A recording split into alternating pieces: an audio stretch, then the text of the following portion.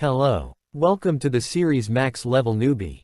And first of all, I wanted to say thanks to all of you for 5K subscribers and your great support to this series. This is a 5K special video. If you want to support me financially, you can join my Patreon only for $5. My goal is 50 Patreon and then I will become a full-time YouTuber. And special thanks to my first Patreon Zoa C. If you want to support, my Patreon and Discord links are in the description. And thank you very much. Let's begin. At the beginning of the series we see that someone is playing a RPG game and calling it a trash game. It refers to a game that simply isn't fun, or is unbalanced, or has subpar administration, or has absurd difficulty. The virtual reality game, Tower of Trials, is in this category. When the game was released, Korean gamers, whose hobby was to conquer the game before even the developers expected them to, got on the grind to conquer the game. It continued for 365 days a year, without eating or sleeping. But once 3 years had passed, people started realizing that the Tower of Trials is an unbeatable game. The Gate Guardian is practically invincible. The Arvidic's temperature is -60 degrees. Which kills anyone within an hour. A labyrinth that exceeds 10,000 km² in size. The game wasn't intended for fun. Rather, it was almost like a torture for those who play it. Afterwards, the game started declining. To be exact, it almost went under. There were still pros who didn't give up challenging this impossibly difficult game. Then a window appears saying you have conquered floor 50. Congratulations. You are the first to have cleared the Tower of Trials. After that we see that our protagonist is standing injured with dagger in his hand, saying, "Is this for real?" It was simply fun. The sense of accomplishment that came after researching unknown ways to conquer the tower. And repeating it again and again until it became second nature to finally beat the level. It was enough for me to devote 11 years of my life to it. Then he says, "To think that I'd really clear the last floor. Maybe I should have streamed this. Or maybe I could upload this onto YouTube." Then a message popped up saying, "Thank you for playing our game until now. A reboot update is planned to happen in 12 hours, so please continue to enjoy the game after the update." He thinks this is unexpected. They're doing a reboot update. Did they find an oil field in the middle of a desert or something? This really makes no sense. This shouldn't be profitable for them. Oh well, they probably have their own thoughts about doing something like this. Even if this game is getting a reboot update, I don't intend on playing this game anymore. Then he put down his headset and says that, "I plan on quitting my job as a streamer and a YouTuber, which I have continued up until today. Although I don't have a family to support, I'm already 27 years old. I can't afford to continue living on an income of $500 a month. I should probably tell the gym owner that I won't be working out for a while." He looks outside the window and says that people used to tell me that I should become a professional fighter, but right now, money is more important than fighting. After that, we see he is streaming live. And live chats say, "What's up today, you're early." Then he gets serious and says, "Hey guys, I have something I need to tell you." Someone in the chat says, "Don't tell me you're getting married or something. Boring." He suddenly starts laughing and says, "No, is just wanted to change the way I talked as a joke." He thinks, I should probably just post an announcement about me quitting tomorrow. He goes to sleep after drinking some bottles. Then he wakes up saying, "Damn my head. I should probably upload my Tower of Trials clear video." He turns on his computer and sees a live stream titled that, "The Tower of Trials actually became reality." He thinks the Tower of Trials became reality. Then we see a huge mana wave came out of the Tower of Trials. He thinks, how could this be? This is the sign of beginnings in the Tower of Trials. Then a message popped up in front of him saying Tower of Trials reboot version first update has been completed. A message popped up in front of everyone saying, "Everyone please clear the next floor of the tower within 90 days. If you fail, humanity will be eliminated." Then another message popped up saying, the acceptance of reality for people has greatly increased. Our protagonist thinks that, I need to cool my head off. If the Tower of Trials has really become reality, I can't be here wasting time like this. He is running while thinking, I need to hurry, to the place where I can get that item. The world might end, but despite that, my heart is beating in excitement. Then we see the central city where a lot of people are gathered. Saying what's the fastest train to Busan? Another man says, not even Busan's gonna cut it. We need to get out of Korea. Then a girl says, what are you talking about? That tower appeared in other countries too. Then where can we go? We see that, our protagonist is running behind the people. He thinks now is not the time to retreat, but instead the time to charge in. In the Korean server, this place was selected as an external zone. In the whole country there are 30 or so. This was the closest to me. Then a message popped up saying you are now entering an event zone. The people here, are all people who've played the beginning of the Tower of Trials. They're all glaring at each other. That's natural, I guess. The item that will soon appear is limited in quantity. If we're lucky, we might get 5 at most. A man appears behind our protagonist and says, yo, you're Kong Jin, right? It really is you, Kong Jin. Wow, you came here as well. I mean, you did do nothing but play this game all day, holed up in your room. Our protagonist says that, he is Paprika TV partnered streamer. He also has 500,000 subscribers on YouTube.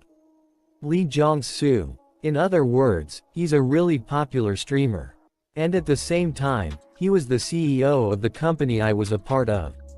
Our protagonist asks him, isn't it time for one of your scheduled streams? Lee Jong-soo says, with things like this, what does streaming even do for me? Anyways, what floor did you hit on this game? Come on, let's gather the secrets together, as former co-workers. Our protagonist thinks, co-workers. His company tricked many streamers into a slave contract. The more they streamed, the more money they'd lose. So my closest friends that I'd been together with since the beginning, had left the industry. Lee Jong-soo says, I know you're a great gamer, and you do mukbang streams pretty well. I'll rewrite your contract so we can be on better terms, how's that sound? He says angrily says, Lee Jong-soo. The world has changed. Don't talk to me like you're my friend. Then he hits him with a headbutt. Our protagonist breaks Lee Jong's 2 teeth. And thinks that felt great. It should be about time the item comes out. Everything started shaking, and a tree grew up from the ground. Everybody says, it's a mangrove. Our protagonist thinks that, it's really the same as the Tower of Trials. Is this a dream? My memory was right. Then a message popped up saying the mangrove of greed has appeared. Everyone says, wait, isn't that fruits? The tree has fruits. Each of those delicious looking fruits that are ripening right now, raises strength, agility, health and magic stats. Our protagonist thinks it's a good item for sure, but there are only 4 fruits total. It's going to be a fierce competition. Everyone started pushing each other and started running to the tree.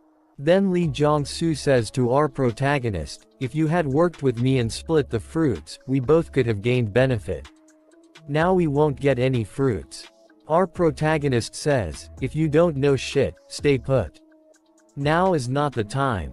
Then one of them gets a fruit, he eat it immediately and his agility points increased by 3 points. Our protagonist says that most people don't even know about the fruit. Those that have played the game a few times will focus on getting the fruit. And people who've no life the game like me, enjoy the more sadistic and perverted process that follows.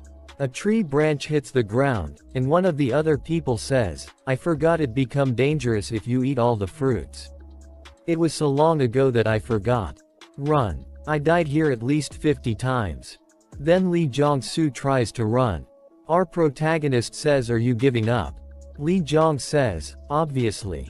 I don't want to die here like that. Our protagonist says, really?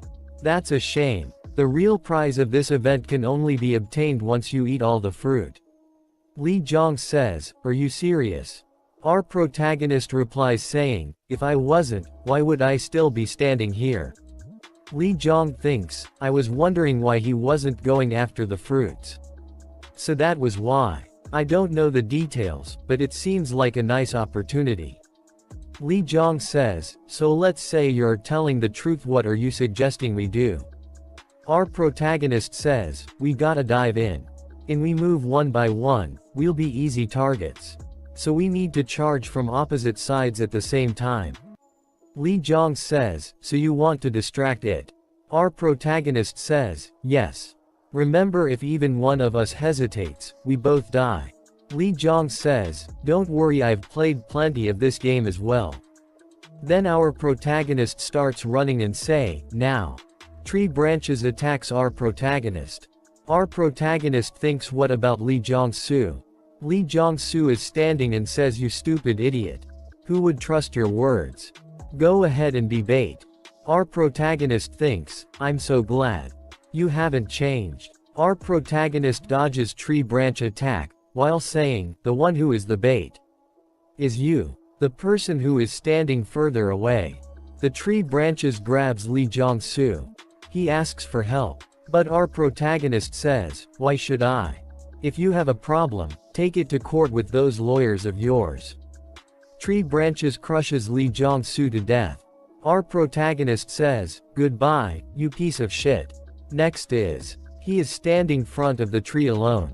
Then an attack come towards him. He thinks 22 degrees from the left, 35 degrees from the right. He dodges all the attacks like this. He thinks dodging isn't hard. A tree branch hits itself, revealing the hidden fruits.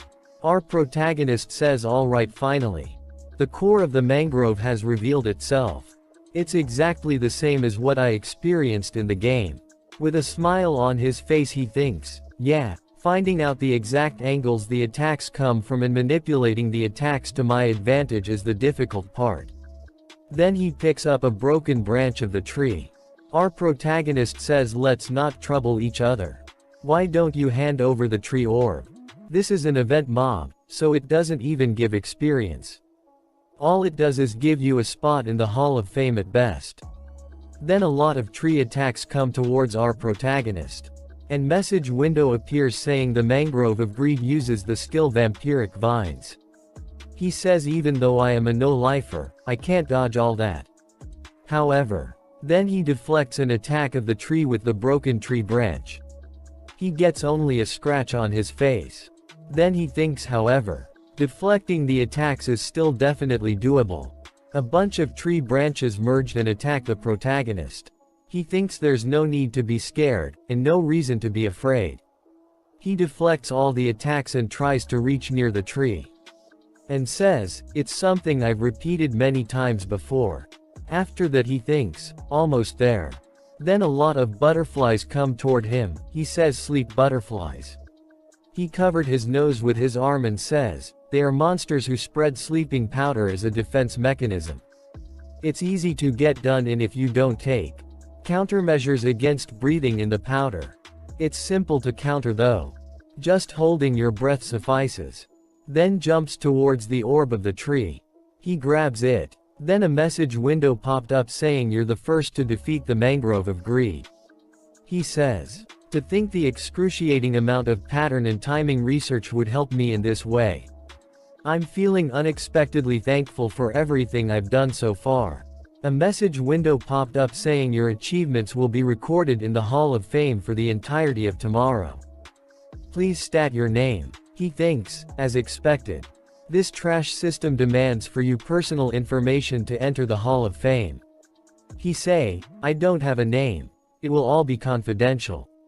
I absolutely refuse to release my personal information. I'll get all kinds of attention if it gets found out that I was a former top player. Look like the system won't accept complete confidentiality. It's telling me to settle for a hidden identity. Well, it's not like there's nothing I can do about it in the future. This is more important right now." He takes a green pill out the broken tree. A message popped up saying, "Obtain tree essence, tree orb. If each fruit increases strength, agility or magic by 3. The tree orb gives as much as 12 bonus stats. Considering that leveling up once gives 3 points, it's the same as leveling up 4 times. It's a broken item. There's nothing as cost-effective as this even in all the 50 floors. He eats it. He starts glowing. Alright, should I check its effect? We see his status window. He has 12 stat points. Level 1 with 12 stat points. I'm the strongest level 1. 1 hour later, a message popped up saying the video will be uploaded in 10 minutes. The chat exploded. Other than the initial few comments, most of them were disbelief.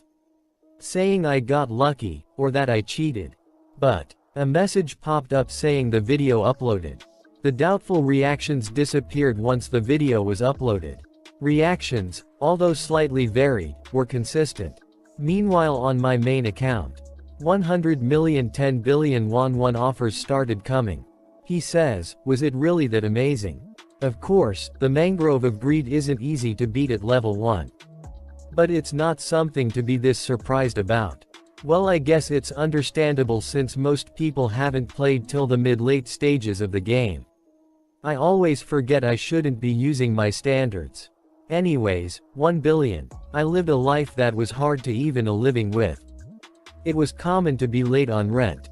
And I had to starve for several days to collect enough money for mukbang streams. If I was given this opportunity yesterday, I would have accepted it in a heartbeat. But now, I don't plan to share my knowledge for 1 or even 10 billion won. The most important thing right now is information. Monopoly. My next destination. The moment the game updated, the leaking mana from the Tower of Trials spread throughout Seoul. It didn't have a significant effect, but if there was one big change, it was that the artifacts outside of the tower became holy artifacts. Of course they were fake. Since the artifacts of legends were within the tower. They were replicas, in other words, copies. This is the place where you can get the most replicas. The National Museum of Korea. The National Museum of Korea was basically a reassure chest with countless artifacts stored within it. The problem is I'm not the only one aiming for these replicas. Unlike the Mangrove of Greed, which appeared in 7 locations throughout Seoul, there is only one National Museum of Korea. There will be people gathering from each region for the artifacts.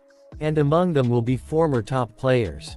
Then a message popped up saying, you have entered the event area. It's quieter than I expected. Is no one here yet? He sees a burned dead body and thinks as expected. Someone got here before me. Since the world has chagged, I expected other people to adapt. But the gap between expectations and reality is larger than you could imagine. People have gotten really bold in only a day. What they're aiming for is probably the artifact kept in the medieval classical era gallery.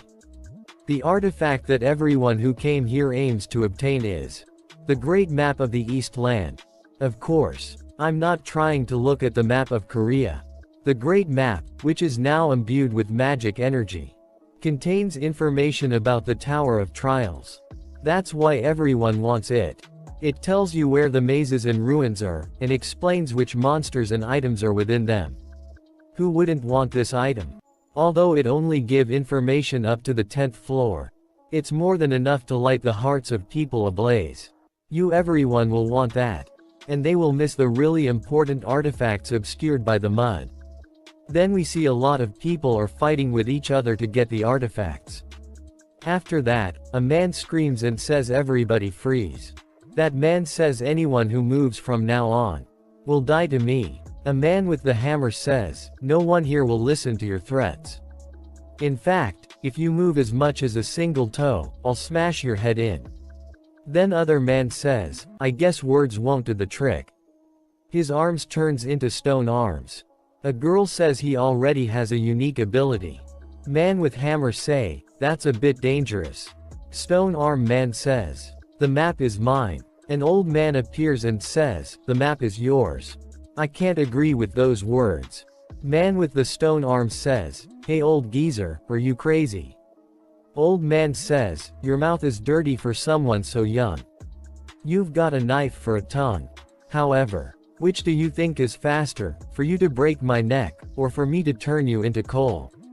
Man is surprised to see the old man use magic ability. Old man throws a fireball at him and says him catch. The heat turns into coal. Old man says, it was your tongue that brought you misfortune. A school girl says, man, fire type magic really is hot. I'm glad I decided to join forces with you. Old man says, oh Miss Lee Yuri, did you get the goods? I'll leave my back to you. She says, leave it to me. I just need this guy. If anyone gets in the way, he'll take care of it. Then her statue gets big and strong. She says, anyone moves from now onwards will be seen as an enemy. Got it. I'll make him munch on your head. Let's cooperate, okay. Then everyone throws their weapon and says, I'll give up on the map and whatever else, take it all. She says, thank you.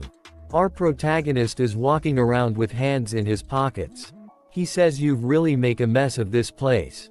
Do you all have no respect for history? But at least you didn't tear this. Lee Yuri says, hey Mr. Fearless. Do you think I'm joking right now? She orders her statue. Get him. Her statue threw his spear at our protagonist. He is standing fearless, in front of the spear with serious face. In this part, we are shown that a spear is coming toward our protagonist. He deflects the spear with one hand. Lee Yuri gets surprised to see how strong our protagonist is. Then other players says, what in world, what did that guy just do? He deflected the spear. Is that even possible? He didn't even dodge it. His hand is fine too. Our protagonist thinks, they don't know what my stats are like right now, which is why they are reacting that way. Then he says to Lee Yuri, what are you going to do? Your puppy, its only weapon is gone, isn't it? She puts her hand in her bag, and says, who said so? I have other statues. Then she takes out 4 more statues from her bag. After that a message popped up saying, artifact the avatar of Anubis replica in coming to life. She says, how's this? Are you still smiling? He says, that's pretty nice. He thinks, seeing that she can operate 5 statues at the same time with her small mana pool. She's definitely not your average person. Just like the magic using old man from earlier. There's a fair amount of players who've graduated from being a newbie.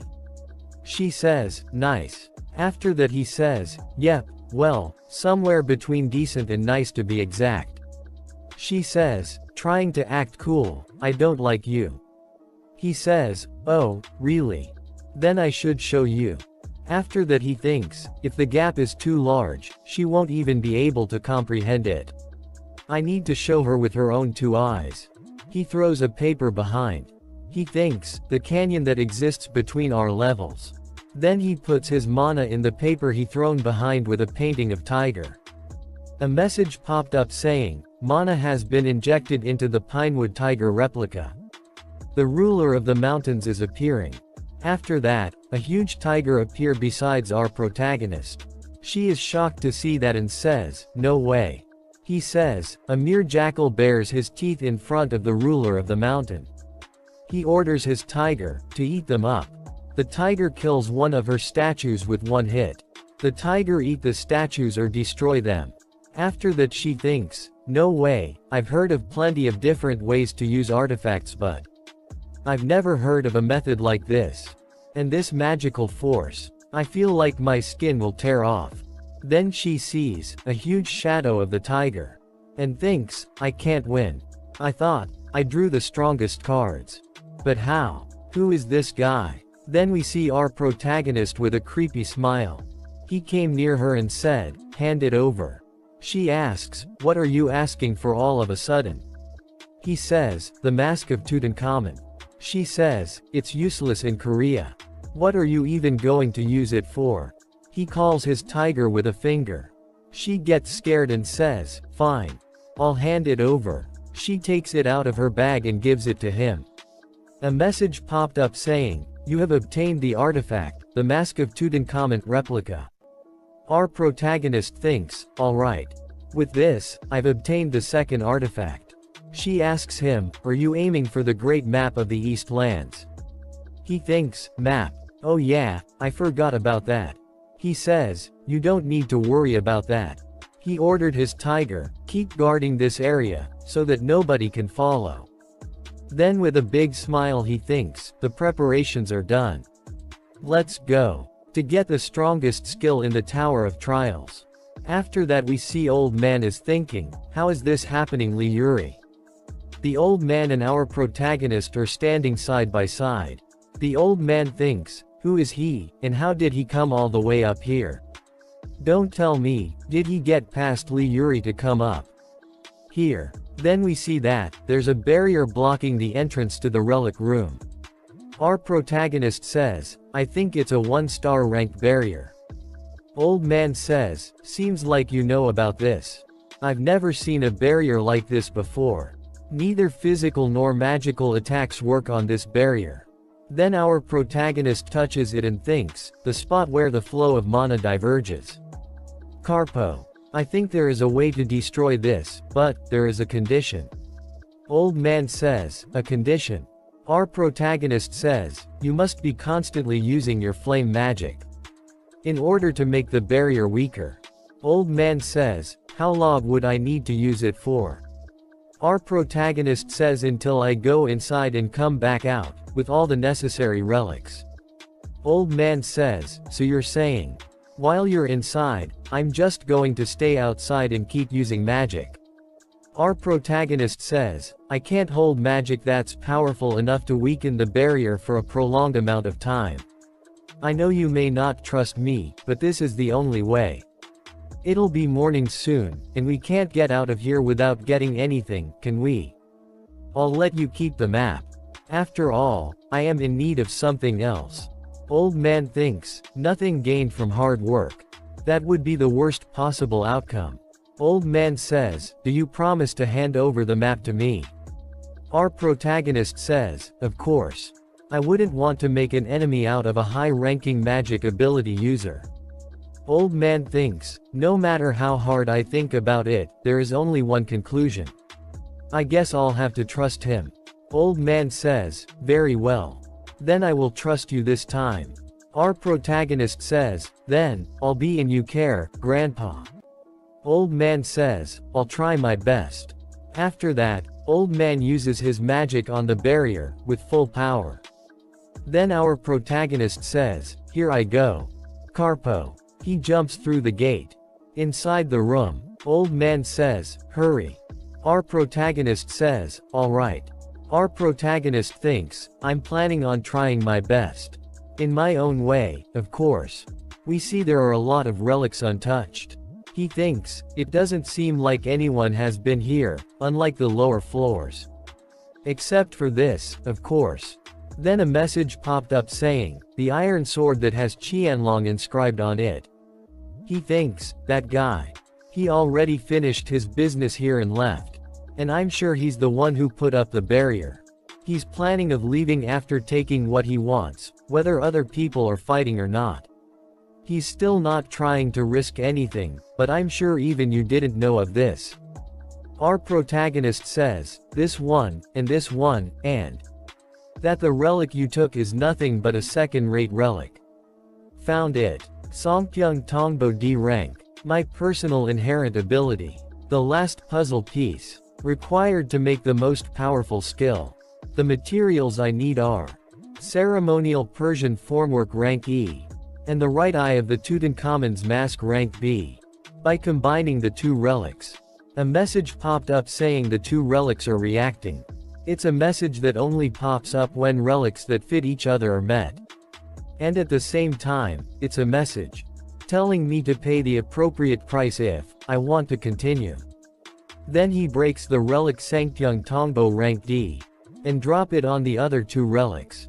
After that a message popped up saying, the three relics are reacting with each other. Another message popped up saying, you have successfully combined the relics, against all odds. You have acquired the relic the Eye of Truth rank SS. After that a skill window appears, the Eye of the Truth. Obtaining difficulty, SS. Details, You are able to browse through other status windows, and you can tell whether one is telling truth or lying.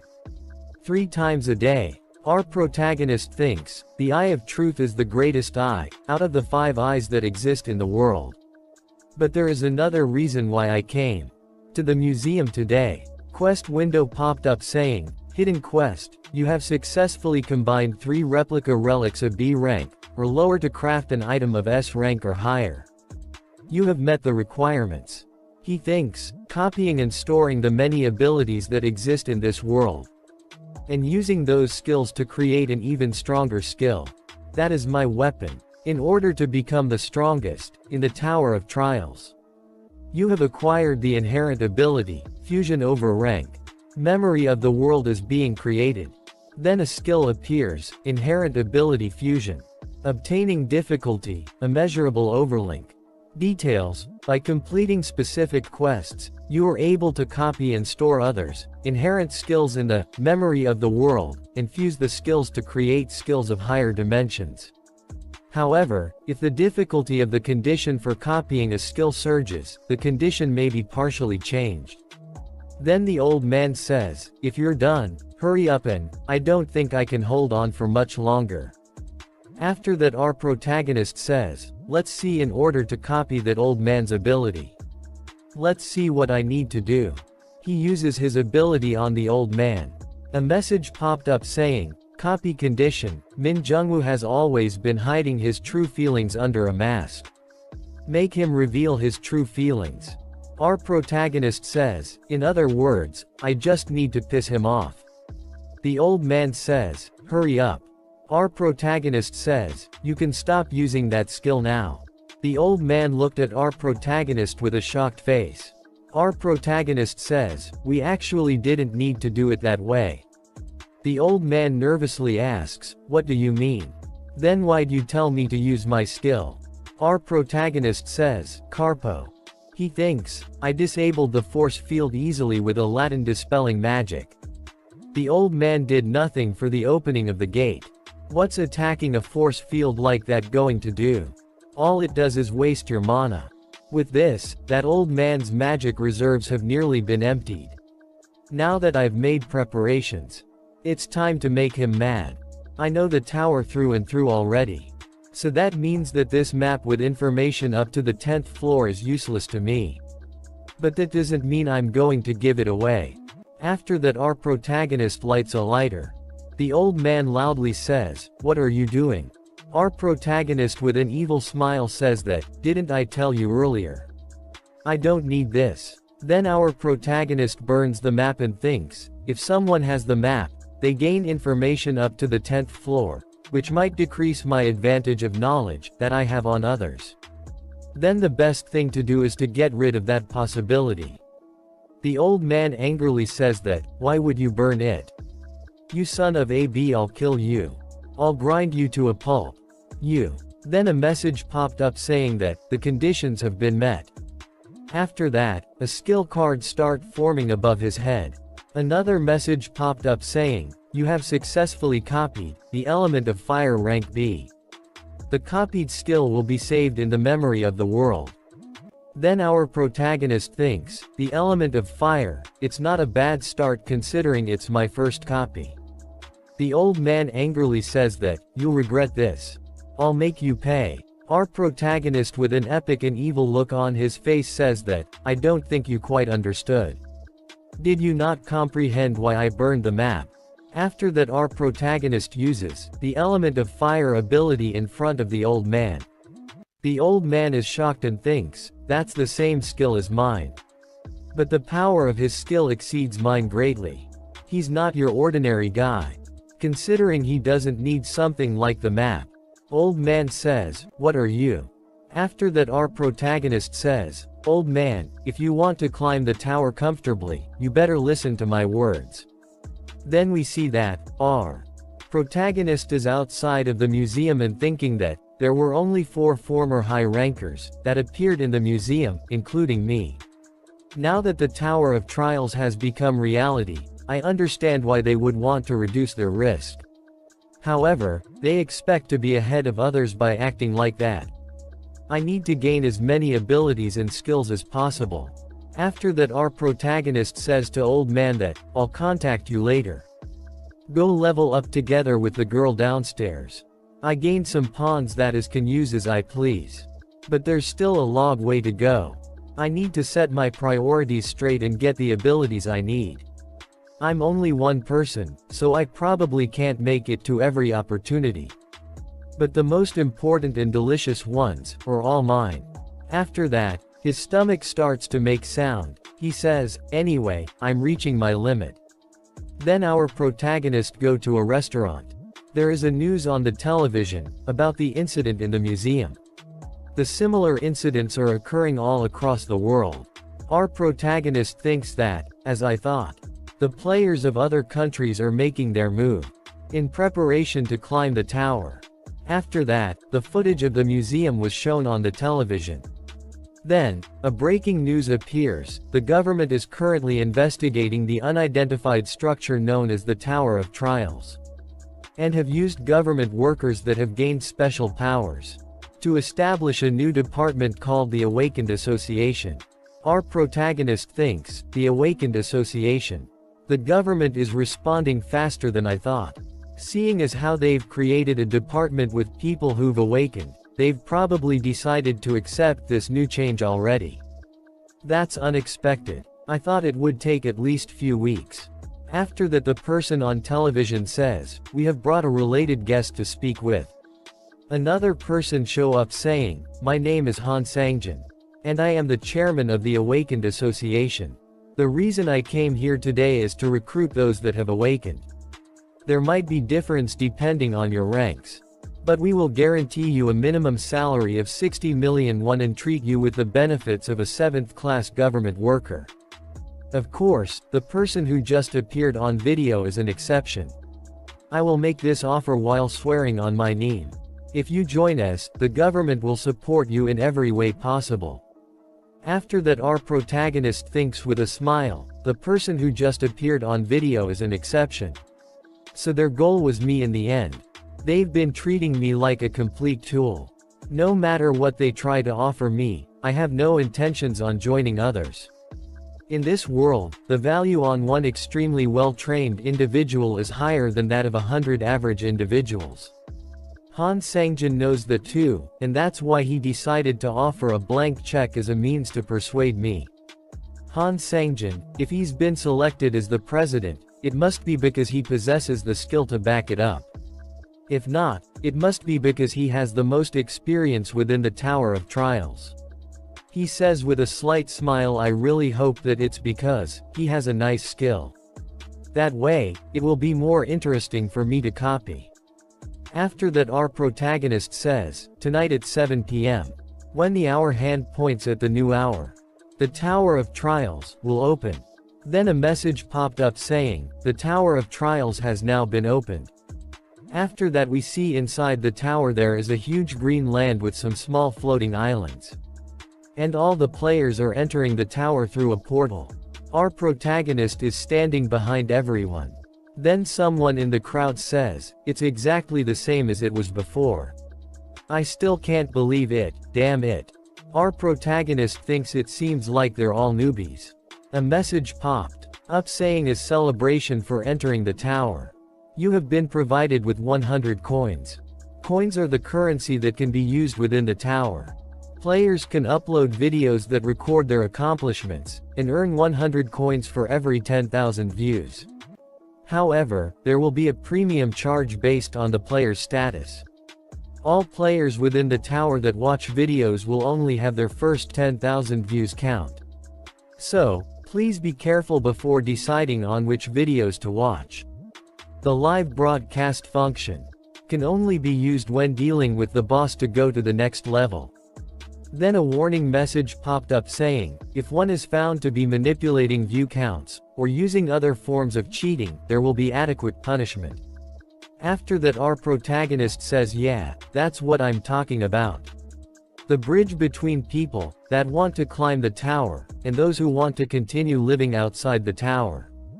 The broadcast system Viewers will choose to watch players that have a higher chance of showing off the top of the tower, thus increasing their views. After that we see that a lot of players are streaming live. Our protagonist says, of the functions within the Tower of Trials, this is the most interesting one of them all. The more famous you become, the more coins you can earn. After that we see that everyone is running to get a good spot to farm. They are bumping with our protagonist. Our protagonist is standing calm while thinking they're all in such a hurry.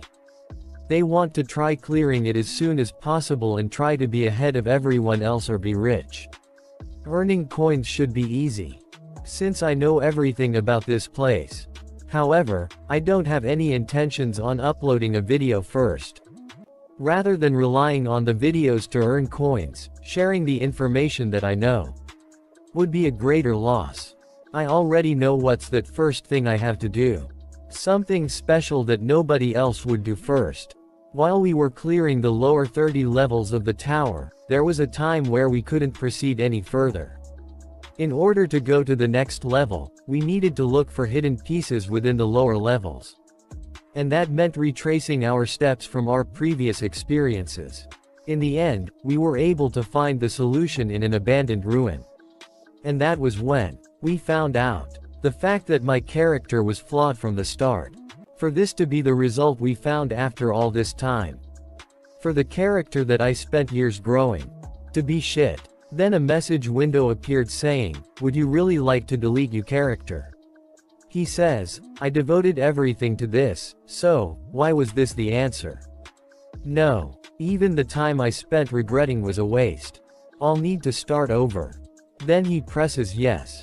After that we see a delete icon and progress bar above our protagonist's head. He says with an epic look on his face, next time, I'll reach the top. He thinks was that already 6 years ago. Then we see that he is standing in front of a huge door. A message popped up saying, name, Labyrinthos. Type, Labyrinth. Difficulty, B. He thinks, the cornerstone of getting beyond 30 floors is building your foundation. The key to figuring that out is within this maze, Labyrinthos. He says with a gloomy face that, I never thought I would have to go through this again. Even then, although I hate it, it has a sense of nostalgia. He inserts the key, and opens the door of the maze, and says, let's go. Inside the maze there are some glowing butterflies are flying around. He says, this scene, this smell, it's all the same as before. Then a butterfly lands on his finger. He says, it's nice seeing you, luminescent moth. But after that 4 people appears in the maze. He says, who are you people? Then a girl says, nice to meet you. We were looking for a place to farm, but decided to come in here before the labyrinth closed. After that we see 10 minutes before entering. A man says while looking toward our protagonist, I know we followed him because there might be something. But isn't that a labyrinth? He went to the labyrinth right after entering the tower, what is he planning? He even opened the door without a key. The girl says, let's go in too. Another man says, go in. Even though we don't know how big or dangerous it might be. The girl says, try thinking about it with that brain of yours. You all should know that, the early parts of the Tower of Trials are the most important parts, right? He opened a labyrinth without a key for it. And if someone who was level 1 went in, it must mean that it's not that difficult. Well, I guess it is a labyrinth on the first floor. Another girl says, but do you think that, that guy will just nicely share the items with us? She says with an evil smile, of course he won't do that. All we have to do is let him have his eternal rest inside the labyrinth. After that she says to our protagonist that, we can all share the risk of danger together. Our protagonist thinks with an evil and epic look on his face, is she trying to fool me while believing in her numbers? Is she the leader? He uses his Eye of Truth ability on her. She says, my name is Park Hannah. I'm 22, and I have once reached the 2nd floor of the Tower of Trials before.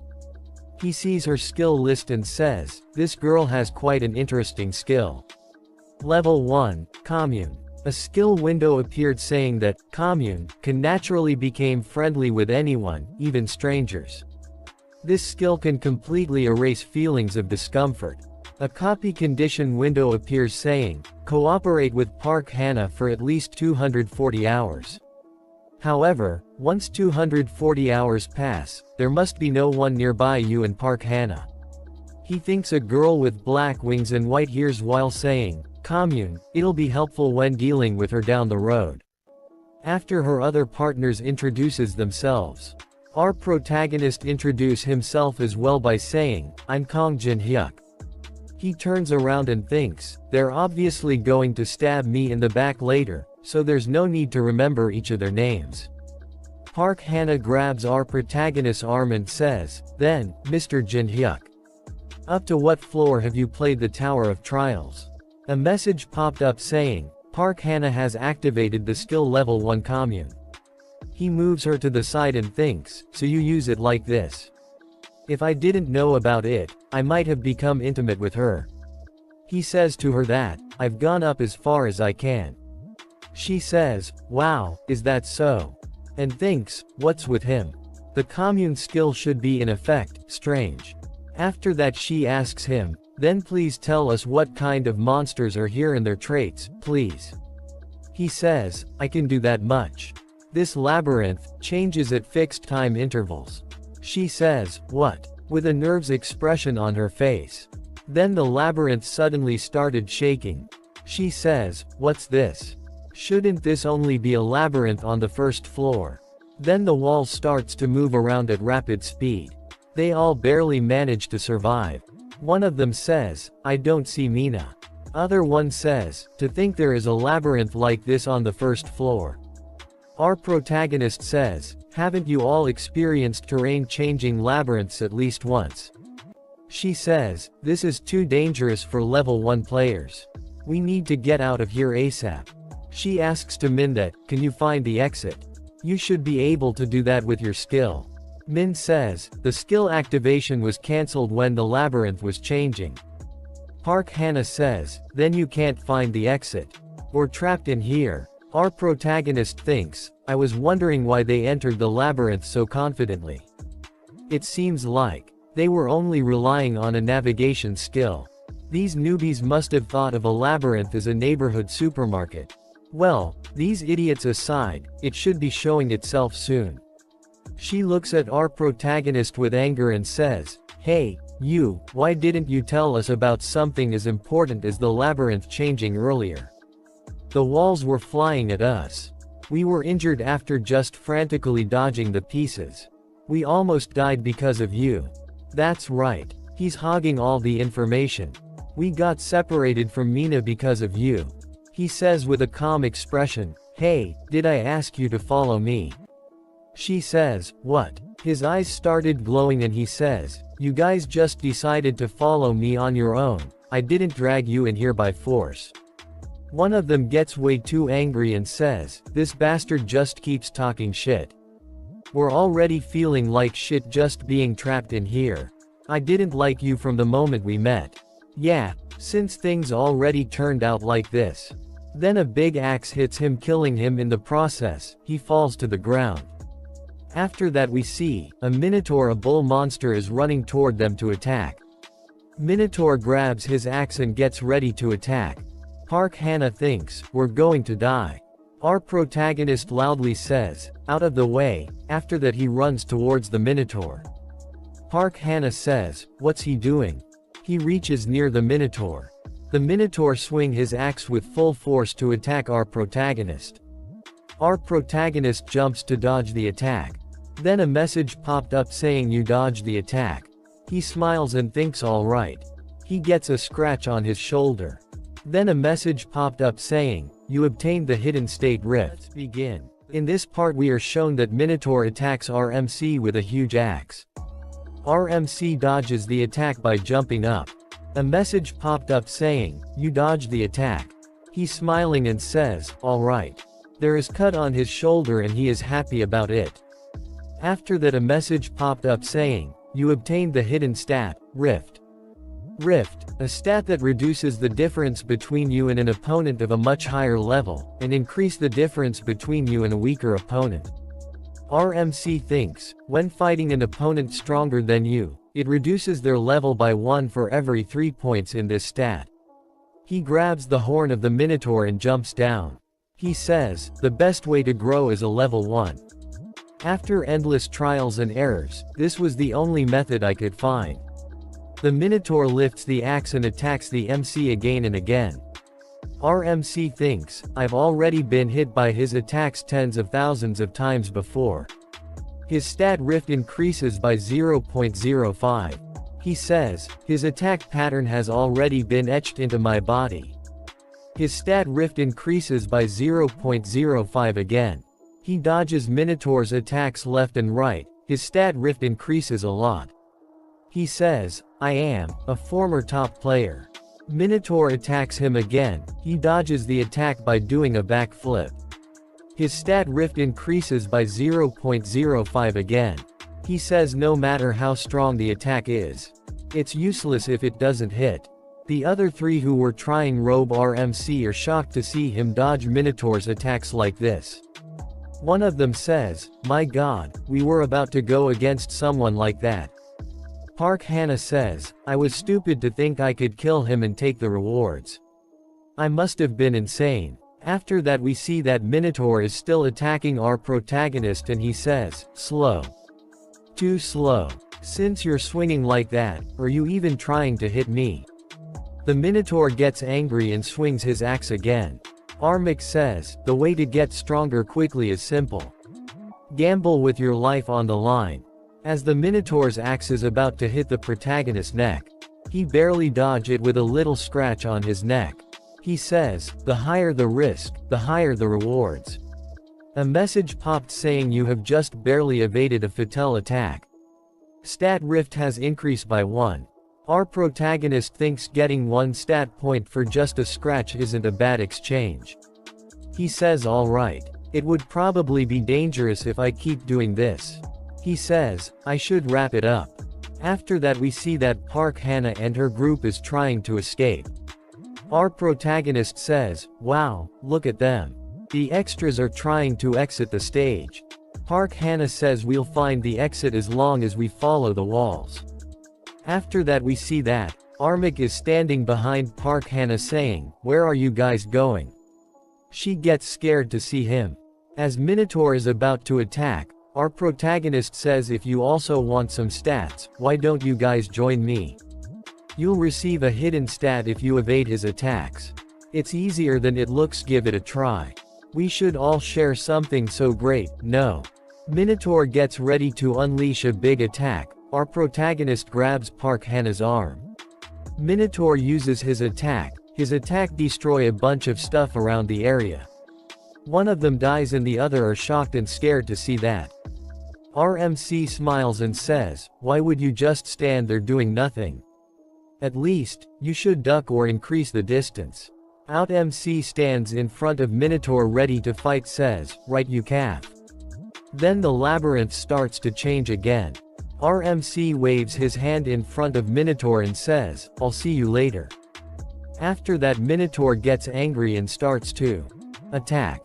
Park Hannah and her friend says, Mingook, and even Hyeman, we almost died, too. Did we lose it? It won't chase us anymore, right?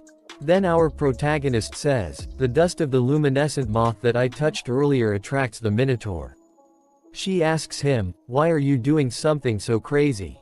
He says, obviously, to increase my stats. After that he says, I rest every time the labyrinth changes and recover my health. And play with the Minotaur when he come at me. Efficient, right? She says, for how long do we need to? Our protagonist says, until we escape the labyrinth. For a month. They get sacred and says, 30 more days in this hellish place. She says, we'll go on our own. If you're not with us, then that means we won't be chased by that monster. Our protagonist gives an evil smile and says, that's true, but where will you go? It's even more dangerous to wander aimlessly. She says, then, does that mean you know where the exit is? He says, as I've said before, I know this labyrinth better than anyone. Of course, I know where the exit is as well. She thinks, so there's no way to escape by ourselves. It can't be helped. Then we'll accompany. Our protagonist says, nothing is free in this world. Even buses have fares. He puts the dagger toward her neck and say, spit out all of you coins. After that we see that a player is fighting some monster and doing live streams. He has over 1 million views. He says, it really worked. See, they just eat this stuff up. The notice board is filled with stuff about you Myung-won. Fighting all those goblins was worth it. We can get 100 coins with the view count alone.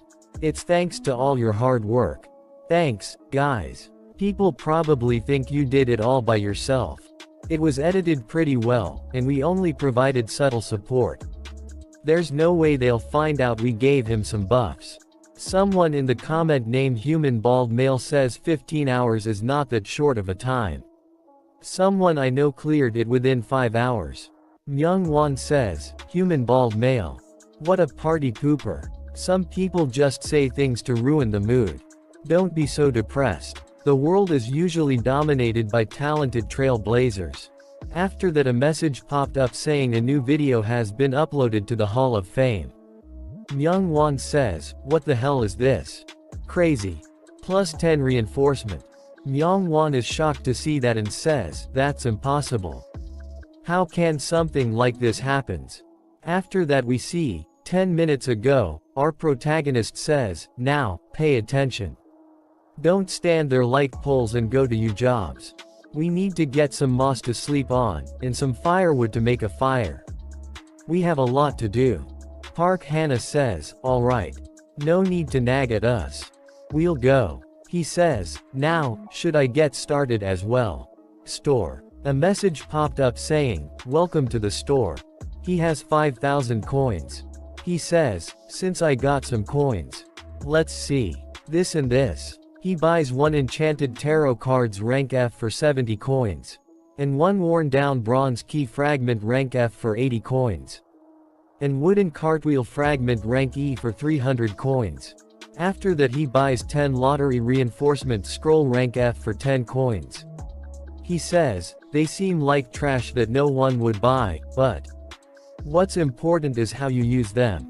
After that he says, I will combine these 3 items. A message popped up saying, 3 items are being combined. Combination successful. Goddess of Luck, Fortuna's Wheel of Fortune incomplete. Acquisition difficulty, S. Description. Increases the luck stat to the maximum for 10 minutes one-time use. However, since it is incomplete, there will be restriction to its range of usage. He says, success. Luck with restricted range. If you do not know the maximum range of luck, the work you did to obtain that luck may just become a futile effort. However, I know exactly where that range is, since I've experienced it throughout my life. He uses the Goddess of Luck item. Then a message popped up saying your maximum luck value has increased. He brings out reinforcement scrolls and says, the probability of a successful reinforcement is 0.000012%. The reinforcement scrolls are known for their terrible probabilities. But when my luck is maxed out, probability of success 100%. He uses all of them on the dagger. A lot of reinforcement is successful messages popped up. And then a message popped up saying you have obtained old dagger plus 10 max. His dagger gets covered in purple lighting. A message popped up saying, bonus achievement. You are the first to create a plus 10 item in the Korean server. You have obtained 5,000 coins. This achievement will be posted to the Hall of Fame. Then he swings around the dagger to check it out. He says, I've finally got something usable. Park Hannah and her friend are sitting scared and saying, Day 10 of this hellish life. We made bonfire out of twigs, slept on a bed made of moss, and have had nothing to eat but mushrooms and moss. And we see that our protagonist is sleeping on a bed of moss. The next day those are running and he is fighting the monster to increase his stats. The Minotaur appeared at the fixed time. The life or death labyrinth changed. And that bastard easily handled it all. Park Hannah no more. We'll really die at this rate. We'll just be thrown away after being used by that devil. She is slowly talking to her chat. She says, have you found out anything about that guy? No one knows about him anything. She says, to think I selected these pieces of trash to support me from outside the tower. Stop blabbering. Did you tell my brother about the situation here? What did the Crow Guild say? People in chat says, Guild is also investigating. She says, I have to endure this for 3 more weeks. Her friend asks her, Hannah, what did the guild members say? What are they doing? Hannah says, they have absolutely no information. I've been thinking, if we kill this bastard and wait in that stone chamber we found until Big Brother arrives, we can definitely survive through this hell. The problem is figuring out how to kill him. Isn't it our chance to kill him while he's sleeping? Let's get it over with. Everyone dies when their head gets split open. As Park Hannah's friend is about hit him, she grabs his hand, says wait. He says, what? She replies, that man's reaction speed is monstrous. We have no chance of winning, whether it be a frontal assault or a surprise attack. He'll most likely wake up and counterattack the moment you attack. He says, then what are we supposed to do? We can't keep being abused like this. She says, who says we'll continue being abused? Don't you know my older brother is part of the Crow Guild? He gave me this to use in dangerous situations. A deadly poison that can kill 100 trolls with 1 drop. A giant bumblebee stinger. If we're doing this, let's go all the way. With something that he can't handle. After a while when they sit down to eat, our protagonist is not very happy and says, is it roasted moss and mushrooms again? It feels like I'm in a survival show. Hannah says, what else is there to eat here? Why don't you catch and eat some bats or moths? He thinks so feisty. Our protagonist says, Miss Park Hannah, can you pass me the water behind you? Mr. Chul Shik, please give me some more mushrooms and moss. They do what our protagonist says. Our protagonist says, let's eat. Park Hannah thinks, he's acting like he's the master. They both think he ate it. He throws the plate. Chul Shik throw up, and dies. Our protagonist says, idiot. Did you think I would carelessly eat whatever you guys give me? Park Hannah says, you knew that it was poisonous. Yeah, when is asked you to? Give me more, I made a quick switch while you guys were distracted. After that he opens the report button and says, and you guys hidden broadcasts are an illicit act. She says, what are you talking about? Do you have proof? Let's see here. Live broadcasts can only be turned on when fighting the boss to go to the next stage. If any illicit acts such as viewer count manipulation, etc. are caught, appropriate measures will be taken. Then a message popped up saying in no illicit act or discovered, the reporter will receive a penalty. Will you continue with the report? He says, you should pay attention to your expression when you're broadcasting. It's so obvious. You're only at this level. Park Hannah, what a disappointment. He presses yes. She gets shrouded by warning messages. A message popped up saying report confirmed, anonymity has been removed. Everyone her broadcast gets scared and start to leave the broadcast one by one. Her viewers count go to 0. Viewers related to this incident cannot watch videos for the next month. If caught for the second time, they will be banned permanently. She says, what happened to them? Where did they go? A message popped up saying penalty to the involved paler has been changed to a harsh fate. Then suddenly Minotaur appears on the scene. She says, you'll fight it again this time, right? She hides behind him and says, just tell me where I need to go. He says, Miss Park Hannah, you're quite shameless. You just tried to poison me. So why should I tell you anything? She says, what do you mean? You were telling me things up until now. Then a message popped up saying condition has been fulfilled. You have succeeded in copying the skill commune rank C. He looks at her with an angry look and says, you're no longer needed.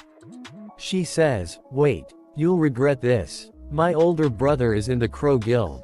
Minotaur attacks them. Our protagonist jump in the air to avoid the attack and she gets hit by the shock wave. He says, "What carefully from over there? Between that stupid guild and me. Which you should fear more?" He attacks the Minotaur on the head with his dagger. He says, "Still too shallow." Minotaur tried to hit the protagonist with a powerful punch. He dodges the attack and says, "It's still receiving damage. It was worth it to raise Rift. Regardless, I can't kill it. If that's the case." He dodges another attack by sliding on the ground. And says, "I just need to make it so that I can." He uses element of fire attack. Minotaur blocks the attack with the axe. Protagonist appears behind the Minotaur and cut his legs. Minotaur falls. Our protagonist says, "Don't flail around so much. The meat gets too though if there's too much muscle." Almost there. The moment that he reveals his trump card. After that, a message popped up saying the Guardian of the Labyrinth Minotaur has activated level 10 Berserker. Minotaur gives a loud scream and he gets a power up. He muscles get bigger. Minotaur gets surrounded by green aura. Our protagonist is calm and standing there blocking the wind. On the other hand, Hannah is scared and says, "How are we supposed to defeat something like that?"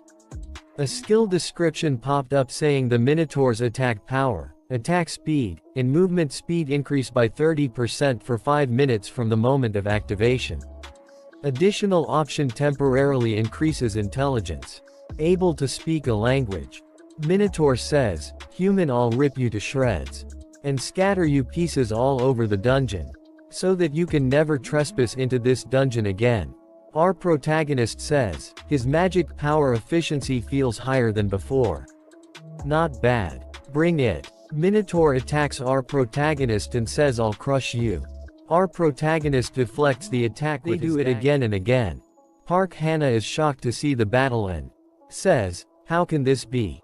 He's not dodging anymore, but rather blocking by redirecting the force of the attack. It's a booze monster that has activated a skill over level 10. Not even the full force of the Crow Guild could be a match for it. But how can that crazy bastard be laughing in this situation? Our protagonist says, "It felt like time had stopped. I hated the reality that felt like I was at a standstill no matter how much I ran, and felt powerless within this reality where nothing ever changed. Whether it be reality or a game, their difficulties are both hell." But then a message popped up saying, "Rift stat points obtained, 57. This world responds to me." His rift stat is increasing as he is fighting the Minotaur. He dodges the attacks left and right, again and again. Minotaur gets ready to punch our protagonist and says, "You're full of cheap tricks, human. You can only make scratches on my body." Minotaur punch stops right before hitting the protagonist, and protagonist is calmly standing there. He did not even try to dodge it. Then a message popped up saying the Guardian of the Labyrinth Minotaur's level 10 Berserker skill has ended. Our protagonist says 5 minutes have passed. The Berserker skill can exert power beyond the individual's limits for 5 minutes. However, there is a penalty of the individual falling into a suspended state for 24 hours after that. A message popped up saying, the Guardian of the Labyrinth Minotaur will fall into a suspended state for 24 hours. He says 57 rift stat points. In terms of levels, the gap will be reduced by 19 levels. He says 20 days left. I can easily reach my objective of 100 points in that time. She says, is it over? He just can't move after his Berserker skill ended. After the labyrinth changes and 24 hours pass, he'll come to chase us again. There are still 20 days left.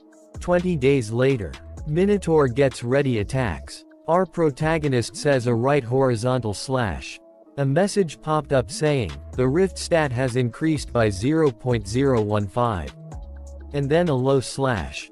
Rift stat points obtained 100. Finally. Got it. Anyway, why does it feel like you're getting weaker as time passes? Must be my imagination. He hits the Minotaur with a powerful punch in the face. Time to say goodbye, calf.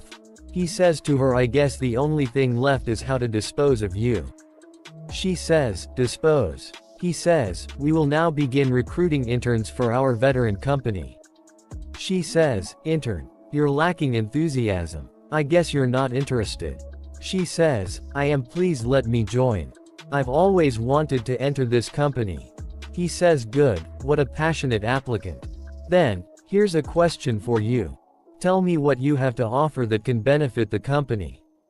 She says, sociability. My exclusive skill commune will definitely be of use for the management of the company.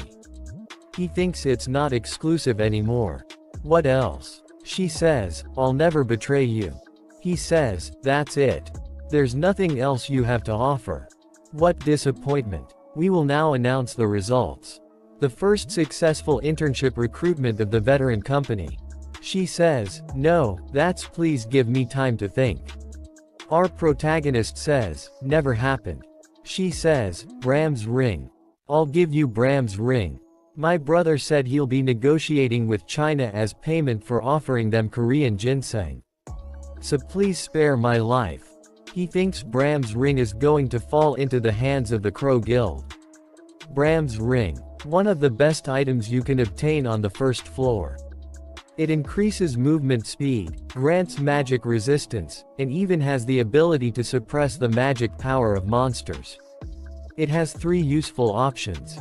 He activates the Eye of Truth. And Hannah's words are the truth. He says, it doesn't seem like she's messing around. Congratulations. You have passed and have become an intern of the veteran company. She thinks, I'm saved. Our protagonist says, our company does not give wages to interns. You must come running to me whenever I call you, wherever you are. I don't care, whether it be 3 a.m. or if you're on Jeju Island, so keep that in mind. Now most importantly, time to fill out a contract. She says, a contract. I have to fill out something like that. A message popped up saying you have read the memory of the world. He says, yes of course you do. He combined skill commune rank C and element of fire rank B. A message popped up saying the 2 skills will be combined. He says, it'll get a bit hot.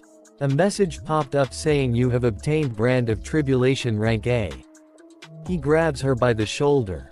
She says that's the contract. He says, did you think you'd put a seal on some piece of paper or something? Congratulations for entering our black company, intern. A message popped up saying brand of tribulation will be engraved on Park Hannah's face.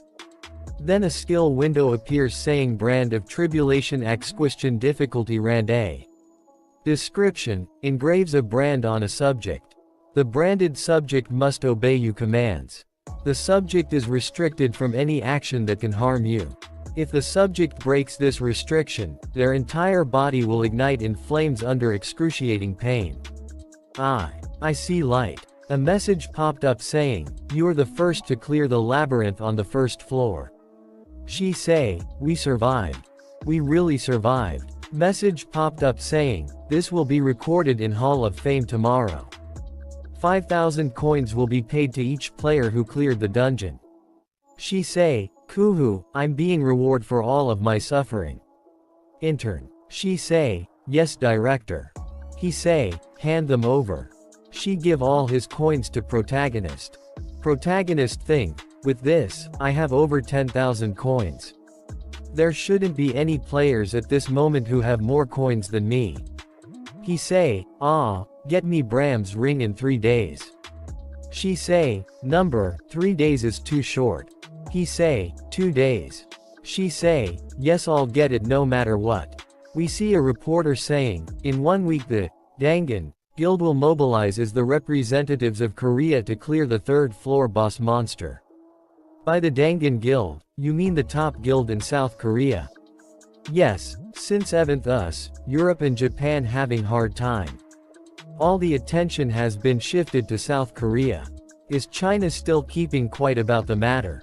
Yes, rather than hoping for assistance from other countries, wouldn't it be better to look for a way to clear it with our own strength? I think the Dangan Guild is more than capable of clearing it. Protagonists say, they're trying to clear the 3rd floor boss monster after only 1 month. How much do they want to regret it later on? I understand their impatience. They must want to monopolize the countless resources that exist in the tower.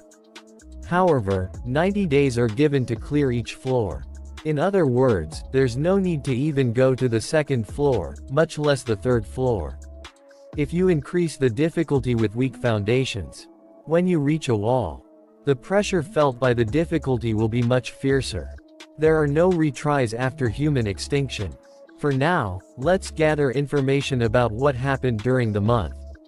To gain reliable info in a place overflowing with groundless rumors and fake info, I need people I can trust. Sources that I've known for a while and can trust. He searched something in his mobile and say, as expected, they're the only ones. We see a boy introducing himself. Hello, I'm human bald male. My real name is Lee Taemin. A girl say, I'm Nuclear Fist of Bulgwang District. My real name is Yu Yanhwa. Protagonists say, they've changed a bit from their gaming days. To think I would meet with the veterans that I played with 2 years ago in the Tower of Trials. We see the message saying, you have activated level 1 Foot Eye of Truth. We see the states of Lee Tarman, his level, age, sex and coins etc. He has exclusive ability, Machine King. It has no flaws other than its large magic power consumption. It is an exclusive ability that specializes in large-scale battles.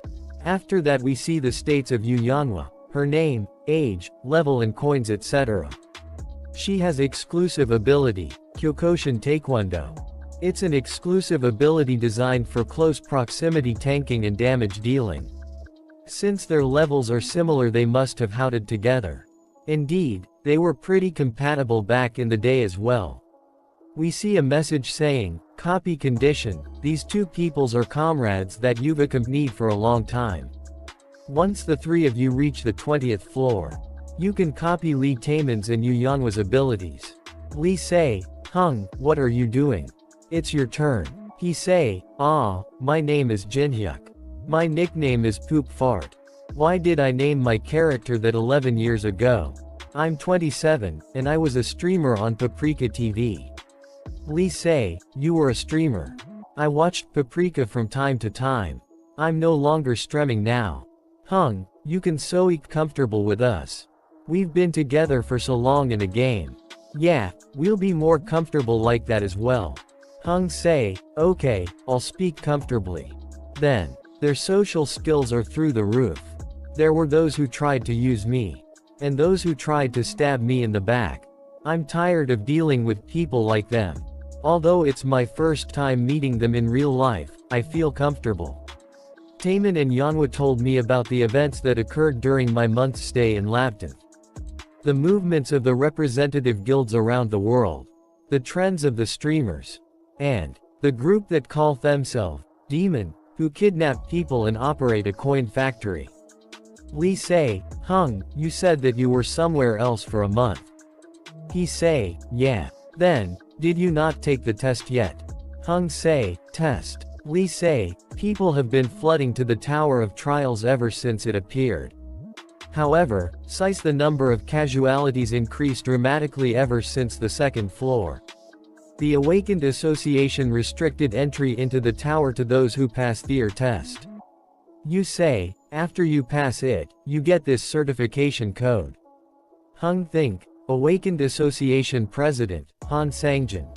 He's using the increase in casualties as an excuse to recruit the powerful people hiding in the shadows. If it has to come, then that fucking system made by the association. I'll exploit it as much as I can. After the appearance of Awakened Association, players who receive ranks below F rank are deprived of their rights to even climb up to the second floor. In contrast to that, if you receive a high rank, you will immediately be stormed with calls from nation and high-level guilds. Therefore, only 3 kinds of people gather at the test site. Those who desperately want the right to climb the tower. Please give me a good rank. I'm not even hoping for D rank, just give me at least E rank. Those who gathered to estimate the qualification of those wanting to climb the tower. Which guild will take this time a rank? There need to be some sort of scope today. And those who want to show off their qualifications to the whole world. It's Park Hannah. Park Hannah of the Black Crow Guild. Is she the one who survived the labyrinth? Next to her is Park Hajin, the future of the Black Crow Guild. Wait, look behind them. Kim Katae of the Fighting Father Guild is also here as well. Don't miss a single moment. Kim say, why are there so many people here? Can anyone just take the test now? Hajin say, I think there are many people hoping to strike gold. He say, there's no time to move the people waiting in line. We can't afford to stay here for hours when the reporters are waiting. I came all the way here because of you siblings, so don't mess up. You know what will happen if you do, right? They both say, please don't worry, we'll do well. Guards say, get out of the way. Can't you see someone's trying to pass through? Move to the side. Hurry up. You'll get a beating if you keep dolling. What the hell are you doing? Are you deaf? Hung say, move. Why should I? I'm waiting for my turn after getting my number, so why should I move? Hajin say, what the hell? You can't even get rid of one person. I don't know who you are, but you are making a huge mistake. It's not too late, so fuck off now. Is that person standing up to Park Hajin? He must want to die. Is he insane? Park Hajin. Is he the brother that Park Hannah was talking about? We see a message saying, you have activated level 1 Foot Eye of Truth. Now we see the states of Park Hajin, his name, age, level coins and his exclusive ability. He say, what the hell are you staring at? Again message pop up saying, copy conditions. If you reach maximum friendliness with the subject, you can copy their exclusive ability. If you reach the maximum hostility with the subject, you can copy one of the subject's skill that you want. Hung say, oh ho, maximum hostility. Hajin say, this bastard, you're still not getting out of the way. You think nothing gonna happen since there are many eyes on us. Hannah say, Oppa, what's going on? We see protagonist giving dangerous look. He catch the finger of Hajin and break it. He say you insect and run to attack the protagonist. He attack the protagonist but get knocked down. Everyone shocked, saying what the hell happened. Hannah say, why is that man here? Kim say, leave it at that. Fighter Father Kim Katae. Protagonist try to activate Eye of Truth. But get the warning, due to level difference being over a fixed limit, the skill activation will be cancelled. He must be over level 20. Hung say, I didn't know this guy had his nanny with him. Kim say, he's a bit of a handful, but it can't be helped. Since he's useful in some ways. Hung say, useful, huh? Is it because he's supplying Korean ginseng to China? Kim say, how do you? Hung say, does the how matter? Can't you ask a more practical question? For example, the method of dealing with the side effect of Korean ginseng. Kim say, stop there. We see message saying, Kim Katae has activated level 3 feet blackout barrier. We see a black barrier start a pairing around the Kim and Hung. Kim say, so what you are saying is, you want an exchange with 10 of our monopolized dungeons. How can I be certain whether you know the information that you claim to know? An edible item known for its excellent stamina and magic power recovery. Korean ginseng. However, if you eat it raw, there is a magic power poisoning side effect. You must already be having a hard time due to this side effect. But it can easily be dealt with by using 3 items. Kerosine's extract, moonlight stone, and most impotently, the mandragora root. Besides the other 2, you must be having a hard time finding the root, right? I'll tell you where you can find them. Well, do you trust me a little more now? Kim think, it matches with the information from the guild research team and the explorers. This man, who in the world is he? Very well, I'll play your game. However, if you're playing some poor trick, be prepared. I won't just let it slide. Kim think, even for this info, demanding 10 of our most profitable dungeons that we monopolized is an extremely expensive price. I need to draw the line here. Hung say, you must be misunderstanding something. The one who's offering the opportunity is me. Hung hit Kim. We see Lee and you fighting outside the barrier. You say, get back, if you don't want to die. We see message, level 3 feet blackout barrier, has been removed. Hung say, calm down Yanhwa. Lee say, Hung weren't you dragged along by force. Just say the word, I'll wipe the floor with all of them. Hung say, I'm really alright. He was a better listener than I thought. Hajin say to Kim, please wait. Are you just going to let them go? If you give me one more chance, I'll go all out. Kim catch Hajin from his neck and say, he's not someone the likes of you can handle. I'll make you regret it if you act out on your own again. Got it. Hajin say, yes I understand. He think, what the hell happened inside the barrier? How dare you to humiliate me to this extent? I'll kill you no matter what. We see a message, copy condition met. You have succeeded in copying the skill, shallow breathing D. Shallow breathing, description, can control breathing capacity and heart rate. The copied skill will be saved in the memory of the world. Hung think, shall I take the test now? Oh, did our intern eat some ginseng before taking the test? Next person please. We see examiner he say, test is simple, you just need to strike the magic stone in front of you. You can use any item or you exclusive ability. This test measures the size of your potential when you strike the magic stone. A dagger, is it? Will you only use your weapon, and not your exclusive ability? Hung say, yes this is more than enough. Examiner say, okay you can begin whenever you are ready. Huh, Mr. Jinhyuk, that's a mid-grade magic stone.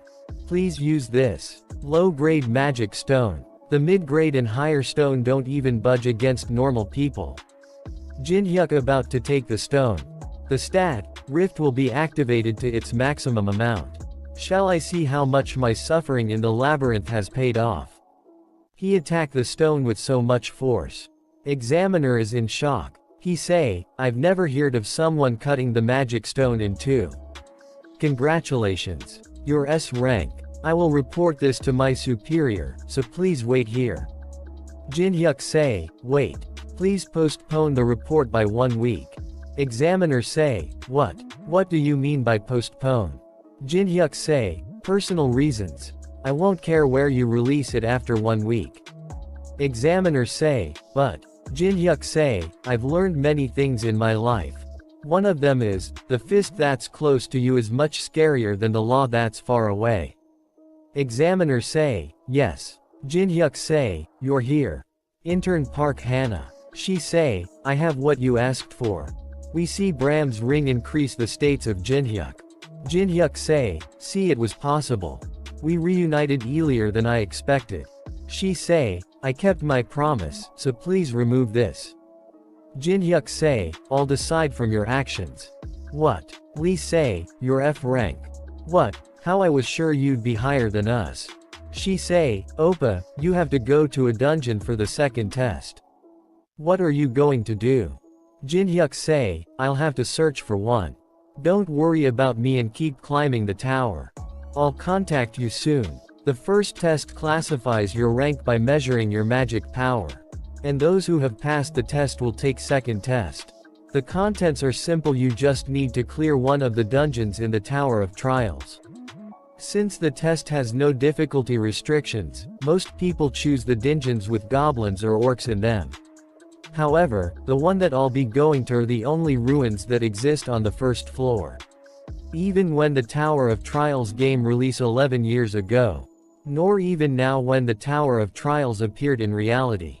It is a domain that no one has ever cleared. It's been a while since I was here. The Hall of the Depraved. Hey Master Kong. Hurry up and move the luggage.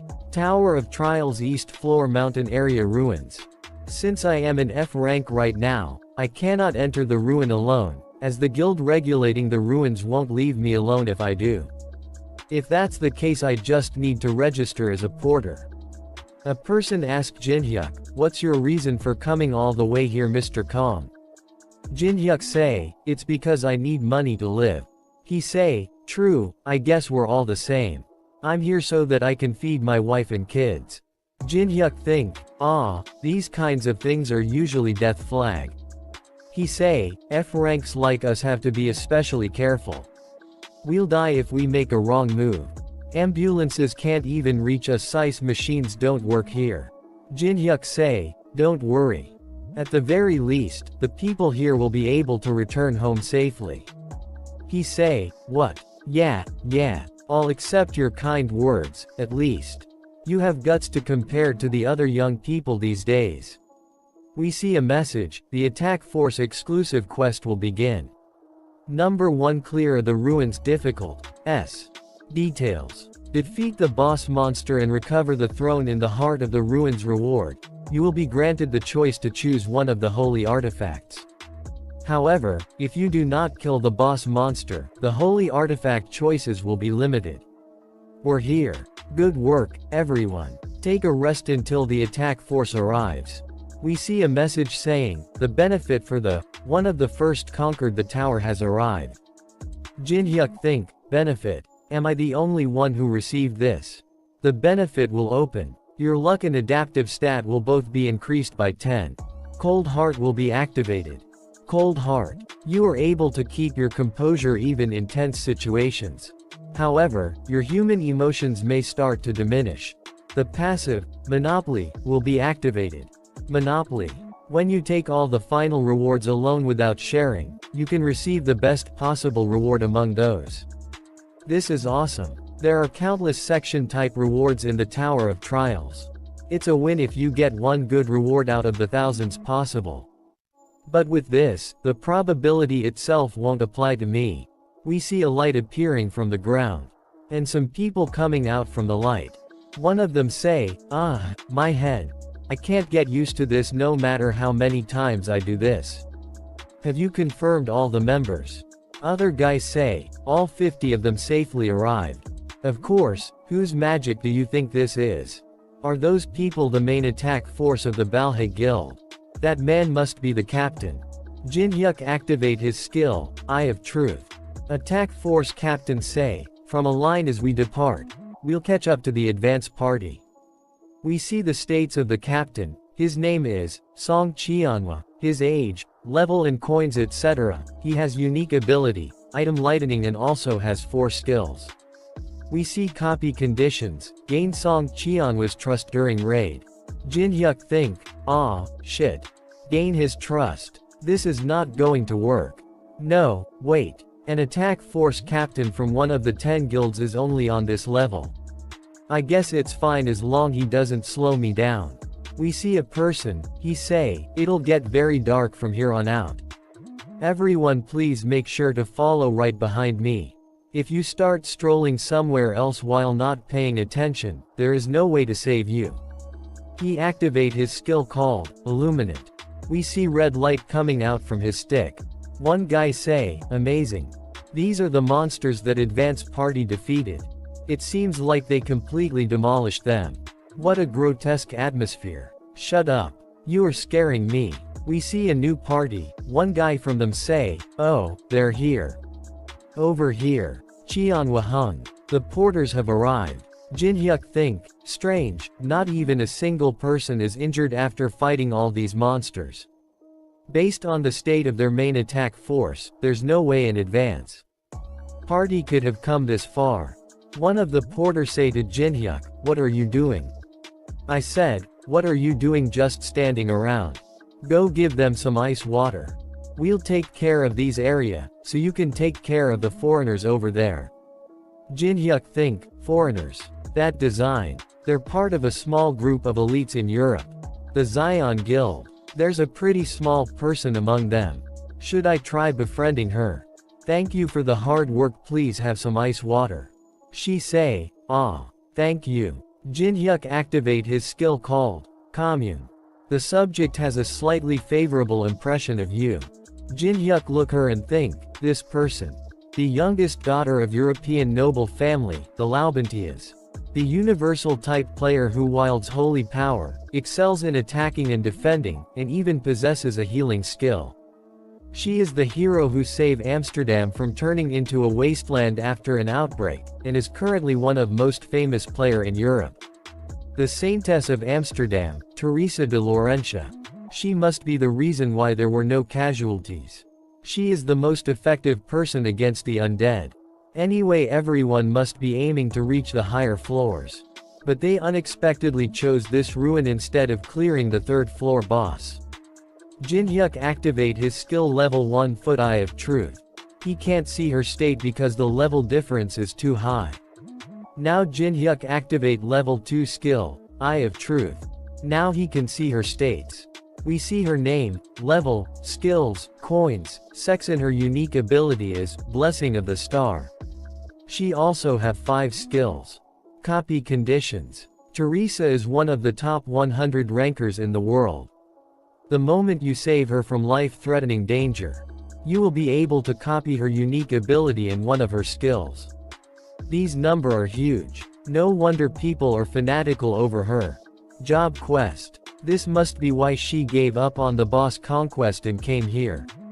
She thanks him for the water. He say, no problem, I should be the one thanking you. Yes, I am much more thankful. She has the unique ability that is considered the best among the holy knights. The Blessing of the Star, and she's giving me a chance to obtain it. The problem is how to create a situation where he fall into danger. And how to save her from it. This condition isn't easy. Cheonhwa Hung, come here. Right now. Captain say, oh my god. Hung, this is bad. The guards that were keeping the eye on the Guardian are dead. It's too late. The Guardian of the Ruins gazes upon the trespassers. The remaining 959. The security system that protect the ruins, Sleeping Bomb, awakens when it receive a stimulus from the outside. When it wakes up, it will call upon the Guardian that protect the dungeon. It wouldn't be dangerous as long as it was left alone. Captain say, who the hell touched this? Who cares about at this point? It's starting to awaken. It's too late. There's only 10 minutes remaining. It's practically suicide to face the Guardians with these forces. At the very least, half, no, more than that die. As long as we can evacuate the non-combat personnel within 10 minutes, we can escape. I can't stop before it even starts. I worked my ass off to get to the attack force captain position. I can't let it end like this. We'll keep heading inside. Hung, are you serious? The late arriving force hasn't even arrived yet. Guardians will rush from all directions. Is that really alright? Captain say, stop complaining and follow me. I will take responsibility. We have a chance even if we don't have the late arriving force. Since we have the Saintess, Teresa. Did you all hear? The Guardians are awake. What are you so worried about? There's no way a large guild like the Balhae Guild are doing things without a plan.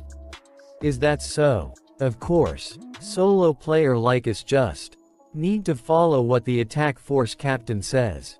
The Balhae Guild probably already destroyed the Guardians. One of the Guardian attach him with his sword. Now the fight is start between the Guardians and attack force. Main Vanguard force, the Guardians are here. Prepare for combat. Tanker, forward. Porters, get back. Hurry up. Buff the tankers. Dealers, gather magic power. Song Cheonhwa has activated level 0.3 feet Iron Shield. Song Cheonhwa has activated level 2 feet Wedge Formation. Lee Yunmi has activated level 2 feet Warriors Song. They are coming, maintain the formation.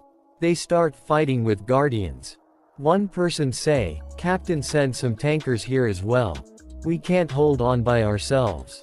Healers. Where are the healers? Captain, the solo player. Quiet, focus on the battle. There are bound to the casualties. If can't be helped, there's no need to take care mere solo players. Unlike the guild members, who knows systematic tactics, the solo player lack the ability to fight as a group. They definitely saw us. We were abandoned. Someone please help. At last moment, Teresa come to help the solo players. She think, 2 Guardians slipped through the main force. The non-combatants are in danger. I have to get to the rear as quickly as possible. Rear supply team. One of the porters is about to die. Guardian is about to attack the porter. But our protagonist come to save the porter and say, What are you saying, a juicy? Didn't I say that you'll be able to return home safely? Guardian tried to attack the Jinhyuk, but he dodged the attack and activate his skill, Element of Fire. You don't stand a chance. He destroyed the Guardian with only one hit. It'll probably die on his own. I can't kill it since I have to stay at level 1. To think they awakened the Guardians in this ruin that has an absurd difficulty. They should have absolutely nothing to gain from doing such a thing. So who would? Terry's come and take the porter away from Jin Hyuk. I thought you were a kind person. But to think you threatened a non-combatant with a knife. You must have been the one who awakened the dungeon. I will now place you under the custody. Jin Hyuk say, what? She attacked the Jin Hyuk but he dodged the attack easily. She say, please do not resist. I don't want to hurt you. He say, do you really want that? There must be some misunderstanding. She say, you can justify yourself at the association. He think, she's so stirred up to listen to me. If it has come to this. He attack her and say, I am not the one who awakened the Guardians. If I was the culprit, I would have killed you right here. Porter say, why are you fighting? Kong SSI is the one who saved me. Girl say, I'm sorry. I'm really sorry. It happens. I also did something worthy of misunderstood. She asked him, you said your name was Jinhyuk SSI. Why are you hiding your identity? He say, reason for hiding my identity. It's similar to your reason. Just like how you're using Zion Guild as your cover to secretly obtain the Convent of Peter for your job quest. I also need to secretly obtain something. She think, how does he know all that? He say, I already know how to clear this ruin. With your skills, I can rely on you. Since the things we want are both on the same place. How about it? Would you like me to accompany you? We see the captain. He say, absolutely not. Are you insane? We have to organize our forces and keep advancing. But you want to act separately. She say, you already have the map to the 20-kilometer point of the ruin. Everyone already have the clear strategy memorized. So nothing major will change if I'm not here. Moreover, our contract, wasn't it for the captains of each attack force to have equal authority until the boss battle? He say, alright, but you must return by the time we reach the unmapped point of the ruin. She say, okay. I will definitely return before that. Oh. Also, can I also bring one person to be my porter? He say, just do whatever you want. Just make sure you return. She was about to choose the porter. All of them thinking, we'll be heading down to hell without a doubt. Don't make eye contact. Whoever makes eye contact will be dragged away. Please just don't let it be me. Jin Hyuk say, me. I'll go. Everyone shocked and saying, your life is important than love. He say, have you ever had a burning passion for someone during your youth? This is the moment. This is the moment that I must ignite my passion love. Even if I lack the skill and lose my life in the process. Now they both going toward the final boss. See that there are so many zombies in the ruin. Teresa say, the Covenant of Peter is in that sarcophagus. I see it as well. He say, do you know how to remove the barrier surrounding the sarcophagus? She say, yes I know. We see a warning message. The owner of the Hall of the Depraved gazes upon you. Jin Hyuk think, there's no doubt about it. It's the boss monster indirect message. It's never shown any interest toward the players before. It's quite amusing that it's showing us attention in this way. She say, did you see the status window as well? He sat, yes I saw.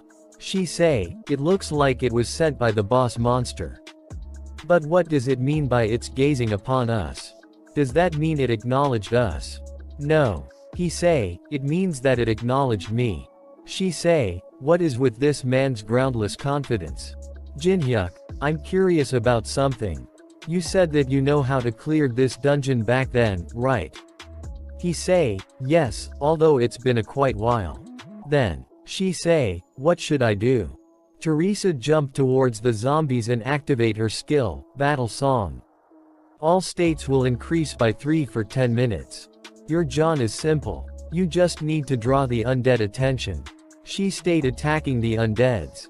Teresa, when you emit divine power, the undead will fall into confusion. She activate her level 5 skill, Sacred Reinforcement, and start killing the undeads. Jinhyuk say, please let me through. Most of the aggro is drawn to Teresa. By leaving all the mobs to Teresa, the risk of my leveling up the accident decreases. He noticed the energy coming from someone. We see, the hidden dead of the ruin, Elite Lich, has appeared. It finally appeared. The Elite Lich. One of the Dullahan attacked the Jinhyuk, but he dodged the attack in a cool way. He think, what the hell, the Dullahan shouldn't be over here though. Did its pattern change because I brought Teresa along? I should take into account all the variable from now on. We see the Elite Lich's Black Lightning. That can easily destroy something like Dullahan.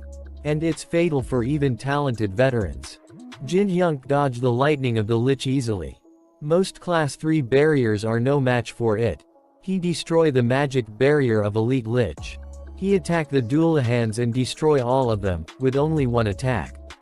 We see Teresa fighting the undeads. Teresa is almost done on her end. Elite Lich say, and you're alone you bag of bones. Jinhyuk attack the Elite Lich and destroy his skull. Someone say, there's only one person can move as if he can anticipate the monster's actions. I would certain that you would come here. It's been a while. Jinhyuk say, you. Who are you? He say, yes, you must remember. You don't recognize me. Jinhyuk uses the Eye of Truth. A message popped up saying the stat effects have nullified the level difference. You have seen through the subject status window. His name is Chun Yu-sung. Then a copy conditions. Chun Yu-sung believes to be stronger than anyone else in the sword. Defeat him using the sword, which he believes in the most.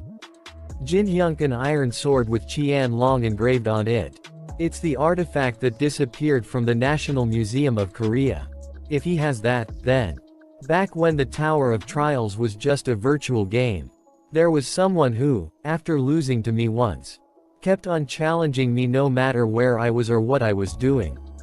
He had an extreme warrior concept. That psycho stalker. Chun Yu-sung says, to think you wouldn't recognize me just because the game became reality. Did you only see me to that extent? Jinhyuk says, I remember. I didn't want to believe it back in the museum. Just give up already, man. You're that bastard who kept following me around every day to challenge me. Chun Yu-sung says, it will be different this time. Since we both started from the beginning, I won't be pushed back by you any longer. Jinhyuk says, I won't stop you if you really want to fight. But will you be okay? My comrade won't just sit still if you do. Chun Yu-sung says, the Saintess. You've brought quite the annoying comrade. I will no allow anyone to intrude. Chun Yu-sung uses Battlefield Selection Level 5 ability. Saintess says, Jinhyuk. Jinhyuk picks up a small ball from the tomb in front of him and says, I'll see you later. Jinhyuk and Chun Yu-sung both disappear in front of her eyes. And appear somewhere else. Chun Yu-sung says, there won't be anyone to bother us anymore. I challenge you again. Chun Yu-sung uses his ability one-on-one level 5. All of Chun Yu-sung's stats have increased by 10%. The opponent Kong Jinhyuk's stats have decreased by 10%. Jinhyuk says, I'm currently being nerfed by this bastard's skills, battle selection and one-on-one. The situation has become very disadvantageous. A message popped up saying, an overwhelmingly disadvantageous situation has been detected. The special condition of the skill fusion has been activated. When a situation becomes overwhelmingly disadvantageous for the original copy conditions, the conditions will be modified accordingly. Copying the skill before fulfilling the conditions has been approved. I will copy Chun Yu-sung's unique ability. You have copied the unique ability Song of Swords rank S. Song of Swords. Increases you understanding of swords by 200%. Your body will naturally follow the most efficient sword path, and your body senses will dramatically increase. The copied skill will be recorded in the memory of the world. Chun Yusing's run towards Jinhyuk and says, "You're ignoring me again. Don't be so relaxed." He brings out his dagger and blocks his attacks. Chun Yusung is shocked to see his sword play and says, "This bastard, what are you planning? What happened to you mid-range fighting style? You're fighting me with only a dagger." Jinhyuk says, "This much is enough for now. Swordsmanship is quite fun as well." Chun Yusung gets angry and says, "You're ignoring me until the end." Chun Yusung activates soul-chasing sword energy. Jinhyuk says, "Aren't you trying too hard? You're using sword energy against a swordsmanship beginner." Chun Yusung get angry and says, "The fact that you're calling yourself a beginner is bullshit." Jinhyuk thinks, "The blade is bound to break if I go against sword energy with this. Then I'll make an ability that can go against sword energy." Jinhyuk says, "I'll fuse Song of Swords with the Demosnic Soul Pill." A message popped up saying, "Fusion Overrank has been activated. The skill Song of Swords and the item Demonic Soul Pill will be fused. You have obtained the unique ability Grave of Swords rank SS." Then a skill appears saying, "Gave of SW Rods, increases your understanding of swords by 500%. Your body will naturally follow the most ideal sword path, and your body senses will reach the maximum. It is one of the talents necessary to receive the title Sword Demon." He activates unique ability Gave of Swords and Night of the Black Moon.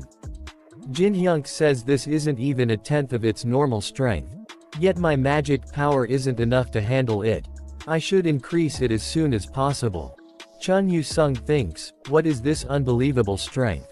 I'm in a battlefield that's most ideal for me, and my opponent isn't even using his specialty, mid-range combat. Everything should be overwhelmingly in my favor." Chun Yusung gets frustrated and says, "Why can't I win? Inside game and outside the game. I did my absolute best only to defeat you." He screams and says, "Why can't I surpass you? I can't accept this." He uses his full force to attack Jinhyuk. Jinhyuk cuts through all of his sword energies. Chun Yusung says, "You slashed all my sword energies. I fought against someone who was faster and used something much stronger until I was tired of it." Jinhyuk lifts his dagger and hits him with an upper slash with full power. Chun Yusung was hardly able to stop it. Jinhyuk attacked Chun Yusung and his sword fall from his hands. Jinhyuk says, "Looks like I win again. Though I'm not sure how many times this makes it." Chun Yusung, "It's the 138th time. Kill me." Jinhyuk says, "Looks like it'll be the 139 next time.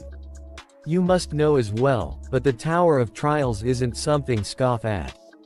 This is the kind of place where even rankers die as soon as they let their guard down. Therefore, we need as many strong players as possible. Especially if they're as strong as you. It takes 60 days to copy another skill from the same person. I won't have to go find him to copy his skills. Since he just can't wait to deliver his skills to me."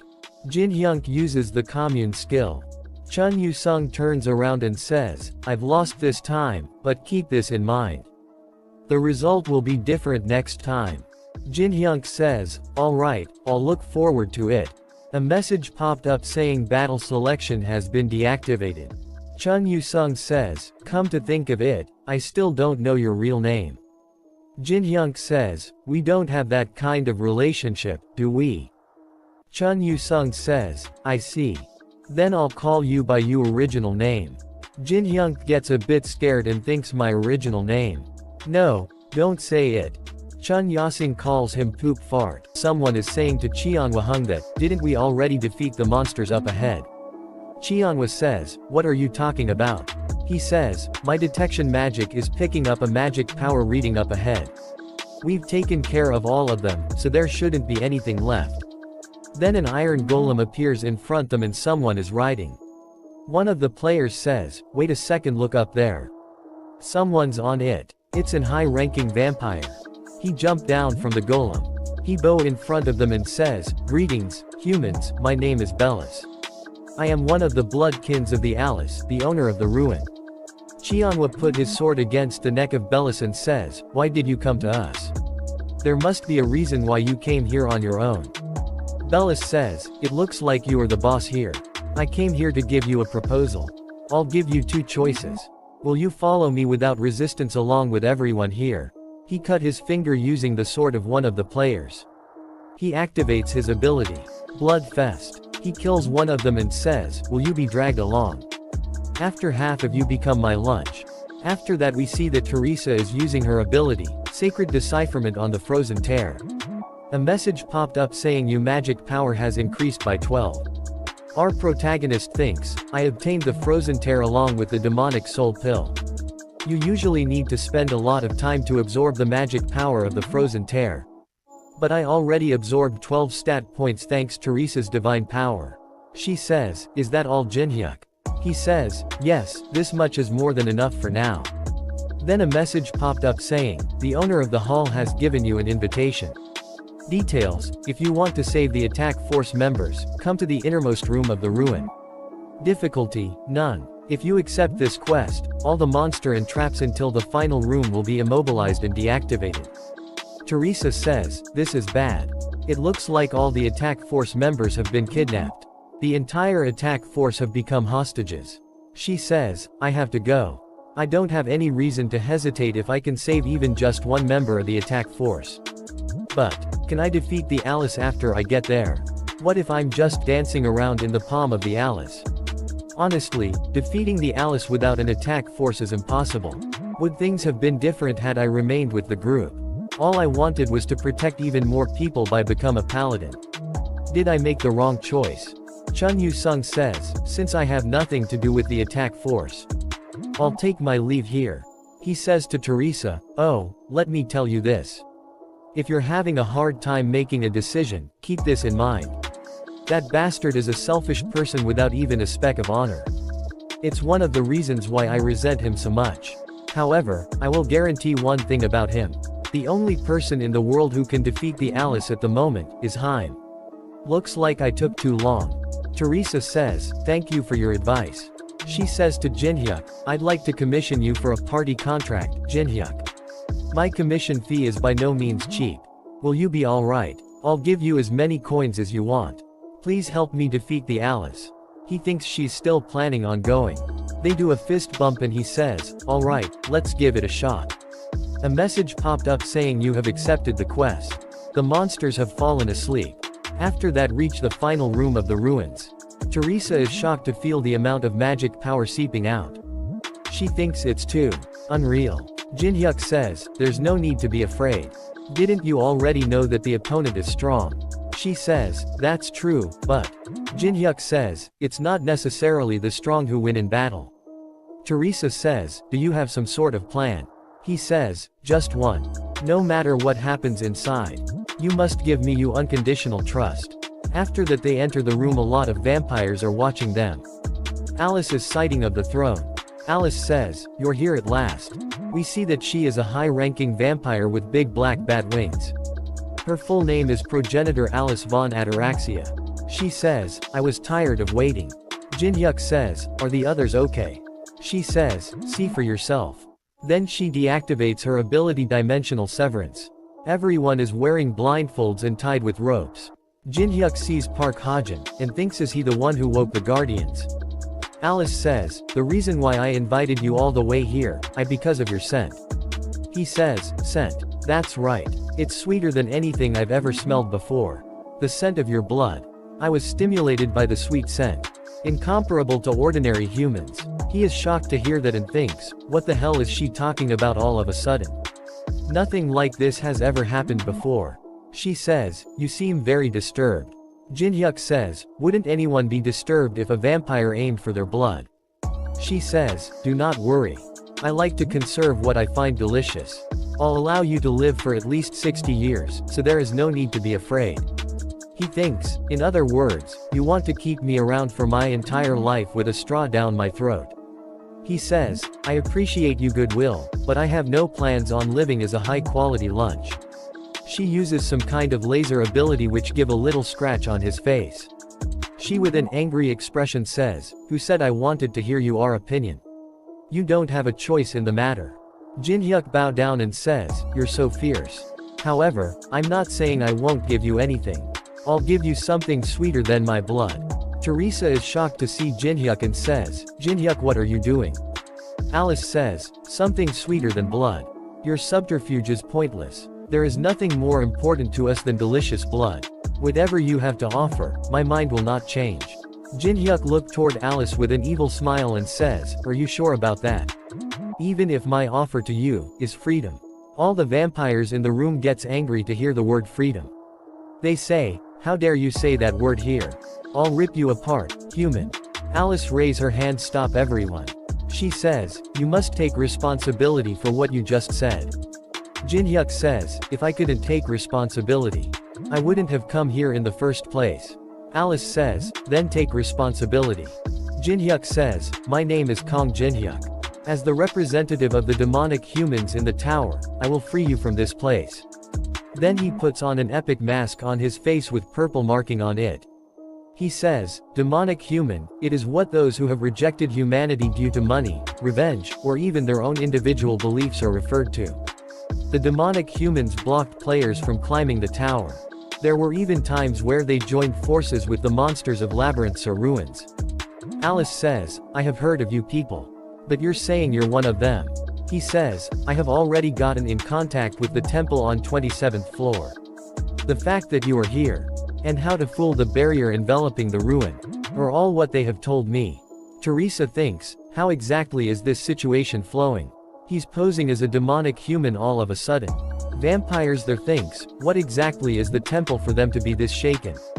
Alice says, well, if you know of the temple, then I guess your words aren't mere bluffs. He says, then, will you trust me? Alice with anger says, no, what does it matter whether you're a demonic human or not? Anyone can say that they can resolve what no one has been able to for a very long time. Moreover, you are too much a smooth talker.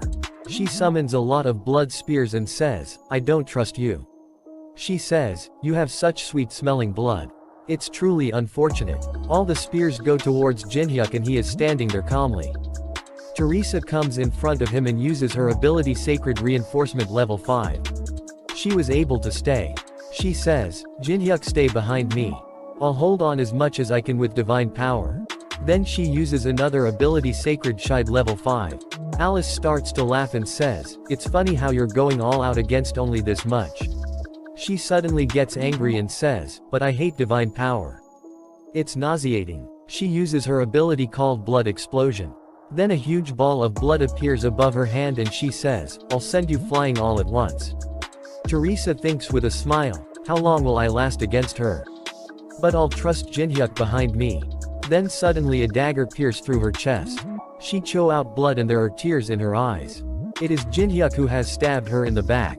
She falls to the ground covered in blood. Alice is shocked to see that. Jinhyuk says, if I prove that it's not just a bluff, will you trust me then? Alice deactivates her ability and says, how amusing. To think you betrayed your comrade who protected you. Prove it to me some more. Teresa grabs his leg and says, we decide to save the attached force together. You said you had a plan. Was this your plan? Jinhyuk stabs her again. Alice starts to laugh and says, impressive, for a human. Very well. I understand that you're on my side. I'll give you a chance to speak. Jinhyuk brings out Bram's ring and says, to fool the barrier entrapping Alice, I've prepared a 7-star spell. If I seal Alice's soul in this item, the barrier can be temporarily foiled. She says, seal my soul. That's the first time I've heard of it. Jinhyuk thinks, the reason why I maintained my level 1 status. To the point I gave up on all the experience I could have gained since the start of the Tower of Trials.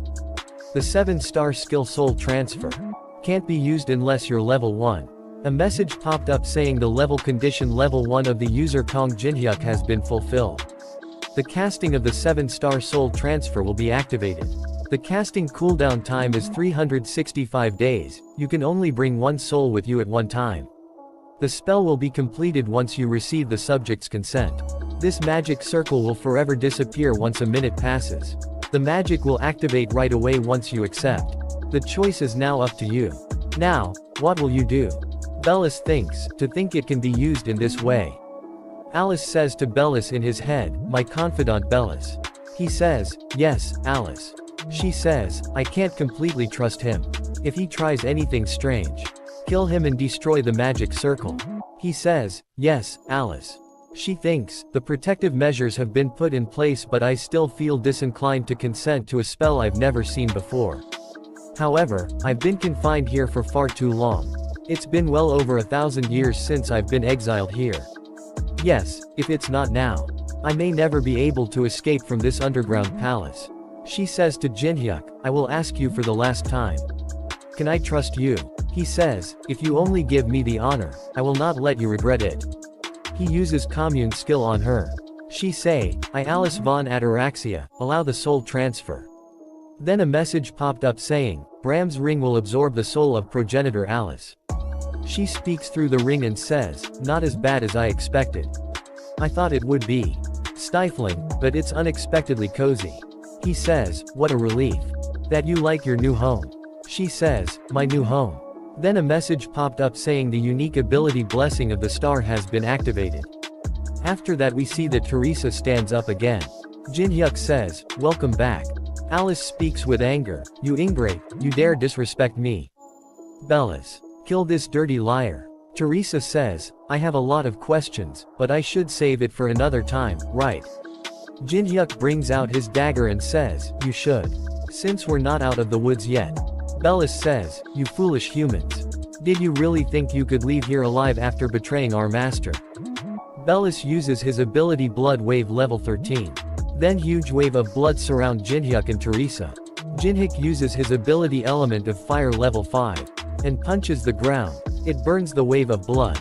He says, Teresa the hostages. She says, yes. Teresa uses her ability Sign of the Cross level 4 to free everyone. Leader of the attack force says, you came for us. What about the vampires? She says, I'm relieved that I'm not too late. He's taking them on by himself. Bellis says, how can a mere human like you take on my magic? Jinhyuk says, you magic and my fire are complete opposites. And also, you're misunderstanding something. The moment you master was sealed inside the ring, you already lost. Kong Jinhyuk uses his unique ability Grave of Swords. And Bellis uses his ability Dark Fighting Spirit level 9. Bellis says, shut up you mere blood pack. If my magic doesn't work on you, I'll just kill you with my sword instead. Destroy the ring and free our master. Leader of the attack force is shocked see him fight and says, Teresa, that man who the hell is he? Then we see that all the vampires are dead. Bellis is sitting on his knees in front of Jinhyuk.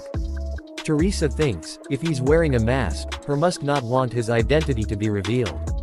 She says, I just happened to meet him on my way here, I don't know the details either. She says, to Jinhyuk, that really hurt. That was my first time dying, and to think it was by my Ali's hands. Jinhyuk says, but didn't we succeed regardless? She says, yes, we really did it. Her tears of joy start to fall and she says, thank you. Everyone survived thanks to you. Then a message popped up saying you have saved the life of Teresa, the holder of the unique ability Blessing of the Star. You have fulfilled the conditions. You have succeeded in copying the unique ability Blessing of the Star. The copied skill will be saved in the memory of the world. Then a skill window appears saying, Blessing of the Star, acquisition difficulty SS. Details, can wield divine power and return from the threshold of death. Cooldown time 240 hours. Jinhyuk says, why are you crying? She wipes her tears and says, I don't know. I can't help it. Teresa says, you knew that I was able to revive, right? He turns around and says, who knows? I'll just say that I'm glad you're still alive. She gets angry says, do you want to die? He says, shall take the divine artifacts and get out of here. Song Cheonhwa says, I am the captain of the attack force. Song Cheonhwa. All of the items found from this raid are under the ownership of the Balhae Guild. Jinhyuk says, I saved your life, and now you're asking for the ruin rewards as well. Song Cheonhwa says, that's not what I'm saying. We'll give you another form of reward. We'll give you money or coins that you won't be dissatisfied. Jinhyuk thinks the audacity of this failure of an attack force captain. He says, if you really want it so much, then take it. Song Cheonhwa says, do you really mean that? Jinhyuk says, yes, however no matter the result, please do not regret it. Captain thinks even if the majority of the attack force were captured as hostages, we'll be able to redeem ourselves as long as we obtain the divine artifacts of the ruin. He touches a broken staff, a red cross mark appears on his hand. He says, "What, this?" Jin-hyuk thinks, "What do you think?" "It's a curse." Melon's staff is an okay combination material, but it has an annoying curse imbued in it. It's a divine artifact that you can safely obtain only by killing Alice. However, Alice is alive in my ring. Captain's hair starts to fall off. Teresa is shocked to see that. Jin-hyuk says, "Let's just go." After that we see that in Seoul Tower of Trill's entrance someone is calling Department Head. She says, "Department Head, are you sure we haven't been given false info? Is what that man said really true? We're not even certain." She is an Awakened Association affiliate, her name is Young Jae-hun. Department Head says, "I told you, we should just wait and see. Stop whining." His name is Kim Tae-chun. He says, "We should at least try to do something with the info that we got." Jae-hun says, "The experts said that it would take at least 3 weeks. It was Chun Yu-sung who told the department head that the ruin subjugation will end soon." Kim Tae-chun thinks, "I'm a bit concerned that he wasn't a member of the Balhae Guild, but I have a strong feeling about this." Then a message popped up in front of everyone that the ruin hall of the depraved has been cleared. Kim Tae-chun is shocked to see the message. The media was waiting for the subjection squad in front of the gate. Everyone starts to congratulate them and media starts to ask them question. After that, as soon as captain of the squad come out of the gate, everyone is shocked to see his bald head. They say, "Oh my god, just what in the world happened inside?" Teresa says, "It is not Song Cheonhwa who cleared the ruin." Someone in media says, "Did the Zion Guild clear it?"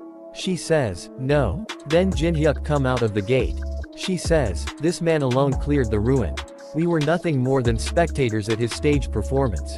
Young Jae-hun says, "Should we contact the association immediately?" Kim Tae-chun says, "Good idea." After that we see that Jin-hyuk is back in his apartment and gets ready to eat. He thinks, they added all kinds of words for decoration. I knew there would be a heated reaction, but this is beyond my expectations. Thank God I wore a mask. Teresa, who knows my identity, promised me that she'd keep my secret. So there's no need to worry. With this, the problem is solved. Shall I have a talk with the progenitor with a chip on her shoulder? Alice says, "How dare you stuff me in your dark and smelly pocket for a whole day? Human, do you not know who I am?" He start to spin the ring like a spinner. She says, "I am getting dizzy, so stop." He says, "Well, do you feel better now?" She says, "Would you feel better if you were me?" Listen carefully. Vampires never forget a grudge. He says, "Really?" She says, "Wait, you're not thinking of doing that again, are you? I order you to relax your expression." He says, "For you, who still doesn't know her place, I'll give you a fitting punishment." She says, "Stop, please, I'm gonna puke, so stop." He spins the ring with super speed and says, "Vampire grudge separator." Then we see that 3 hours later, he puts down the ring. She says, "Stop, I'm really going to die." He says, "Stop crying and come out." A message popped up saying, "You have injected magic power into Bram's ring." As soon as she come out of the ring, she with a sinister smile says, "It's finally time to take my revenge. I'll return the humiliation that I suffered 1,000-fold. She is as small as a child right now. He says, "I materialized a portion of you in a sealed state." Alice says, "A portion?" He says, "Yes, you could call yourself a mini version of Alice. You won't even be able to manifest 1% of your true power." He says, "Even with this restriction, you're still way stronger than an ordinary vampire though." She sits and starts to cry. He says, "Stop crying and listen. What I told you at the ruin weren't empty words." She says, "Shut up. I didn't want this kind of freedom." Jin-hyuk says, "I know. Who called this freedom? The freedom that you truly desire. I'll help you gain it." She says, "What do you mean?" He says, "Alice von Ataraxia, if you help me, I will eliminate everyone who betrayed you. And help you regain the Ataraxia family's head position that was lost." Then a message popped up saying a new video has been uploaded to the Hall of Fame. The raid that everyone thought was going to fail. However, the situation was completely turned on its head after the appearance of the masked player. Then we see that Jinhyuk say, I hear the guilds were sitting on a pile of money. And it looks like it's true. He bring out his mask and says, it's not my problem whether a large guild is monopolizing everything or is corrupt. But they dare try to kill me. He destroys the door and says, I can't let that slide. There are a lot of security guards standing in front of him. He uses the element of fire ability and says, for people like those, I'll completely destroy them. On top floor of the building, Shin Jiansu say to Park Ha-jin, hey, you fucking bastard. I told you to discreetly kill in ruin, but you dare come back here after messing that up. All you did was wake the guardians and make a complete mess. Our guild's reputation is being dragged through the mud and is about to disappear, all because we can't teach on person a lesson for humiliating us. He kicks Park Ha-jin and says, you useless bastard. Then suddenly the door gets blown to bits. Jinhyuk says, are you the guild leader of this place? Guild leader says, what the hell? Someone get him. Park Ha-jin thinks this is the perfect chance to look good in front of Hung again. I'm going back to the super rookie Park Ha-jin that I used to be. Park Ha-jin jumped toward him to kill him with his dagger. Jinhyuk removes his mask and says, what's up? Park Ha-jin is shocked to see that. Jinhyuk punches him in face. Guild leader says, bastard, it's you. The one who humiliated us at the association. Bastard, do you think you'll be safe after doing something like this? He sits on a sofa and says, that's not something you should be concerned about. Shin Jiansu uses high ability called Quick Sword level 5. Shin Jiansu thinks, you're not even paying attention to my quick sword. Which is faster than the speed of sound. Then you should die. Jinhyuk break his sword by throwing a go piece. Shin Jiansu is shocked to see that. Jinhyuk says, you had something perfect for me to throw. He puts his feet on the table and says, now then. Shall we resume our discussion, Shin Jiansu? Shin Jiansu says, Kong Jinhyuk, are you here to take revenge because I tried to instigate your death? Just for that, you're destroying the entire building. He throws the go piece again, it hits Shin on his forehead. He falls to ground and his head starts to bleed. Jinhyuk gets ready to attack again and says, your words are quite inappropriate, aren't they? Just for that, Shin Jiansu says, you've done enough, just stop already. Jinhyuk says, so you're saying that I should keep it moderate? Just think about it calmly. We have over 50 rankers that aren't here because they're clearing the tower. Jinhyuk says, so. Shin says, I'm saying that, if you kill me, they will chase you to the ends of the earth to kill you. Do you understand what that means? Blood calls for blood, and revenge breeds revenge. So long as one side doesn't forgive, the killing will never stop. Jinhyuk says, it's funny how that's coming out of your mouth, but it makes sense. Words like, blood and revenge only exist to disturb my good night's sleep. So let's just end things cleanly. Shin says, what? Jinhyuk says, I'll be the last one to take revenge, so you guys forgive me. Shin gets scared and says, wait. How does that make any sense? Jinhyuk says, what do you mean? I'm just following you logic. Then Jinhyuk kills the guild leader. Jinhyuk says, Park Ha-jin, the only reason you're alive is because of you, sister. You better stay out of my sight until you die naturally. Hey, you over there. The one who's pretending to be dead, get up. He says, yes. Jinhyuk says, if you show me that you're useful, I'll let you live. Start you self-introduction. He says, my name is Kim Hee-won, 26-year-old. I was in charge of managing general businesses of the Black Crow Guild. I majored in computer science and accounting at Stanford. You can leave anything to me. Jinhyuk sighs, wow, very good, I'm very impressed. As you can see, the situation here is not very good. It's also a waste to simply destroy one of the leading guilds. Therefore, I'm going to leave running the guild to you. He say alright. Jinhyuk says, it's nothing too grand. You'll just be maintaining the Other appearance.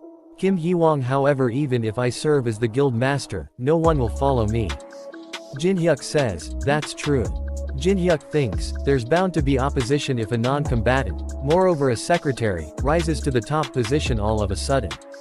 Jinhyuk says, you don't have to worry about the people who oppose it. Kim says, will you be taking care of them? Jinhyuk says, no, why would I do something so bothersome? I'll let you borrow someone else, don't worry. After that, the emergency meeting was called for all the high-ranking players of Crow Guild. There a lot of people are gathered around in front of the building. One of the high-ranking player go check it, he see that guild master is dead. Then he rushed toward the office of the guild master and says, who sent the emergency gathering order? Kim Hee-wong is sitting on the chair of guild master. He brings out the dagger and says, why are you sitting there? He grabs Kim from the tie and says, tell me everything that happened without leaving a single detail. New consignees have come. He says, new consignees. Alice she says, this is so bothersome. I told you to make it so that I don't have to step in. He says, I'm lost for words, are you seriously telling me that this child is the one who caused all this? She gets angry and says, did you just call me a child? She destroys the office. Jin Hyuk is watching from the outside. He say, I asked her to take care of the guild, but she went and did that. It's been around 2 months since the Tower of Trials appeared. The world order is changing drastically. People were also quickly adapting to the new world at a matching pace. The news was broadcasting a special program about the masked players. It drew a lot of attention because a ruin that even a large attack force coolant clear was cleared by a single person. There are only 2 people who know that who entered as a porter, and the masked player. Mr. Kim, who was the porter leader, joyfully accepted my request to keep it secret. And Teresa, who also promised to keep my secret. The me who wears a mask, and the me who does not. With this I'll be able to act much more easily. Then we see that he going into awakened association. Thinking all the condition have been fulfilled. There are no more restraints binding me. Now, it's truly time for me to monopolize everything. In this see that in front of the Hunter Association Jin Hyuk is checking out his new awakened certificate, his rank is F. He thinks, the certificate looks more ordinary than I expected. His friends were waiting for him out the Hunter Association. They say, we leveled up a bunch too. And also, these people said that they knew you, so we were just talking. Jin Hyuk says, I'll introduce them to you. He says, she is Alice, a player from Northern Europe. He think, there's bound to be chaos if I reveal that she's a progenitor. He says, and this is Kim Hee-wong, who will be managing the Black Crow Guild I took over. He'll be managing stuff like dungeon scouting and the likes. Kim says, if your acquaintance is of Representative Kong, then I will help you to the best of my ability. Jin Hyuk says, it's okay to ask him for favors whenever you need it. His friend says, then are you the Black Crow Guild Master? Jin Hyuk says, although he's the master in name, I'm the true master. They say, let's get along even better from now on. Alice and Jin Hyuk starts to yell at each other. Alice says, what, it's their fault for irritating me. I wasn't planning to go that far. He says, how could you possibly blow up the building for being called a child? You can't even endure provocations like that when you've lived for thousands of years. She says, there wasn't anyone who provoked me like that.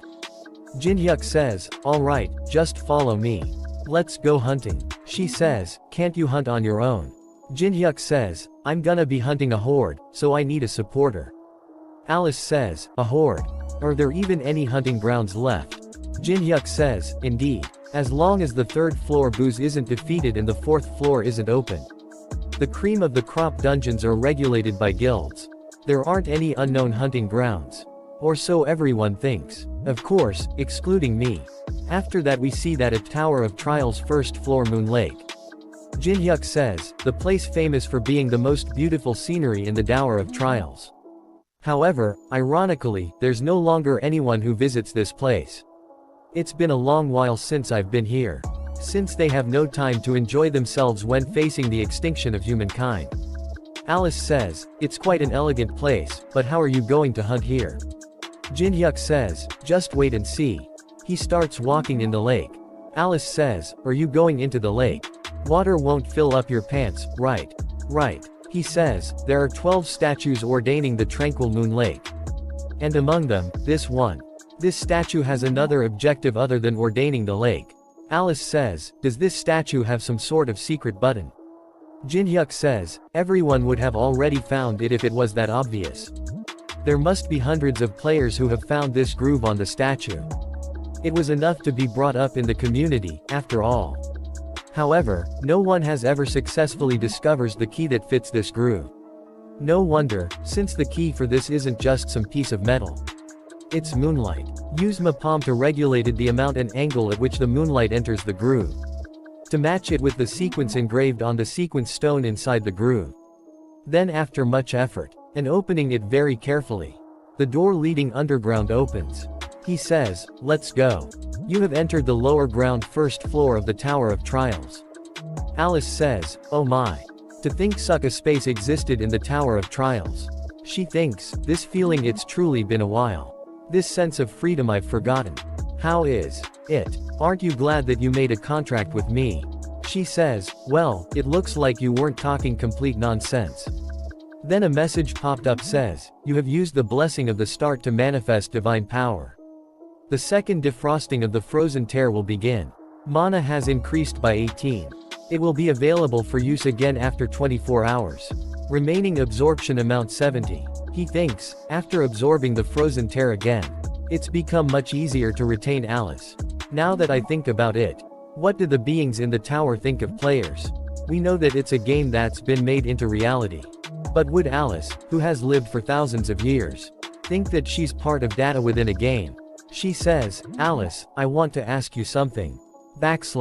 She says, what is it? He tried to say something but glitches out. And Alice gets scared. Alice says, what are you saying? You scared me. So it's like that. Information related to the tower is being completely blocked. But the fact that I found out that I can't talk about it to the beings within the tower is enough. She says, something's coming. It's a beetle, he kills using the element of fire. He says, I call the lower ground first floor of the Tower of Trials a spawning ground. The reason for that is, then suddenly hundreds of beetles starts to spawn. He starts to kill them using the element of fire. He says, because monsters endlessly crawl out of the abyss. Then a giant beetle scarab level 25. Alice freaks out and says, disgusting. Jinhyuk says, Alice, get back. He uses, unique ability Blessing of the Star. Then a huge yellow energy ball appears and hit the beetles. Then a message popped saying, the monsters' physical defenses have decreased by 30%. Jinhyuk says to Alice, show me what you're made of. Alice gets angry and says, what? You dare tell this noble one to face those disgusting insects? Jinhyuk says, what noble? And starts to spin the ring around. She gets scared and says, alright, I'll do it. Then she uses her ability called Blood Bind, to kill the beetle. Jinhyuk brings out his dagger and says, perfect, and uses his stat Rift. Then a message popped up saying Rift stat possessed 100. Reduces the level gap by 33. He kill a lot of beetle in one move. And level up a bunch. He says, I was sick of holding myself back all this time. Looks like I was quite stressed out from maintaining my level 1 status. So I'll be counting on you guys. He suddenly gets surrounded by the hundreds of beetles. He uses unique ability, Grave of Swords. He gets way too excited and says, don't stop coming at me. After that we see that in Olympus Guild conference room, there is a meeting going on. Titan Guild representative Patrick says, since it looks like most of us have gathered, let us begin. As you all know, the 8th raid to climb to the 4th floor has failed. Among the 15 attack forces made up of 100 people, the number of people who have returned is only 9. The boss of the 3rd floor is nothing but ordinary. However, we need a way to defeat the 100,000 statues that he commands. Jongwa Guild representative Ten Wei hits the table and says, even with a divine artifact with the response force ability, we still failed. So how are we going to get through that huge mass? Olympus Guild representative Maria says, the 2nd and 3rd floor raids were done too quickly. The players did not have enough time to grow. If only we had enough players who were over level 15. Teresa is also standing behind her. Dangan Guild 3rd raid captain Baek Jinyo says, indeed. Aren't we in this mess because of guilds like Jongwa that regulate the dungeons to monopolize the magic crystals? Ten Wei says, I can't overlook that statement. Baek Jinyo says, did I say anything wrong? The Wei and Baek Jinyo starts yelling at each other. Ten Wei says, all we did was climb the tower for humanity. I will not stand for humiliation without any evidence. Baek Jinyo says, anyone can spout shitty excuses like those. Patrick says, stop it. This is not the time to be bickering amongst ourselves. We have gathered to solve the problem in front of us. Maria says, have you thought of something? Patrick says, yesterday, before daybreak, we received word from the demonic humans. They said they would help us if we heeded one of their conditions. All the other are shocked to hear that, and they all refuse it on the spot without a second thought. Teresa thinks, everyone is disgusted by the idea of working with demonic humans. No wonder. With the world as it is now, the influence of the large guilds surpasses that of government. With the increased influence, having a just and great cause is more important than ever. Therefore, they must be wary of what they say and do. One of the demonic humans appears in the room and says, "What do you mean we're trash?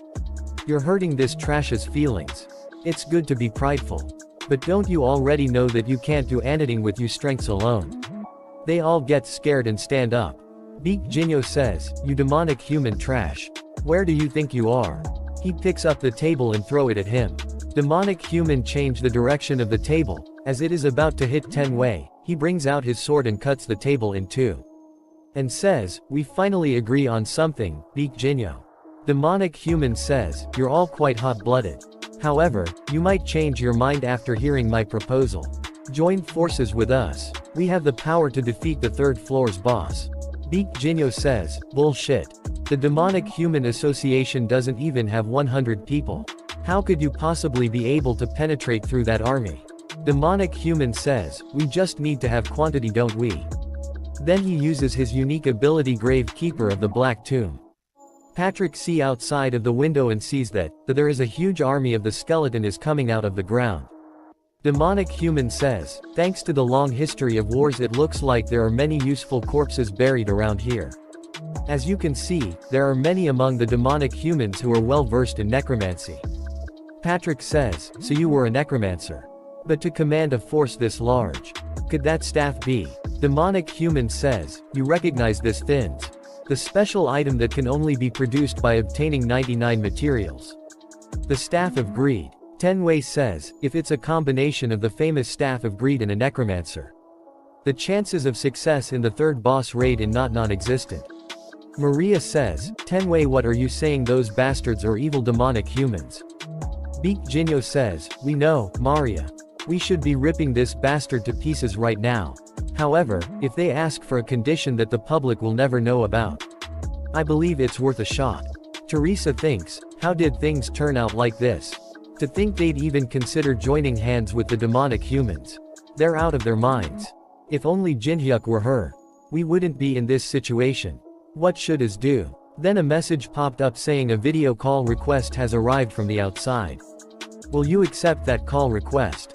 Caller, Kong Jinhyuk. She accepts the call and says, "Jinhyuk." Jinhyuk says, "Have you been well? Have you leveled up a bit? What's with this situation here?" Demonic Human says, "Who are you? Why don't you reveal yourself instead of hiding behind a screen?" Then a message popped up saying, the video call will be changed to a collective call. Jinhyuk says, "As you wish." He appears on a big screen in front of everyone with the mask on. The says, the super rookie who single-handedly cleared the first floor ruin. Unknown. Guilds from all over the world wanted to recruit the super rookie. The super rookie they were trying so hard to find appeared in front their eyes. And the ones who tried their best to get in contact with Unknown swallowed their spit in happiness due to his sudden appearance. Demonic Human with a big evil smile on his face says, "How amusing. I've heard of you as well, the one who cleared the first floor ruin. But are you aware that this boss raid is completely different from that place?" Jinhyuk says, "Are you saying that you can do it?" Demonic Human says, "Of course. What can't I do with this many summons?" The guild representatives were also agreeing. Jinhyuk says, "Really? There's no way you can, with that fake staff." Demon Human gets scared and says, "What? Fake?" Jinhyuk says, "Saint's Heart. Prison uniform wet with holy oil. It's obvious you made it with only those two materials. Isn't that right?" Patrick says, "Do you have evidence?" Jinhyuk says, "The real Staff of Greed has a red gem embedded under the skull. There's no way you can make the real one with only 3 floors. Also look outside. The quality of the summoned skeleton soldiers is too low. Those flimsy soldiers won't even last half a day in the boss room. It's obvious that he's planning to abandon you all." After taking some coins and items in the middle of the confusion, Demonic Human gets angry and says, "Arrogant bastard. You'll regret not taking my offer. I wonder if you can still stay so composed when we meet in person next time. I'll be watching you." Then demonic human disappears from the room. Patrick says, what do we do now? Jin-hyuk says, leave it to me. I'll make sure you won't have to join hands with the demonic humans. As well as gain profit from clearing the tower. Patrick says, are you saying that you can do it Allure? Jin-hyuk says, yes, that's right. They thinks even if he fails, it gives me an opportunity to recruit him. Compared to joining hands with the demonic humans, this has no downsides. There's no way I can miss a chance like this. Tenwei says, unknown, how much are you thinking of for the down payments and rewards? Maria stopped Tenwei and says, wait, Olympus will give you all the support you need. Patrick says, what are you talking about? Titan is most suited for providing monetary support. Baek Jinyo says, money may not be the thing that he wants. If you have anything you need, then I, Baek Jinyo, will. Jin-hyuk stops them and says, you don't need to give me anything. Please block the entire area so that no other hunters can enter. If you let me go in by myself, then I will not take any rewards. Maria says, no wait, why are you doing all this for us? Tenwei says, you're only making us more suspicious. What is your reason? Jin-hyuk says, a reason. I'm just doing what needs to be done. For the person I consider as my precious comrade. Jin-hyuk thinks, I'm cringing for my own words. Baek Jinyo gets excited and says, how marvelous. This is true camaraderie. Man is a guild representative, I have nothing to say. You're really making me reflect on myself. Jin-hyuk says, any normal person would have received the down payment. But people like that can't see the big picture. A play that gives up on rewards for his comrades. Just this is not again something that far outclasses a down payment. Since I can't antagonize the guilds, I'll just upload after editing the demonic human part a bit. I'm already level 12 after not even a day in the spawning ground. Things are going much smoother than I expected. Alice gets angry and says, Kong Jin-hyuk, how could you just leave everything to me? Jin-hyuk says, since you have the strength to complain, it looks like you won't die. She says, you think that's funny? She start to act like child and says, what we have isn't a partnership, but a slave contract. Jin-hyuk says, a slave contract? You're hurting my feelings. He opened the shop and says, I was going to buy you a mana supplement. Sorry, but that kind of supplement won't cut it. Jin-hyuk says, it won't. She says, there's no way a mere supplement is able to fill my mana.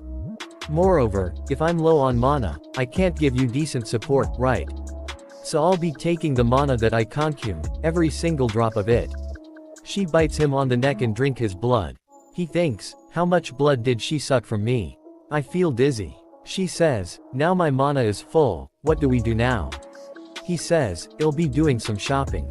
He buys some items. Alice says, what the hell, you bought a bunch of useless stuff. He says, it may look like that, but they all have their purposes. Alice, we'll be getting extremely busy from now on. We have to get to the end of the underground first floor by today. Hold on tight. He jumps down into a deep hole. Alice gets scared and says, why are you jumping down when you don't even know how deep it is? He thinks, how deep it is? I know exactly how deep it is, since I've jumped down over 100 times before. He says, now Alice. She grabs his cloths, and uses reverse gravity skill. She says, you're too reckless. Are you skilled, or are you just lucky? He uses element of fire to light up a big fire in middle of the room. He says, it's okay, I know. I'm in the right place. Insects of this caliber are no match for me. Why don't you just come out, yourself? Then a huge statue appears in front of him saying, you know about me. Jin-hyuk say with a smile says, of course I do.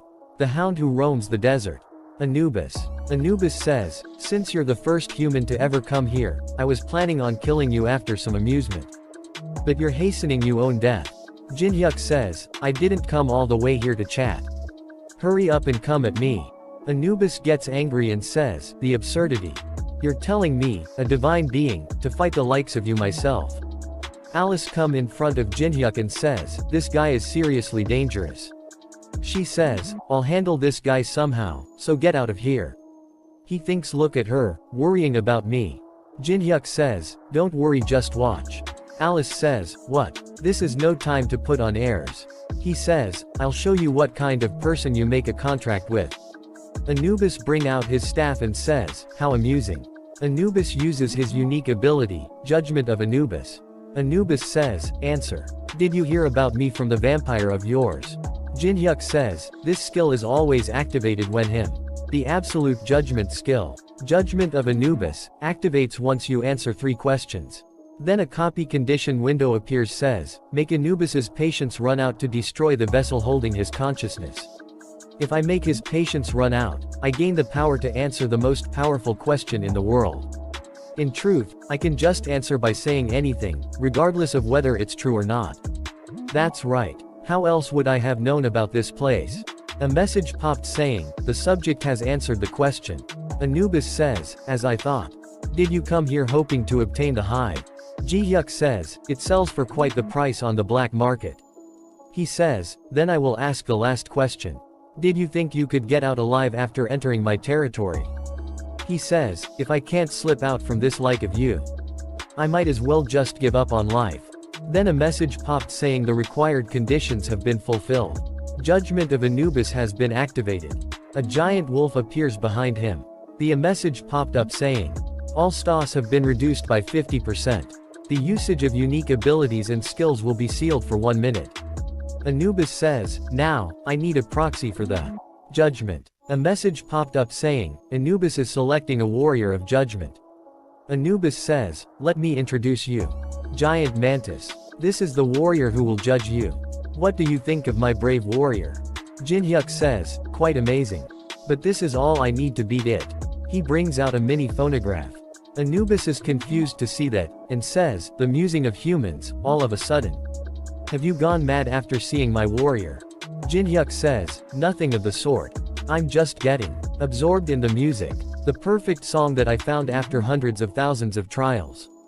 The beat that perfectly reproduces the giant mantis's attack patterns.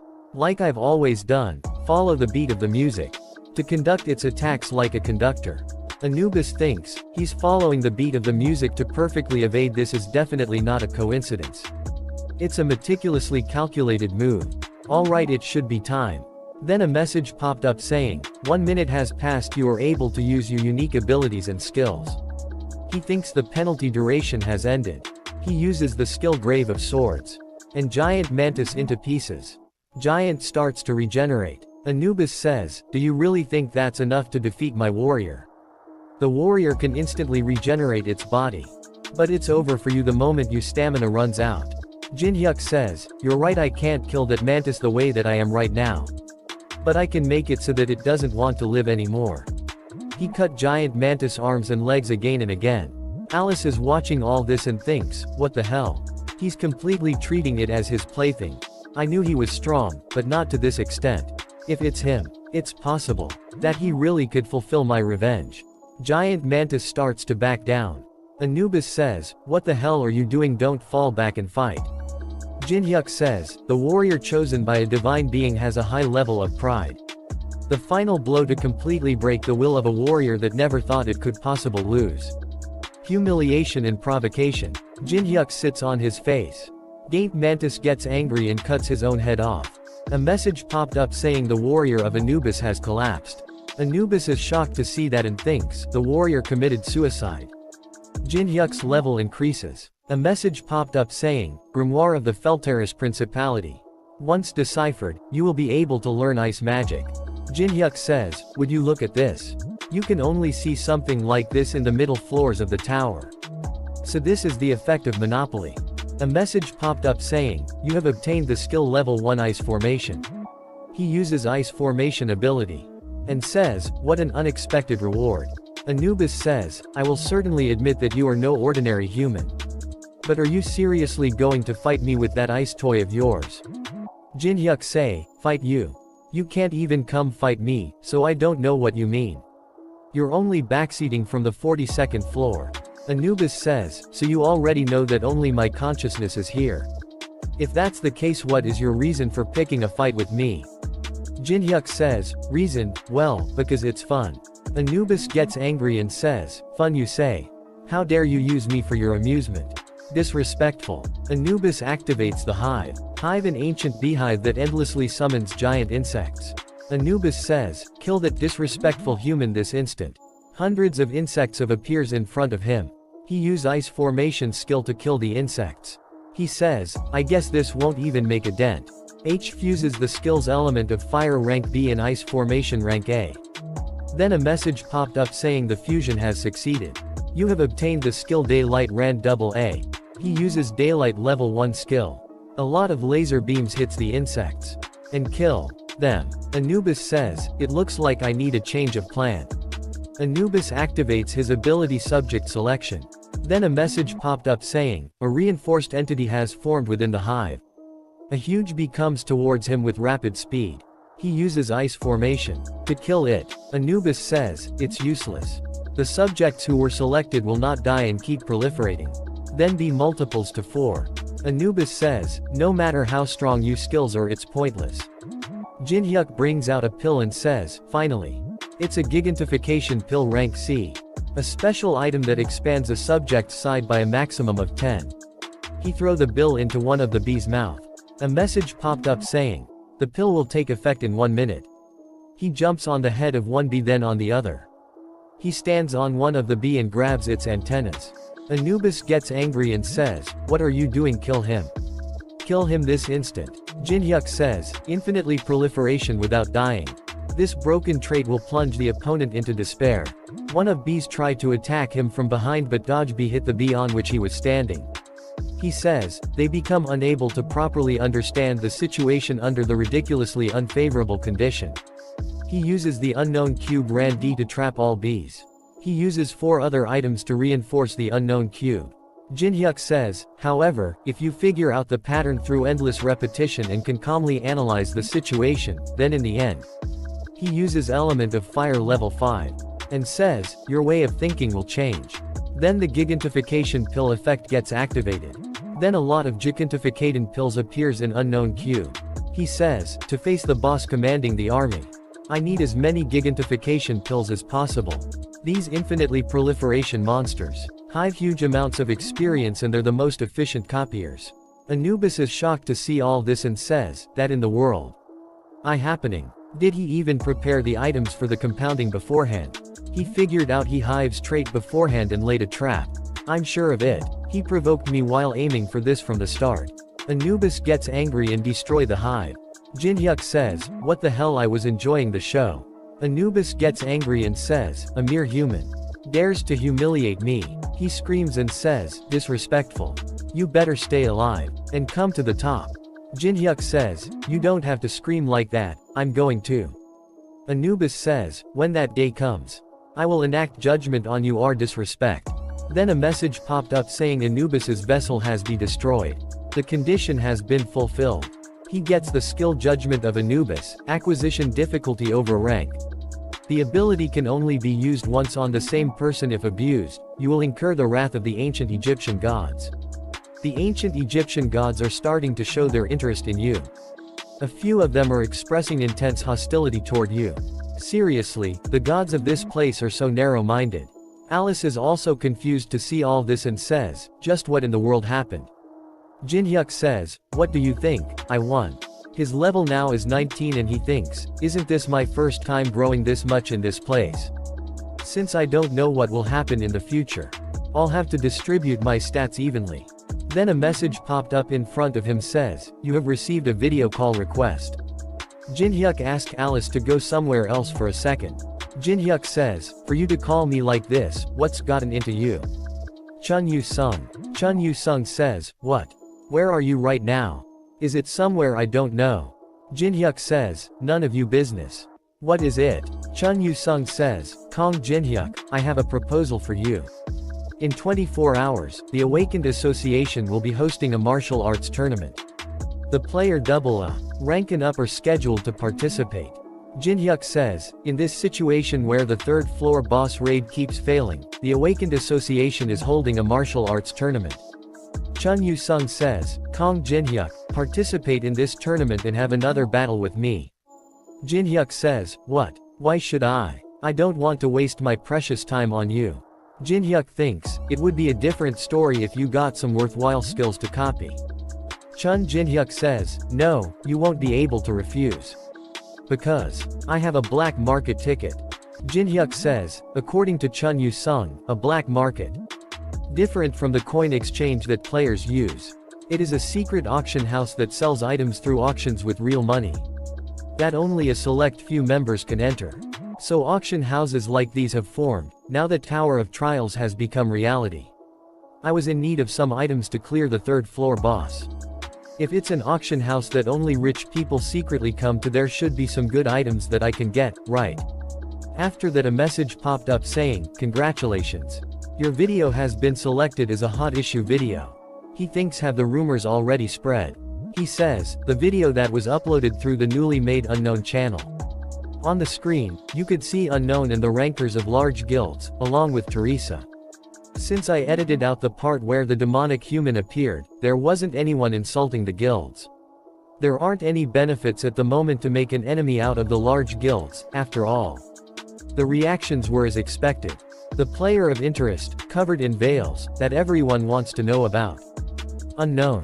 Since he declared to solo clear a dungeon that all the large guilds failed to clear. Everyone was bound to be hyped. Considering that a person can only watch a video a day. 50 million views is quite an astounding number. Since 100 coins are given for every 10,000 views, 50 million views could give me 500,000 coins. With the 90% commission fee, it comes to around 50,000 coins. Although the commission fee is harsh, it's not bad. He yawns and says, "Anyway. When is this going to end? This damn martial arts tournament. There are 24 martial arts tournament participants that are double a rank or higher. To raise public trust in the awakened association and the large guilds that have fallen due to consecutive third floor boss raid failures. The association decided to broadcast it live without any edits. To show the citizens how strong and trustworthy the players are. In other words, it's a show. Like the gladiators of ancient Rome. I guess it makes sense, since not everyone watches YouTube, and you don't get to see the players' abilities very often. It's not a bad idea for loosening up the tense atmosphere." Then we see that Chun Yu-sung says, "If you agree to the match, I will give you this ticket." Jin Hyuk says, "Wait, I haven't even been judged as double a rank or over. I can't participate in the tournament." Chun Yu-sung says, "The winner of the tournament is given two choices. One is the opportunity to choose one divine artifact replica from the National Museum of Korea." Jin Hyuk thinks he's completely ignoring me. Chun Yu-sung says, "The other is the opportunity to choose a player to duel against. Who hasn't participated in the tournament?" Chun Yu-sung starts to yell and says, "This time for sure, where everyone is watching. I will defeat you." After that we see that in tournament, the players are fighting to each other, it's a battle royal. The old man and schoolgirl from chapter 5 are also there. Some peoples are watching them from the sidelines. They say, that group of two also looks quite useful. The standards of the match are quite high. With this, the public should feel relieved to some extent. There are many talents to scout. Don't you think so, Director? Black Cloud Guild Director S. Rank Hong Diopyo says. No, there's only one person that catches my eye. He watches Chun Yu-sung and thinks. Marvelous. Excellent. Power control. A wide field of view. And most of all, his well-groomed battle spirit. You're the first person to refuse my offer to join my guild. He has quite the spirit for someone of this generation. Then Black Cloud Guild Triple A Rank Young Doyen says, this is so hard to watch. If only you let me participate, I would have destroyed all those insects. And even made that arrogant Chun Yu-sung kneel before me. Don't you think so, Hung? Director Hung says, stop saying the same thing over and over again and worry about your interview later. I used some money to prepare it. You understand, don't you? Young Doyen says, don't worry, I'm more photogenic than you think. Director thinks, Doyen has enough talent to rise to S rank within 3 years. And if word gets out that we recruited such a prospect, our guild's reputation is naturally bound to rise. It would be great if he could stop bragging though. After that we see that Chun Yu-sung defeats everyone else using a single move. Chun Yu-sung chooses to designate an opponent. He points his sword towards the audience and says, come out. Young Doyen gets excited and says, you sure know your stuff. Very well. Young Doyen will. Then suddenly director grabs him and says, sit down. He's not designating you. Look at the point of his sword and his gaze, he's pointing to somewhere about us. Chun Yu-sung says, stop acting dumb and come out. Young Doyeon thinks, there shouldn't be anyone here worth fighting other than me and Deokyo Han. Then Jinhyuk stands up says, for God's sake. You're an expert at annoying people. Crowd says, what? Chun Yu-sung lowered his sword. It looks like it's that person. Who is he? Look through the database this instant. Found him. His name is Kong Jinhyuk. An F-rank player. Director thinks. It would be a huge topic if he dueled against someone like R-triple-A rank Doyeon. But he chose an F-rank player. This doesn't benefit him in any way whatsoever. Does Ha have some fetish for tormenting the weak in front of a crowd? What are you thinking, Chun Yu-sung? Jinhyuk says, I'm begging you, if you lose this match, please stop challenging me.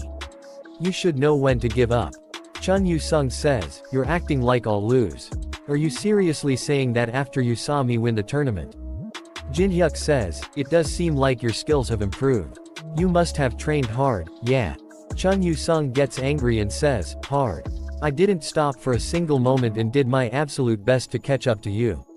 If you want the ticket, you'll have to give it your all. Chun Yu-sung activates his soul-chasing sword chi level 6. Soul-chasing sword art second movement. Soul-chasing Inferno Emperor. Jinhyuk thinks there he goes again. He use element of fire and says, alright, bring it on, you damn stalker. After that we see that roof of arena explode. Chun Yu-sung is standing inside the smoke and says, how many? How many damn skills do you have? And he falls down to ground. Jinhyuk come near him and bring the black market ticket out of his pocket and says, since this is what we promised, it isn't stealing. I'll make good use of this black market ticket. Everyone in the crowd is shocked to see the fight and says, did you see the giant ice missile? No, only that. He also completely destroyed the ceiling with some light ray. Wasn't he F-rank? Forget F-rank, is he even human? Then Jinhyuk goes and talks to the old man says, it's been a while hasn't it? Old man says, it has. We haven't met since the museum. After all. Jinhyuk says, with a smile our first meeting was a bit savage, but isn't it all water under the bridge? Let's get along. Old man says, I also don't want to be your enemy. Jinhyuk says to Lee Yuri, then, as a way for us to get along from now on, please do me a favor. Please. Give me your number. You can refuse if you don't want to. She says, then I'll have to refuse. Then Jinhyuk says, of course, that's only if you can handle the consequences. She thinks, it's only a favor in name. It practically a threat. Here it is. Young Doyeon jumps to the ring in front Jinhyuk and says, what a surprise. I thought you'd get floored since you're an F-ranker, but to think you'd be this powerful. Jinhyuk uses the Eye of Truth to see his stats. Young Doyeon says, I never imagined an event like this would happen. Then a copy condition window appears says, the current subject has approached you with some sort of scheme in mind. If you figure out what his intention or you will be able to copy the skill giant's clutch. Jinhyuk thinks a scheme. No, more importantly, how does the system know exactly what other people are thinking every time? Is it more than a simple program? Young Doyeon sighs, don't glare at me like that. I didn't come here to fight. Jinhyuk says, then what do you want? It's simple. As a person who works in the same business, I'll be seeing you quite often. As a colleague who will be working together with you from now on. I'll be in you care. In you care, huh? Jinhyuk again uses the Eye of Truth. It says, Young Doyeon's words are a lie. Jinhyuk thinks, behind his superficially composed face. There's a subtle amount of inferiority and rage that's displayed. The gathering reporters as if they were waiting for this moment. His hand, requesting for a handshake. Young Doyeon's unique ability power of a giant. The Black Cloud representative who has an expression full of expectation by overpowering the new recruit that defeated the winner of the tournament in front of all these reporters. He's planning on redirecting all the attention gathered to himself. What an obvious scheme. Then a message popped up saying, you have seen through Young Doyeon's intentions. The copy conditions have been fulfilled. You have obtained the skill Giant's Clutch rank B. Giant's Clutch acquisition difficulty B. Description, you are able to use the power of a giant. Your grip strength will dramatically increase, and you are freely able to use items that are 10 times your weight. Jinhyuk thinks, back when Tower of Trials was a virtual reality game, I didn't have many chances to copy skills due to the lack of players. However, now that the game has become reality, all the skills that other people have obtained through all kinds of efforts are just waiting to be collected by me. Jinhyuk says, colleagues. How interesting. Then, does this handshake represent the Black Cloud Guild? Young Doyen, of course. It looks like you aren't affiliated with any guilds, so if you join us, we'll give you special treatment. Jinhyuk says, really? Will I receive a massive down payment if I join? Young Doyen starts to laugh and says, isn't that obvious? Just say a number, and we'll match it. As they are about to do a handshake, Jinhyuk says, with an evil look on his face, then let me ask you one last thing. Did you think you could win? If it was only a contest of strength. Young Doyen uses Giant's Clutch and says, of course. Isn't that obvious? He uses his full strength to he was not able to do anything against Jinhyuk. Jinhyuk uses Judgment of Anubis. Young Doyen gets scared and thinks he's not moving an inch. Jinhyuk squash his hand and says, you're holding on quite well, aren't you? It seems you're quite confident in your strength. But for someone of your size, aren't you exaggerating? You pain too much. Young Doyen screams with pain and says, stop. Then Jinhyuk punches him in the stomach. He goes flying. Jinhyuk says, how dare you try to act friendly toward me? After that, a fire comes towards him. He jumps and dodges it and uses the Eye of the Truth. The one how uses the fire's ball as director. He says, how dare you make a rag out of Doyen? Do you have any idea how hard I worked for this moment? Then a copy condition window appears, says, Shatter Hong Deokyo's pride. If you succeed, you will be able to copy the subject's unique ability, Blood Demon Chi. Jinhyuk says, I understand you anger. But why don't we hold off on the fighting? Director says, hold off. Are you getting cold feet after coming this far? Jinhyuk says, no, I just don't want to destroy any guild masters yet. Director jumps and says, you fucking bastard. And activates his unique ability Blood Demon Chi, then says, are you seriously saying that? Jinhyuk uses his ability Daylight level 2. He start to shine really bright and bring out his daggers and block Director's attack. And uses his Rift stat. A message popped up saying, using the 99 points, the difference has been reduced by 33 levels. Director thinks that, to think this bastard can withstand my Blood Demon Chi. Impossible. He's on par against me, who is at the vanguard of the raid. Against Colossus, the boss of the second floor. Don't make me laugh. Then Sam says, please stop. And uses arbitration level 4 skill. Don't you think you should try to look dependable in this martial arts tournament that everyone is watching? It is Association President Han Sangjin. Jinhyuk thinks, so this is the man who leads Korea's Awakened. The Awakened Association President Han Sangjin. Director says, Association President. You're just in time. This man made a rag out of a player affiliated with our guild. President says, calm down, Representative Hong.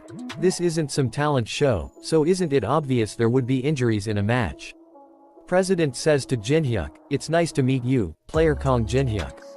I am Han Sangjin, the president of Korea's Awakened Association. To be honest with you, I did not know anything about you until about 20 minutes ago. However, I received a call from Department Head Park, who was in charge of the martial arts tournament. He said to come here immediately. That something unbelievable was happening. There were some weird things about it, so I decided to investigate your test results. I see you pressured you examiner. Kong Jinhyuk. Congratulations on becoming the 16th S rank in Korea. The association takes responsibility for the misassessment in the ranking and deeply apologizes. All reporters on the scene gets excited, starts to run toward him while saying, S rank, a new S rank player. Tell everyone in the reporter conference room to get the hell over here. What a scoop. Get out of the way. Director thinks, what kind of shitty situation is this? This martial arts tournament was supposed to be the Black Cloud Guild stage. But we're being completely buried into the ground. I have to mend the situation somehow. Wait. He grabs one of the reporter and says, Mr. Reporter. The Black Cloud Guild will be clearing the third floor boss. Reporter free himself and run away saying, I'm sorry. Please give me a call next time. Everyone starts to take pictures of Jinhyuk. Director starts to walk away. Then a message popped up saying, the condition has been fulfilled. You have acquired the unique ability Blood Demon Chi. After that we see that on the news and social media everyone is talking about Jinhyuk being the 16th S rank hunter. Jinhyuk see all that and says, I see some good reactions. We see flashback where President says, "Did you say you'll be heading to Las Vegas? Then, as an apology, we will prepare a plane for you." Jin-hyuk says, "So this is why people want a high rank. It's a completely different treatment." Then an air hostess come to him and says, "Please excuse me," and show him his food. "So this is what first class is like." Alice says, "Jin-hyuk, you see that man in front of you?" Jin-hyuk says, "Yeah. The scent he gives off is strange. It's a displeasing and uncomfortable smell of blood. I'm certain I don't want to taste his blood." He says, "What the hell are you going on about?" Alice says, "I'm not joking. That man isn't some ordinary human." If Alice, who sees humans as mere blood packets, is saying something like that, then there must be something to him. Jin-hyuk uses the eye of the truth. His name is Alex Judra, and is shocked to see that he is with the Demonic Human Association. And a copy condition window appears saying, based on your affinity with the subject, you may copy his unique ability in one of his skills. However, to reach maximum affinity with the subject, you must apply to the Demonic Human Association. He thinks a demonic human. To think that man was one of the demonic humans. I can't believe he's putting on an act with such a calm look on his face. Alex comes near him and says, "Could you be player Kong Jin-hyuk? Aren't you the person who was recently assessed as S rank in Korea?" Jin-hyuk thinks, "This can't be coincidence, he definitely got on the same plane as me on purpose. I guess the large guilds aren't the only ones who are taking interest in me after the S rank announcement." Jin-hyuk says, "Yes, I was reassessed as S rank not too long ago." Alex says, "I thought so. I saw the martial arts tournament coverage, what a surprise." Alex bring out his ID and says, "Please excuse my manners. My name is Alex Judro. It must be fate for us to have met like this. Shall we go have a drink? There's nothing like alcohol to pass the time during such a long flight." Jin-hyuk thinks, "I guess I can play along for a bit." "I guess you're right." Jin-hyuk thinks, "He told me all kinds of stories as he pulled out some high-quality cognac. His story about how his cosmetics business has been booming, and the kinds of hardships he faced after the Tower of Trials appeared. I wonder if this demonic human, who's trying his hardest to tell me who he is, knows. The fact that I already know who he really is." Alex says, "To be honest, the reason I went to Korea wasn't because of my cosmetics business. It was to expand my business related to the Awakened." Jin-hyuk says, "An Awakened-related business?" Alex says, "Yes, I thought I'd give it a go, considering the change in times. But, there's a slight problem." Jin-hyuk says, "What kind of problem?" Alex says, "Jin-hyuk, are you aware of the recent player who has been going wearing a mask?" Jin-hyuk says, "Oh, that unknown person. I saw him declaring that he'll clear the third floor boss. Do you have some sort of relationship with unknown?" Alex says, "To be honest, we were going to participate in the third floor raid. But we've gotten into a difficult situation because he's stopping our efforts so strongly. Though he says, it's to protect his comrade, he told us not bother him since he has something to do alone." Jin-hyuk says, "You're talking as if you know unknown personally." Alex says, "You could say that." Jin-hyuk gets frustrated and thinks, how calmly he's lying to the person in question's face. Jin-hyuk says, "Unknown is quite greedy." Alex says, "You're right. He's too much. So my point is, if you come to the third floor boss room with us, you'll be a great help to us."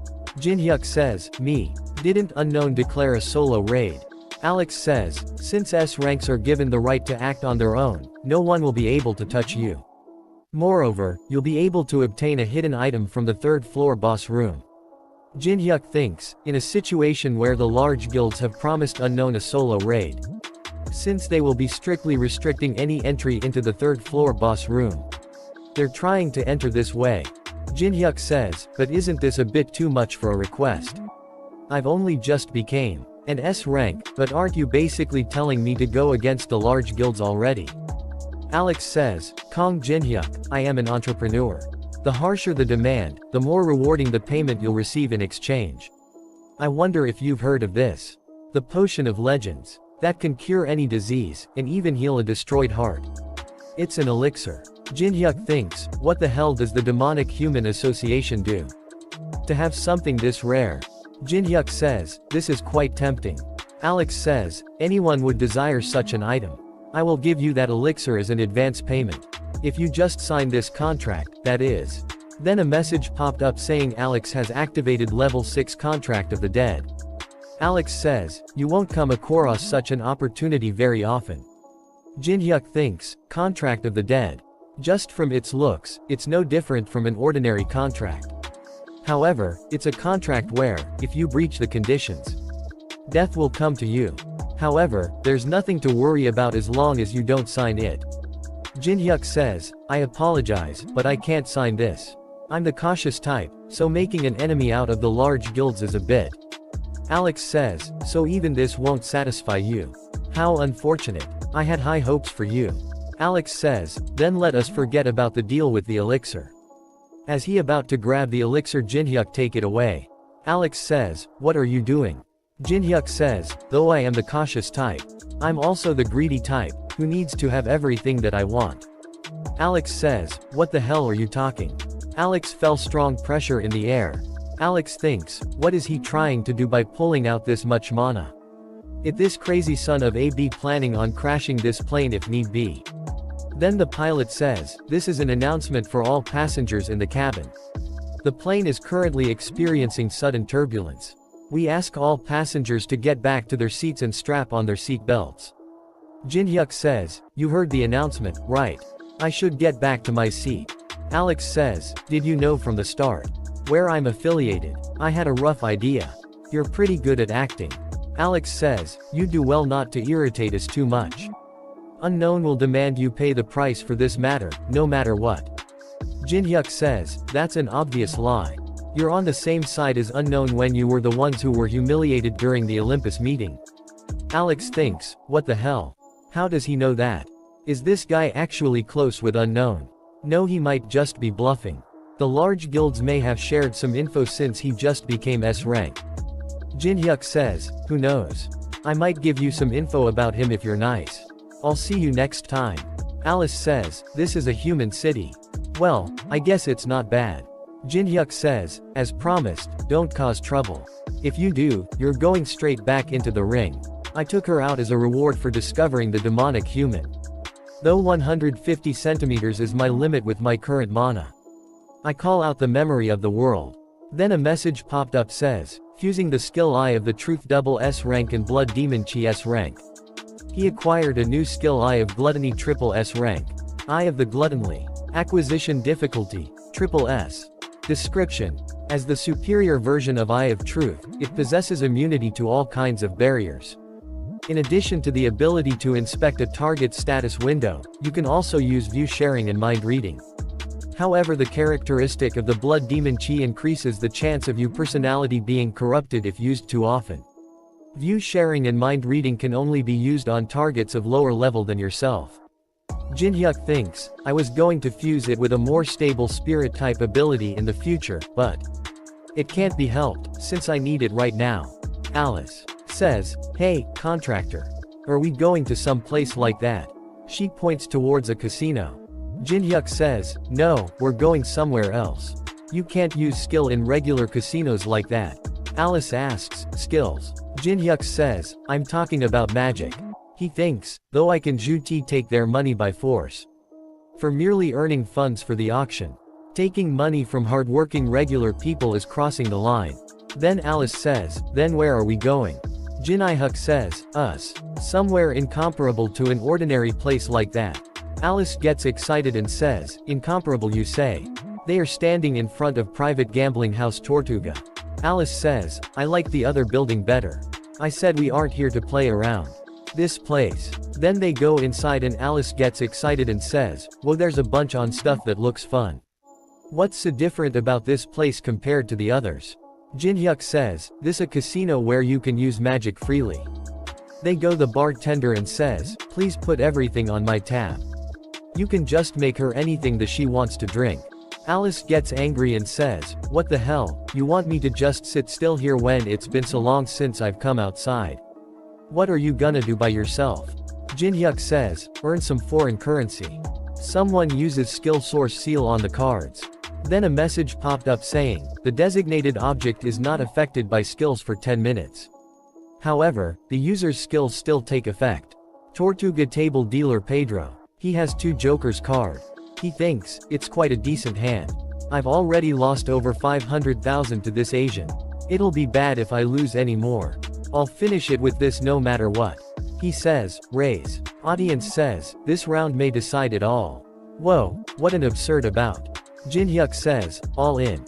Someone in audience says, wow, isn't that at least $5 million?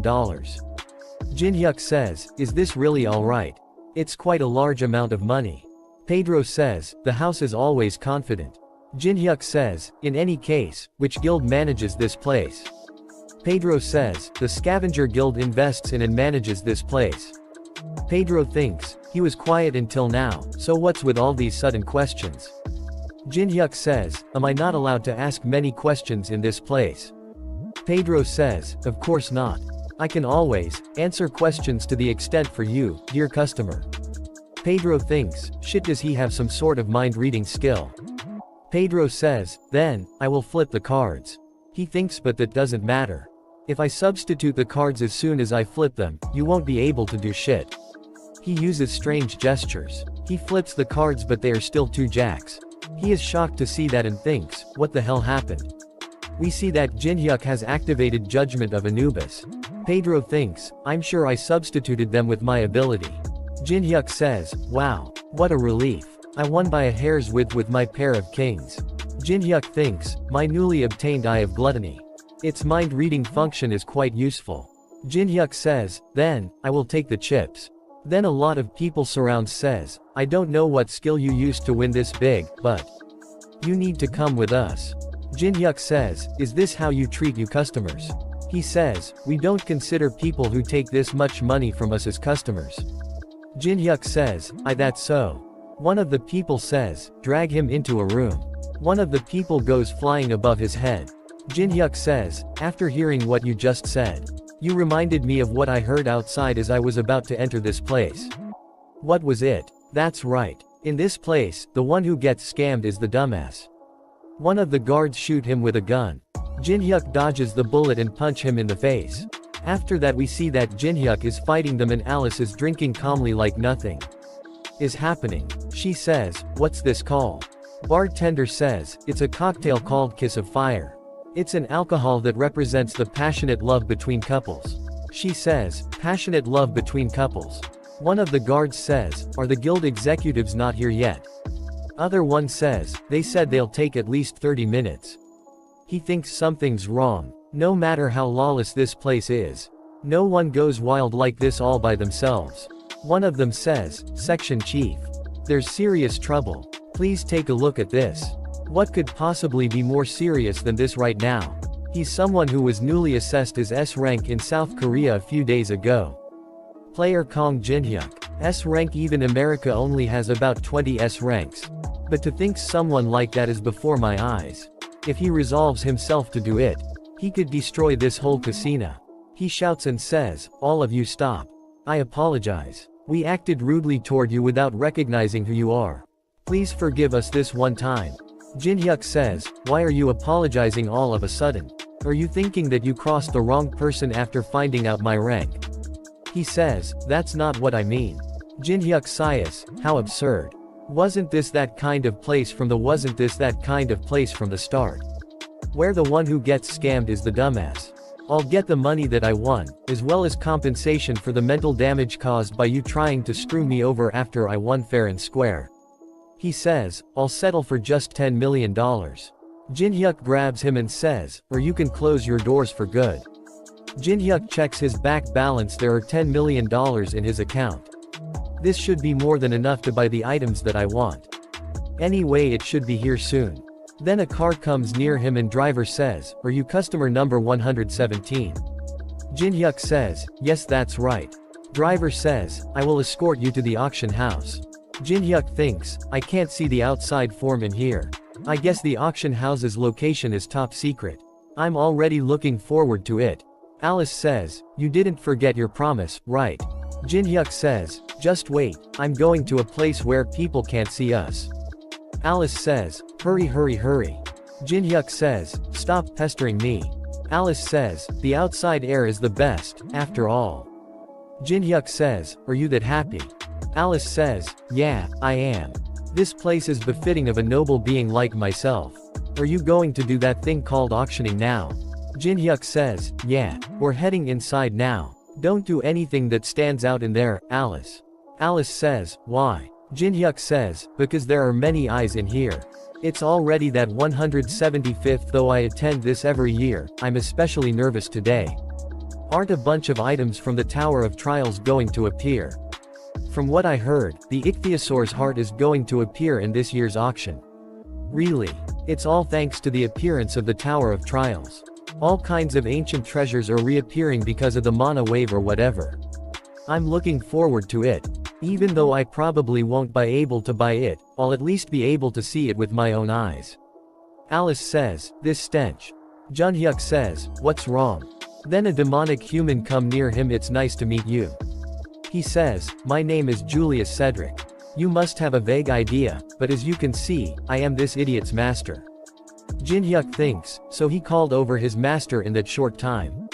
But it looks like he has received quite a beating. Probably because he got an elixir taken from him without getting any results. Jin-hyuk uses Eye of Gluttony. As I expected, he has marvelous stats. To think he even has a unique ability with good synergy for a necromancer. It's an ability that is longed for, since it can be used to manipulate many summons with like mana. A copy condition window appears saying, Cedric is in a very furious state due to his subordinates' continuous failures. If you complete his black magic education and receive an A+, you can copy his unique ability or one of his skills. Jin-hyuk thinks, what kind of copy condition is this damn thing? The system is getting crazier and crazier. I might as well provoke him. Jin-hyuk says, I received something quite valuable from you, disciple, and it was quite a nice flight. Julius says, I'm relieved to hear that. About that, I've come to ask of you before. Jin-hyuk says, oh, about unknown. Julius says, yes, it is something very important to us. Jin-hyuk thinks, this old man is quite straightforward. Jin-hyuk says, since we've come to such a nice place, let's discuss that some other time. Julius says, unfortunately, there is no other time. We must take care of this as soon as possible. Jin-hyuk gets angry and says, I missed the part where that's my problem. Alex gets angry. Julius stops him and says, leave him be. There's still a way. Alice says, those smelly bastards are so annoying. Should I erase them? Jin-hyuk says, leave them be. Nothing good will come out of making a fuss here. All I have to do is just buy some useful items. Then auctioneer says, ladies and gentlemen, thank you all for waiting. Jin-hyuk says, it's starting. Let's go to our seats. We will now begin the 175th black market auction. The first item is a meteorite that landed in the state of Arizona. It's said that it's been emitting powerful mana ever since the Tower of Trials appeared. Auctioneer, we will start $100,000. We have 150,000. We have 200,000. Jin-hyuk says, there are currently no artisans who can work with meteoric iron at the moment. In other words, right now, when there's currently no one who knows how to use it, is the best time to buy it cheap. Jin-hyuk raised the purse. Auctioneer, whoa. We have 300,000. Do I have anyone else? Nice, I bought meteoric iron for dirt cheap. $1 million. Julius bid $1 million. Auctioneer says, we have $1 million. Huh. Jin-hyuk says, would you look at them? Auctioneer, do I have anyone? Auctioneer says, now the bidding for the sealed psychiatric ward catalog will start at $100,000. Bid raises to 150,000, 200,000, 250,000. Jin-hyuk raises the bid 300,000. Demonic human raises the bid to 1 million. Everyone is shocked to see here the new bid. Auctioneer says, 1 million. Is there anyone else? Sold to the old gentleman for $1 million. Jin-hyuk gets angry and thinks, I knew it. He's planning on buying everything that I bid for. That's how you're gonna play, is it? After that, auctioneer says, the next item has been found in South America. The Maya civilizations. Auctioneer says, we have 500,000. Alice says, you're buying it without even listening to its description. Jin-hyuk says, just wait, I have a plane. Then demonic human says, 1 million. Auctioneer says, we have $1 million. Is there anyone else? Jin-hyuk says, 1.5 million. Demonic human raises the bid to 3 million. Auctioneer says, we have $3 million, are there any more bids? Sold to the old gentleman for $3 million. Demonic human thinks, would you look at him? After that they continue to bid against each other. Demonic human buys another item for $2 million. And one more for $3 million. Another one for $5 million. Auctioneer says, the next item is quite amazing as well. When Columbus discovered the new continent. Alex says to Julius, Master, why don't we give up on something at least once? Julius hits Alex and says, you imbecile. What are you gonna do if he easily gets something that he wants if we do that? Julius thinks, though I'm suffering some losses, I have plenty of funds. I'll secure the items that he's aiming for. And exchange them for information on unknown. Auctioneer says, the next item is for the true fans. I introduce to you the first chess board. All the buyers says, how trivial, what the hell are we supposed to do with a chess board without any pieces? Let's conserve our funds for the ichthyosaur's heart that will come out later. Jinhyuk says, 50,000. Julius says, 100,000. Then both of them go higher and higher. Julius reaches 8 million. All the other buyers thinks, is there something to it that we don't know? This is crazy, who the hell buys a chess board for 8 million? Jinhyuk says, 10 million. Julius gives an evil smile and stand up says, $30 million. Julius says, $10 million seems to be all you have. I've finally found what you really wanted. Julius shouts and says, you'll have to beg me on your knees if you want this item. Auctioneer says, 30 million, is there anyone else who'd like to bid? Jinhyuk thinks, I wasted so much of his funds yet he still has this much. He has way more than I expected. I need a plane. Auctioneer says, then, the 56th the auction item, the first chess board, is sold to the old gentleman for $30 million. As auctioneer is about to complete his sentences, Alice stand up says, 100 million. Julius is shocked to hear that and thinks, 100 million for the mere chess board. Auctioneer says, young lady, it's not that I'm doubting you, but can you provide proof of balance? She says, proof, and opens a small portal. A lot gold coins come out of it. The checks the items and says, unbelievable. Just this crown alone is easily worth over $500 million. Julius thinks, that crown alone is worth over $500 million. That brat. Was she not an ordinary human? But what's more dangerous than that girl is Kong Jinhyuk, who's treating that girl as if she's his subordinate. Perhaps an enemy more annoying than unknown may have appeared. Julius says, our plan has been overturned. Julius says, to Alex, proceed with plan B. Alex gets excited and says, I've been waiting for you to say that. They bring the chess board and says, congratulations. We will deliver the first chess board to the young lady. Alice says, give it to him, not me. Jinhyuk says, I'm thankful, but isn't it too much? Alice says, it doesn't matter, I was thinking of clearing out my treasury either way since it was so full. Moreover, I won't tolerate imbeciles looking done on my contractor. Jinhyuk thinks, this girl, so she knows how to say some commendable things. Then suddenly something explodes behind Jinhyuk. A girl says, it's collapsing. Everyone, evacuate. We have to get out of here. Everyone starts to run to evacuate. Alex kills some of them and says, where are you all in a rush to? You're all precious sacrifices to be my materials. Alex activates mana furnace. Everyone feel intense pain in their body. Someone says, my head feels like it's about to explode. Someone grabs Jinhyuk's foot and says, please save me. Jinhyuk gets angry and looks toward the Alex and says, you've crossed too far beyond the line. You sick bastard. Alex sucks the mana out of everyone's body. A huge monster appears who absorbs all the mana. Jinhyuk says, what a repulsive necromancer.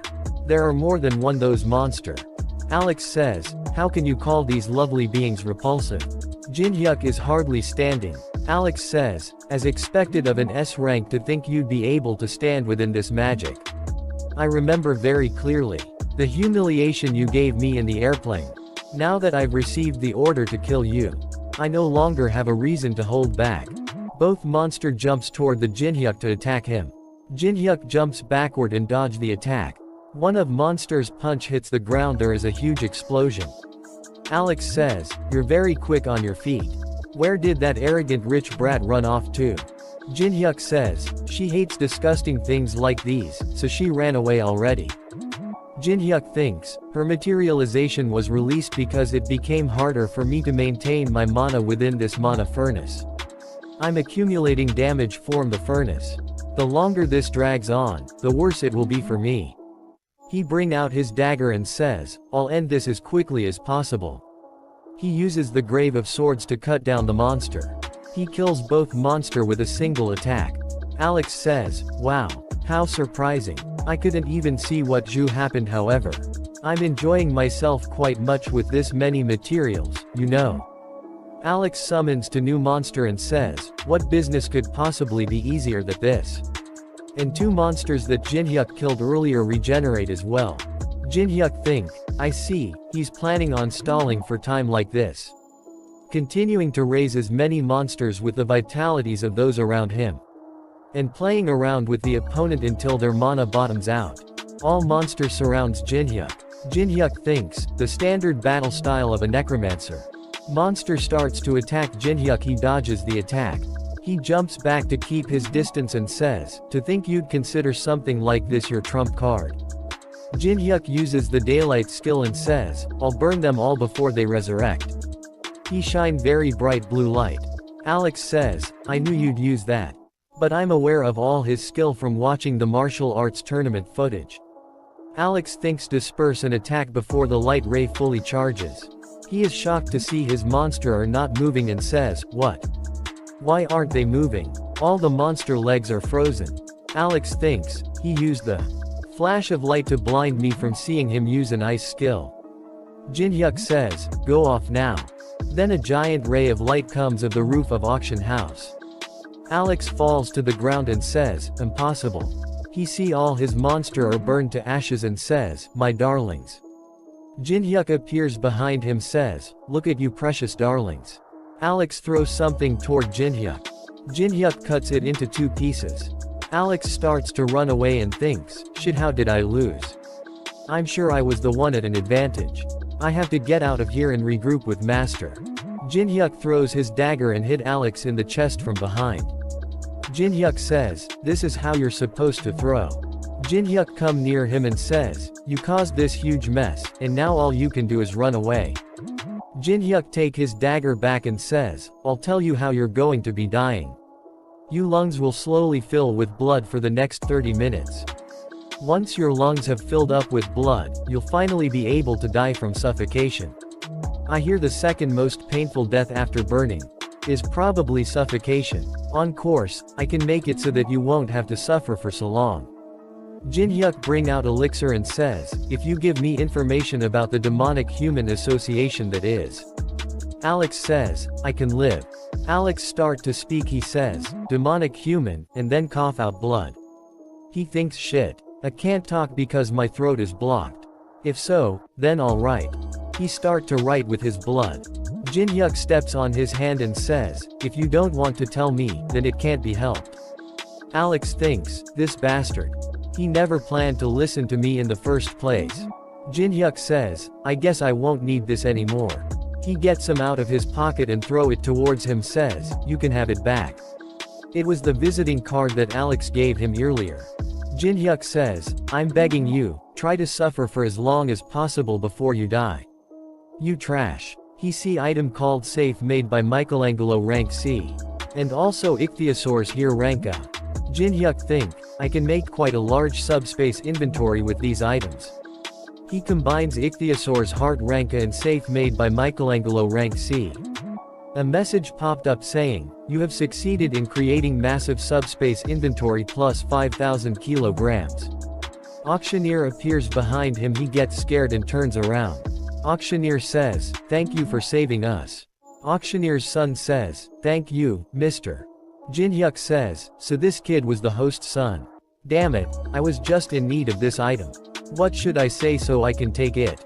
Jin-hyuk says, "It's not like I was just going take these." Auctioneer says, "It's alright. I saw you before I completely lost consciousness. Weren't you the one who saved us? I didn't have even the slightest desire to report. Someone who saved my one and only son. Jinhyuk thinks, this is a first, but it's not bad. After that we see that at the Tower of Trials 3rd floor Church of Hatred. There someone blocked the arrow with a wooden door. She says, damn it. Why is the security system here so damn annoying? Is there really a need to do this every time? The man with her says, stop complaining, Melina. I'm already in a bad mood because of that moron Alex. Melina says, you're in a bad mood. Melina brings out the dagger and put it against his neck. Why do I have to give a shit about what mood you're in? You should if you don't want to die.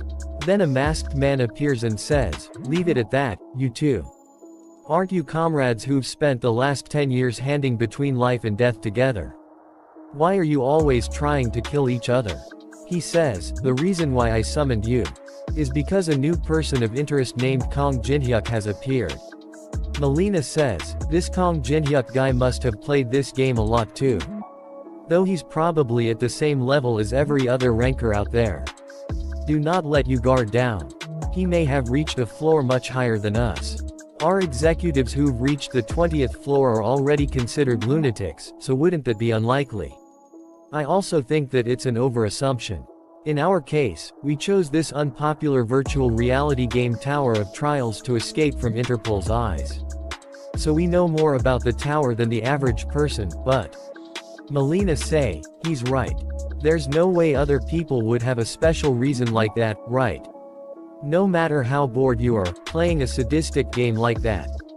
There's no reason to continue playing it unless you're some insane pervert. Masked Man thinks, they're not taking this seriously. But real deals can discern each other. We must not underestimate Kong Jinhyuk. As he poses a threat to us, I must remove him. Masked Man says, both of you, follow Cedric. Help him so our plan doesn't break down. Melina says, you fret too much geezer. After that we see that Jinhyuk's friends are training. She hits him with a powerful. He falls to ground. She asks him, are you alright? After that he watched something on a tab and says, Nuna, come take a look at this. He is seeing a video of Unknown. He says, I've been watching him for a while, but there's something unusual about him. Nuna says, isn't he an attention seeker just like everyone else? He says, possibly, but I feel something special from him. She says, isn't this the human-faced trees temple in the 3rd floor boss room?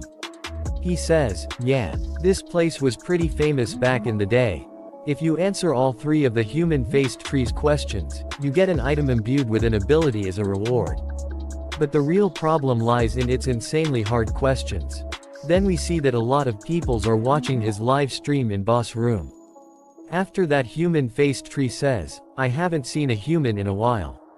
Have you also come to answer my questions? Jinhyuk says, yeah, try to give me some fun questions. Tree says, very well. If you answer all 3 of my questions, I will give you one of my maple leaves. But if you get even one wrong, then 2 huge statues appears behind him. Tree says, I will punish you. Now, the first question. What is the ideal water level and temperature for the seawater species Kelgorn to inhabit? Nuna gets angry to hear that and says, who the hell would possibly know that? Unknown says, the answer is 175 meter deep, 1.5 degree. Nuna is shocked to hear that. Even the tree mouth is open. Jinhyuk says, next question. Tree says, I didn't say if you're right or not yet. Jinhyuk says, I know it's right, so just give me the next question. Tree get angry says, very well. This question won't be so easy. Second question. How do you take a dose of Feliani's spongy tissue? Tree was not even able to complete his question and Jinhyuk give the answer saying, braise it with the sunlight desert salt and second advancement priest's holy water for 5 hours. Nuna and her friend are confused and say, what the hell are they talking about? Tree says, correct. Last question. The giant eagle of the sky plateau mates only once a year. When is it? Jinhyuk press a red button and says, the answer is, on the day of the first snowfall in the tower. Tree starts to laugh and says, correct, you are the first human ever to answer all my questions. Jinhyuk says, it was fun for me, too. It's been a while since I could talk about the tower. Everyone in chat is shocked and saying that is the rotten water to the core. Tree says, as promised, I will give you the maple leaf that you want. Red, yellow, or green? Which one will you choose? Red grants fire attribute. Yellow strengthens defense. And green increases movement speed. Nuna says, since the third floor's boss commands an army, wouldn't he choose movement speed? I would have done so. Jinhyuk says, get those ordinary maple leaves out of here. I want something else. He grabs the tree and says, hand over the black leaf that you're hiding. Tree is surprised to hear that and says, how do you know about the black leaf? Nuna and her friend are confused and says, black leaf. Tree says, please, I can't give you that. Yes, if you choose the red leaf, I'll also give the green leaf. How about it? Isn't this a great deal? Jinhyuk says, the honorable and almighty human-faced tree, told me he'd give me the maple leaf that I want if I answer all of his question correctly. But you're talking too much. Jinhyuk get angry and says, stop bullshitting and hand over the black leaf. You're not thinking of sullying the honor of the tree spirits, are you? I wonder what would happen to you if the administrator finds out about this. Tree gets scared and says, shit. Then a message popped up saying, distributing the reward as per the tree spirit's pledge. You have obtained black leaf 1280. Jinhyuk thinks, good. I've obtained the final piece of the puzzle. Shall I head out? Both status starts to attack Jinhyuk. Jinhyuk get ready to attack and says, after I get rid of you guys, that is. Guard in front of the gate says, hey, did you hear? Apparently, Unknown started his solo clear of the third floor boss room already. Other guard says, he started faster than I expected. First guard says, all we need to do is just stay here and go home when he's done. Second guard says, but still, is there even any purpose in standing guard here? Who'd be crazy enough to come here? It's because we were ordered to do it. Just do what you're told to do. Then a dark magic appears under their feet. Someone says, absorb their vitality and keep it saved. We'll need everything we can get. We have no more time to waste. It's Julius and some other demonic humans with him. Julius says, he's already begun. Jinhyuk cuts of the heads of the statues. A lot of people in chat says, they trust him. Jinhyuk says, I don't care whether you trust me or not. But I'd appreciate it if you could stop babbling. It's distracting. He looks toward the camera and says, I did say it to you guys. Watch if you want to watch. If you don't, then leave. Streamers commonly display all sorts of charms to their viewers to increase their views. But if they push the concept of no giving a shit from the start, a fandom that prefers such a concept is formed. Jinhyuk sends some dark mana and thinks, there's someone else here. Grabs the camera and says, today's stream ends here. Then we see that demonic human army and boss army are fighting with each other. Demonic humans summon the skeleton army. Jinhyuk is watching them from a high cliff and thinks, demonic human bastards, they're fighting neck and neck. Or not. Are they slightly stronger? Demonic humans says, the battle is slightly tilting in our favor. Good. Keep pushing. Let's ride this momentum to destroy that. He gets hit with some on his neck. Jinhyuk attacks them with ice magic.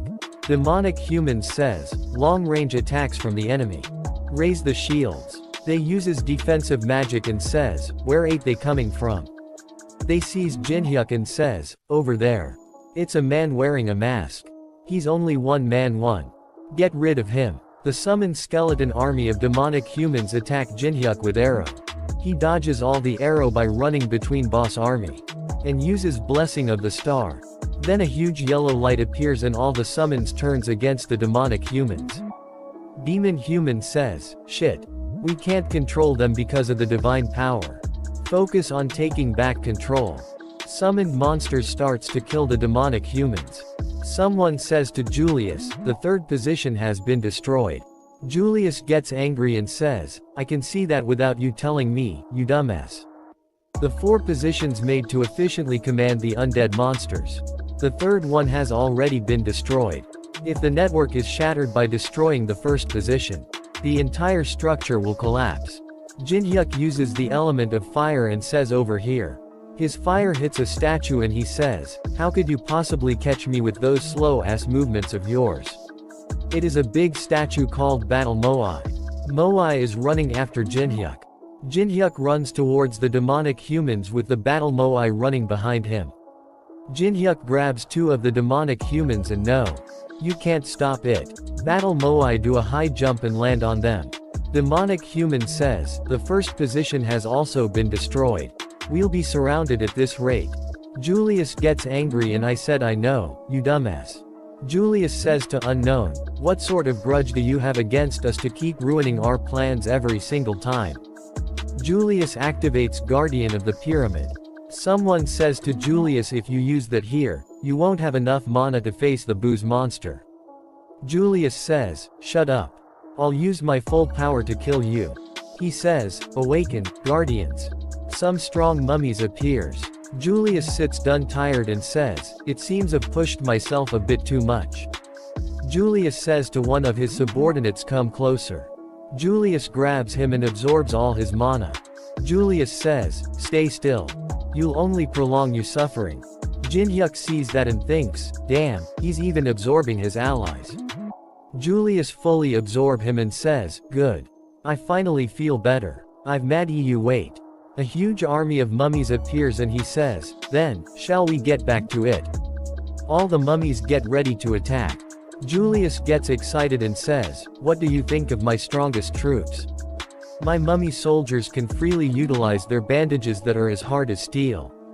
One of mummies destroy one of the statue using its bandages. He says, "They have both defense and attack power. Truly, the strongest undead.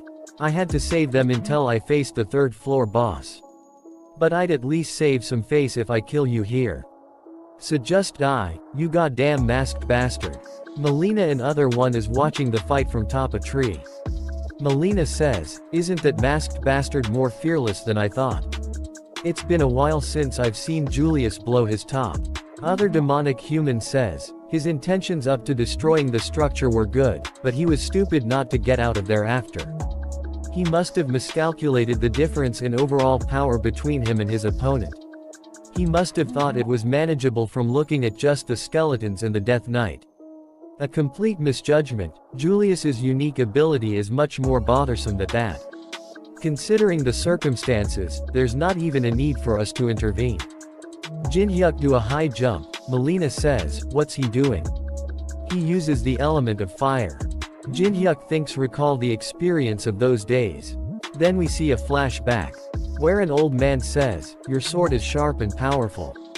But its flaw is that its force is dispersed because you put too much strength into it. Take a good look at this rope.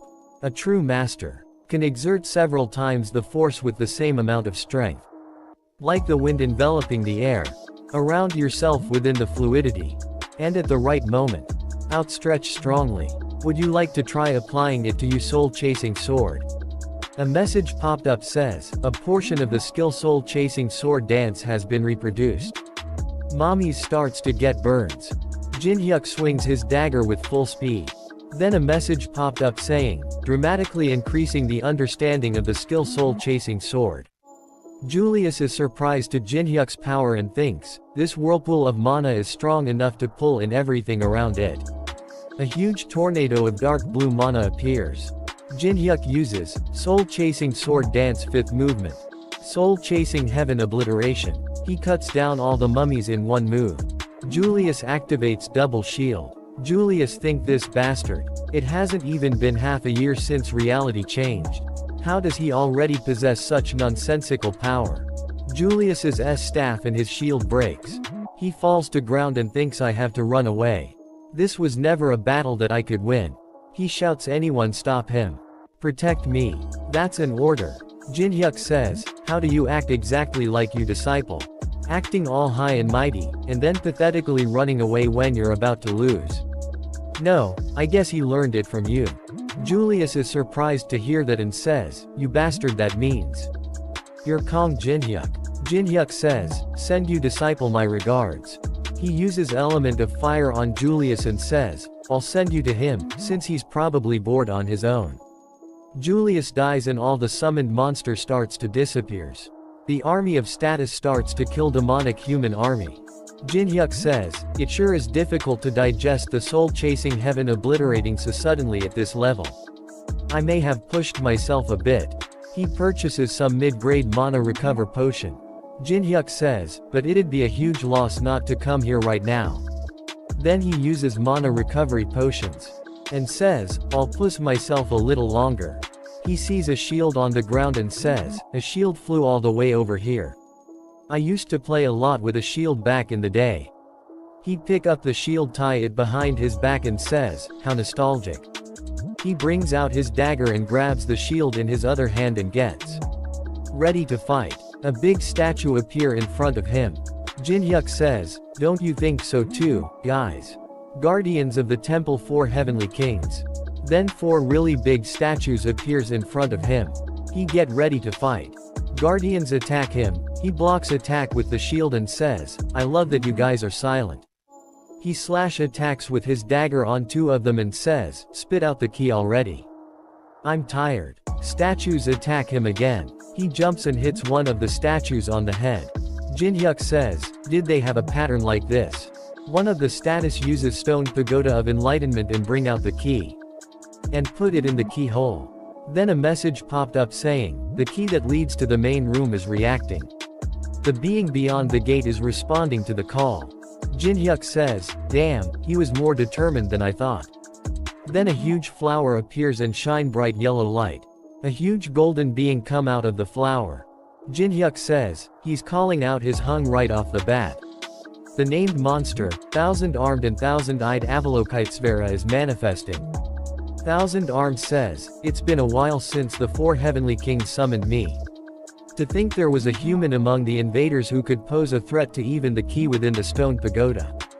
Jinhyuk says, this is nothing, I'm gonna be slaying the boss on this floor, too. Thousand-armed says, what an impudent human, I'll acknowledge your bravery, if not anything else. Jinhyuk says, you must think I'm joking, let's end this. I'm so goddamn tired. Thousand-armed says, I'd like to chat with you a little longer, but I guess our intentions are not mutual. Jinhyuk gets ready to fight and says, I'm not into chit-chatting with statues. Thousand-armed bring out his weapon and says, every second is a gift. What a foolish young man you are. Savor this moment, then. You'll long for even this moment when you're on the brink of death. Thousand-armed throw one of the spears with full power. Jinhyuk deflects the spear with his shield. Jinhyuk thinks as I thought, its power is overwhelming. Even redirecting it make my body feel like it's about to shatter. But I have endure it. I only have one chance. Thousand-armed with a evil look on his face says, to think you'd react to a sonic attack. Thousand-armed jumps toward Jinhyuk and says, you're raising my interest in you more and more. Jinhyuk activates ice formation and attacks the thousand-armed with multiple ice spears. Thousand-armed destroy all the ice spears using his own spears. Thousand-armed gets angry and says, you bastard, you use filthy western witchcraft. Jinhyuk throw his shield towards thousand-armed. Thousand-armed garbs his shield and says, how stupid, young man, such a shallow trick. Then a dagger hits thousand-armed on one of his arms. Thousand-armed says, you rotten bastard. 2 shallow tricks in a row. His arms start to break. He says, what did you do? Something like poison shouldn't work on me. Jinhyuk says, it's something called blood demon chi. I can deal a continuous amount of damage once I cause even one injury. Thousand-arms rip his arm off and says, it matters not. Such a petty trick will not work a second time. And what will you do from merely taking one arm from me? Jinhyuk stepped on his ripped of arm and says, yeah, taking a single arm from you is nothing if I want to kill you. I also know the same thing won't work twice on you. But, do you know? He gets a blue sphere out of his arm and says, I got exactly what I wanted. Thousand-armed says, he was aiming for the arm that the jewel was attached to from the start. Jinhyuk bring out the grimoire of the Felteris Principality and combine it with thousand-armed Avalokitesvara's jewel. He gets a new item called Lemegadon of the Golden Dawn rank S. He thinks this much is enough, and activates his Eye of Gluttony. His level is too low to check thousand-armed skills. Then a copy condition window appears saying, the Thousand-Armed has an utmost disgust for Western magic. Mock the opponent for 5 minutes using ice magic. And create a large and beautiful sculpture for him. However, an appropriate song and appropriate attire must accompany the fulfillment of the condition. Jin-hyuk is surprised to see that and says, wait, I'm not seeing this wrong, am I? A song and a sculpture. The system is growing more and more insane by the minute. Thousand-Armed is confused to see him and says, what are you doing all of a sudden? He brings out small podium and says, no matter how eccentric the condition is, I can't give this up. This is the only place where I can obtain mandala beneath the 25th floor, after all. Thousand-Armed sees that and gets angry and says, you bastard, just what do you think you're doing? Jin-hyuk plays the music and says, I'm begging you, don't ask anything from here on out. I hate it too. Thousand-Armed gets angry and says, how dare you play around in front of me? Thousand-Armed activates mandala and says, I'll let you experience pain worth a million samsaras. Jin-hyuk activates glacier formation. Sure is amazing. Melina and other demonic humans see the fight and says, I can't believe it. He turned on music all of a sudden and is fighting the Thousand-Armed Avalokitesvara. I also can't believe he advanced his ice magic to this extent already. Why is he wearing a wig out of nowhere? I looks like a consumable wig from the coin exchange. Other demonic human stands up and thinks, what an unpredictable guy. To think that unknown bastard would challenge the Thousand-Armed Avalokitesvara right after killing Julius. The overwhelming force of the Thousand-Armed Avalokitesvara that you can barely handle only after getting past the 10th floor. He's truly worth being called the 3rd floor's second boss. But that bastard, who's facing such a thing head-on, has gone well beyond the realm of humans. Melina says, do you think we'd win if we teamed up? It'd be difficult. Melina says, let's give up, Li Chao. We can't do this by ourselves. We need support from at least an executive. Li Chao says, no, if we do that, the position we rose to after all this time will come crumbling down all at once. Melina says, then what? You wanna die just cause you wanna keep your position? Greater than. He brings out a cursed coin and say, I think the time has come to use this. Jin-hyuk sees them and says, would you look at that? Looks like Julius wasn't the only one sent by the demonic humans. Thousand-Armed throws a spear toward Jin-hyuk. It hit Jin-hyuk's leg. Thousand-Armed says, how dare you look away from me? Jin-hyuk uses element of fire on his leg and says, sorry about that. I got a bit distracted fixing my hair. Jin-hyuk activates glacier formation. Thanks to you, I'm feeling some tension. Thousand-Armed and Jin-hyuk throws hundreds of spears to each other. Thousand-Armed say, foolish, and activates inescapable lattice. Thousand-Armed and Jin-hyuk are now trapped in a cage. Thousand-Armed says, is defending all you can do? Where did you confidence from earlier go? Thousand-Armed throws a lot of spears and activates heaven and earth amalgamation. Jin-hyuk activates glacier formation. Thousand-Armed spears are bouncing of the shield. He says, a pointless resistance. He uses displeasure. And also used swastika spear. Jin-hyuk says, Guanyin Bodhisattva. Such a petty trick won't work a second time, was it?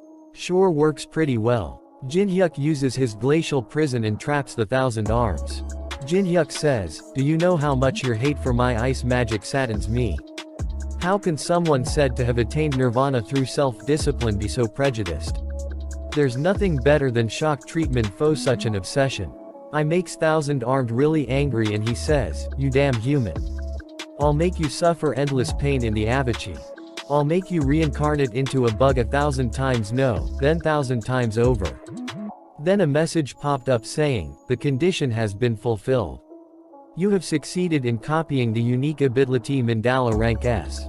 Saving the copied skill in the memory of the world. Jin-hyuk removes the wig and says, don't waste your strength. He uses Mandala. Thousand-Armed is shocked to see that and says, impossible, how are you using that ability?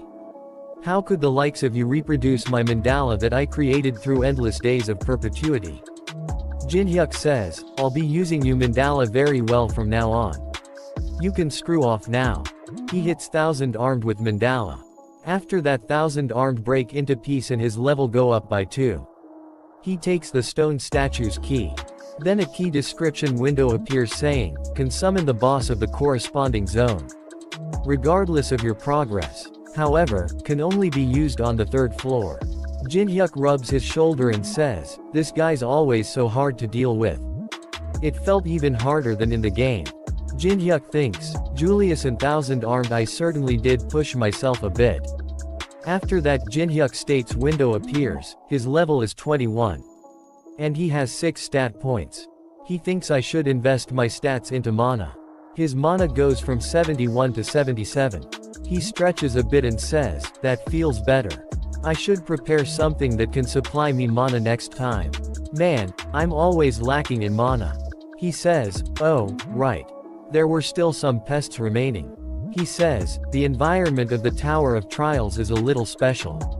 When night falls, the temperature falls drastically, and aggression and attack power of the monsters also greatly increase. That's why, when night falls, most players either get out of the tower or stop hunting and find somewhere safe. Then we see that Jinhyuk is cooking some giant shrimp and eating them. He thinks, to think I get to experience this taste that I couldn't get anywhere else but here after all this time. I should copy some cooking related skills next time. He hears something from the forest.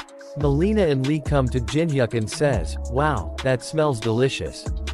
We also have to spend the night, so can we stay with you until the sun comes up? Lee says, we should have left before night fell, but we couldn't. Jinhyuk says, sure, have a seat. I can at least let you escape from the cold. They introduces themselves. Jinhyuk says, you must have gone through a lot, you're telling me. We were dying from the cold. He says, I've prepared a lot of food. Would you like some? Melina's mouth is filled with water to see the food. Lee stops her and says to Jinhyuk, I appreciate you goodwill, but we try not to eat food offered by anyone we don't know. Especially if that person is hiding his face. Jinhyuk says, are you bothered by the mask? Lee says, isn't it obvious? You must be wearing a mask because you have something to hide. Jinhyuk says, something to hide. If you're really that bothered by it, I can take it off for you. Melina gets excited and says, really? Lee says, what? Jinhyuk says, but since it'd be boring to just take it off, let's play a simple game.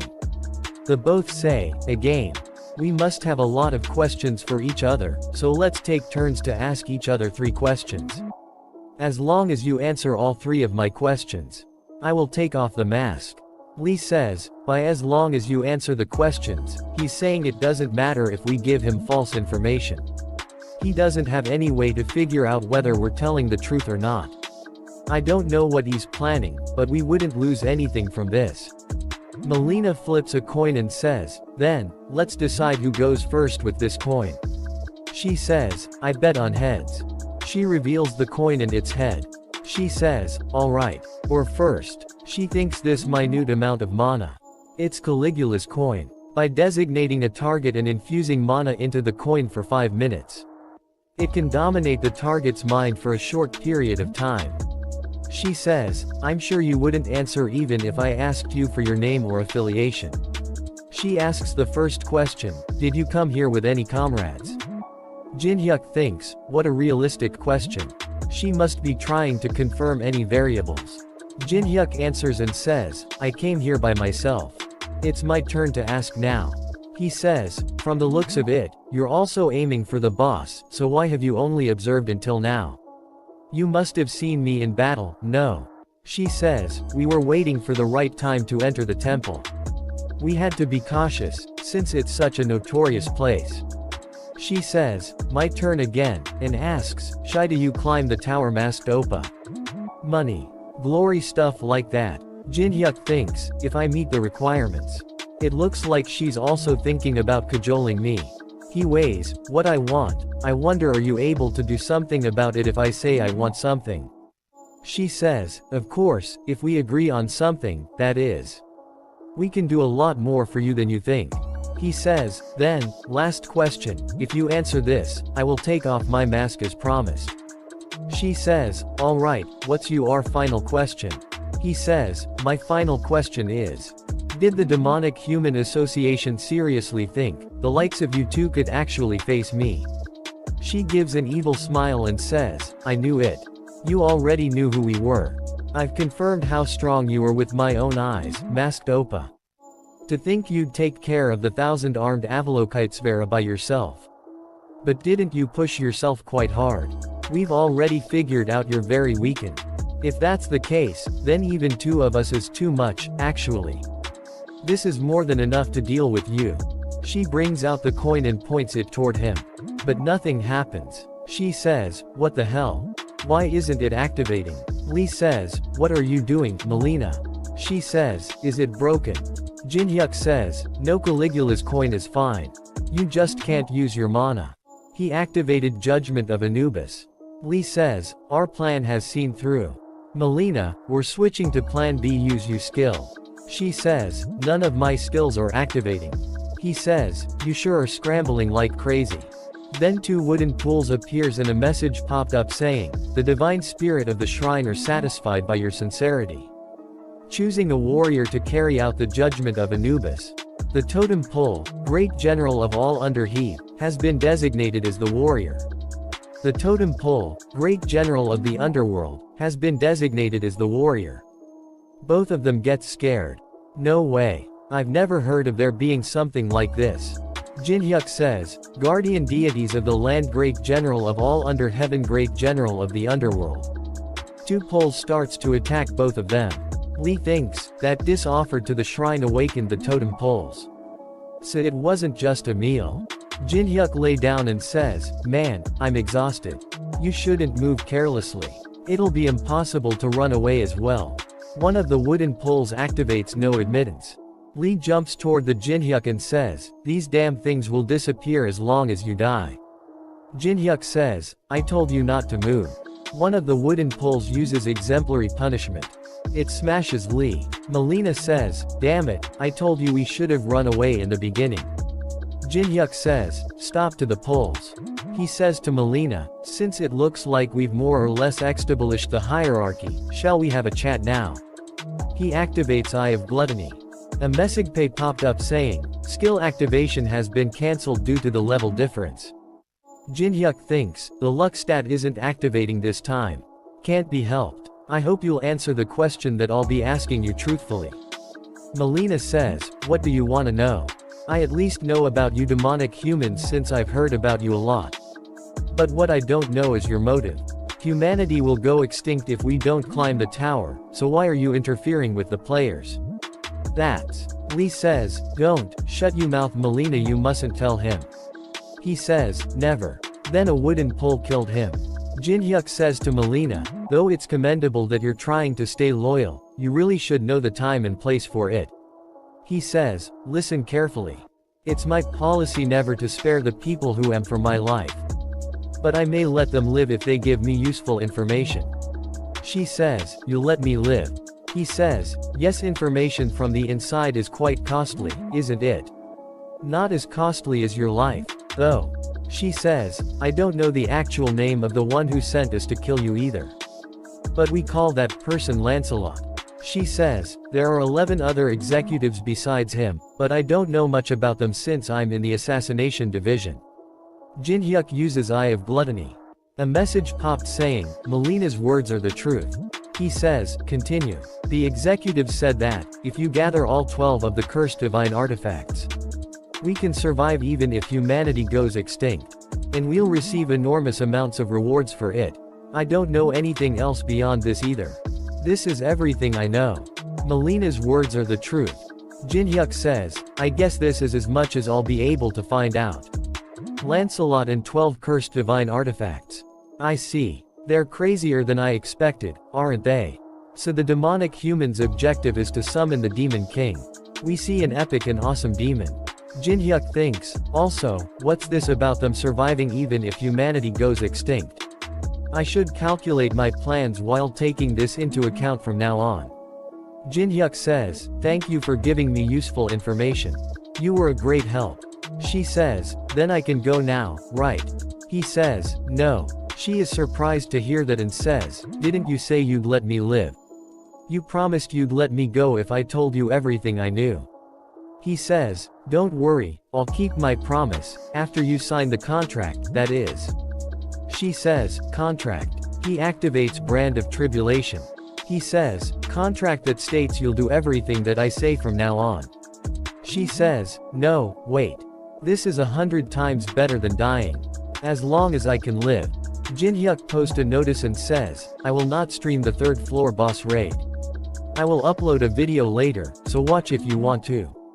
He says, "They must be pissed off since I previously said I'd stream it."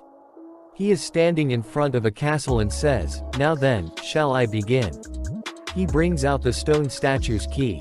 Then a message popped up saying, "The stone statue's key is reaction." A gate opens to the third floor boss castle.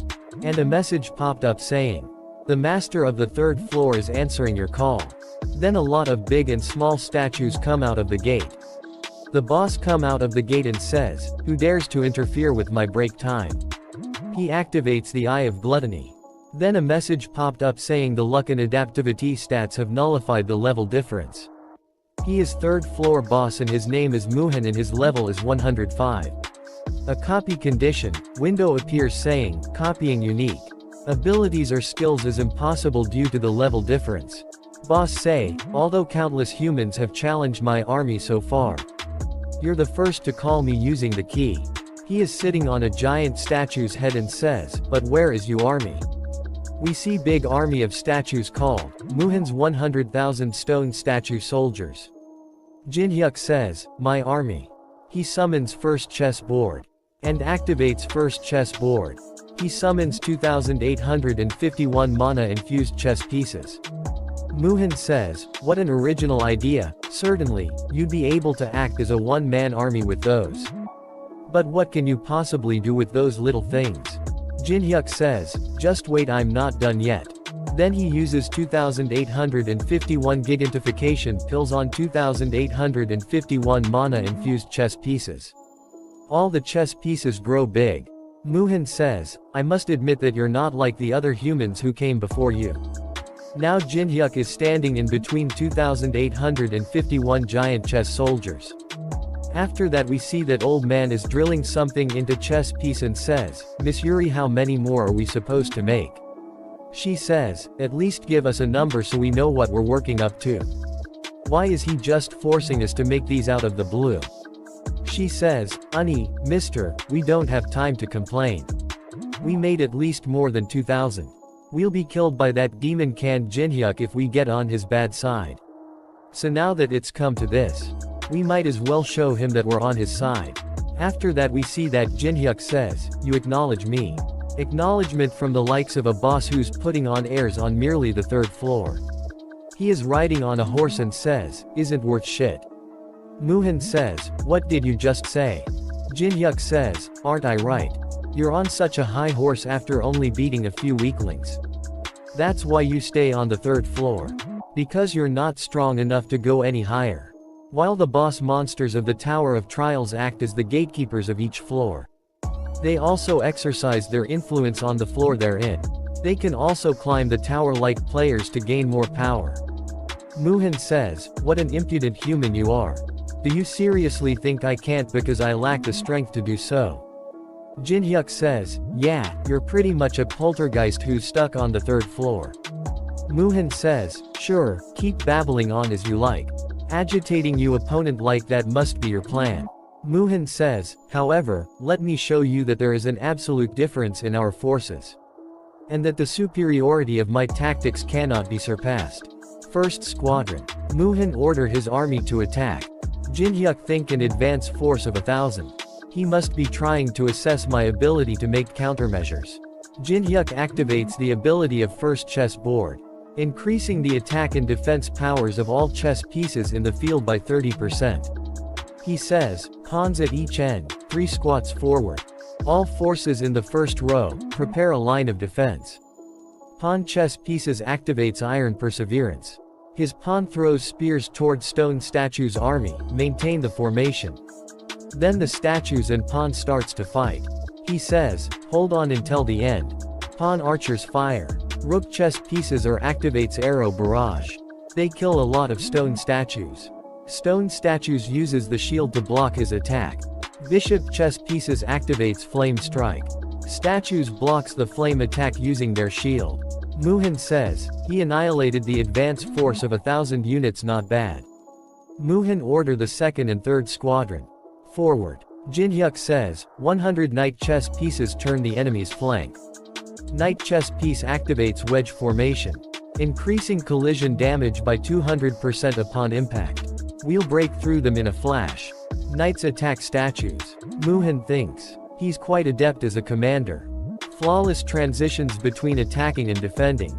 Accurate timing of commands. However, what is that opening he left on their flank? It looks too good to be true. Just like a poisoned apple. Muhan activates weakness detection. A weakness window says, all chess pieces on the chessboard will stop if the crown is destroyed. Only the king or queen can wear the crown. All stats of the king or queen will increase by 100% in battle when they're not wearing the crown. Muhan says, so I can defeat them easily as long as I destroy the crown. Muhan starts to laugh and says, how daring. I was wondering why he made a blunder that no even novices would make. It turns out that isn't the case.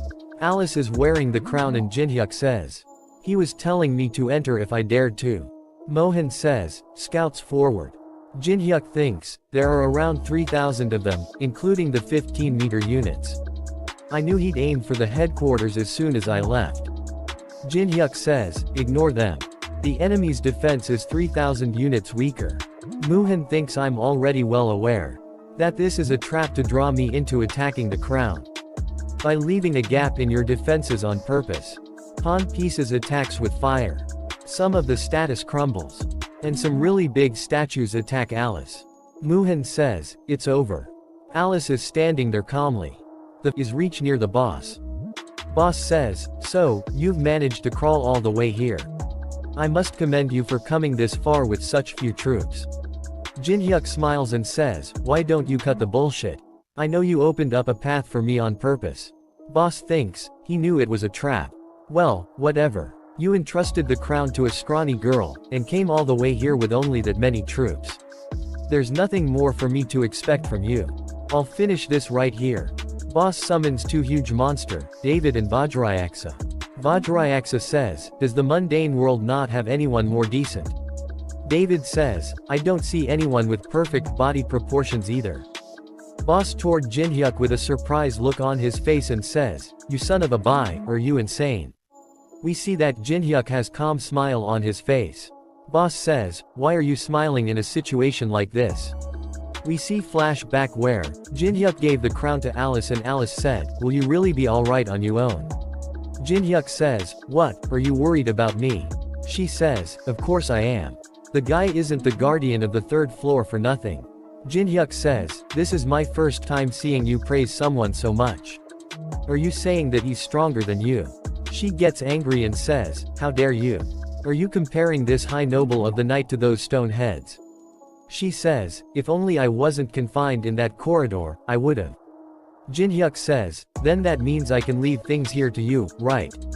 She says, obviously. Even if I'm in this state. 10,000 of those stone heads is a walk in the park.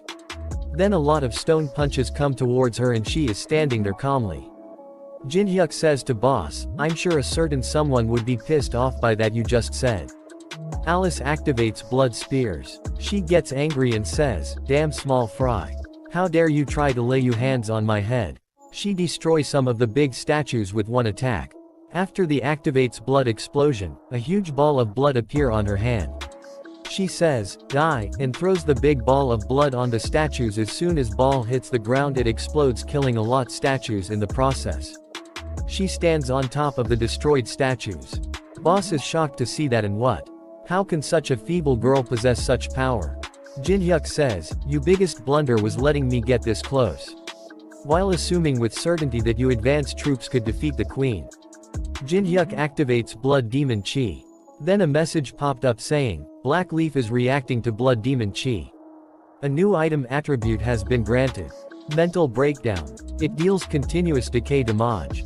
The attack target will not be able to distinguish friend from foe. He throw his spear toward the sky, it starts glow really bright. Stone statues see toward the light.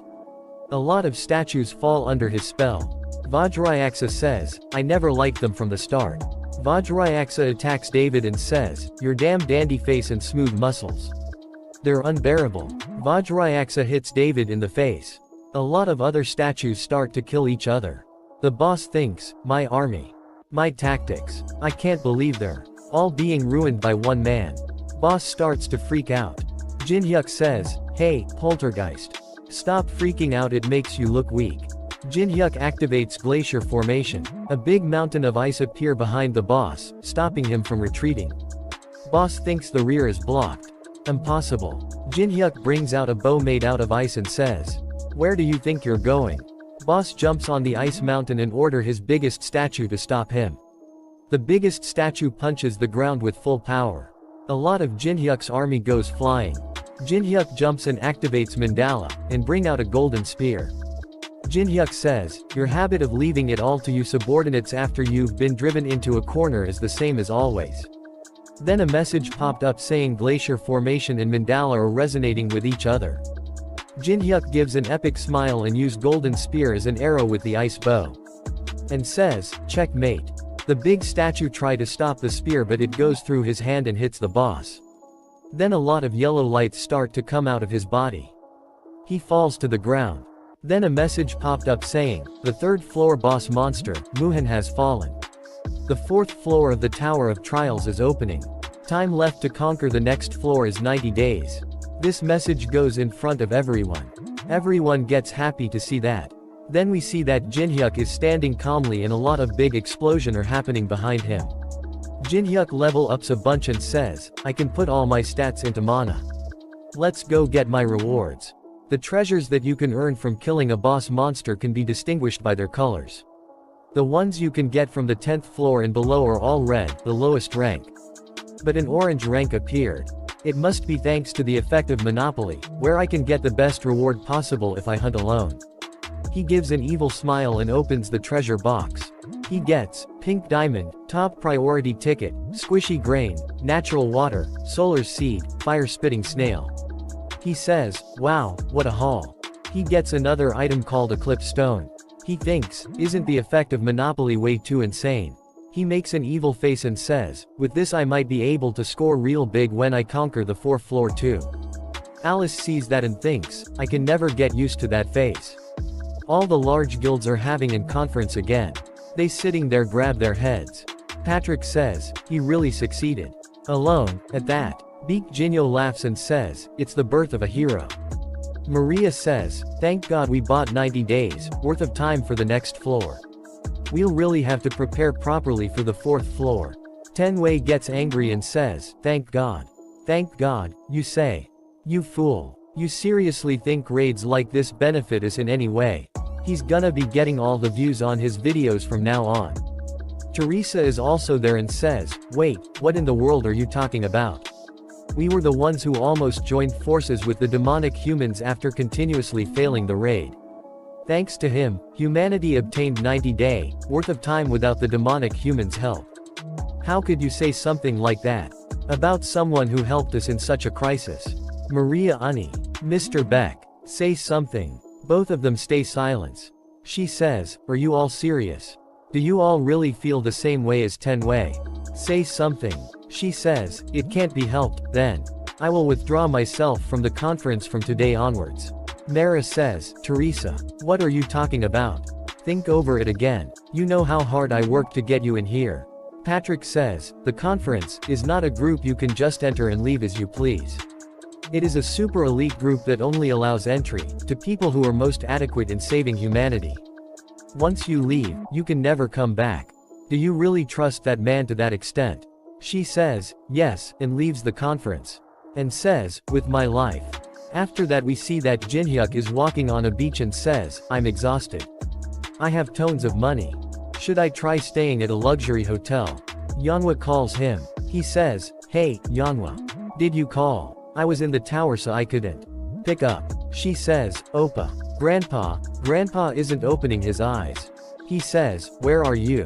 Yu Yanhwa, aka Bulgwang Nuclear Fist. The granddaughter of Yu Qianyang, the legendary martial artist at the peak of the South Korean martial arts world.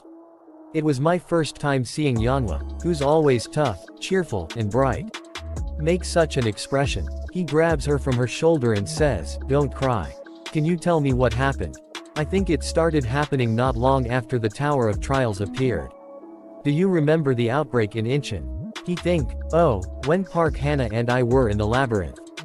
He says, "I saw it on the news. My grandpa was on the scene."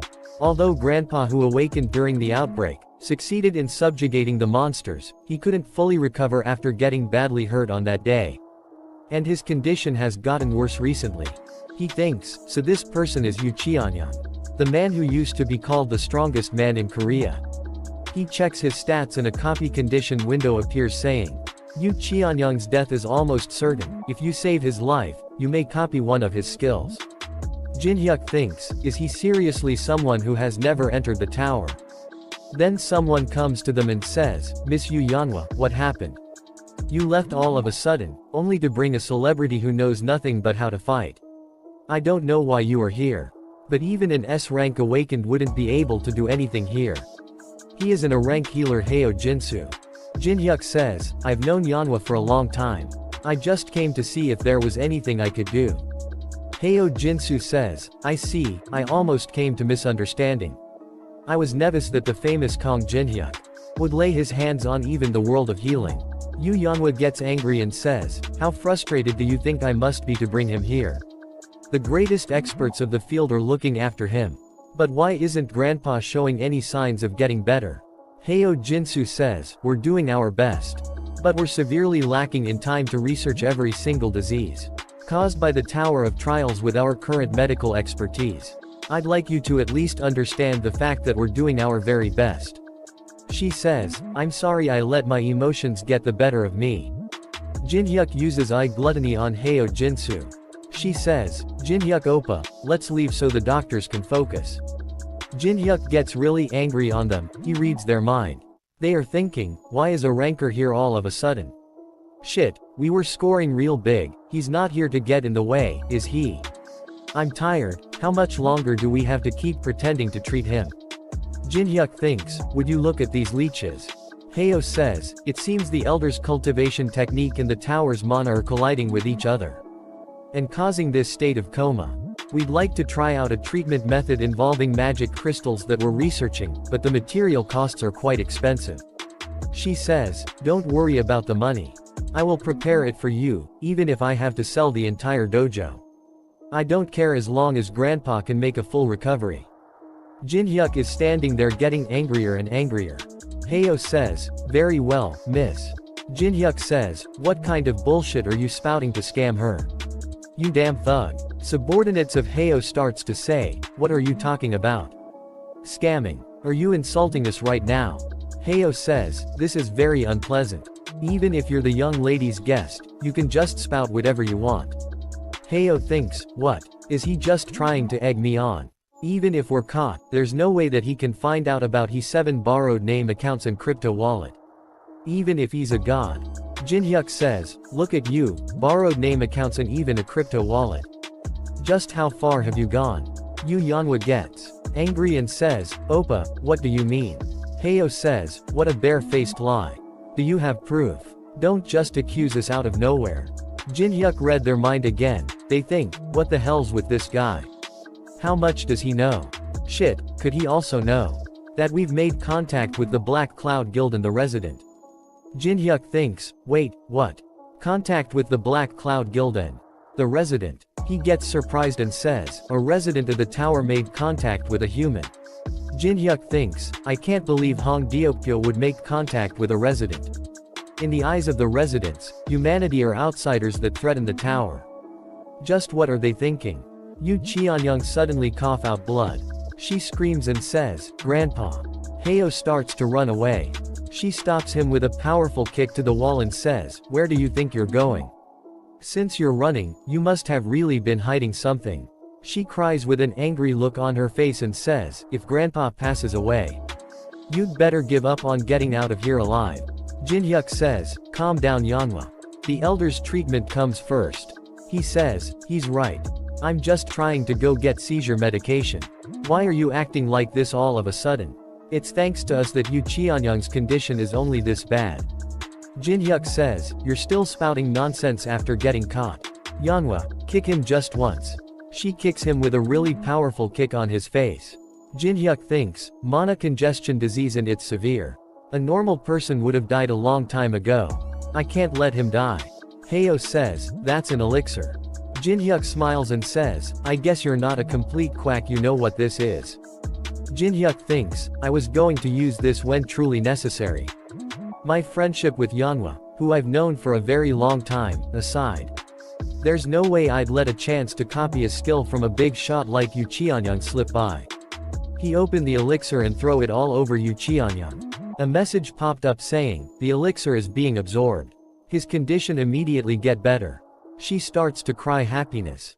Then a message popped up saying the condition has been fulfilled. You have successfully copied True Heavenly Flower Cultivation Technique Rank S. Hayo thinks, it can't be. He actually cured him. He tries to run away again and says, we have to get out of here. Jinhyuk kicks from behind and says, screw off small fry. Let's have a talk you and I. They go somewhere and Hayo says, what are you going to do to me? Are you going to kill me? Jinhyuk says, no, I don't kill people just because they scammed someone out of their money. I'll let you go if you return all the money that you scammed. Hayo says, you'll let me go if I just return the money. Jinhyuk says, that's right. It's not a bad deal, right? I'll put in a good word to Yanhwa, so don't worry about her. Hayo thinks, he's letting it get resolved so easily. Something's suspicious. Jinhyuk says, what? You don't want to live. Yanhwa gets all her money back. Hayo is running away, thinks, I'm alive. I'm alive. I'm alive. Alice, you're really gonna let him off like that? It's unlike you. Jinhyuk says, of course not. Alice, follow him to find out who he goes to see. Alice says, what, you let him go on purpose? Jinhyuk smiles and says, of course. You won't get anything useful out of a dreg like him. It's better to use him to find out where their base of operations is. If you understand, then go. She fly away. Jinhyuk says, don't stray off anywhere. She laughs and says, okay. Jinhyuk thinks, she's so excited. Jinhyuk says to Yanhwa, can you give us a minute? I need to confirm if the elixir was absorbed properly. She says, yeah, okay. Call me when you're done, then. Jinhyuk says to Yu Qianyang, everyone's gone now. He opens his one eye and says, you knew. I thought I had completely hidden it. Was my breathing that awkward? Jinhyuk says, no, it was perfect, sir. Yu Qianyang says, I'm sorry. I didn't try to fool you on purpose. Jinhyuk says, it's alright. I fully understand you for being wary of a person who appeared out of nowhere and treated a disease that no one else could treat. I would have done the same, sir.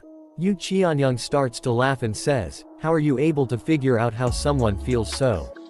Well, you guessed what I was thinking so accurately that I have nothing to say now. Jinhyuk says, I'm happy to see you healthy, sir. Yanhwa was really worried about you, to the point that she called me when she usually doesn't ask for help. Yu Qianyang says, I see, so you're friends with my granddaughter. Jinhyuk says, sir, there was something I wanted to ask you when you woke up. Yu Qianyang says, you're my life's savior, so I'll answer anything that I can. What happened? During the outbreak, Yu Qianyang touches the scare on his chest and says, it all happened while I was heading to a conference. Then we see a flashback where he is sitting in a car. Suddenly a gate opens in front of them.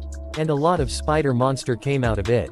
A spider is about to eat a policeman. He tries take out his gun, he doesn't have his gun.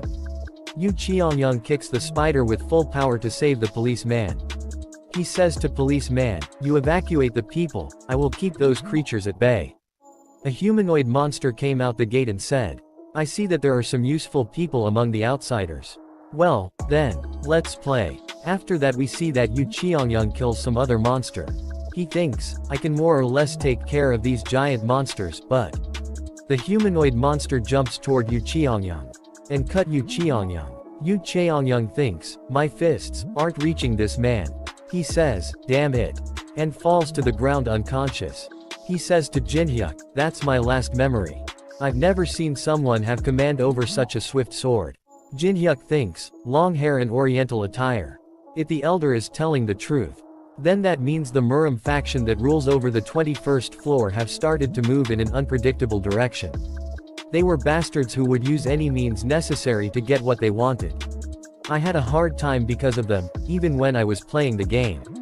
What could they be planning, for them to go as far as to pry their way into reality? Jinhyuk says to Yu Cheongyang. The man who attacked you is one of the tower's residents. Yu Cheongyang says, the tower's residents. Jinhyuk says, I never expected them to come out of the tower, things might get more complicated than I expected. Yu Cheongyang says, you said that you've known Yanhwa for a while, didn't you? He says, yes, it's been quite a long time. Yu Cheongyang says, how reassuring. Yu Cheongyang starts to laugh and says, proceed with your marriage to my granddaughter immediately. He says, sir, Yanhwa and I don't have that sort of relationship. Yu Cheongyang says, one thing I'm sure about is that as I aged, one thing got better, even if I didn't want it to. My eye for people. There's a saying that you need to dedicate at least 10,000 hours to feel to truly know it. I don't think that's wrong either. We see that Jinhyuk's playtime is 50,125 hours. Yu Cheongyang says to Jinhyuk, only a few months after the tower appeared. The ones who are the most overestimated are those awakened or whoever who calls themselves experts. However, there's something different about you. How should I say it? It's like you've been endlessly tempered. I can see that you know the bitter taste of victory and defeat through all kinds of hardships. And how seasoned you've become through overcoming them. Jinhyuk says, you're overpraising me. Yu Cheongyang says, and you're also humble. However, you cannot hide the composure of yours that seeps out naturally. Well, that's that, but I'd like to repay my life's savior somehow. Is there anything you want? Jinhyuk thinks, a favor from the most powerful martial artist family in South Korea. Jinhyuk says, something I want. Can I really ask you for anything? Yu Cheongyang says, don't worry and just tell me. Then he came out of the room. She says, how's grandpa? Is he alright now? Jinhyuk says, the elixir has been properly absorbed. He'll make a full recovery in a few days. She says, what a relief, how can I possibly repay you for this? Jinhyuk says, it's alright, Yanhwa. He says with an evil look on his face, the elder expressed more than enough gratitude. Then we see that Yu Cheongyang is standing by window, he starts to cry and says, I can't believe he asked me to give him that. He goes a luxury building and walks around in his new apartment and says, money sure is nice. He says, when you're somewhere expensive. He calls the room service and orders a bunch of food. He eats only one bite and says, this flavor, it's insane. It melts in my mouth. So nice, it was only a few months ago when there was nothing I could have for a meal but cup ramen. Alice is also there and laying of a couch and says, you sure are eating deliciously. Jinhyuk says, people used to pay me to watch me eat. After that we see that on TV reporter says, in this segment, Beyond the Tower of Trials. We've invited an expert in tower conquest. The guest with us today is a ranker of Korea's strongest guild Dangan, Jang Yunsuk. Please welcome him with warm applause.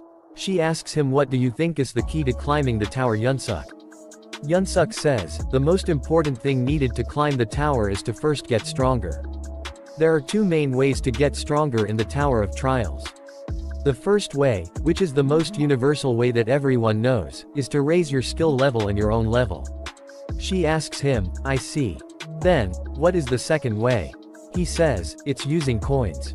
Reporter says, oh, you mean the currency that you can only use in the Tower of Trials? He says, yes. Heaving the purchasing power to obtain even better items. In one of the best ways to become a ranker. If the dollar was the key currency that made the world go around until now, then the coins will be that same currency from now on. Jinhyuk goes to rest. Yunsuk explained about the fourth floor and says, the one who cleared the third floor is given the privilege to be the first one to enter the fourth floor. The fourth floor is a special dungeon with 100 large-scale waves. The key to clearing this floor is to occupy a base in the field and protect it to the end. The problem is that if the players who entered all fail to defend the base, the entire fourth floor will be sealed for 20 days. Reporter says, you won't be able to enter for 20 days. Yunsuk says, since there is a massive risk of calamity if each floor isn't cleared within 90 days. Not even Unknown will be able to announce his entry so recklessly. Will humanity really become extinct after 90 days pass? I believe the tower's system possesses an absolute right of exercise over the world's rules. You could say that it can ignore the law of causality. Considering that, it is highly likely that humanity could become extinct. After that we see that a girl says to Yunsuk that, "You're really free for a month, right?" He says, "Of course. I'm sure even a month out of the 90 days will be barely enough time to prepare to clear the floor. So, let's go somewhere nice for about a month." She says, "Sounds good." Then a message popped up in front of him saying, "Player unknown has announced the start of the 4th floor conquest. We ask all players who will challenge the 4th floor to get ready. The first wave will be in 8 hours. He speed up his car and says, "Gather all the rankers. This is an emergency." All the large guilds starts to panic and says, "We're fucked. We only have 8 hours and we have nothing prepared. What the hell are you thinking to pull something like this? Unknown." After that we see that Jinhyuk and Alice sleeping like a baby. Jinhyuk wakes up and says, "I slept like a baby." He asks Alice, "Shall we head out?" Then a message popped up saying, "Time until the first wave begins, is 1 hour 37 minutes 51 seconds. After that we see that there is a boss female monster and a lot of zombies. Jinhyuk says, 100 waves consisting of normal and special zombies. There are only 2 ways that players can block them. They can either optimally set up thousands of defense tower combinations, or choose a base that can be defended efficiently. For normal players, that is. Jinhyuk enters the 4th floor. A message popped up saying you are the first to enter the 4th floor of the Tower of Trials. Other players may enter the 4th floor in 20 minutes. Jinhyuk says, "This place is as dreary as always. 20 minutes isn't a lot of time, I should hurry. The 4th floor is a destroyed city." He come in front of the Sangam World Cup Stadium. He uses high priority base ticket. A message popped up saying Sangam World Cup Stadium has been selected as your base. He spreads squishy grain and plant 5 solar seeds, and uses natural water which increase the plant growth speed by 20%. Jinhyuk says, "Preparations are complete. Let's head back." We see that a lot of players are gathered at 4th floor staring point. Jinhyuk seeing them from top a building and says, "Most of the famous large guilds are participating." Yanhwa calls him. Teresa is also there. Yanhwa and her friend are shocked to see her. Jinhyuk says, "Don't be surprised, I called her here." Jinhyuk jumps down and says, "Sorry to call you all here out of the blue. Things progressed faster than expected, so I didn't have time to explain." His friend says, "No, it's natural we'd come when you call us." Teresa says, "I don't mind either, since I'm not affiliated with anything anymore. Being together with you is better, too." Some other player sees them and says, "Wow, look over there. It's you, Yanhwa and Lee Taemin." Teresa is next to them, too. "I subscribed to her YouTube, but I can't believe I'm seeing her in person." The one next to them is Kong Jinhyuk, the new top call star who appeared in Korea. There aren't many of them, but the lineup is insane. Jinhyuk says, "Have you all come prepared?"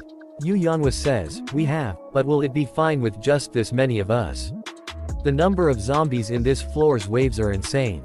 Lee says, "The level of my ability to control summons isn't very high, so it'll be difficult." Jinhyuk says, "Isn't a little difficulty what makes it fun? I also chose the stadium as the base on purpose." Yu Yanhwa says, "Stadium? You don't mean the Sangam Stadium, do you? Please tell me you're not." Lee says, "We need at least 100 people to defend that huge place." Yu Yanhwa gets angry and says, "And what do you mean by fun, Oppa? This isn't a game anymore. We'll die for real if we die here." Lee says, "I can tell from his face that he still has his old habits." Teresa says, "Jinhyuk, you're like a pervert." Jinhyuk says, "Don't be so stressed out. A place like the stadium is the perfect place for horde hunting."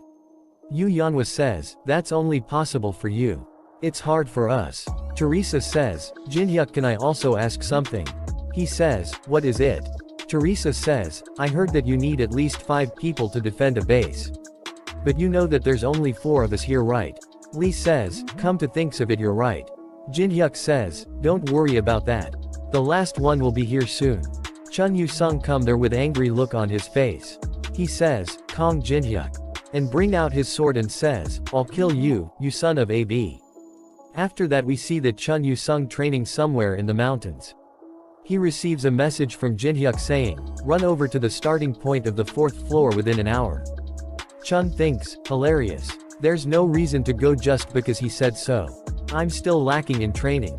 Jinhyuk sends another message says, if you come now, I'll face you without using my left arm and right leg. Chun thinks, an obvious taunt. A superficial and childish one. I'll only be dancing in the palm of his hand if I take the bait. Jinhyuk sends another message and says, okay, I'll even have my eyes closed. Deal. Chun says, endure it. I'll use this rage as fertilizer for my revenge in the future. Jinhyuk calls him a chicken. Chun gets really angry and says, I'll kill him. After that we see that Chun is walking to Jinhyuk with an angry look his face and a sword in his hand and says, you son of a b, I'll kill you. Jinhyuk says, you're finally here. Over here. Jinhyuk sees the sword and thinks, a tribute sword, an item that makes up for the weakness of swordsmen, long-range battle, by infusing elemental magic into the weapon. I knew he'd get his hands on that, how readable can you get? Chun says, you asked if I'm a chicken. I'll show you right here. Whether I'm a chicken or not. Jinhyuk says, it's good to prove yourself, but you're gonna fight me with that incomplete sword. Chun says, what do you mean? Jinhyuk says, I mean exactly what I said. And a tribute sword isn't bad, but it needs to be completed to display its full power. It just so happens that the random box that appears on this floor includes the item that can complete that attribute sword. The fire attribute is what you want, right? Chun says, stop bluffing. A random box, just as its name suggests, is random. You never know what's going to come out of it. Don't you already know that I prefer abnormal shortcuts? I'll give that to you if you participate in the defense. So let's agree to fight after you complete it. How about it? Chun puts the sword back and says, that item better come out of that random box. A message popped up saying a 5-man party has been established. The minimum number of members for the base defense has been fulfilled. Teresa says, will it really be okay to be on the same side as Chun like this, Jinhyuk? Jinhyuk says, he probably won't stab me in the back, until he gets what he wants. He may look like that, but he is surprisingly pure side to him as well. Yu Yanhwa says, oh, right, I almost forgot, Jinhyuk oppa. Take this. She gave him the twin dragon swords. Jinhyuk grabs them and thinks, I knew the artifacts of the past gained enough man to rival divine artifacts due to the Tower of Trials. But it's even more amazing after touching it. Yu Yanhwa says, Grandpa asked me to deliver these to you. He values these a lot, so how did you get them? Jinhyuk says, I think he's taken a liking to me personally. Jinhyuk see a note on the sword saying dowry. Jinhyuk thinks, that old man sure is consistent with his jokes. They are all standing in front of the stadium. Jinhyuk says, we're here, that's our base. Yu Yanhwa says, we're supposed to defend this massive base with just the 5 of us. Chun Yu-sung says, you're peerless as always when it comes to thoughtlessness. Jinhyuk says, I have a plan, so don't worry. Then we see that some peoples are standing front their base. They says, I was wondering who made the stadium their base. But it was you guys. Jinhyuk see a pattern on their swords and says, that pattern is. One of them move ahead and says, so you're Kong Jinhyuk. Someone walks toward Jinhyuk. Jinhyuk sees a pattern on his sword and thinks, that pattern. There's no doubt about it. He's one of the members of the Murim on the 21st floor. The Black Cloud Guild, and now the Triad. So it's true that the residents are stretching their influence outside the tower. One of them bring out a dagger and says, he's asking if you're Kong Jinhyuk. Jinhyuk reply yeah, that's me. That man says, my name is Namgong Yun. Jinhyuk says, I don't give a shit. If you're gonna introduce yourself, please stop. I've already heard about how idiotic that wusses of the Namgong family are. Yun says, what did you say? Teresa says, what's with you, Jinhyuk? And what's the Namgong family? Do you know each other? Jinhyuk says, we did. Jinhyuk thinks, the Namgong family of the Tower of Trails 21st floor's Murim world. Although they're highly trained elites. Their arrogance pierces the sky. Yun get really in as he is about to say, you son of a. Jinhyuk acts like him and says, you son of a bitch. Do you know who I am? I'll eradicate you entire family and all you relatives for insulting the Namgong family. Jinhyuk says, please refrain from saying bullshit like that. I'm tired of such third-rate villain dialogue. But, does the Namdong family even have something like pride they have to protect? Your name value is all you have. Yun says, I don't know how you know of us but. You bastard. How dare you insult the Namdong family? Yun brings out his sword. Yun's level is 68. A copy condition window appeared says, you have encountered a resident from the Murim. The other residents that came with him are hidden among the triad. You may copy one of his skills once find all of them.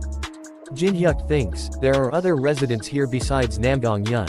This is a bit excessive for simply just coming to pick a fight. Teresa says, what should we do, Jinhyuk?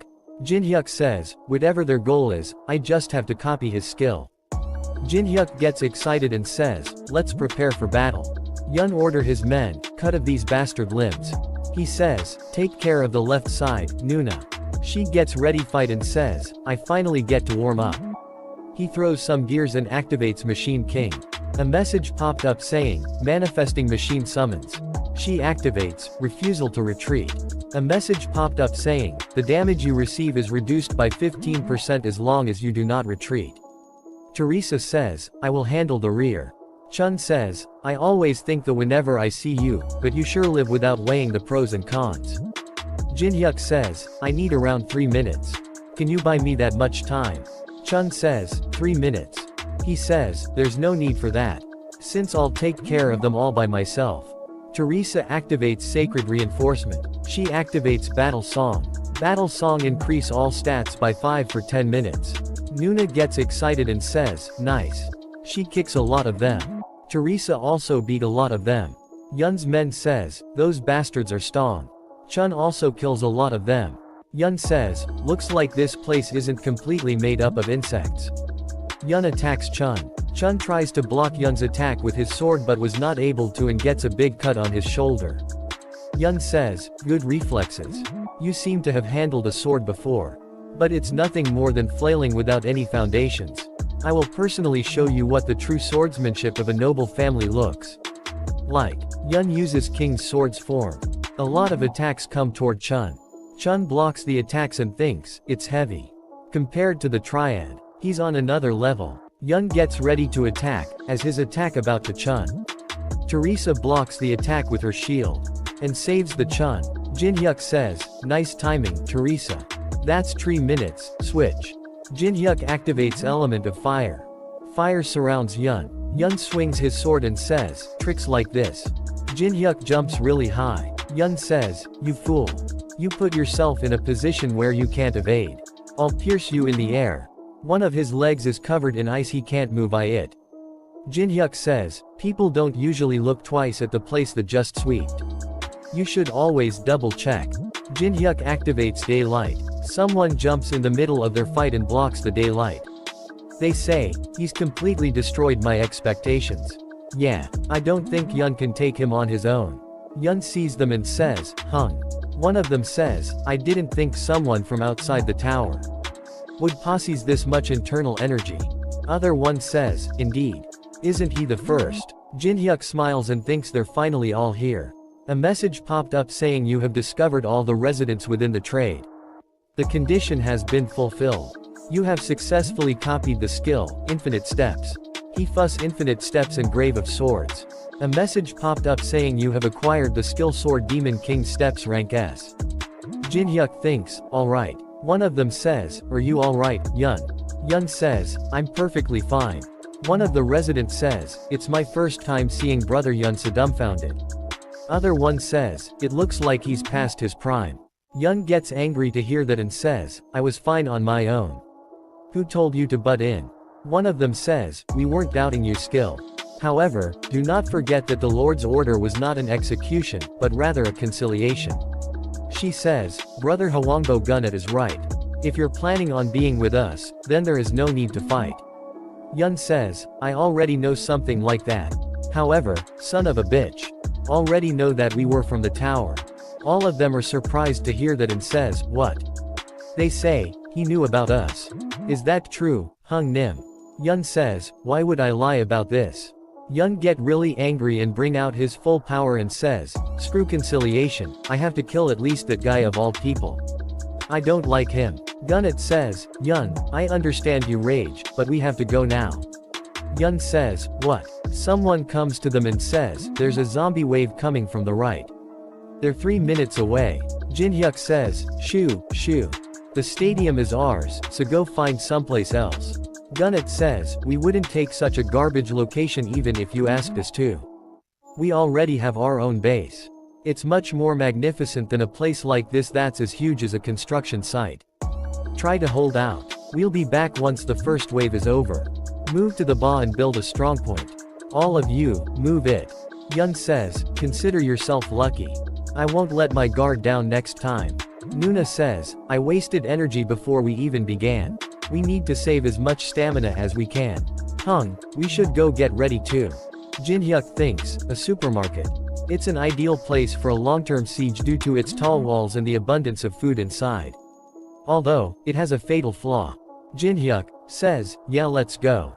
Then we see a drone is flying toward the zombies. There are a lot of zombies. He says, Hung, can we really stop all those zombies by ourselves? She says, Oppa, you didn't choose this for the thrill like you used to do in the past, right? Jinhyuk gives and smile and says don't worry. A huge sunflower appears behind him and he say, these things are more useful than they look. Teresa says, I've never seen such huge plant defense towers. Jinhyuk picks up a stick and say, now, I'll explain the plan. All of you gather around. The purpose of this base defense is to stop the zombies from occupying the flag. I set up the flag in the middle of the stadium so we don't lose sight of it. This stadium has 4 large entrances in all 4 directions. And I've spread those plants around each of those entrances. Jinhyuk says, as long as these plants are safe, not only will we be able to protect this huge base, we'll also be able to aim to the most kills reward using this huge field. They all get surprised to hear that and says, are plant tower really that strong? What are we supposed to do, then? Jinhyuk says, the plants will kill most of the zombies that come from each wave, but they need around 1 minute to charge from time to time. Chun says, so you're asking us to stop the zombies during that time? Then, I will take the west. Jinhyuk says, don't push yourself too hard and get bitten by the zombies. Chun says, do you seriously think I'll be done in by mere zombies? Jinhyuk says, you were beaten by those Murum guys after you said the same thing.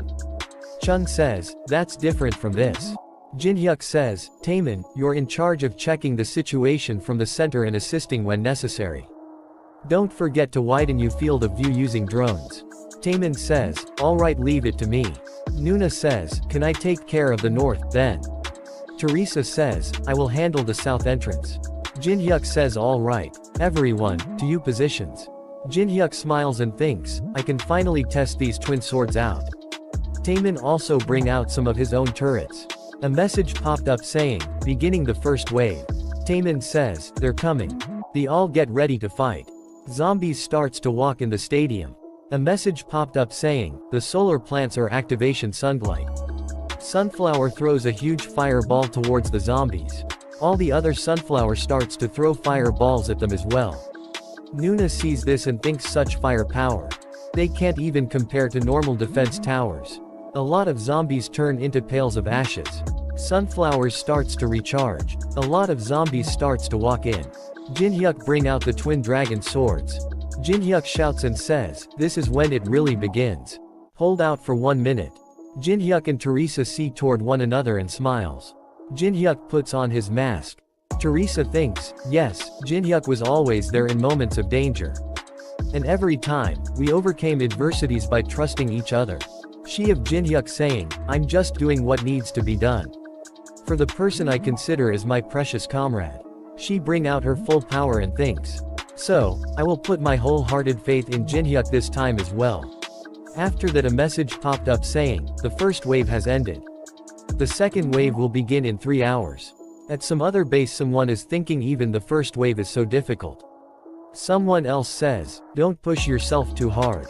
Dangan Guild member Song Cheonhwa in saying, just think only about the items and experience points.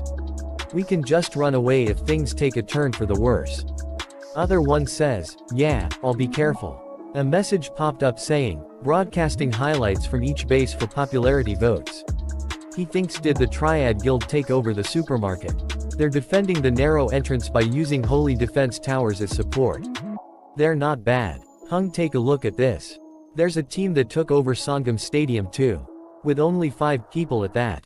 He gets socked and says, only 5 people for that massive stadium. Let me see. He see that and says, no way. How can a plant be that powerful? The plants aside, take a look at this. These guys are way out of the ordinary. They aren't being pushed back by the sheer numbers at all. They says, Lee Taemin, Yu Yanhwa, and even the S-ranked Kong Jinhyuk, that team is made up of famous rookies. He says, wait, Lady Teresa is there too. He says, all of you vote for this video.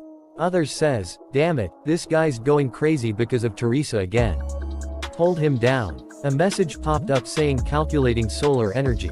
1800 solar energy has been obtained. A yellow ball of solar energy appear on Jinhyuk's hand. They asks him what is that. Jinhyuk says, it's what you obtain by killing the zombies, and you need it to strengthen the plant towers. Everyone is tired and out of breath except Jinhyuk. Teresa says, it'll get easier for us then, right? He says, of course. Some messages popped up saying, Bullet Plant X2 energy required 600. Freezing Plant X1 energy required 350. Boulder Plant X1 energy required 250. Berserk Plant X1 energy required 600. Jinhyuk give Teresa some seeds and says, plant 1 bullet plant at A east and south entrances. A freezing plant in the center. And 1 boulder plant in the west. Jinhyuk says, as for the berserk plant. Yanhwa says, is just planting it in the gourd all we have to do. No, they won't grow in time if we use normal methods. Just wait, I'll explain. We need a special fertilizer to make these guys grow quickly. A message popped up saying, the seed leaves of the plants are shaking. They are licking their lips from the sweetness that they've never experienced in their lives. Jinhyuk says, all done. He feeds the plants and says, yes, eat lots and grow big. Lee says, Nuna, I think Hung has finally gone insane. Yanhwa says, how long do you have to be stuck in the tower for to become like that?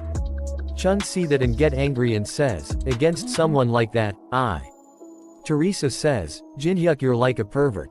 Jinhyuk says, anyway, if you use this fertilizers they'll grow in no time.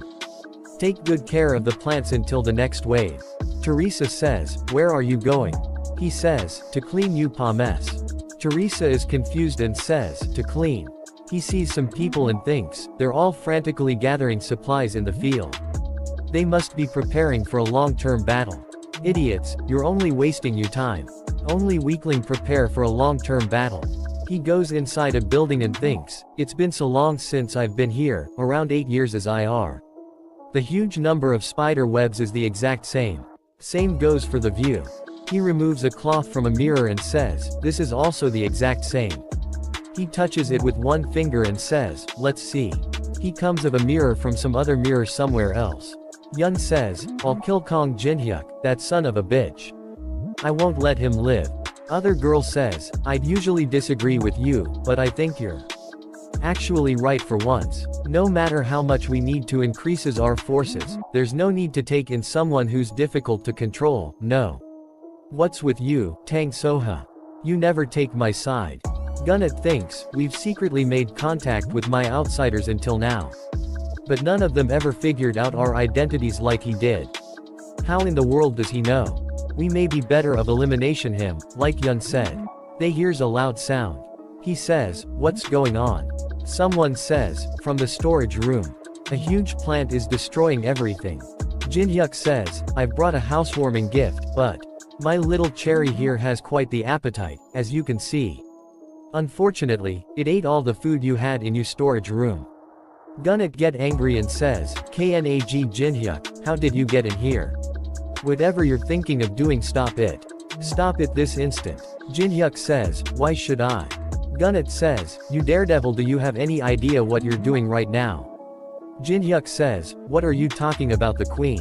They gets really surprised to hear that and says, you know about the queen. All the other player think, queen. What's that? Jinhyuk says, the one that appears when a base that 200 people or more are defending is destroyed before the third wave.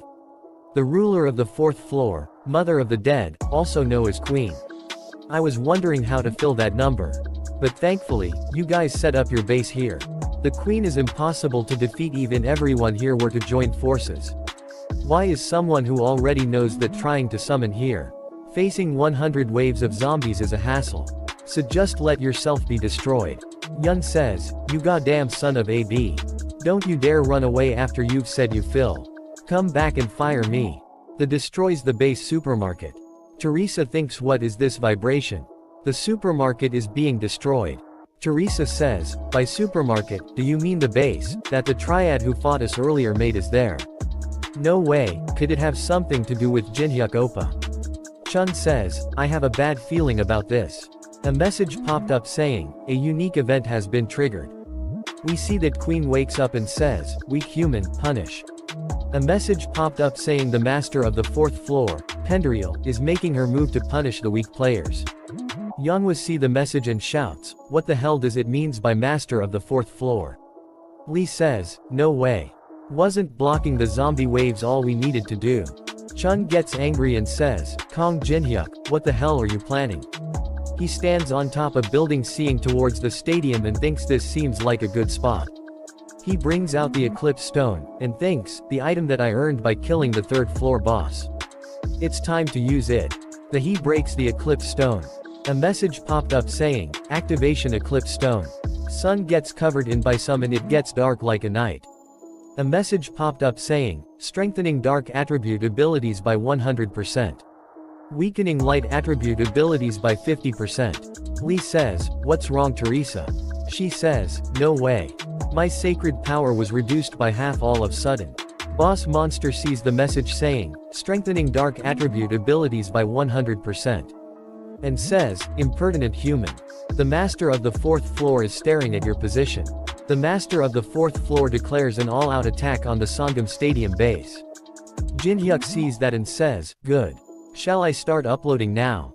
All the players starts to run and says, this is crazy. I never heard about there being a boss on the 4th floor. Let's get the hell out of here. This run is already over because of those damn triad bastards. But this floor is gonna be locked for 20 days if we don't clear it.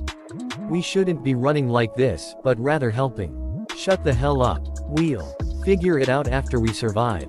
A message popped up saying a new video has been updated. This video shows the destruction of Triad, an appearance of hidden boss. Then another message popped up saying, a new video has been updated. Jinhyuk says, cleaning up the Triad's massive shit. People in comment says, at least people managed to survive since Kong Jinhyuk shifted the boss's attention to him. But is it possible for 5 people to fight a boss? I'm not sure about the others, but Kong Jinhyuk is Korea's S rank, doesn't have a chan? Where's unknown at a time like this? I wanna see him fight alongside Kong Jinhyuk. Yeonhwa sees the video and says, wow, when the hell did he find time to shoot a video? The views are already no joke, She gets angry and says, but Oppa, didn't you set way too big of a stage? Lee says, why would you make them come to this base? Teresa says, the second wave hasn't even begun yet. The one who destroyed the supermarket base wasn't you, right? Jinhyuk says, I wonder, I'm not too sure about it myself. Chun says, regardless of whether you destroyed the supermarket or not. I couldn't care less about pointless stuff like that. So do you have a way to face the queen? Jinhyuk says, I have a way to win. Chun says, I'm glad you didn't do this without any plan at all. So what is it? He points toward Chun and says, you will be the most important part of this plan. After that we see that boss monster and zombies are walking towards the stadium. She says, weak human. They reach the stadium. She says, here. That human, mine. Rest, punish. All zombies starts to run toward the stadium. Teresa says, they're coming. Everyone retreat. A tank and some small turrets attack the zombie. Lee says, be careful, Nuna. Damn it. These guys are unique zombies. Just use everything without holding back. And a lot of new zombies appears. Boss says human. Idiotic. And weak. Punish. This is my home. A huge mountain of ice appears in front of the and some people are trapped inside it. Boss is surprised to see that and says, what is this? Lee, Yeonhwa, Chun and Teresa, all of them are trapped inside the ice. After that we see that the boss is holding a purple crystal. Then we see that Chun is really angry and says, Kong Jinhyuk. I swear, you won't die a comfortable death. You have received 100,000 coins from Chun Yu Sung. Who else but you has money like this? It can't be helped. Jin Hyuk thinks, it's a bit of a waste to use my own coins. Jin Hyuk says, from now on, we will all be bait. Chun gets angry to hear that and says, bait? Are you kidding me? He buys something from the shop. Jin Hyuk says, oh, let me correct myself. Bait is a bit of a weird word. You'll be a booby trap. Then he activates his ability, Glacier Formation. Brilliant Ice Prison Realm. And also all the zombies and boss also get ice. Boss says, cold. Boss activates Black Death. Boss jumps toward Teresa and says, get out of my home. Jin Hyuk activates Shallow Breathing, and also activates Sword Demon King Steps. He going towards the boss's base with full speed. Boss see that and thinks, he's heading to my base. She says, no. After that Jin Hyuk thinks, Pendriel. Mother of the Dead, aka Queen. He level, her skills. And her especially fatal poison attacks. The boss of the 4th floor is overwhelming in all aspects except her intelligence. However, the core of the 4th floor is base defense. This applies to the players, as well as the zombies. If the queen is in the Sangam Stadium, that means her base is completely empty. Boss run towards the Jin Hyuk. Jin Hyuk sees that and thinks, she figured it out faster than I expected, huh? Jin Hyuk smiles and says, however, you're still too late. With the distance between us, I have plenty of time. He activates Grave of Swords. And Blessing of the Star. He kills a lot of zombies and thinks this place is as repulsive as always. I'll finish this quickly. In any case, that should be appearing soon. It's the flag. A blade covered in red energy comes toward Jin Hyuk, with full speed. He dodges it by sping and thinks, I appeared. A monster says, pray dodge. Jin Hyuk says, the watchman that protects the queen's flag. Monster starts to laugh and says, meat. Jin Hyuk says, now then. How should I take care of you this time? Booker has a big Caesar. Booker attacks Jin Hyuk. Jin Hyuk blocks the attack with the twin dragon sword. Booker sees that and says, it doesn't cut. Jin Hyuk uses element of fire and says, it's not your average sword. He burned the face of Booker. He thinks, its recovery speed alone truly is legendary. However, this is more than enough to restrict its visibility. He cuts him a lot. But nothing happens to Booker and Booker says, I won't die. With just that, Jin Hyuk appears behind him and activates Mandala. And says, you will. A huge explosion happens. A message popped up saying, you have leveled up. You have acquired scissors filled with a vengeful spirit. Jin Hyuk grabs the scissors, and say, my 31st victory. Jin Hyuk see towards the flag and says, shall I put an end to this now? A message popped up in front of Jin Hyuk. Jin Hyuk says, would you look at this? The message says, Black Hound is revealing their recents. They wish to make you a proposal as the representative of Egyptian mythology. The Black Hound alias this is Anubis. Jin Hyuk thinks though he'd be dormant for a while after I gave him a scolding in the underground 1st floor. Interesting. Jin Hyuk says, I'm listening. A message popped up saying Black Hound is making a low roar. Jin Hyuk says, huh, what? Are you getting angry? Jin Hyuk grabs the flag and says, you want me to just pull this out? Message popped up saying, Black Hound is getting very flustered. They urge you to calm down. They claim that the Egyptian gods want to see a proper end to this battle. Jin Hyuk thinks, from the perspective of the ones who rule the higher floors of the tower. It's difficult to acknowledge the fact the 4th floor was cleared without even a proper battle with the boss, Or it could simply be because they don't like this impudent human. Jin Hyuk says, and why should I accept that proposal? I can win if I just pull this flag out. Black Hound proposes a contract. Jin Hyuk get really excited and says, you sure are generous, aren't you? After that boss reaches back to her base. She is surprised to see the flag is not pulled out. She says, why is the flag untouched? Jin Hyuk says, you're asking why I didn't pull the flag out to win right away. It's because someone insisted that I fight you. I've already received a deposit, so I can't pull the flag out until I defeat you. She says, a deposit. Jin Hyuk says, yeah, a deposit. He changes the style of scissors and says, and not only that, I was paid in advance. The boss bring out her sword and says, you'll regret it. Jin Hyuk activates Blessing of the Star. A message popped up saying, weakening light attribute abilities by 50% due to the effect of the eclipse stone. Jinhyuk thinks, even if my rift stat is taking maximum effect, I have nowhere near the sufficient stats to kill her. She appears behind Jinhyuk ready to kill him. She swings her sword and hit the Jinhyuk. Jinhyuk blocks her attack with his scissor. She says, you block. Jinhyuk used mandala. She says, why aren't you disappeared?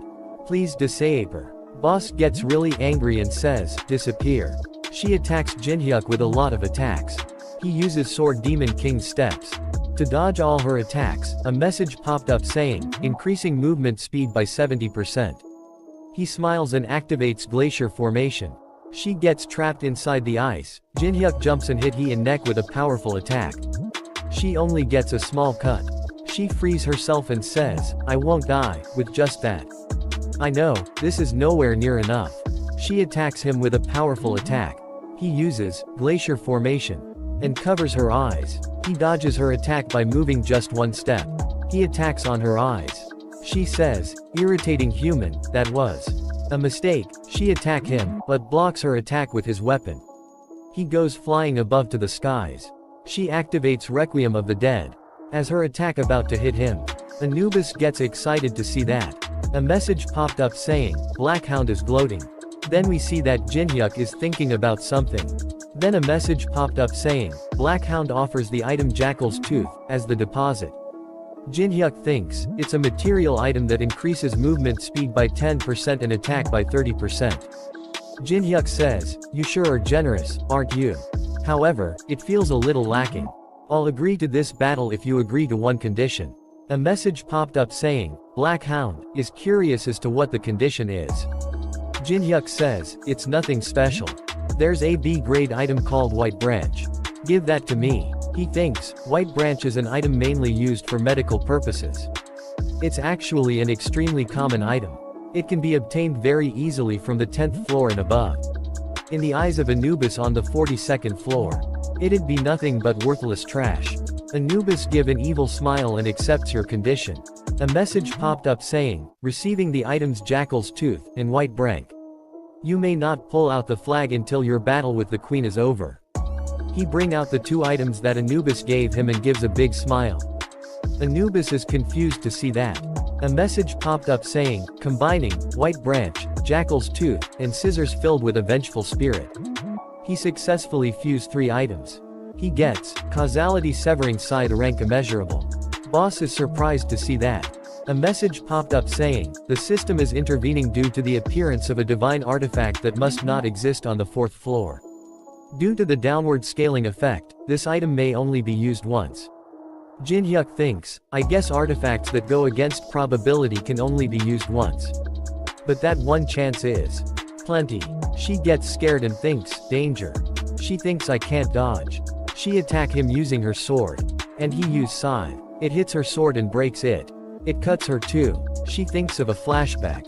She goes through a big door. Jinhyuk says, to her, that son of a bitch Muhan did nothing but hide at the back. But you were far stronger. Goodbye. A message popped up saying, the 4th floor boss monster, Pendriel, has been defeated. Jinhyuk leveled up 3 times. A message popped up saying, you have successfully defended the base. Each party member will receive a rank random box X5. Teresa gets really happy and says, Jinhyuk did it. This time, as well. News reporter says, only 24 hours have passed since the 4th floor opened. I still can't believe it.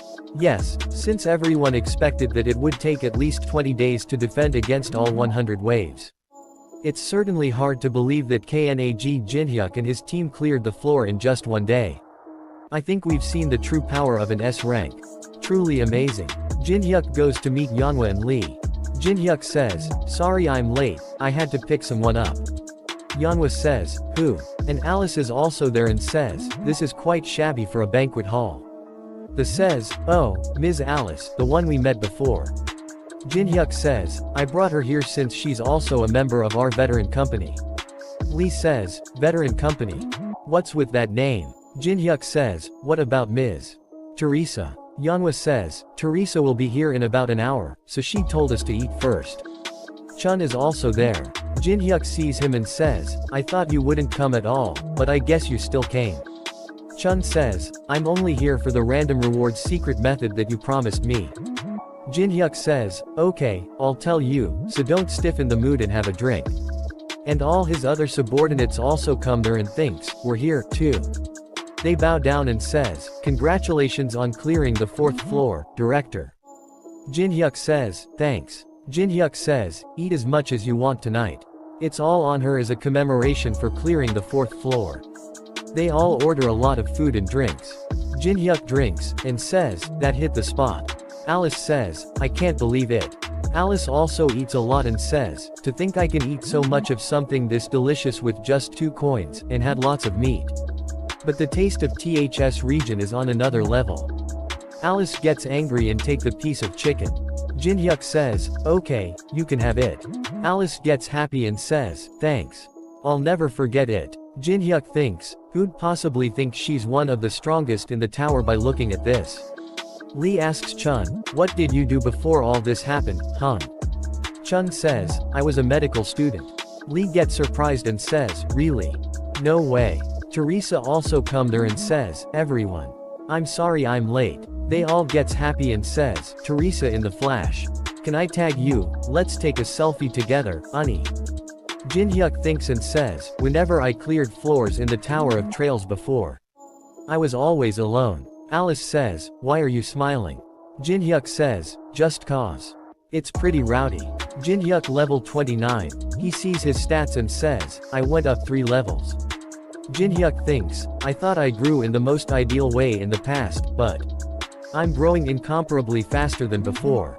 Jin-hyuk thinks, I wonder if it's being influenced by the variables that are showing up now that the game has become a reality.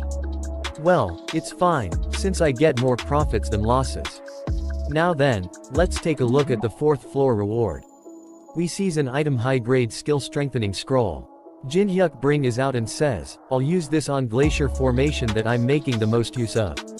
His skill glacier formation level 8. Some says, hasn't it gotten cold all of a sudden? Did you turn the air conditioner on? What the hell are you talking about? Wear some more clothes if you're cold. Don't you dare take a half day off after pretending to be sick again. Jin-hyuk says, next up. A grade random gacha box.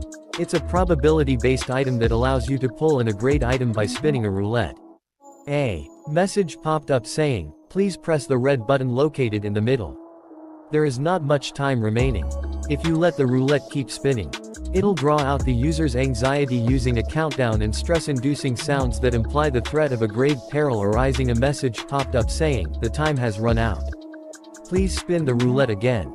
Most people press the button around this time. But this is something that I, who used to search for all kinds of bugs, the someone had purposefully hidden within the system, found out. The message popped up again and again. The time has run out. Please spin the roulette again. If you keep spinning the roulette without doing a thing, then on the 37th attempt, the roulette's speed is reduced by 99%. Chun says, Kong Jin-hyuk, are you seriously saying you can choose the grade item that you want by doing something like this? Chun says, just how much have you played this game? Jin-hyuk thinks, I let Chun Yu-sung choose the reward that he wanted using the same method. Chun says, I can finally beat him. But there's a penalty that the reward will be destroyed after 1 week if you use this method.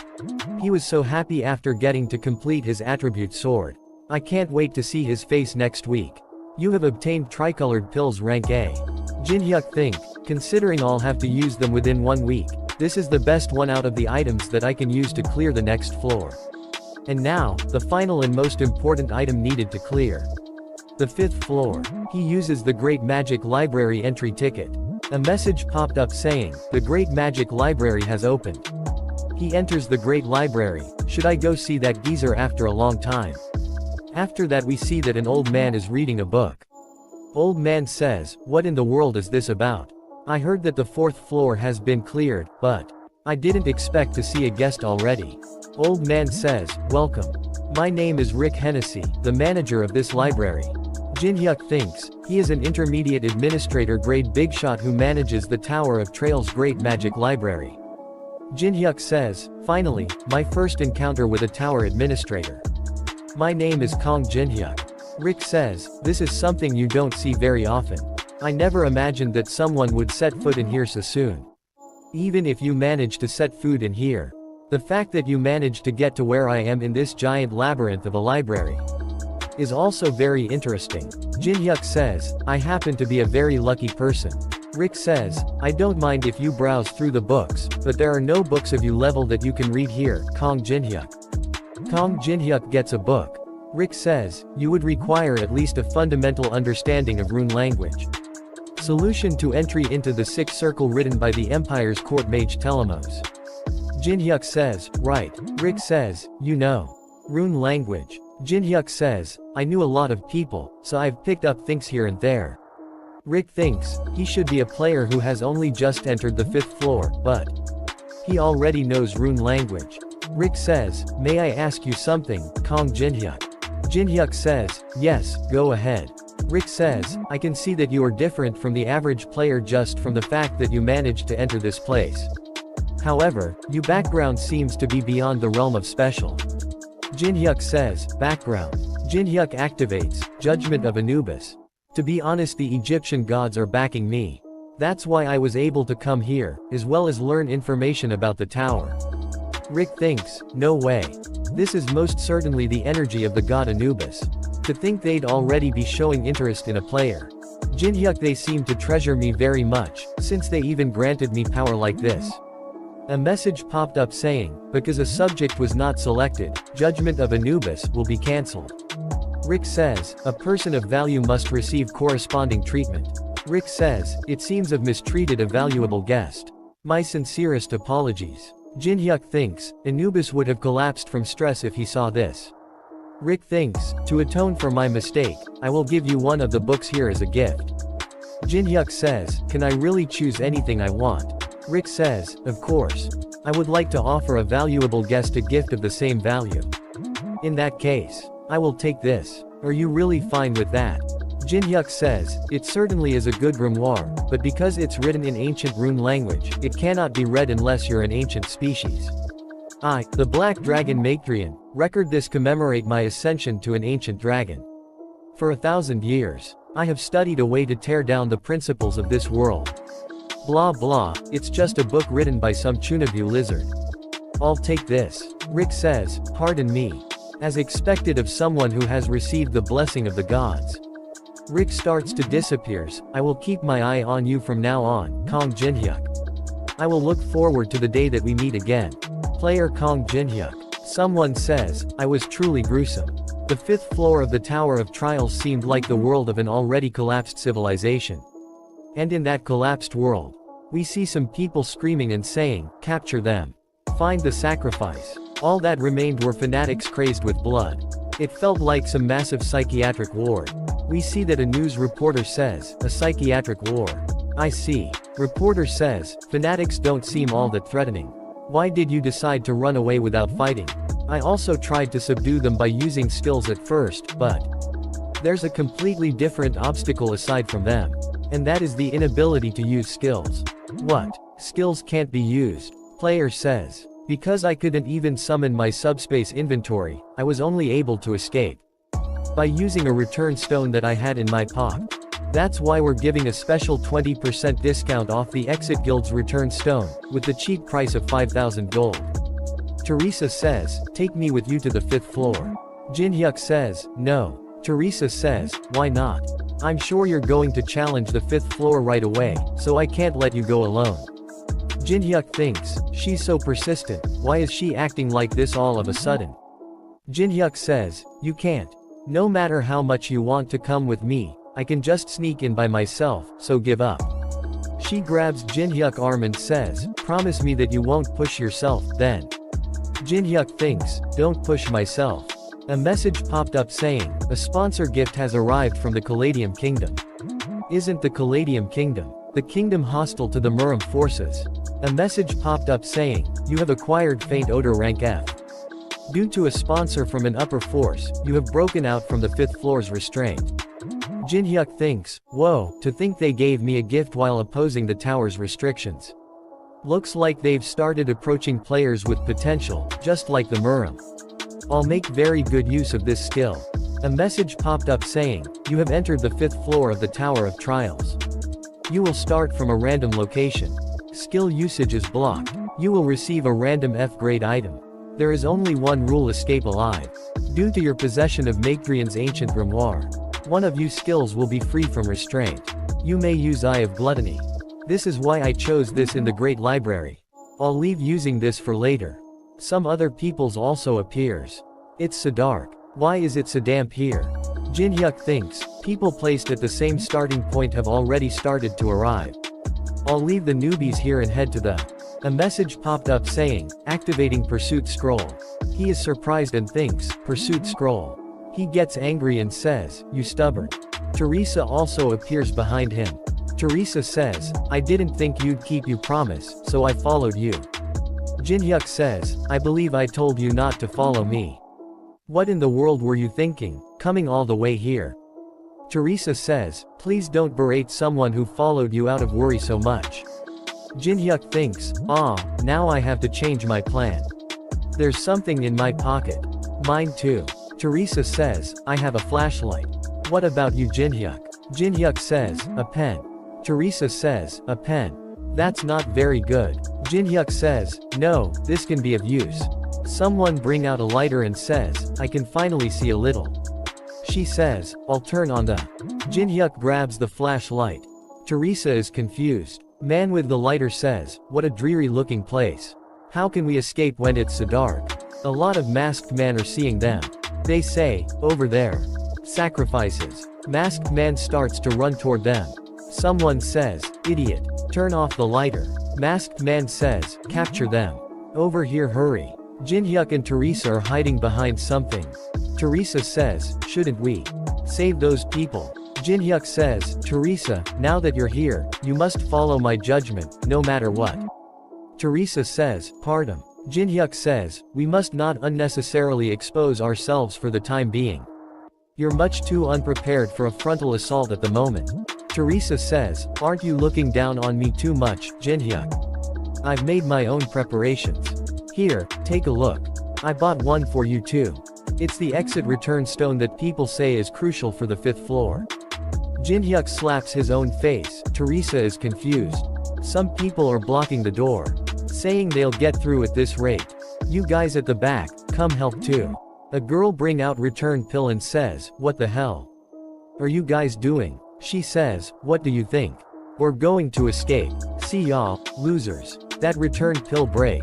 The says, "Not activating." What the hell? I bought one too. Mine too. A big man appeared with a weapon, all of theirs pill broken. They says, "It was a scam."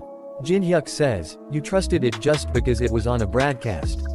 This world is full of scammers." Teresa says, "I bought two to give to you one as well." A man appears behind her with ropes in his hand. Teresa says, "I really should go." Masked man says, "A sacrifice for our god." Teresa throws him. All the other masked men are shocked to see that. Teresa says, "We've been discovered, haven't we?" Jinhyuk says, "Looks like it." Masked men says, "Our god desires a sacrifice of sacred blood. Let us accomplish the advent of our king together. Eternal happiness." Jinhyuk bring out his pen and hits one of them in the neck. He hits a lot of them in the neck. Jinhyuk says, "Who wants to do the next sermon?" All the masked men gets really scared. A big man appears behind them. A man says, "Sir Proxy." Jinhyuk says, "Teresa, you've played tag before, right?" Proxy throws away one of his men. Jinhyuk says, "That giant head is it, so don't get caught by him." The giant attacks him with his hammer. The starts to run away. We see a man in purple hoodie saying, "What of the sacrifices?" His man says, "We are capturing them without complications." He says, "Our god desires more sacrifices. Now that the tower has opened and ignorant people are entering, it is the promised time for the Great One to descend once again at last." One of them says, "Cult leader, I think you should see this." He says, "They're sacrifices that we discovered just now." Leader says, "It's my first time seeing the proxy have such a hard time. He's quick on his feet for a mere sacrifice." One of them says, "Kong Jinhyuk." Leader says, "You know him?" One of them says, "Yes. He is the most dangerous obstacle to our plan." Teresa and Jinhyuk are still running from proxy. Teresa says, such speed for a man that big. He can't even be compared to the regular cultists. It's impossible for us to face that giant head right now. Jinhyuk says, let's focus on outrunning him first. Could you give me that for a second? A huge light appears. He hits with hammer the spot of light. It was a flashlight that Teresa brought with her. Jinhyuk says, that should have bought us not time to think up a strategy. Jinhyuk listened carefully, Teresa. Teresa says, okay. Jinhyuk says, I'll lure that giant head by myself. Teresa says, pardon, you want to lure him after we barely got away from him. It's okay. We'll have to face him sooner or later if we want to clear this floor. Jinhyuk says, while I'm luring him, you evacuate the others. I'm sure they've got no way of leaving now, since their precious return stones turned out to be a scam. I'll try to clear the 5th floor as quickly as possible. It's become a bit complicated though, because I needlessly followed him. Teresa says, okay. Jinhyuk says, oh, could you remember this for me, just in case? Proxy sacrifice. Where? Giant head. Jinhyuk says, aren't you way too shit at tag? After that we see Jinhyuk is running away and Proxy is following him. Teresa is seeing all that hiding. Jinhyuk says, you just need to use it at the right time. Teresa says, at the right time. When would that be? Jinhyuk says, you'll definitely feel it. When that time comes. She pick up the hockey and thinks, yes, I'm sure I'll know when the time comes. I'll save those people from earlier first. Jinhyuk thinks, Teresa must have gotten far enough. He activates, Eye of Gluttony. A message popped up saying, warning. An act that defies the 5th floor's causality has been detected. Jinhyuk says, Rotting Heart, is showing interest in you. A secondary advancement condition has been generated. Rotting Heart suggests that you become their sword. You may advance to Dark Apostle once you accept the condition. Jinhyuk says, Rotting Heart. One of the absolute beings of the tower, just like Alice, who resides in the upper floors of the tower. He is commonly called the Demon King in this place. In such a place, where skills have been sealed by borrowing the Demon King's power. If one tries to break through the restraint in any way possible, the will receive attention. A message popped up saying, Dark Apostle. Dark Apostle. It boasts extraordinary power, but one must live as the Demon King's pawn for the rest of their life. The people in the Demonic Human Association would have accepted with their mouths foaming. But, how could a tiger possibly become a dog's subordinate? Jinhyuk says, I refuse. Demon gets angry and a message popped up saying, Rotting Heart is enraged. Proxy removes his helmet. A message popped up saying, you will receive the Demon King's curse, for the sin of refusing the Demon King's offer. He feels extreme pain in his chest. A message popped up saying, you will become the target of all demons. This curse will last until death. He cough out blood. Jinhyuk says, that fucking hurts. Jinhyuk says, but. Jinhyuk says, are you guys just gonna stand there and watch? Come at me. Then we see that all the other players are caught, they are begging for their life. One of them grabs a girl's head and says, sacrifice for our god. Teresa appears there and ready to attack.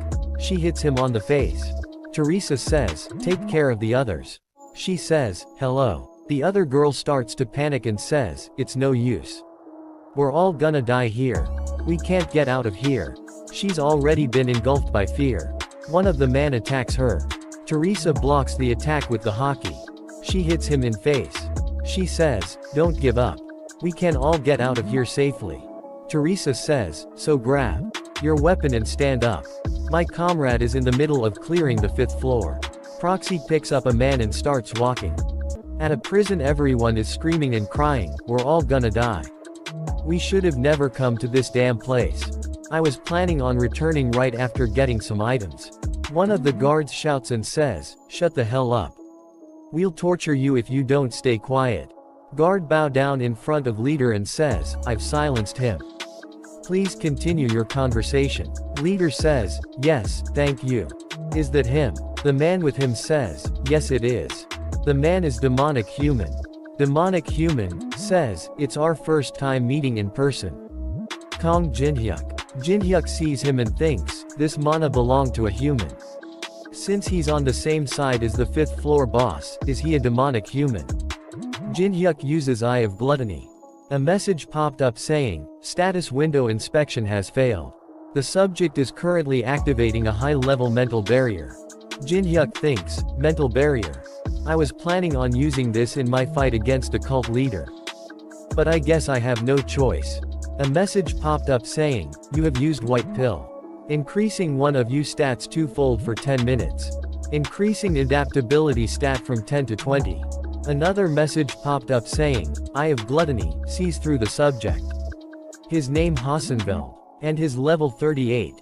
Jinhyuk sees his stats window and thinks, if he's a Knight of the Round Table, then he must be the demonic human association Begshot that Melina talked about last time. A big shot much greater than I expected appeared. He give an evil smile and says, I was too busy suppressing the darkness within me. Cult leader say, are you sure this is the person you spoke of? He doesn't seem to be alright in the head. Demonic human says, I'm certain. Leader says, even I'm not this bad. You two can talk it out. Alice is laughing so hard that she starts to cry and starts hitting the ground.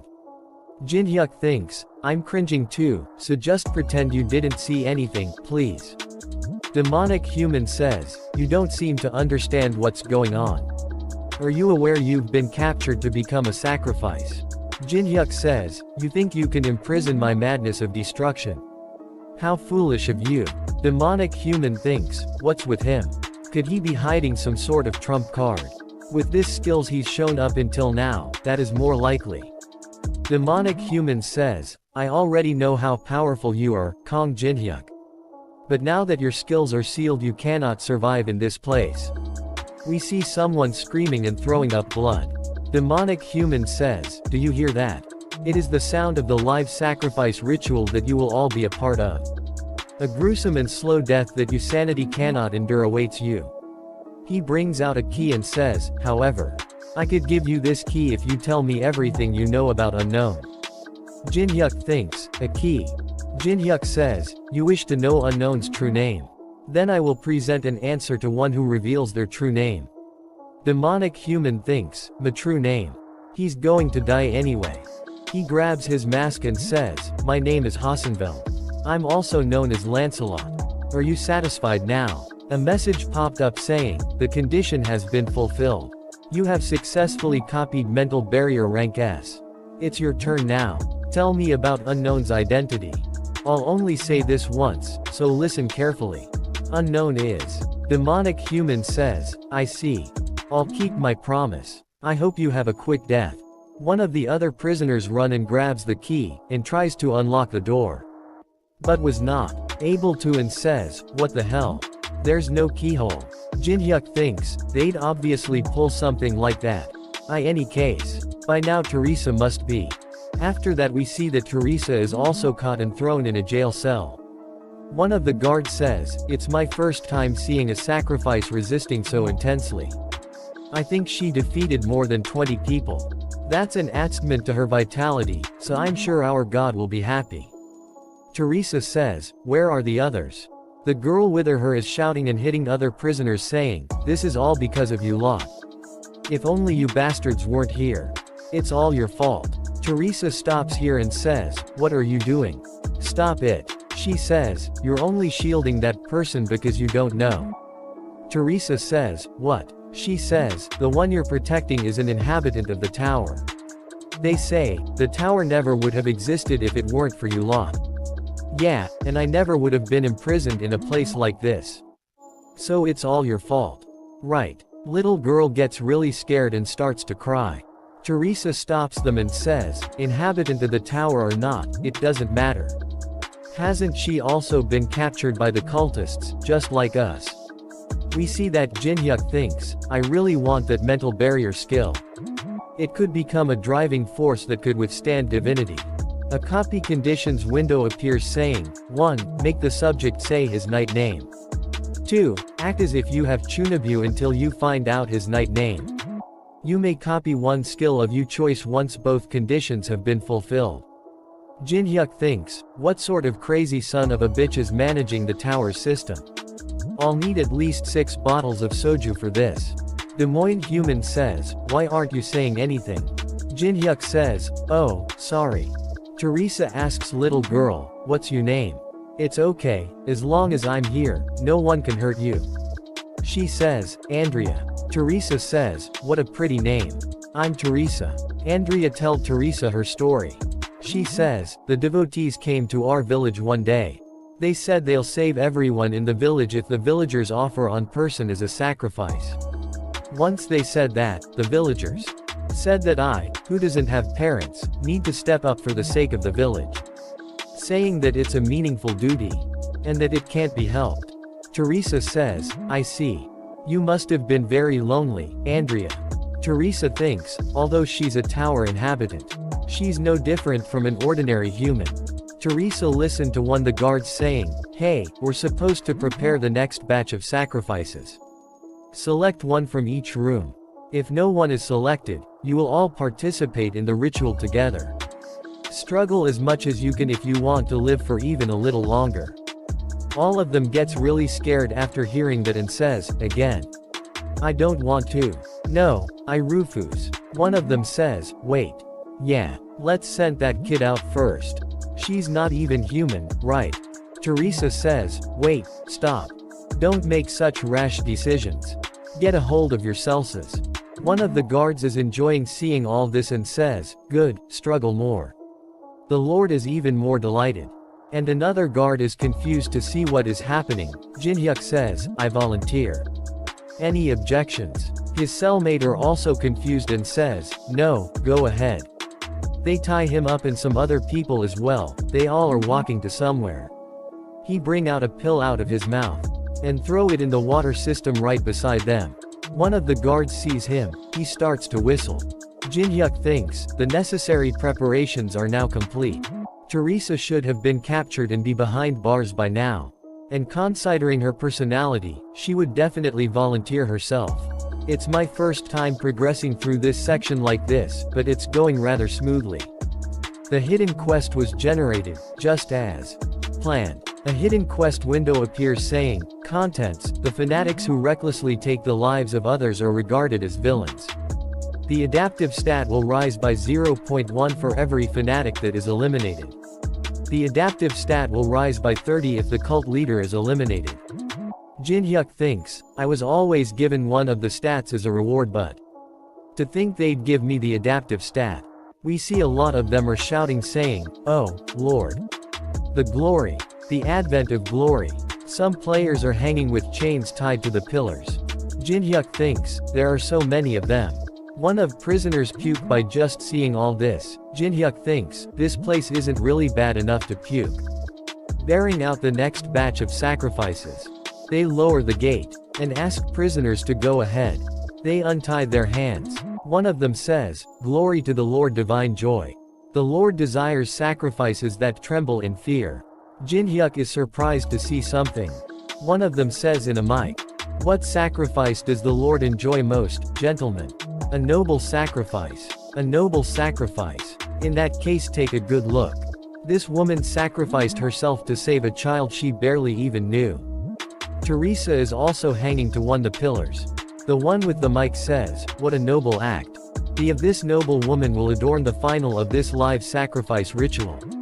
A noble sacrifice. Jinhyuk walks out and says, I was gonna put an end to this floor after raising my stats, but he uses Macrian's ancient grimoire. Escaping from the 5th floor ruler's restraints. Freeing everything that had been sealed due to the restraints. Jinhyuk gets really angry and uses element of fire and says, fuck that. He can use all his skills for 10 minutes. He uses the element of fire on the pill that he thrown in water system earlier. He activates red pill, blaze. It blows up everything around him.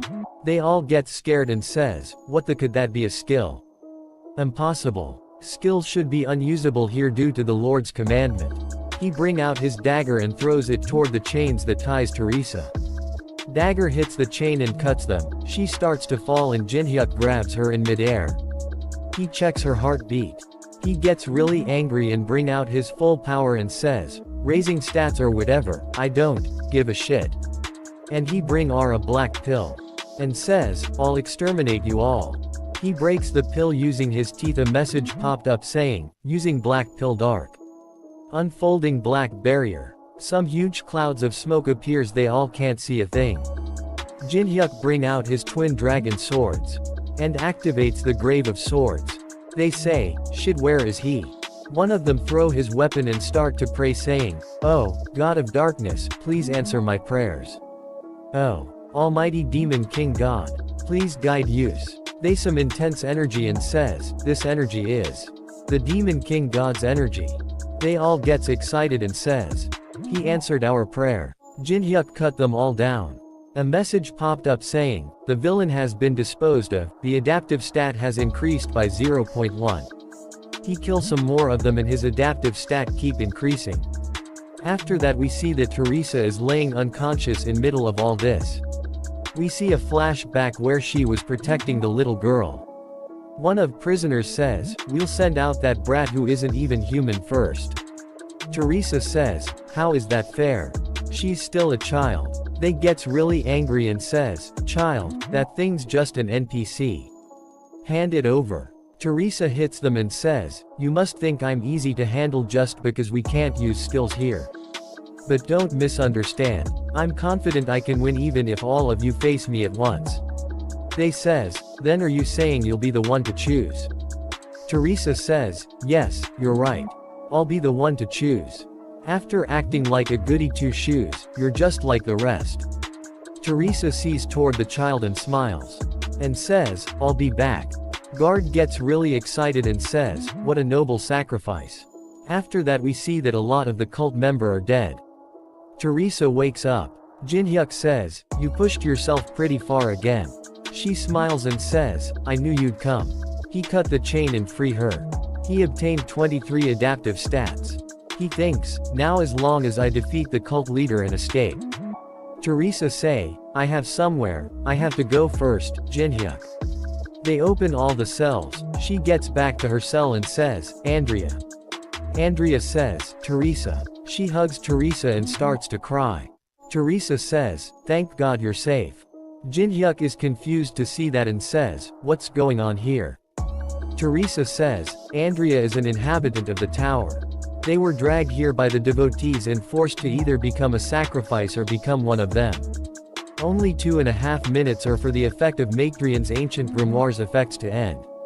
Jinhyuk thinks, I can't believe she made me use my precious 10 minutes on this. Wait, if she's an inhabitant of the tower. He give an evil smile. He goes near Andrea and says, Andrea, right.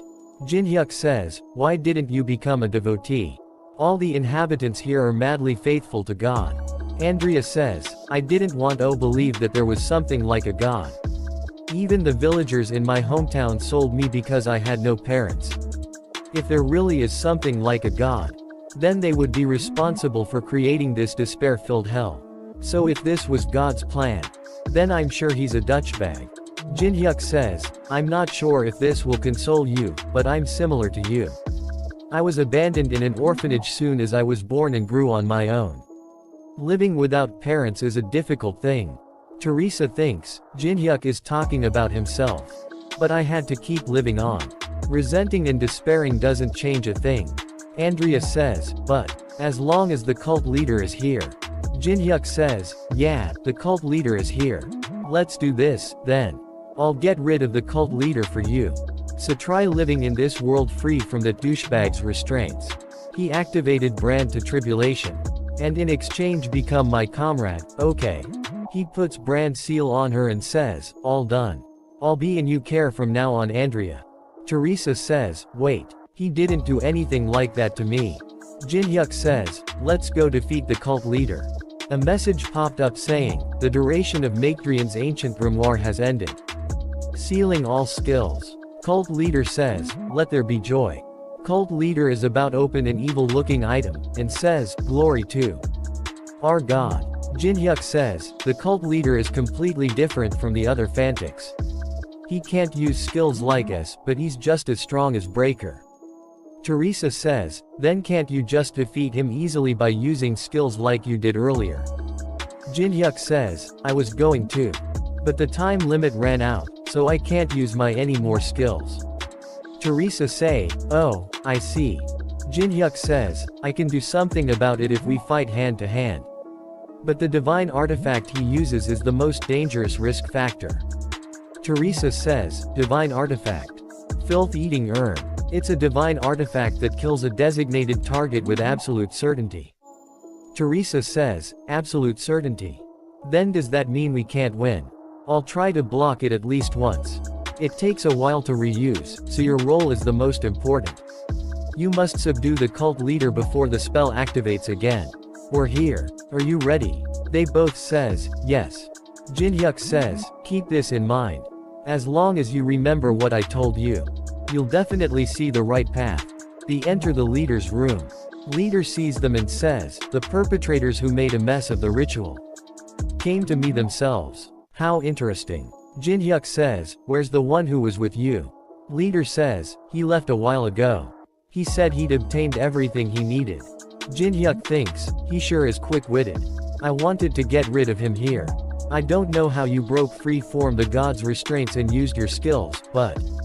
He removes his hoodie and says, I will definitely offer you as a sacrifice and make you atone for this atrocity. Teresa sees the artifact and thinks, that must be the divine artifact Jinhyuk spoke of. Jinhyuk jumps toward leader and says, here we go Teresa. Teresa jumps from the other side. Jinhyuk kicks him, he blocked his kick with his arm. Teresa kicks him on the leg, he loses his balance, Jinhyuk kicks him on his head. Jinhyuk shouts and says, now. Gag him. They tie his mouth so he can't speak. Jinhyuk jumps toward him. Leader throws Teresa away. She hits wall. Leader's punch is about to hit Jinhyuk. Jinhyuk spins and dodge attack and punches him in face and uppercut. Jinhyuk says, I beat someone 10 times larger than you barehanded before. You think I'd lose in a hand-to-hand fight? Teresa gets up and says, as expected of Jinhyuk. Cult leader starts to laugh and says, no bad. Very good. You're the greatest sacrifice. Leader says, then, I will use you as a sacrifice first. Pateria. Teo Pa. Joy to our god. Some dark energy come toward Jinhyuk. Teresa sees that and thinks, that's the spell Jinhyuk told us about. Keep this in mid, Teresa. This technique has a long cooldown time. Take a good look at the urn's eyes. You'll be able to estimate its cooldown time by doing that. And, I'll leave the rest to you. The spell hits Jinhyuk, he cough out blood. Teresa is shocked to see that and says, no. A message popped up saying, you have died. The Demon King's curse is disappearing due to your death. Leader gets excited and says, what a fresh sacrifice. I'm sure the Demon King God will also be happy. Teresa says, wake up Jinhyuk, open your eyes. Leader says, are you pained by your comrade's death? She a mixed angry and sad look on her face. Leader says, you can't call it a proper sacrifice. He kicks Teresa and says, if there's not enough pain. Andrea shouts Teresa. Leader sees to Andrea and says, you were there, huh? He is about to grab her and says, come here. Teresa jumps on him, throws him using a backflip. Teresa says, I will never let you take Andrea, at the very least. Looks like you still had some fight left in you. Leader gets excited and says, good. After that we see the dead body. Teresa is being beat up. Teresa thinks, fighting him head on without my skills is impossible. Leader jumps towards her and says, glory to our god. Teresa dodges his punches by jumping backward. She picks up an broken piece of something. She destroy the lights with them. Leader says, you think darkness is your ally? How ridiculous. Teresa hides and thinks, alright, his visibility should be restricted. I have to take that urn away from him first. I have no chance of winning if he activates that spell again. Leader finds her punches. She dodged the punch by jumping aside and thinks, how did he find me so quickly? Leader says, you're quick on your feet. But I simply have to find you again. Your radiant blonde hair stand out even in the darkness. After I knock you out, I'm going to look for the hiding child. And when you wake up, I'll have you watch as she gets sacrificed to the urn. With your own 2 eyes. She gets hit by a powerful punch. She hold herself and start to run away. Leader says, you're sturdy as well. Endless glory to our god. Hit as best you can. It's only a matter of time. Until I find you. Teresa thinks, I can't waste the precious time Jinhyuk bought for me. If I fall here, even Andrea will. She picks up another broken piece. Leader sees her hair, and says, I've changed my mind. I'll let you live if you swear to become a devotee. Yes, I'll make you the Demon King God Saintess. So why don't you come out with that child? If you don't, oh. We see that she not there, only hears her hanging there. It was a distraction. She come from behind him and about to grab urn. We see flashback, where we see cuts of her own hair and thinks compared to Jinhyuk's sacrifice. My hair is nothing. Leader see toward her. She thinks his reaction speed is fast. He turned toward her ready to punch. Andrea throws something of Leader's head. He gets distracted and says, cheeky brat. Teresa grabs the urn and says, nice timing, Andrea. Leader says, what are you going to do after taking that? Are you going to appoint yourself as a sacrifice or something? We see another flashback where Jinhyuk says, oh, and could you keep this in mind, just in case? Memorize this, Pateria de Amarius. Teo pa Vericio. Teresa says, what's that? It's a rune language spell. Use it at just the right time. The right time. You'll know when the time comes. I know now. This is the right time. She says, Pateria de Amarius. She thinks Jinhyuk knew about this. Leader is shocked to hear that and says, how do you know ancient rune language? Teresa thinks that I could do this in your place. She says, a veteran taught me. Teo pa Vericio. Divine artifact gets activated and some dark energy goes toward Leader. Leader says, wait, impossible. Demon King God. That dark energy kills the leader. A message popped up saying, the boss of the 5th floor has been defeated. She picks up the Andrea and says, are you hurt, Andrea? Andrea says, no. Andrea points toward Jinhyuk and says, but that Oppa. She says, I did it. Jinhyuk, wake up. I'm sorry for following you as I please. I won't do it again. So please wake up. She starts to cry really hard. A message popped up saying, the Demon King God's authority had disappeared due to the absence of a boss monster.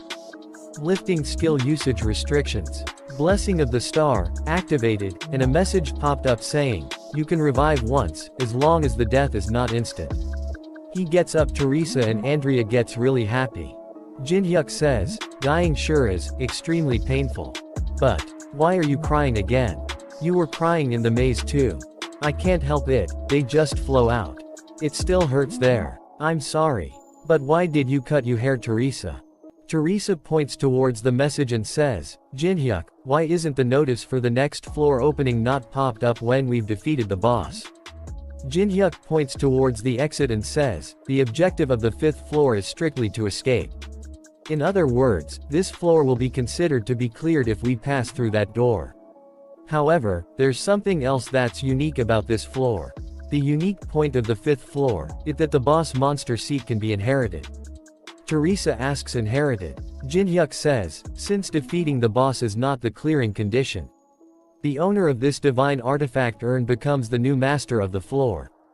And I'd like to entrust that seat to Andrea. Teresa is surprised and says, what? To Andrea. Jinhyuk says, Andrea, I promised you that I'd let you live in a world without the cult leader, right? He give her urn and says, here, live as you like this time. Live in a way that no one can make you unhappy. A message popped up saying, the seat of master is being inherited. Commencing rapid growth in accordance with the ruler's authority. Teres is surprised to see that and says, Andrea grew up. Andrea immediately become an adult lady. Andrea smiles and bow down in front of Jinhyuk and says, my name is Andrea, the master of this desolate land. Every being on this floor including myself will follow your will. A message popped up saying, the master of the 5th floor, Andrea, swears allegiance to you. You are the first to have a boss monster swear allegiance to you. The feat is being recorded in the Hall of Fame. Jinhyuk puts his hand on Andreas' head and says, live with a smile on your face from now on. Andreas hugs Teresa and says, Teresa, come visit me often. Teresa says, of course.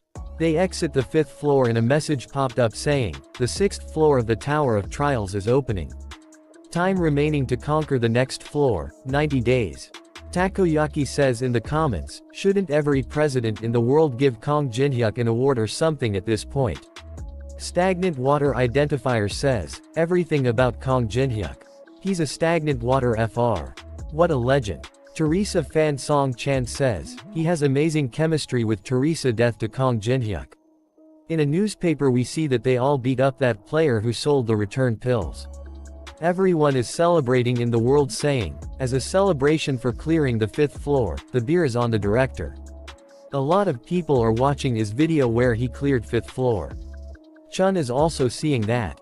Chun grabs his own head and says, Kong Jinhyuk, you're not even giving me any room to chase after you.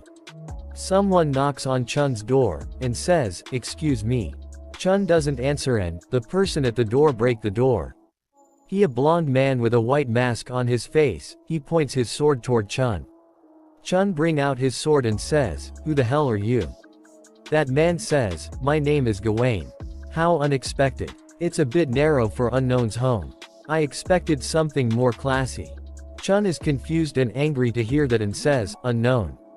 What are you? Chun thinks, someone who'd do such a thing, is Kong Jinhyuk. Chun gets really angry and says, Kong Jinhyuk, the foo. We see that Chun's apartment blow up. After that we see that Jinhyuk says, my ears itchy. Alice is shopping, she says, from there to there, I'll buy them all. Shopkeeper says, pardon, all of them. Jinhyuk says, for God's sake inflation's gonna come because of you. Alice is standing on a lot of gold and says, I don't know who that is, but let them come. As payment for educating Andrea from time to time, I let Alice enjoy cultural life. Though it's mostly revenge spending. Jinhyuk says, how to live is a booze, a boss's attitude. A boss's daily schedule, and overall knowledge one must have as a ruler. She's teaching them all to her. You could call it an introduction to boss's course. I'm sure she'll become indispensable for my plans someday. Jinhyuk's level 32 now, and he has 1,283,288 coins. Jinhyuk thinks, I'm growing so quickly, no matter how many times I see it. Including what I earned on the 5th floor, my adaptability stat is now 78. Even the rankers who grind dungeons with the support of their guilds should be around level 30. If the rift stat is taken into account, there aren't any players with better stats than me at the moment. And the item I obtained by clearing the 5th floor. I can't believe I obtained this. I still can't believe it. Boundary bending mirror, growth type, rank, over rank. Connects to anywhere on the 10th floor and below upon use, cooldown, 90 days, duration, 30 minutes. The floor level that the play can connect to and the duration they can do so for will as they grow. Can be accompanied by one other. Jinhyuk says, I'll have much to prepare from now on. In that case, Jinhyuk calls guild leader, he picks up the call and says, yes, director. It's rare for you to call me first. Jinhyuk says, I have something I need you to do. Are there any issues? Guild leader says, the issue is that things are going too well. You've become so famous that it's harder to find a channel without you in it. There are so many people wanting to apply because they saw you, that work is about to come to a screeching halt. Jinhyuk says, there are that many people. Guild leader says, there are hundreds flowing in each day. That aside, what can I help you with? Jinhyuk says, I'll just send you a list, so reserve them all. Guild leader says, a list. Yes, also, schedule a meeting with Fighting Father. Jinhyuk goes to a cafe to meet someone. Then other person says, have you finished replenishing your carbohydrates? I've been waiting for your call, player Kong Jinhyuk. He is Fighting Father Kim Katae. Jinhyuk says, the last time we met was at the test, so it really has been a while. Jinhyuk thinks, it sure is nice to have power. The big-headed Kim Katae from the test is now this polite. Jinhyuk says, I'm sorry about our deal regarding the Mandragora route. I've been a bit busy climbing the tower. Kim get angry to air that but keep the smile on his face and say, of course you were. Jinhyuk says, lighten up. That's why I showed up. As a form of my apology, I'd like to change the conditions of our deal. From what is heard, Fighting Father has around 10 rank dungeons on the 3rd floor. Kim says, that's right. Then let's just go with you giving me one of them. So what you're saying is, instead of the original deal of 10 dungeons on the 1st floor, you want us to give you on a ranked dungeon on the 3rd floor. Jin-hyuk says, yes. Kim says, so you want to raise the condition on our end. Despite you not having even told us the antidote recipe you promised yet. Jin-hyuk smiles and says, yes. That's exactly right. Kim says, play Kong Jin-hyuk. On what grounds are you suggesting such a deal? Jin-hyuk says, increase in inflation rate, price of raw materials, and labor cost. Kim gets angry says, we are not a charity group. I didn't come here to listen to your absurd demands. Looks like I wasted my time. Kim says, I will consider this as something that never happened. Jin-hyuk says, the third floor labyrinth, Great Temple, that you guild possesses. You failed in every single attempt to conquer it, correct? Kim says, how did you know that? Jin-hyuk says, I'm also a guildmaster. I can acquire information like this anytime I want. I heard you're continuously challenging the Great Temple that you have monopolized. But your reputation within the guild is a disaster due to your continuous failures. Won't your position as team leader be in danger at this rate? So I will clear that labyrinth for you. After that we see at the Austria Vienna. Jin-hyuk and Alice are watching the performance. Alice says, what a beautiful performance. I'm completely lost for words. A message popped up saying, you have appreciated a masterpiece influencing an era. You have completed going to a concert 7 times. The condition has been fulfilled. You have successfully copied the skill perfect pitch rank F. You have successfully copied the skill understanding of instruments rank F. After that they eat dinner. Alice says to a waiter, bring me 2 more bottles of your most expensive wine. Jin-hyuk says, I should be able to finish it all by today and go back to Korea. A message popped saying, 1 eat at Michelin 3-star restaurants. 2 observe the chef making food. 3 make different genres of dishes. Alice says, contractor, I'm not saying I don't like it. But why are we enjoying leisure like this? Jin-hyuk says, it's all for a reason, just enjoy it while you can. Alice says, that's fine with me. Jin-hyuk says, Tower of Trials 6th floor Elven Forest. The elves that are apathetic toward foreigners simply guard the beautiful forest. The next floor will open simply by spending 90 days on the floor. Most players simply mark their attendance on the 6th floor and go level up on some other floor. However, every single floor has an objective, as well as opportunities that one can acquire. I'll go there fully prepared. He received a video call from Kim. Kim says, it's ready. He appears somewhere and thinks, teleportation magic is pretty nice.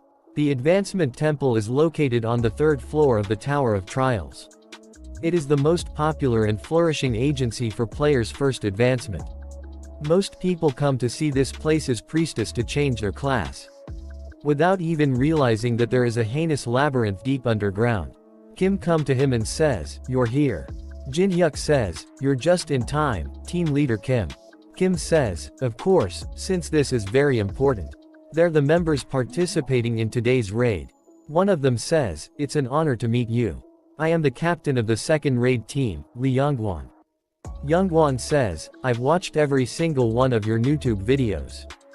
Jin-hyuk thinks, Lee Youngwon is a rather famous raid captain of Fighting Father. A girl says, I'm sub-damage dealer Ha Yeonsu. I'm a huge fan. Another one says, I'm the raid team's main healer. Please give me an autograph. Kim see that and thinks, this isn't some fan meeting. Kim thinks, even super elites of our guild are reduced to mere fans before Kong Jin-hyuk. Well, I guess it doesn't matter. Kim says, Lee Youngwon is the raid captain in name, but I will give all authority to player Kong Jin-hyuk. You can also have whatever that comes out from the labyrinth. But just one thing. Please succeed in the raid. Jin-hyuk thinks, I was planning on backstabbing him if he tried anything funny, but I guess that's not necessary. Jin-hyuk says, understood. Then let's meet at the entrance in 30 minutes after finishing preparations. After that we see that Jin-hyuk is climbing the temple stairs. He reaches top, a beautiful girl is standing there. She is first advancement priestess. You must possess a class to become stronger. I ask you, which path will you pursue? A message popped up saying revealing classes. Jin-hyuk thinks, I've tried all the popular ones with my sub-accounts. The path I will pursue, arrange them in order of unpopularity. Jin-hyuk says, it's unpopular and hard to play. This is perfect. Jinhyuk thinks about Chun and says, back in the museum, and in the labyrinth. He had a lot of pride in his barrier skills, didn't he? Then I should trample him more thoroughly. A message popped up saying, you have accepted the barrier master, advancement quest. He sees some people standing and thinks, what's with them? One of them says, is Kim Kate of Fighting Father here? They are all from Samurai Guild. Their leader says, let's talk. Kim says, why are you people here again? I told you before, I will not allow you to participate in the Great Temple raid. Samurai leader says, team leader Kim. Do you have any idea how many people are disappointed by Fighting Father's continuous raid failures? Rather than holding onto a labyrinth beyond your capabilities. Isn't it better to conquer it together for the sake of humanity? Kim team member talk to each other saying, hey look over there. It's the Samurai Guild, that had been showing enormous growth lately. I heard they were growing like Karzi with their strong teamwork and information gathering capability. Wouldn't they be able to clear the Great Temple? Kim thinks, they're even sweeping public opinion. This isn't good. Jinhyuk says, you sure are popular, team leader Kim. Samurai thinks sees Kong Jinhyuk and says, that man. It's Kong Jinhyuk. The Korean ranker. The Korean S rank, Kong Jinhyuk. Could he have some sort of relation to Fighting Father? I've been listening, but something bothered me. Samurai says, what are you talking about? Kong Jinhyuk says, you've been saying how we'll fail because we're lacking in strength. But from what I can see, your forces are no different. One of them gets angry and says, you son of a, how dare you? Samurai stops him and says, calm down, he's an S rank. Samurai says to Kong Jinhyuk that, are you saying we're lacking in strength? Jinhyuk says, not lacking, but not even up to standard. Kim's team member thinks, since he said they're no different from us. Are we also no up to standard? Samurai says, it doesn't matter what you say. We have a stent that can't even be compared to you guys. Jinhyuk asks strength. Samurai says, we have. A real veteran who's climbed all the way up to the 30th floor of the Tower of Trails. Jinhyuk is surprised to hear that and thinks, 30th floor. Kim's team starts to says, did you hear that? They have someone who climbed up to the 30th floor. No wonder they've been rising up so quickly. Samurai says, we already have information about territories that no one even knows of. Whatever traps there are and strategies we need, we can prepare for them. We will use this knowledge. And become the first heroes who save humanity from the Tower of Trials. And it wouldn't be bad if we become rich in the process, either. Jinhyuk activates Eye of Gluttony. And his words are the truth. Jinhyuk thinks, that means he believes that is the truth, at least. Then I'll just find the one who spouted such bullshit. He uses Eye of Gluttony on all the members of Samurai Guild. He found him. His name is Takeshi level 27. Takeshi has a skill called Hemi Foresight. Jinhyuk thinks, a half-baked foresight that can see into the upper floors based on its mastery. He gets really excited and things are getting interesting. We see a flashback where Samurai says, shit, I actually got it right. The trap really didn't activate. You're a real one. Takeshi thinks, no one knows that the ability I happened to acquire is half-baked. I thought I'd be able to get better treatment if I hid it as something whole. No, I was sure of it. How is it a lie if no one knows? Takeshi sees toward Jinhyuk and thinks, but this guy. Why is he staring only at me? Jinhyuk says, I don't know who it is, but hey, must be amazing if they rose up all the way to the 30th floor. Information from above the 10th floor hasn't been leaked anywhere, has it? Samurai says, you know you stuff. Information is the most powerful strength in this era, why don't you just let us accompany you obediently? Kim says, you think I'd believe such bullshit? Jinhyuk stops him and says, you should have told us that earlier, then, was there even a need for us to talk for this long? Let's head inside together. Finally, someone who can actually communicate with. Samurai says, stop frowning, team leader Kim. We'll at least raise your reputation if we manage to clear it. Let's go. Kim says, what is the meaning of this? How could you let them go in with us? What's gonna become of us if we just let them in? After all our protests. Jinhyuk says, team leader Kim, you wouldn't have let them in if I didn't concede to them, right? Kim says, of course. I would have done whatever it took to stop them. Jin-hyuk says, that's not good. Look at how much they want to become heroes. Shouldn't we at least give them the opportunity to experience whether it's easy or not to play heroes by laying their hand on someone's food? Kim thinks, this guy, what the hell is he planning now? Lee says, we'll be off as well, team leader. A message popped up saying, you have entered the Labyrinth Great Temple. Guild member of Samurai Guild says, look at this. They're players who challenge the labyrinth first. How miserable it, there no way to turn them back. No, you can just consider yourself a goner if you lock eyes with it. Don't worry, I've already thought up a countermeasure. He bring out a shield of Perseus. Who you really have prepared for everything. Jin-hyuk thinks, they must have used a lot of money. I'm not sure if they even know how to use it properly though. A message popped up saying, the condition has been fulfilled. The second perk for the one who first conquered the tower has arrived. He thinks, a perk at a time like this. We getting my first class advancement quest and entering the labyrinth the trigger. You have acquired Moon Imprint. This ability will display its effect once the first class advancement is complete. Moon Imprint rank immeasurable. Description, reduces activation time of all barriers by 25% and increase the effects of all barriers by 30%. Another message popped up saying, if you find every lost language buried within the tower long ago, then you can learn the nameless barriers. Locations where you can find the lost languages will be shown upon you first class advancement. He sees that surprised look on his face and says, lost languages. I've seen them as I climbed the tower, but I could never find any clues for them. So all of this is the reward given to the one who first conquered the tower. He gets really excited and says, there's still something that I don't know about the tower. They prepare for combat. A gigantic cobra appear in front of them. Maintain formation. We'll break down its spirit. Main damage dealers, attack. They use fire attacks on the cobra. Leader of the samurai jumps, activates his shield and hits the snack. Lee sees that and says, amazing. They're so amazing that there's nothing for us to do. Damn, how pathetic. Jin-hyuk thinks, these fighting father guys still have a long way to go.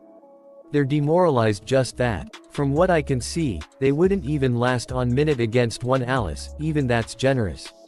We see that on the Tower of Trial's 5th floor. Alice says, no, how many times do I have to say that? Know how you do it? I'll show you again, so watch carefully. While looking down like this, okay. I command you. Submit. Andrea says, you really are different from just the feel alone. Alice says, of course, you and I are fundamentally different. If you get it, then try again. Andrea says, yes ma'am. They say, Captain, which way should we go? He sees toward Takeshi and smiles. Takeshi thinks, left, which is bright and looks safe. Or right, which looks like you could get ambushed at any moment. My foresight didn't show me anything like this. What to do? Takeshi is about say left. Jin-hyuk says, I see, so it's left. As expected of a veteran. Most people would have chosen the dangerous looking right path, thinking it was some sort of reverse psychology trick, right? You're well aware that people who trust shallow reverse psychology tricks are sent to hell in this labyrinth. I don't know who you are, but I'll trust you to carry us. They goes left, the safe looking path. Jin-hyuk thinks, his foresight is poorer than I expected. To think he'd choose to go left. Well, I guess it doesn't matter. Since it's hell regardless of which way you go. They see an orange laser and say, what's that? It that a laser. It's coming this way. Samurai asks Takeshi. Takeshi says, isn't this just a simple trap? Don't worry about it too much. A lot more laser spawns. Samurai Guild says, what the hell? They all activate skill mana infusion. They're coming. Block them. Their mana infusion and shields does not work. One of the laser cuts their member's arm. Samurai says, shit, they're getting through.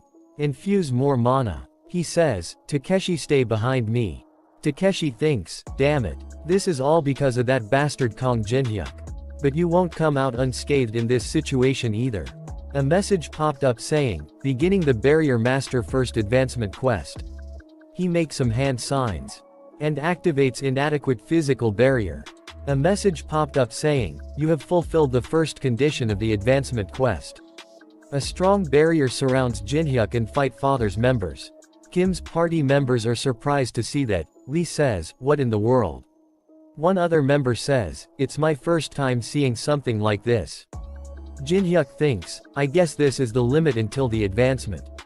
Well, it doesn't matter, since I fulfilled the first advancement condition, the activation of a barrier. Jinhyuk says, "Stay inside my barrier." A girl says, "Player Kong Jinhyuk. Where are you going?" Jinhyuk says, "I have to go get some items. You get an item if you evade these lasers 300 times in a row." They are shocked to hear that and says, "What? Feel free to challenge it alongside me. It's not as hard as it looks. As long as you follow the beat." He jumps around and spins around. And says, "It's not that difficult. It's like he is dancing." Lee sees him and thinks, "Unbelievable."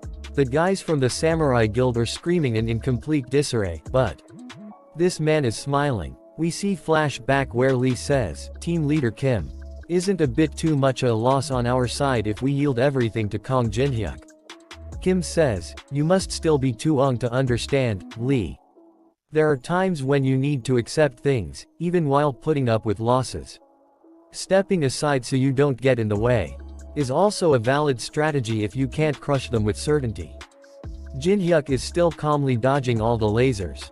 Lee sees him and thinks, this must be why the team leader said something like that. Jinhyuk reaches the end of the laser path. A message popped up saying, "You have cleared the hidden mission." Jinhyuk gets a ruined stone and thinks, a reward is the best thing after working up a sweat. A message popped saying, "You have obtained burning flame." We see that Samurai Guild, one of them has lost his arm. And a lot of other members are injured. One of them says, "Yoshida is dead." Samurai leader says, "All of you get up.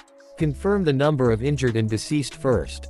Jinhyuk sees that and says, "My, a lot of you are injured. This barrier was made to hold only 30 people, so I couldn't let any of you in." Samurai leader gets angry and says, "You piece of shit. You're all perfectly fine. Did you already know about the trap?" Jinhyuk says, "Yes, I knew. Is that a problem?" Samurai leader says, "Is that a problem? Are you seriously saying that? People are dead." Jinhyuk says, "I heeded to you tantrums and let you come with us. Since you were babbling about having a 30th floor veteran, you have no right to be angry. Did I ask you to come with us? Trash." Samurai says, "Son of a... Do you seriously think the Samurai Guild will let you get away with this?" Jinhyuk says, "You gotta be kidding me. Is this seriously the time for you to be saying shit like that?" A message popped up saying, "Special conditions fulfilled. 1.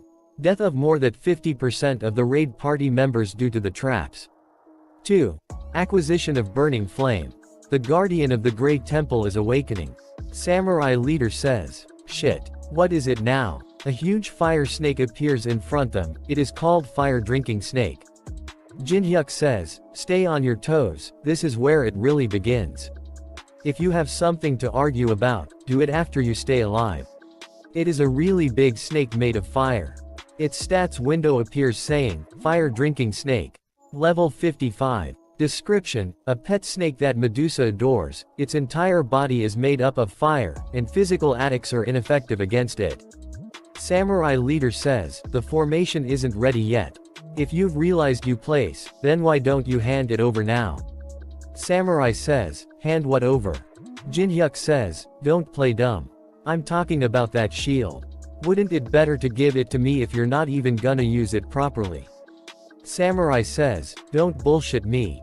What kind of lunatic would just hand over a divine artifact?" Jinhyuk says, "Is that so?" Snake gets ready to attack. Jinhyuk uses glacier formation and says, "Then I guess it can't be helped. I'll just take it off your corpse." Samurai says, "Wait." Snake uses Spear of Fury. A hug fireball is coming toward them. They say dodge it. Samurai says, "This is a one-way tunnel.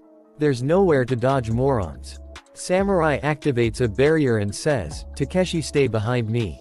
Samurai leader says, "Takeshi.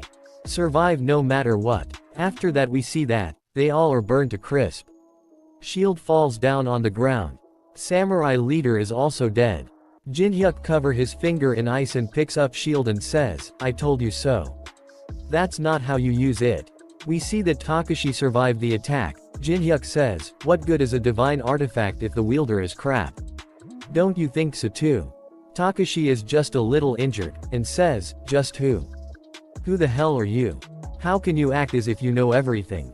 Jinhyuk says, why? You can't see the answer with that foresight you're so proud of. Takashi is surprised to hear that and says, impossible. You saw through my skill.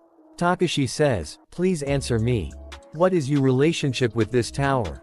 I don't see a single future related to you.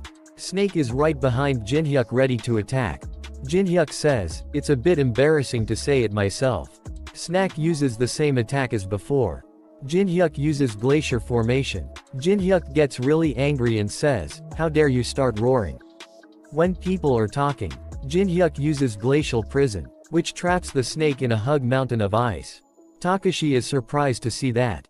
Jinhyuk says, you asked what relationship I have with the tower. I'm actually an exiled deity of the tower. Takashi says, deity. Takashi thinks, the absolute beings that rule over the upper floors of the tower. Is that how it is? That's why his ability far surpass human capability. Takashi says, please forgive my grave sin of not recognizing such a being. Jinhyuk thinks, deity, my ass. Why would I be going up one floor at a time if that was true? I would have made an elevator or something. Jinhyuk says, I look like this at the moment because I was exiled into a human's body. But it looks like you may be of use when I conquer the upper floors in the future. Takashi says, me. Thank you for thinking so highly of me. Jinhyuk says, so, would you like to conquer the tower alongside me? Takashi thinks, is this a once-in-a-lifetime opportunity? To be chosen by a deity? Takashi says, thank you very much. It is an honor. I will do my best. Jinhyuk says, good, in that case, I will grant you a stigmata as a token of our pact. It is the you burn to death if you betray stigmata. Jinhyuk activates Brank to Tribulation. It is still not the right time, so you must never expose this secret. Understood. Takashi says, yes. Go and carry out the tasks I've assigned you. Jinhyuk deactivates his barrier. Lee says, he defeated the monster that wiped out the Samurai Guild. All by himself. Lee says, thank you, player Kong Jinhyuk. We all managed to survive thanks to you. It's a little frustrating though. I don't think we were of much help to you. Jinhyuk says, I appreciate your gratitude. But it's too early to talk as if everything is over. She's not the type to stank for the death of her pet. Lee says, no way. All forces, prepare for combat. You mustn't look. One of them says, pardon. We mustn't look at what? Medusa grabs his head to turns it toward her. He turns into a stone statue. Medusa break him. Medusa says, disgraceful humans. Not only did you invade my temple. She gets really angry and says, but you even laid you filthy hands on my child. She release a large amount of mana. They says, such overpowering mana. Lee says, all of you get yourself together. We've all gathered for this moment. Lee activates collective leadership, and says, attack. A message popped up saying, fear resistance and morale of party members increase by 20%. One of them uses lightning bolt. He misses. Medusa says, pathetic. Where are you attacking? She hits Lee with her tail and says, do you think I'm some moron who can only use petrification? One of them says, what was that sound? Did you get hit? Damn it, I didn't know what's happening with my eyes closed. Medusa is behind her ready to attack. She says, is everyone alright? Jinhyuk hits Medusa with a shield in her face. She falls to ground. Jinhyuk says, from here on out, please stay back. This one is mine. She is surprised to see that Jinhyuk is not turning into stone even after looking into her eyes. She says, how are you not turning into stone, after locking eyes with me? Jinhyuk activates Eye of Gluttony. A message popped up saying, you are immune to petrification. Jinhyuk says, isn't it because you're weak? Medusa gets excited and says, what an ill-mannered human. She actives Gorgon's Domain. Magic attack speed increases by 30% and movement speed decreases by 15%. She says, I won't let you have a quick death. She says, I'll melt you whole. She activates Acidic Fluid. Jinhyuk activates Sword Demon King Steps. His speed increases by 70%. Jin-hyuk dodges all her attacks and says, "How do you expect to hit me with slow attacks like those?"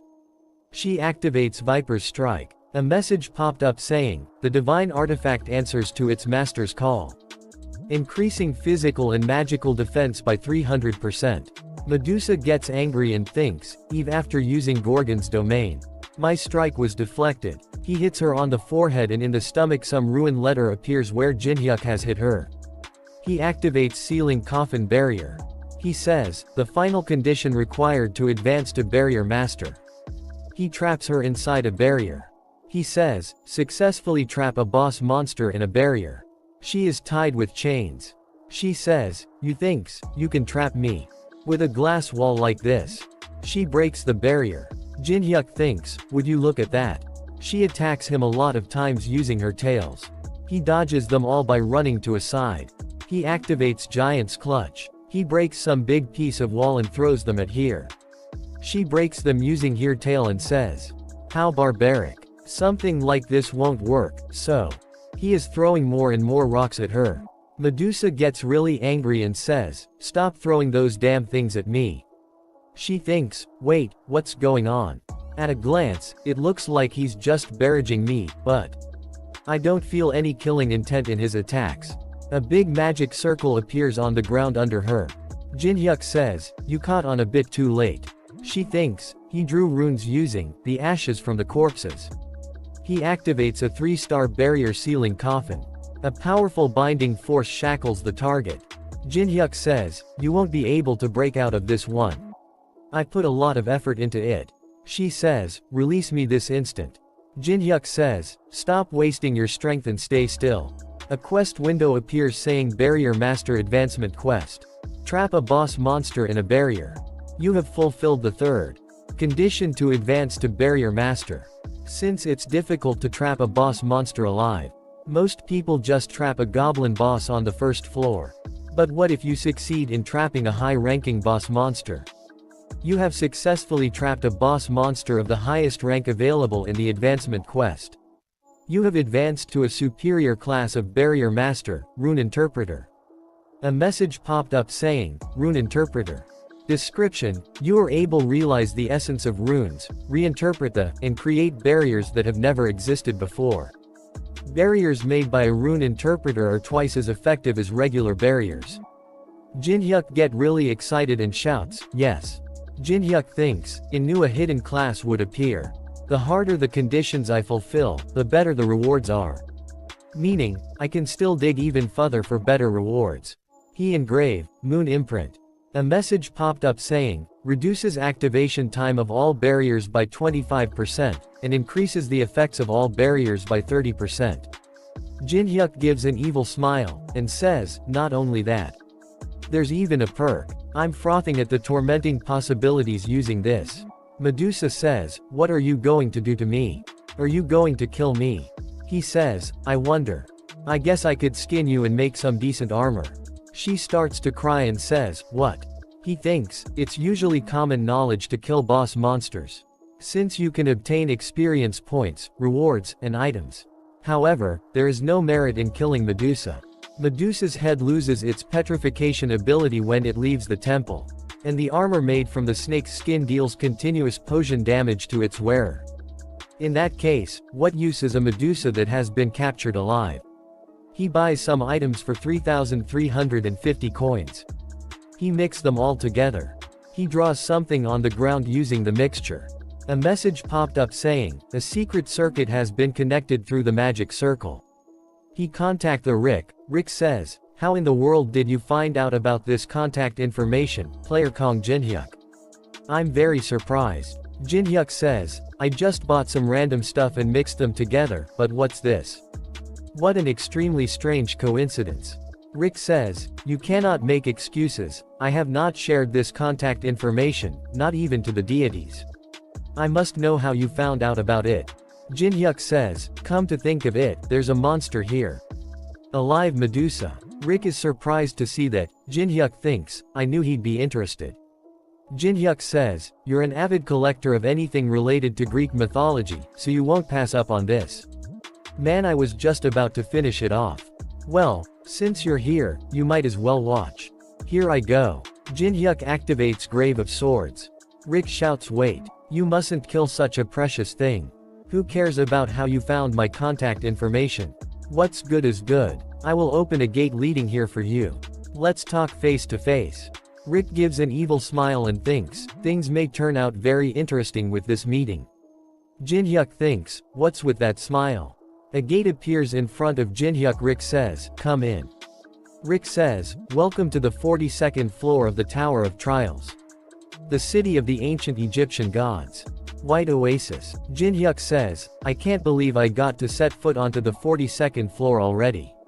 It's my first time coming face to face with a deity before reaching level 100, isn't it? Jinhyuk says, I thought I was being transported to the Great Library, but I never thought I'd be brought to a place like this. Are you taking a vacation here? Rick says, I'd love a vacation, but I'm here for business. It is the residence of the Egyptian gods you know all too well about. They've been wanting to meet you very much. So I guess you could say things worked out well. Jinhyuk says, the way he's talking. It must mean he found out about my lie of receiving protection from an Egyptian god. One of the residents sees him and says, hey, look, a human. I heard humans entered the tower, but to think one I already hear. Rick says, do you know this is Jinhyuk? This is where Sphinx originally was. Though it's nothing more than a giant crater now. It was formed after it was revealed that you swindled in the name of Lord Anubis. Jinhyuk picks up a small rock and says, what a waste. I heard it was a statue of high artistic value. Rick says, are you not afraid, Jinhyuk, of the absolute beings of such great power, who rule over the upper floors of the tower? Jinhyuk throws the rock and says, I wonder. Do I really need to be afraid? It's not even the 50th floor. Rick laughs really loud and says, how very amusing. You sure never disappoint me, Jinhyuk. After that we see that Anubis punches his throne and says, you shamelessness know no bounds. Anubis says, how dare you stand before me after dirtying my name?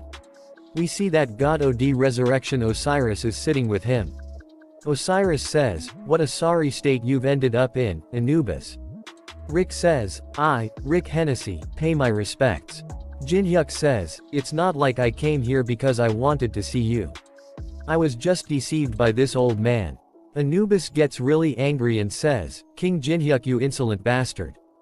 Anubis tries to step on Kong Jinhyuk, but Rick puts up a barrier and protects him. Rick says, Kong Jinhyuk is here by his right as my guest. You wouldn't think of defying the laws of this tower in front of me, would you? Rick sees toward the Anubis with a serious face. Osiris starts to laugh really hard and says, you're pretty funny today. Rick sees toward Jinhyuk and thinks, player Kong Jinhyuk didn't even flinch. As if he already knows about the laws of the tower. Anubis sighs, if I can't kill him directly, then I'll do it within the rules of the tower. Anubis summons a warrior. Deliverer of the dead. Rick thinks, the strongest warrior that can be summoned against a player on the 6th floor. To think he'd bring out the deliverer of the dead. It cannot be defeated with Kong Jinhyuk's current abilities. Now, how will you get out of this situation, Jinhyuk? Anubis says, if you last 5 seconds against my warrior, I'll let you choose one thing from this temple's treasury. A message popped up saying, would you like to accept the duel request of Anubis, a ruler of the 42nd floor? Jinhyuk smiles and says, I just have to last 5 seconds, right? Jinhyuk purchased the royal blood. For 2 million coins, he has on 1,242 coins left. He uses the blessing of the star on the royal blood. Royal blood converted in holy royal blood.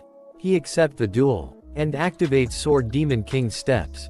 He killed a monster summoned by Anubis with just 1 hit. A message popped up saying, the extreme clash in attributes has resulted in a fatal effect. Damage increases by 1500%. The warrior of Anubis has lost. Jinhyuk says, isn't that a bit too long? Anubis is shocked to see that. Osiris says, impossible. A mere human of the 6th floor defeated Anubis's warrior. Jinhyuk smiles and says, alright, what should I choose from the treasury? Anubis shouts. And says, enough of you bullshit. Attacking as soon as you accept isn't fear. Someone shouts, Anubis. This is a promise you made yourself. You're not thinking of defying the rules of the tower, are you? He is the god of the sun Horus. Anubis says, "Goddamn it, whatever." Horus apologies and says, "I will show you to the treasury, follow me." There are a lot of items in gold in the treasury of Anubis. Horus says, "Now, choose. A promise is a promise." Horus says, "I'm sure you will climb all the way up here in the future. So how about it? Why don't you become a resident that rules this floor by choosing one of us? If you do, you will receive power more valuable than the mere treasures of this treasury. You will receive our support for real this time." Rick says, "What Lord Horus just said means he's offering a power selection that one can only make once to a human who's currently only on the 6th floor. So he ends up actually receiving protection from a deity. Interesting." Jinhyuk says, "I don't need something like that. Ours is surprise," and says, "You don't need it." Jinhyuk says, "Yeah, I don't need it. I'm going somewhere higher than this place. So there's be no need to receive help from here, is there? So, I'll just take this as a gift." Horus gets really angry and says, "What a daring human you are." Anubis says, "Is it over?" Horus says, "Yes it is. The temperament of yours is always your downfall." Anubis says, "Can it? What did that damn human choose?" "He took the black egg of the ancients." Anubis says, "The black one? Did he choose it while knowing what it is? I wonder." "I couldn't confirm it. But one thing's for certain. Depending on what he does to the egg, it may bring calamity to the humans." Alice says, "What? Egg of the ancients? Why did you choose something like this? You should know it'll be really bad if it's hatched the wrong way." Jinhyuk says, "Really?" Alice says, "Well, let's say you somehow survive. But where am I supposed to go shopping if this thing blows the entire city away?" He summons her back into the ring. She gets really angry and says, "I told you not to summon me back and forth without notice." Jinhyuk says, "Stay in there for a bit." Jinhyuk gets really excited and says, "For the first time in a while, I thinks it's time I actually focus for real." Jinhyuk thinks, "The only information that I know about the ancients is a single phrase from the tower's eccentric adventurer, Faces. The solution is delicious mana." He uses element of fire on the egg, and also uses the glacier formation.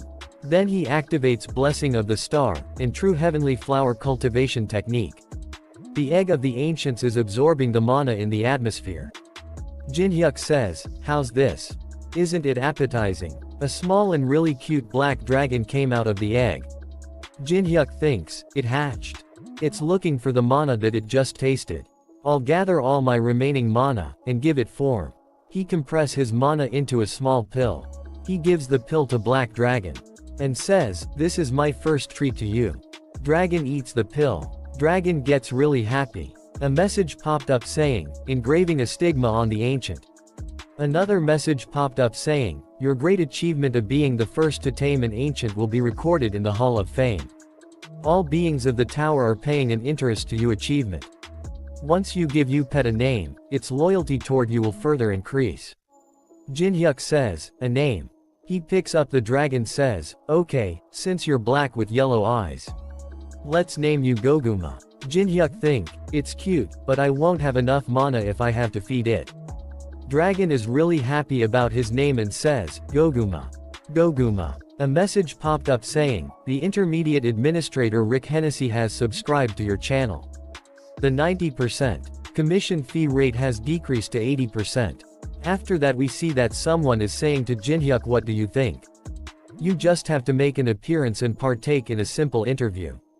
You know our program is the best in the industry, don't you? We guarantee a 40% rating." He is SWB station manager Kong Byungchan. Jinhyuk says, "Does the manager usually take care of things like this himself?" Manager says, "Of course it's normal when you're involved. If you make an appearance and share some of you rating life hacks, people would go absolutely insane." Jinhyuk thinks, climbing the Tower of Trials. It's the only terrestrial program that managed to stay afloat, if I remember correctly. But is this gentleman blind or do have problems with his memory? He doesn't recognize me at all. Is there something on my face? Jinhyuk says, "Nope." "Very well. Then let's move on to my payment. I'd like it in magic stones." Manager says, "Of course. There are tons of players who like to be paid in magic stones these days. How much can you give me? I'd like as much as possible. Manager says, we happen to have a fixed standard of payment. But if it's for a superstar like yourself, I can prepare an unlimited condition. Jin-hyuk thinks, unlimited condition. Manager says, there is someone who hopes to make an appearance alongside you. If you appear together with him, I will give you an opportunity to take an unlimited amount of magic stones from our station. Jin-hyuk says, you got a deal. So, who's that person? We see that at SWB stations, someone come out the car and says the day has finally come. He is director Hong Deokpyo.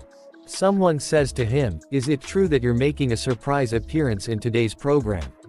Is it true that the relationship between the Black Cloud Guild and player Kong Jin-hyuk has been restored?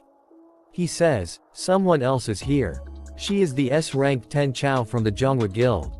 And S-rank Shuihua. A reporter says, I'm sure the program will blow up with such an all-star cast. The ratings will be insane.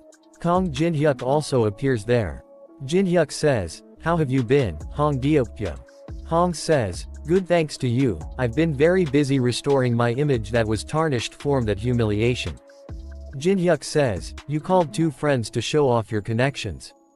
Hong says, you said you'd appear, so shouldn't I do at least his mush? Jin-hyuk says, that's so. Shuihua thinks, so he's Kong Jin-hyuk. Ten Chao thinks, our target. Teresa also come there. And even Yu Cheonyang appears as well. Chun Yu-sung as well.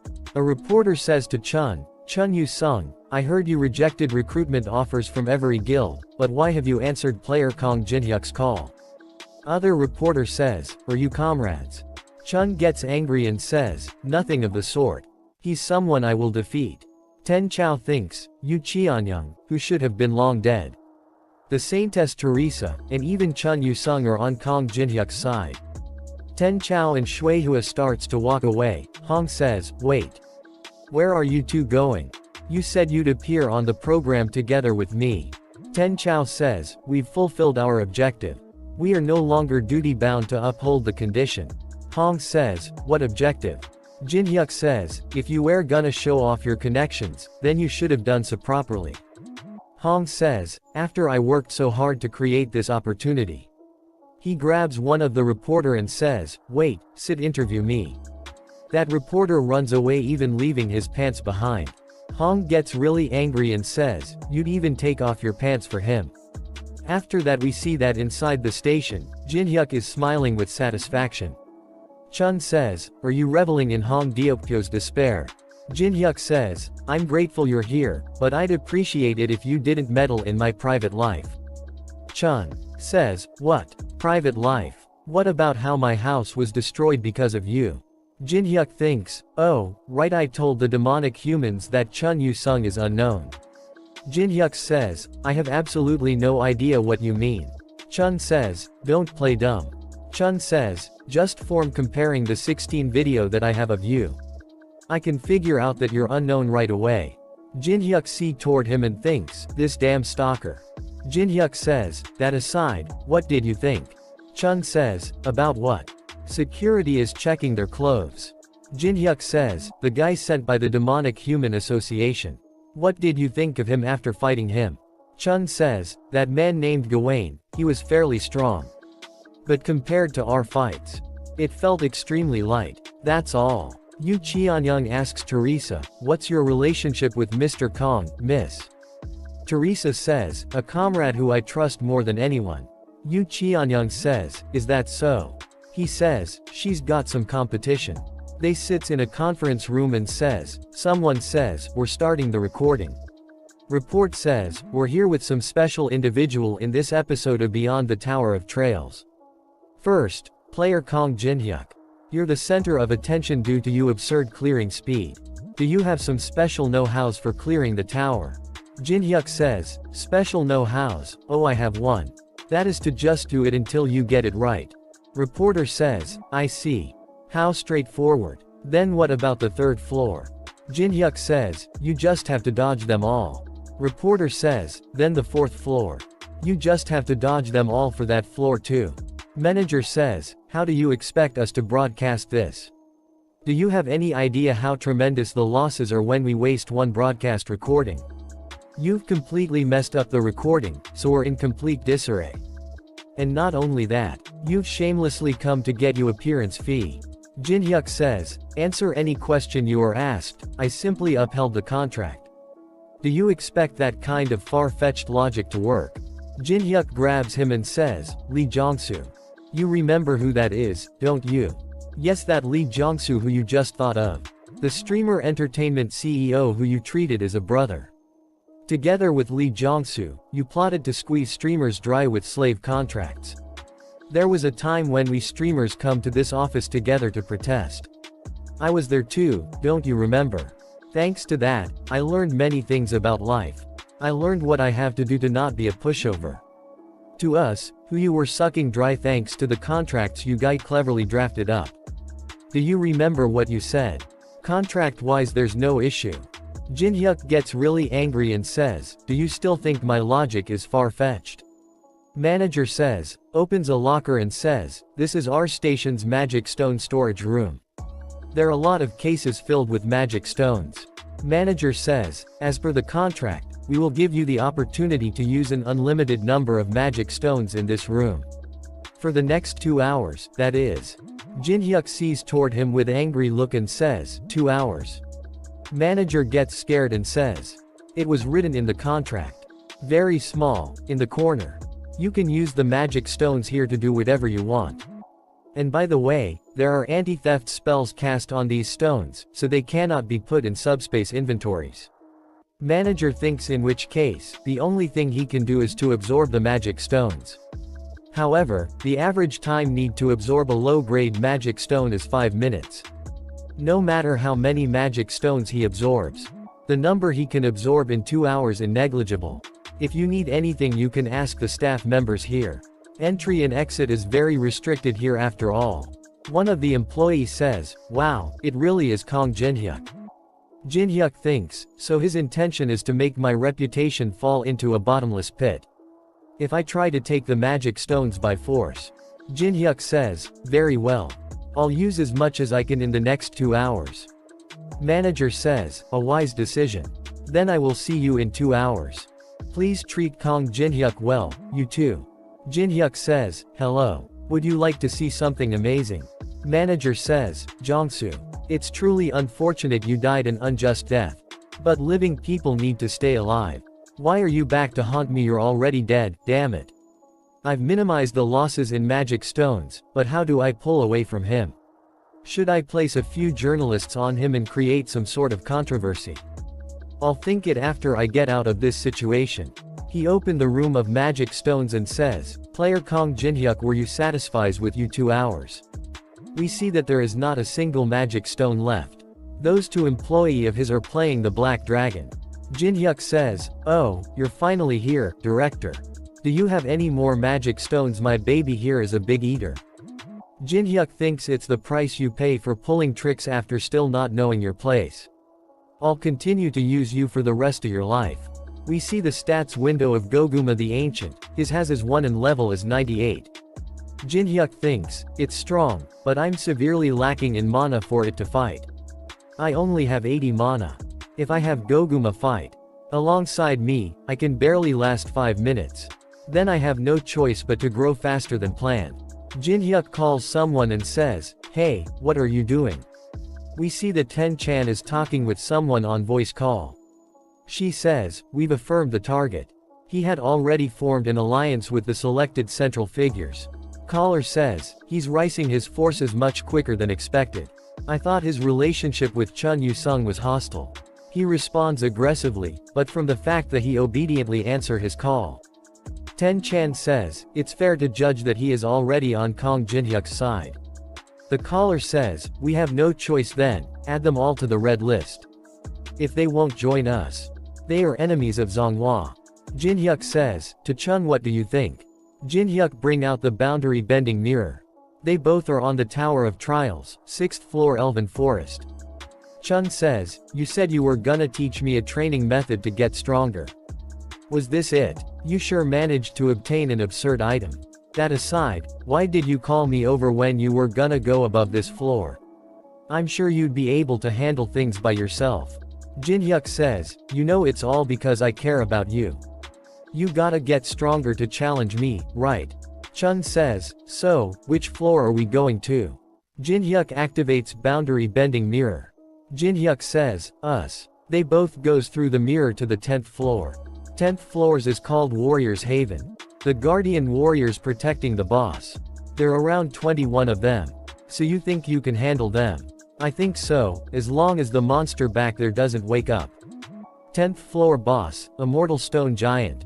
Jin-hyuk says, really that's perfect. Then let's do this. If you defeat all the warriors over there and last 1 minute against the boss. All except on serious duel.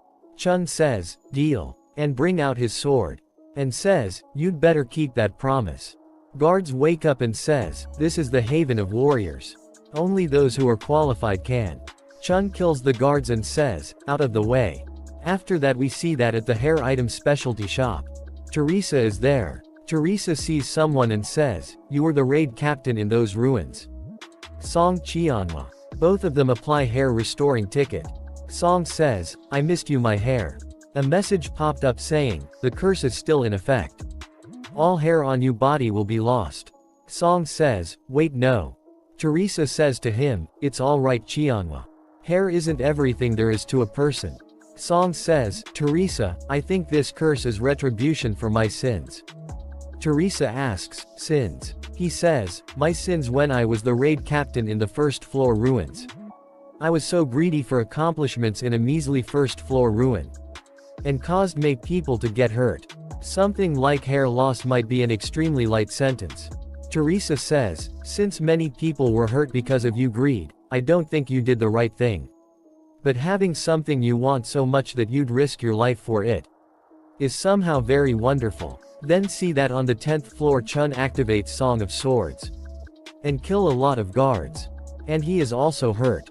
And thinks, now all that's left is to last 1 minute against that monster. As long as I last just 1 minute, I can have a serious duel against him. Emerging victorious against you is something I will accomplish with my life on the line. Boss monster opens his eyes. After that we see that Chun is laying on a bed and says, where am I? A girl is sitting beside him. She says, a hospital. You're his subordinate. I wish I was only a subordinate. The director ordered me to take you to a hospital, so that's why I brought you here. You were in terrible condition. Oh, and he told me to give you this once you woke up. She gives him some kind of black rock. Chun sees it and thinks, this is. Yes, that's right, I was in the middle of fighting the 10th floor boss. The boss activates the skill Absolute Invincible. The main body will not receive damage. However, I could not damage it at all. Neither physical nor magic attacks worked. My elemental sword also suddenly broke for some reason. But Kong Jin-hyuk, that son of a bitch. Jin-hyuk says, 21 seconds, that's no good. You're still a long way from catching up to me. Jin-hyuk activates Sword Demon King steps. He dodged every attack with insane precision. Boss activates Sanctuary. Gravity in the field increased by 500%. Chun says, such overpowering pressure. You won't be able to dodge all over the place anymore, Kong Jin-hyuk. What will you do? The moment I thought it was over even for Kong Jin-hyuk. Jin-hyuk says, took you long enough.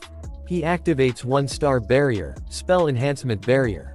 Increases the spell effect of the field by its square value per second. It's time for you to truly become stone. A message popped up saying, activation target. Center of barrier. Damage is negated due to invincible. Boss monster gets crushed to a small stone. Chun says, impossible. Kong Jin-hyuk defeated the boss right in front of me, as if for me to see. That is the last thing I remember. A message popped up saying, the 10th floor boss has been neutralized. Time left to conquer the next floor 90 days. A copy condition window appears saying, the Immortal Stone Giant possesses one of the absolute abilities, Invincible. You can copy the skill if you subdue the opponent. The condition has been met. You have successfully copied Invincible. The activation duration of Invincible will be drastically reduced. Chun says, as always, you humiliate me to the very end. After that we see that on the 6th floor Elven Forest. Two message popped up saying, "You have acquired the giant's great sword, Armor Breaker. You have acquired the giant's shield, Grey Heart. This shocking achievement will be recorded in the Hall of Fame for 2 days, recorded name, unknown." Jinhyuk think, "This high is why I can never quit. Tower of Trials. Since I uploaded a video of unknown after a while, I should be able to somewhat replenish the coins I lost during my battle against Anubis. Since Chun Yu-sung defeated the small fry for me, I was able to use the mana hungry 1-star barrier." Alice says, "Contractor." Jinhyuk says, "What?" Jinhyuk, "It looks like someone's tailing us. You're aware, right?" "Oh, that. Of course." Alice says, "Were you just leaving them by despite knowing? That's no like you." Jinhyuk says, "The place where I'm going now is very unwelcome to outsiders. I don't earn anything from fighting them now. Just let them keep following me." One who is following Jinhyuk says, Kong Jinhyuk is currently heading toward the 6th floor Elven Forest. After that we see that in Beijing. Someone says, to Zonghua Guild S rank Li Chang. Says, "Not only did he steal the 5th floor first clear from you, you even let him get to the 10th floor before you. What the hell have you been doing this whole time?" She cuts one of his ears and say, "Pathetic. There's not a single thing you've done right. I have to step up for things to get going." She is Zonghua Guild Master S rank Nangong Tien. One of them tries to heal him. Guild Master says, "Leave him. It won't end with just one ear next time. Remember this moment every time you see that wound." They says, "Yes sir." Guild Master says, "I don't know why Jinhyuk is remaining of the 6th floor, but it's rather good for us. God to the 6th floor and regroup with Shuihua and Ten Chao. Burn the entire forest down along with Kong Jinhyuk, including the witnesses." On the 6th floor, the one who is following Jinhyuk receive call and they say, "Continue watching the target." He says, "Yes, sir." An elf from behind him. Jinhyuk says, "The 6th floor of the Tower of Trials, Elven Forest, is one of the best resorts in the tower. Because the 7th floor automatically opens after 90 days. People looking to get away for recreation usually visit this place. We that some people are camping inside the forest." A horned rabbit appear behind them. One of them goes toward it. The girl with them says, "Hey, don't go that way. That's elven territory. It's dangerous." He says, "But there's a cute horned rabbit here. You know how much elves hate outsiders. Get over here if you don't wanna get killed by arrows." The person who was following Jinhyuk got killed by a girl elf. That elf sees Jinhyuk and thinks, why was he getting tailed? It doesn't look like he has any particular objective. He just lost. But one can never pass through this forest without skill. You'll never get out of here. We see that Jinhyuk tries to smell something. And says, "It's left." Elves see that with a surprised look on his face and thinks, that path is. One can only tell which way to go by smell after spending a long time in the forest. How does a human know of such a method? But it's okay. Fortunately, he approached an illusion barrier. Once he get caught in that barrier, he'll just march in place within an endless illusion and exhaust himself. I'll just keep watch on him. And just drag him back outside once he passes out. Jinhyuk says, "Man, this isn't how you do it. These should be in passive characters like this reduces the barrier's effectiveness by half. Whoever made this, they must have dozed off during grammar class." She is the one who wrote it. She gets angry and thinks, what the hell is that human? Jinhyuk thinks, I have a fledgling elf on my tail this time. Alright, it's about time. Jinhyuk bring out some stuff and says, I'm so hungry I guess I'll make something to eat. He activates otherworldly restaurant. He cooks something amazing. She sees that and says, I guess this human knows how to cook.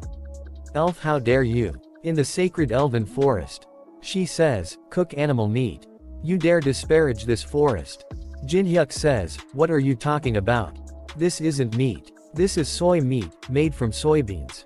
If you don't believe me, come see for yourself. She says, don't play around with me. It looks like meat. She says, impossible. It really smells like beans. Jinhyuk thinks, the elves of the Tower of Trails have a morbid liking for cooking and music. However, animal meat is the one food item that is considered taboo amongst the elves. So, what would happen if I give them a chance to eat something that resembles meat? Jinhyuk says, would you like a taste? It's one of the best works. They'd be unable to withstand their curiosity. She picks up a bite and says, you're sure it's not meat? Jinhyuk says, do not insult my dedication toward cooking. I wouldn't dare lie or pull tricks using food. She eats it and says, delicious.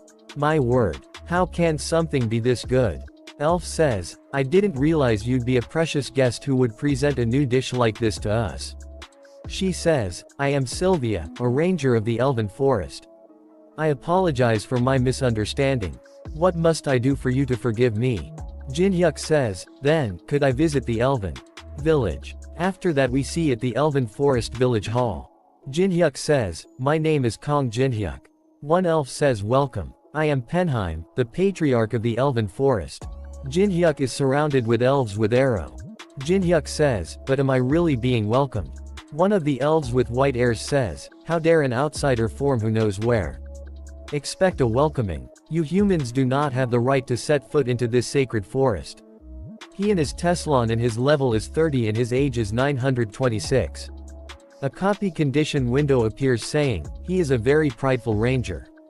To copy a skill from Teslon, who takes pride in his bowmanship more than anyone, you must fire an arrow with higher accuracy than him just once. Jinhyuk says, he's the same as always. He was extremely wary of humans, even in the game.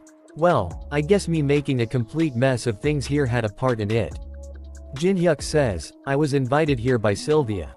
As an arrow is about to hit Jinhyuk, Jinhyuk blocks the arrow with his dagger and says, your attitude toward guests need work. Should I have brought a gift or something? Teslon says, you have good reaction speed for a mere human. The next one will run straight through your forehead. Sylvia stands between them and says, Sir Teslon. Wait. This man is a guest that I invited as an apology due to my mistake. Teslon gets really angry and says, shut up, Sylvia. How can you still bring an outsider to the village? You'll need to take responsibility after we deal with this bastard. She says, I didn't bring him here blindly. He has great talent for cooking. And he can even bring us food that we've never tasted before. Teslon thinks, never tasted before. Teslon says, did you think I'd let you go just because you say that? Patriarch stops Teslon and says, Teslon, enough. There's no need to kick him out yet. We can at least confirm it for ourselves first, right? Teslon says, Chief. Jinhyuk thinks, the figs that grow in the Elven village are extremely special. They contain magic as a magic crystal does, so your magic power will increase just by eating them. When the elves harvest the figs, they give thanks to the forest on that day. And call it the Moonlight Festival. Jinhyuk activates Otherworldly Kitchen. All the elves are surprised to see him cook. Jinhyuk, you may freely eat you fill. Rather than real meat, they're patties made from soybeans. Teslon looks around and tries to pick the food. Jinhyuk takes the plate away, and says, don't you have any pride, you punk? You're the one who aimed an arrow at me. Everyone is eating, but Teslon does not get any food. Chief says, this flavor is quite extraordinary. He gets really excited and says, to think that an outsider could bring us such great joy. I've got a good feeling about this year's Moonlight Festival. We thank you, Great Forest Mother. Let the Moonlight Festival begin. Some player who are camping in the forest hears a lot of sounds from the forest. They says, it looks like the elves are doing something. You're right, it's pretty noisy. If they weren't so aggressive, I'd go see what's going on. Don't even think about it. Do you know how bad their tempers are? They'll probably go crazy and shoot their arrows at us if we go near. This might not be elven territory, but it's still amazing. Isn't that right? We see that some black masked man comes and kill his friends. Then they kill him as well. One of the masked men says, there are no witnesses. After that we see that, elves are practicing archery in the forest. Jinhyuk says, as I heard, elves are born with a natural talent for archery. Chief says, is that right? It's so natural to us that we don't even recognize it. What do you think? How do you feel about your first Moonlight Festival experience? It is quite rare for a human to participate in our festival. The more our figs are known to the outside world, the more people want to trespass into our territory, which causes us to isolate ourselves more. But I'm confident that we elves love music and food as much as others do. And I know that we are a race that loves peace more than others. Jinhyuk says, the elven way is impressive. Teslan says, who the hell do you think you are to judge us? Jinhyuk says, what the? Are you pouting since I didn't give you any food? Teslan says, it doesn't matter how good you are at cooking in the end, you're nothing but a human. Your existence in this forest is filth itself. Jinhyuk says, your face is filthier, you bastard. Teslan says, you wanna die, human. Jinhyuk takes out an arrow, let's not ruin the festival's good mood. Rather, let's do this. Jinhyuk says, let's challenge each other to an archery competition. And have the loser leave. Teslan says, how dare you bring up an archery bet in front of me? Fine, prepare the target. All elves get excited and says, wow, it's an archery completion. They run toward the match and says, let's go watch the competition. Leave everything behind and let's go. Jinhyuk says, it's a bit boring since I don't have anyone cheering me on. Teslan says, you're nothing but an outsider. Who the hell would cheer for you? Jinhyuk says, then I should bring some cheerleader as well. He bring out his small cute black dragon. Teslan says, what a strange summoned beast. Teslan says, that's a surprisingly cute cheerleader. If you're done, go first. You just need to hit the target on that tree over there. Jinhyuk says, okay. Jinhyuk hits the third layers. Teslan says, not bad. For a human. Teslan says, but if you want to beat me, you've got a long way to go. Black Dragon jumps and activates his fear skill. A message popped up saying, due to the effect of fear, you have fallen into a state of fear for 3 seconds. Teslan and all the elf falls to ground. Teslan says, what in the world did you do? Jinhyuk says, how naive. You'd do anything to win, right? A message popped up saying, you have met the conditions. Teslan gets really angry and says, crazy human. Jinhyuk says, to Goguma you have to be careful. This is important. Don't do that from now on. Teslan gets up and says, you damn human, did you bring that dragon out just to act as cowardishly? Don't you have any honor? Jinhyuk says, no, I have none. Because I'm a filthy human. He gets perfect marksmanship rank AA. Teslan says, I don't care whether you're filthy or not. I'll never acknowledge a victory that's won like this. Alright, I'll just count that one as a warm-up. You can shoot again if you want. Teslan says, I won't let it go if you're gonna play around again. Jinhyuk says, yeah. Teslan says, things have gone on for too long. Teslan activates perfect marksmanship. Hit the center of the target. Everyone says, perfect shot. As expected of Teslan. Sylvia says, Kong Jinhyuk, it's still not too late. Why don't you beg Teslan for forgiveness? Teslan is the greatest ranger out of all of us. It's impossible to win against him in archery as a human. Jinhyuk says, the best of the elves. Even better. He uses glacier formation and hits the target goes filing in the air. Teslan says, you bastard, what are you doing? Jinhyuk says, what do you mean? I'm just adjusting difficulty to match my level. He fused Blood Demon Chi and perfect marksmanship. And he obtained Red Magic Bullet. Red Magic Bullet rank AAA. Teslan sees that and thinks during that split second something change. Jinhyuk activate Red Magic Bullet. He hits it in middle of the target and split it into 2 pieces. All the elves are shocked to see that. They says, that takes is made of fig tree woo, so it shouldn't break easily. He split Teslan's arrow in the center and destroyed the target. Jinhyuk says, how do you feel about losing to a filthy little human? Teslan says, I can't throw out even the little bit of honor I have left. Since I lost, I will immediately vacate this village and never come back. As Mother Forest's ranger, Teslan, I always keep my promises. No, I guess I am no longer a ranger. Jinhyuk says, big ears wait. Teslan says, what's the problem? I said I'll leave. Or do you wish to mock me further? Jinhyuk says, I get you honor or whatever, but it's festival time, you know. I think the atmosphere is gonna die down if you leave like that. So, let's change the conditions. Teslan gets really angry and says, I'd rather leave. Everyone is holding their laugh in. Jinhyuk says, it's a look that only the rally strong can put on where I live. We call it the expert look. Teslan is wearing a girl's dress. Someone says, who just dared to laugh at Tessalon. He starts to laugh himself and says, you have a pretty evil hobby. I didn't think Tessalon would accept the condition so calmly. Jinhyuk says, was it a bit too fast of a prank? Jinhyuk thinks, well, the best ranger of the town is being mocked. Should I let him take it off after a bit? Chief says, no, it's fine. He needed to taste loss eventually. I think his obsession to protect Mother Forest was actually hindering him. On that note, I'm glad we got to meet you.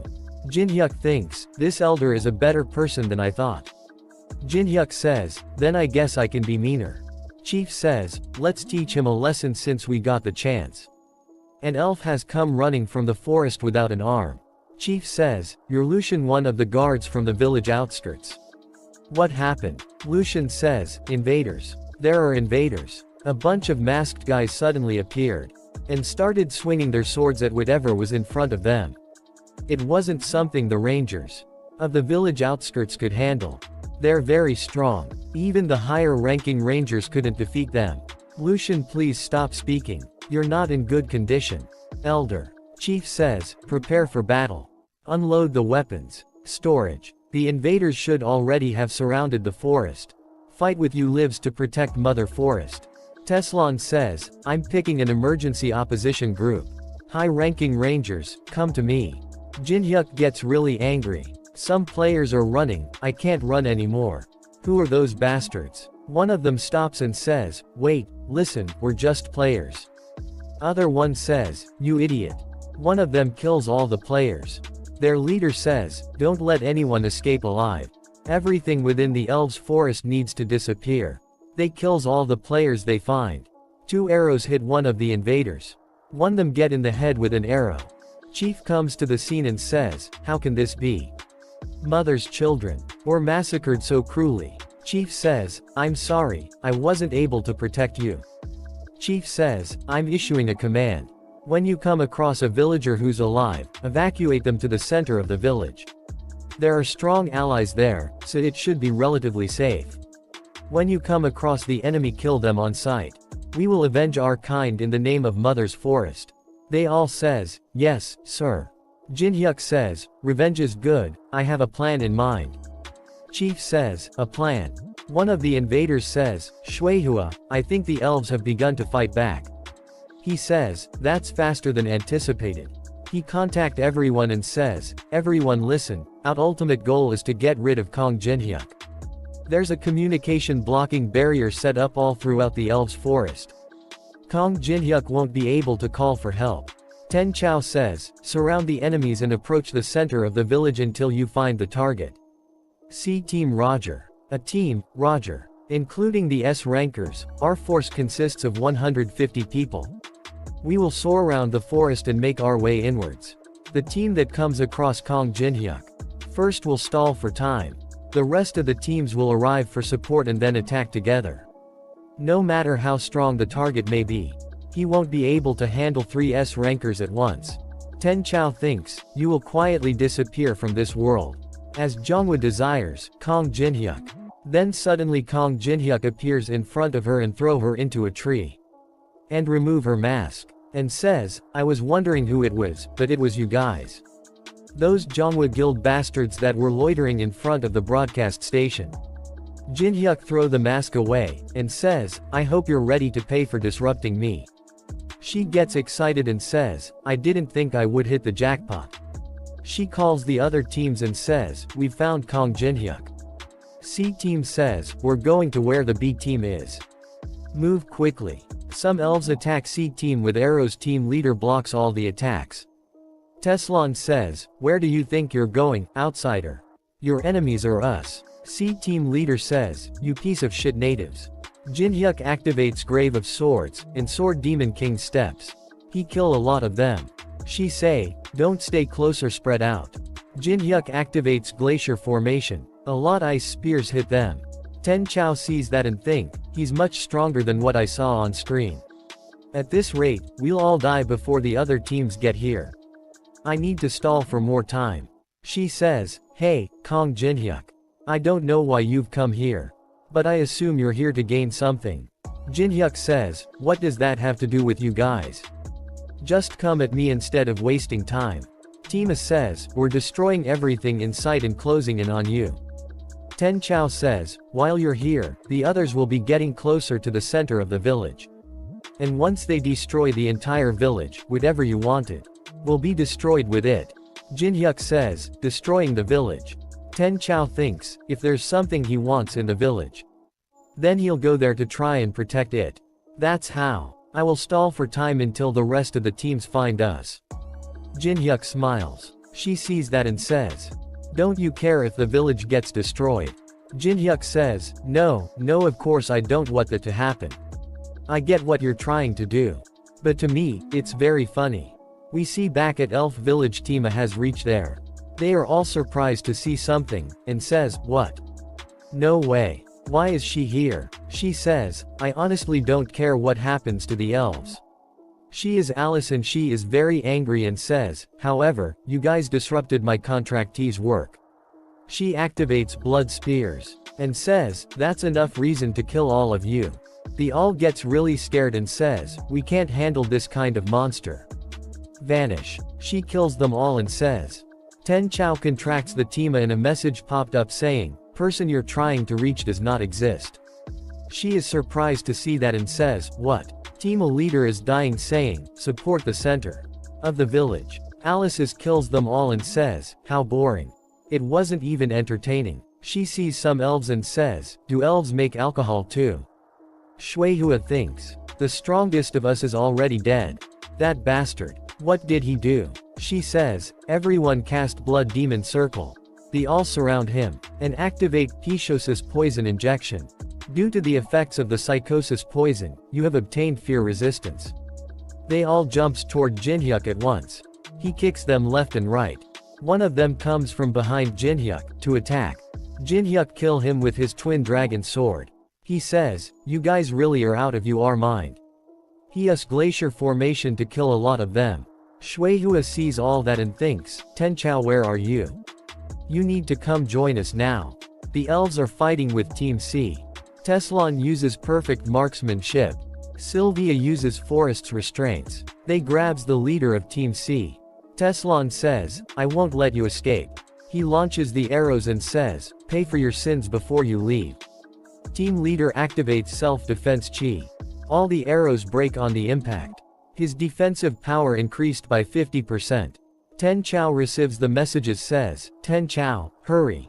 Kong Jinhyuk is here. Ten Chao thinks Shuihua. Ten Chao says, I see your plan is to stall time with me here. But it won't work. He breaks all the wines. And activates Abundance Sword Chi. He attacks Sylvia. A hug explosion happens inside the forest.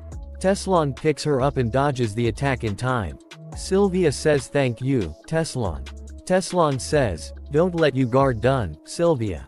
Ten Chao is releasing large amount of mana. Teslon says, this one's strong. We see that Jinhyuk has killed a lot of them and say, there's no one left now. Why don't you come on out? Shuihua thinks, everyone dies before the other even joined us. Shuihua comes out and says, right, there's no point in hiding any longer. He checks her stats window, and a copy condition window appears saying, Shuihua is a player who deals with strong poison. If you manage to overpower her while being exposed to her poison, you can copy one of her skills. Jinhyuk thinks, while being exposed to her poison. That's tricky. Copy requirements related to poison were always tricky like this. Shuihua says, I get that you're strong. But she activates Heaven's poison, and say, it'll be difficult to stay alive once you've been hit with my poison. He dodges it with ease. He thinks, this is gonna hurt, right? I do want at least one poison skill. He grabs her and says, I'm trying to make a decision right now. She activates self-defense chi. Her defense power increased by 50%. She says, I can deal with most physical attacks with this skill. He hits her really hard in the stomach. She think, no way. This much damage despite the skill. He says, I'm trying to think right now, so stay quiet. She thinks I have to somehow hold on until Ten Chao gets here. She thinks I have to damage him. She get up and attacks him from behind. He says you sure don't want to listen. He turn around and hits her with a powerful punch. A poison needle in stick in one of his fingers. She says, Kong Jinhyuk. Did you really think I was only going to foolishly take on damage? She says, I got you. The poison starts spread. His hand turned purple. She says, the 1,000 poisons will cause your mana circuits to go crazy and destroy your organs. It's a poison that permeates your magic, which means it's impossible to create an antidote. You'll die a slow and painful death. He activates vibrating fist arts. His magic recovery rate increases by 30%. Jinhyuk gives an evil smile and says, an antidote. Who says I need something like that? I can just use my magic and control it by force. She says, damn it, looks like it'll be impossible for me to survive. He pooches her in the face, and uses glacier formation. As he is about to kill her, Ten Chao reaches there, and uses Great Mountain Sword Key. Ten Chao stands right in between them and says, hey, Shuihua, can you stand? Jinhyuk sees him and thinks, if this guy is here, then does that mean Teslon was defeated? A copy condition window appears saying, Ten Chao secret adores Shuihua. Ten Chao will attack in the name of friendship in order to keep her alive. If you suppress Ten Chao without a single injury, you may choose the skill you wish to copy. Jinhyuk thinks, I don't need Great Mountain Sword since it's a lower-leveled version of the Soul Chaser sword. But root out the source might be useful. Wait, but what is the system, anyway? How can it know all about how a person feels? His head starts to glitch out. Ten Chao sees that and says, I looks like something weird is going on with that guy. Now's your chance. Hurry and get up, Shuihua. What about the rest, Ten Chao? Ten Chao says, I think we're the only ones left. She says, then listen carefully. There's something I realized after exchanging blows with him. I'm sure that, even if Li Qijiang was here, we would never be able to defeat him. Ten Chao says, you're saying he's that strong. The mission failed, so there's no meaning in going back to China. The only thing we can do now is see the mission through to the end. Jinhyuk holds himself together and says, what the hell are you guys doing? She activates pollution. A message popped up saying, you have developed a resistance to feed due to the effects of pollution. Ten Chao jumps toward Jinhyuk and says, even if I die, I have no regrets. Jinhyuk says, it looks like you're ready to get serious, then I'll get serious too. He activates Sword Cemetery. A message popped up saying, your understanding of bladed weapons has increased by 500%. Ten Chao uses Great Mountain Sword second form. First Great Slash. Shuihua uses Poisonous Snake Sword. Let's go out with a bang so we don't embarrass ourselves. He uses Soul Chaser Sword Arts 8th form. Body of the Dark Spirit. A message popped up saying, the communication blocking barrier. Ten Chao is dead. A message popped up saying, 1,000 poisons and root out the source have copied rank AA. And root out the source rank BB. A message popped up saying, the copped skill is being saved in the world's memories. Jinhyuk thinks, I knew it, the 8th form skill isn't easy to handle. My muscle ache tomorrow will be no joke. He says, what should I do with the Chinese guild from now on? And that's how China's attack against me ended. A fourth of the elven forest burned down, and many elves died. Teslon lost his fight against Ten Chao and was injured. But thanks to Sylvia being beside him, he was able to survive. Teslon says, thanks for stopping the attack. Jinhyuk says, stop trying to act cool and just go rest. Elder Fenheim must have been in great shock, since he only gave out order and didn't leave his house. Alice became an idol to the elf children. And enjoying wine became a cultural trend for some reason. And who was the cause of it all? He activates the 8-star barrier. Great Army's stronghold has been activated. The 3-star barrier dimension break has been activated. The 3-star barrier Chi Men Dun Jia has been activated. He says, no bad. Those Chinese bastards won't be able to carelessly enter now. Jinhyuk says, I hate people touching what's mine. We see at the Chinese guild headquarters. The attacked party of 150 people including 3 S-ranks was annihilated. Chinese guild vice leader S-rank Lao Yu. You're telling me that Kong Jinhyuk guy is that strong? Ten Chao, Li Qijiang and Shuihua all measure up to 10,000 in magic power. Although they're strong, they're still in the mid-high positions amongst the rankers in our guild.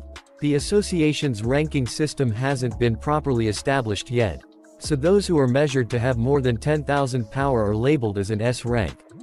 Just because Kong Jinhyuk is labeled an S rank doesn't mean we should treat him the same as the other.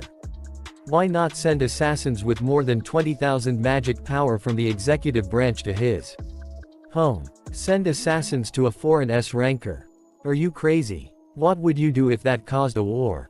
Who cares? Are you afraid of war? Afraid? I'm saying there's no benefit to it. Vice Guild Master thinks, damn it. I'm sure Namgong Cheon won't sit still once he hears about this. Do you still not understand the situation you're in? A Muram resident of the 21st floor Grand Elder of the Moyong noble clan Moyong Su.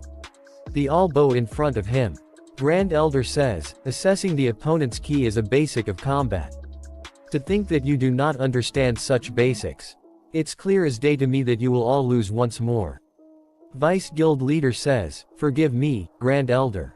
Grand Elder says, leave dealing with Kong Jinhyuk to us from now on. I will tell Namgong Cheon myself. Vice Guild Leader says, however, how can we dare allow Grand Elder to step forward? Grand Elder says, enough. Do you still not understand? None of you are on a level of being able to face that man. He thinks what that man showed in the last bit of the video that was sent to us was the 8th form of Soul Chaser Sword. I'm sure of it. The Soul Chaser Sword art that rate even in Muram was learned up until the 8th form by an outsider. It seems there is still an opportunity for us. After that we see that Chief is back in the village and says, we've had to endure many losses because of ambush. Despite the sacrifices of the Rangers, many of us died. However, we must go on in order to rebuild the mother forest and so that the children of this forest can once again prosper. Continue the Moonlight Festival. We will celebrate the lives of those that have gone and overcome our sadness. Jinhyuk activates Otherworld Restaurant. Chief says, who would have known that a random outsider we met in the forest would be so helpful? He says, you're right. Jinhyuk says, don't leave in leftovers. Yes, thank you. The species that famous for being foodies doesn't have much of an appetite. I guess the shock was pretty big. Someone appears there are all surprised to see that. We see that as it is Teslon. Jinhyuk says, wow, you must really like that outfit. You're still wearing it. Teslon says, it's not that. I always believed that outsiders are a threat to our forest. I thought they would invade the forest in order to harvest the mana-filled figs. But in reality, the outsiders' ambush was just a massacre. And I wasn't the one to stop the ambush. But instead, it was you. I put these clothes on because I lost a bet. But I will keep them on as a way to honor the promise with you. Jinhyuk thinks, it's not fun if he wants to wear it. Someone laughs at him. He says, who dares to laugh at me? We see that Alice is laughing really hard, and says, what are you wearing? I've never seen such a stupid outfit before. She falls down because of her laugh. And says, I didn't know elves had clowns. 2. All the elves starts to laugh. Chief calls him and says, Knag Jinhyuk, can we talk? Chief takes him to a building and unlocks the 2-star security barrier. Chief says, this is the ancient storage where the village's treasures are kept. No one can enter without my permission. Jinhyuk says, I wasn't expecting this. It's cool that I get to see it. This is an instrument we use called the carton. Just playing it can amplify the effects you receive. This is a token of my thanks for having saved our forest. I will always remember you. Jinhyuk, I don't really care for a harp if you're gonna give me a gift. Then why not that one? You mean Pentagrith's molar and canine. The epic-looking bow and dagger. Chief says, that's been passed down the bloodline from our ancestors. Our ancestors treated the injury of a god and received it as a gift. Chief says, I would give it to you. But even I, as the chief, don't have the right to give it to someone. But according to the prophecy, it will find its rightful owner with time. Jinhyuk says, really? Jinhyuk thinks I didn't know they had that here. Alice is drinking a lot and says, everyone, fill up your cups. I like your guys' forest. If I someday take over this place, I'll make sure to let you guys live. Our village's savior. For Alice. Jinhyuk is mixing something in wine. Everyone drinks it. Jinhyuk thinks, what was that? I should take it and leave soon. The security barrier seemed to be 2-star. Jin-hyuk reaches there but there is no barrier. Alice goes back into the ring. He steals the bow and dagger. Jin-hyuk says, "Thanks for the gift." After that we see at the Tower of Trial's 3rd floor Church of Hatred. We see that an executive of the demonic human is saying, "We can't even enter the 10th floor without Uncount's permission. We're gonna miss out on all the relics that are available for 10 days after the floor is opened." Just dealing with Knag Jin-hyuk is enough, but to also have to deal with unknown. I didn't think just 2 people could fuck things up so badly. Melina stands up and starts to walk away. Executive says, "Melina, where are you going?" She says, "To rest." She come out of the room and says these idiots. They don't even know that Knag Jin-hyuk is unknown. Just thinking about it makes my brand burn. I'll die if I reveal it. After that we see that a man and woman are walking in. She stops them and says, "Who are you to enter?" We see that they are high vampires like Alice. That kills the guards that are standing there. Melina is also injured. One of the vampires tastes the blood on his sword and says, "Their blood tastes just as cheap as them." Other vampires says, "You need to fix your habit of trying to eat whatever you see. It's hard to find humans with good blood." Melina thinks, "These bastards, they were so fast I couldn't see them." She says, "What are they?" One of them puts the sword against Melina's neck and says, "Well then. Shall we see what her blood tastes like?" Lancelot appears there and says, "Sorry to show up like this. Dear aristocrat of the noble knight, how can I help you?" Female vampire says, "Finally someone who can understand." After that we see that 90 days after the Elves' Forest, the 6th floor was unlocked. The 7th floor was automatically unlocked. And small things began to happen in preparation for the next step. We see that one of Jin-hyuk's slaves is sitting and thinking, "Just on more year, I need to graduate at least. No, maybe the world will have ended by then." A message popped up saying, "The long-awaited Veteran Corporation shareholders meeting will begin soon. Employees, gather at Tower of Trail's 1st floor's Moon Lake by 1400. We will come find you if you're absent of late." She gets really angry and says, "Stop bossing me around, you piece of shit, Kong Jin-hyuk." We see at the Tower of Trail's 1st floor Moon Lake. Jin-hyuk says, "You're all on time." They all get there. She says, "We pulled all-nighters make those chess horses, can't you just let us go?" "Yeah, please stop with this elderly abuse." Jin-hyuk says, "If you want, you can just quit." They gets excited and says, "Really? Then I quit." "Me too." Jin-hyuk says, "Alright," and bring out his dagger and says, "But we need to pay compensation in case of death. So can you tell me your bank account details?" They both get excited. Old man says, "Getting a job these days is so hard, I've been thankful to you." She says, "Getting a job early is always good." Jin-hyuk says, I assume there's no one else who would like to quit. Shall I get to the point? We'll do a short introduction round first. And each one of you can report to me what happened."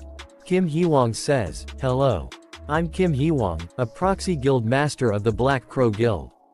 Park Hana says, "I'm Parka Hana, I run errands for Kong Jin-hyuk." Kim says, "I've gotten information that Jang Yunsuk from Dangan Guild's 2nd attack squad has entered the 7th floor. According to the information, he's trying to find some kind of feather." We see that Tower of Trial's 7th floor tundra has a snowstorm all the time. If you make it from the starting point to the end, the next floor opens up. But the 7th floor is infamous for required a lot of time and preparation for the raid due to its harsh environment. Jin-hyuk thinks, a feather. It must be the phoenix feather. Well, blessing of the flames would be real helpful when going through the 7th floor. Park Hana says, Chun Yu-sung has fully recovered and has been discharged from the hospital. And he told me to tell you that he's gonna kill you. Jin-hyuk says, it does sound like he's fully recovered. Next, Takeshi is also there and says, I'm Takeshi from the Samurai Guild. It's an honor to be able to see you again. I've stolen the item you wanted from the Temple of Medusa. I'm sure they're in a frenzy because of their national treasure disappearing. Jin-hyuk says, nice, good job. He gets Heaven's Fountain Sword. Jin-hyuk says, well, I don't have a use for this now that I have the K9. But I guess I can trade it off for something useful later. and says, next. After that we see that, Andrea is also there. She says, hello, I'm Andrea, in charge of the 5th floor. The organization of power is complete on the 5th floor. There are almost no players coming to the 5th floor, but I'm increasing our forces in case there are. They all are confused to hear that. Park Hana thinks, wait. What do you mean you're in charge of the 5th floor? Jin-hyuk says, Andrea here is the boss of the 5th floor. Floor management must be a lot of work. Good job. They all are surprised to hear that and says, boss. They all gets really scared and says, why is a boss monster here? You, what have you been doing? They all starts to run a ways. Jin-hyuk sees toward Andrea and says, Andrea grown a lot.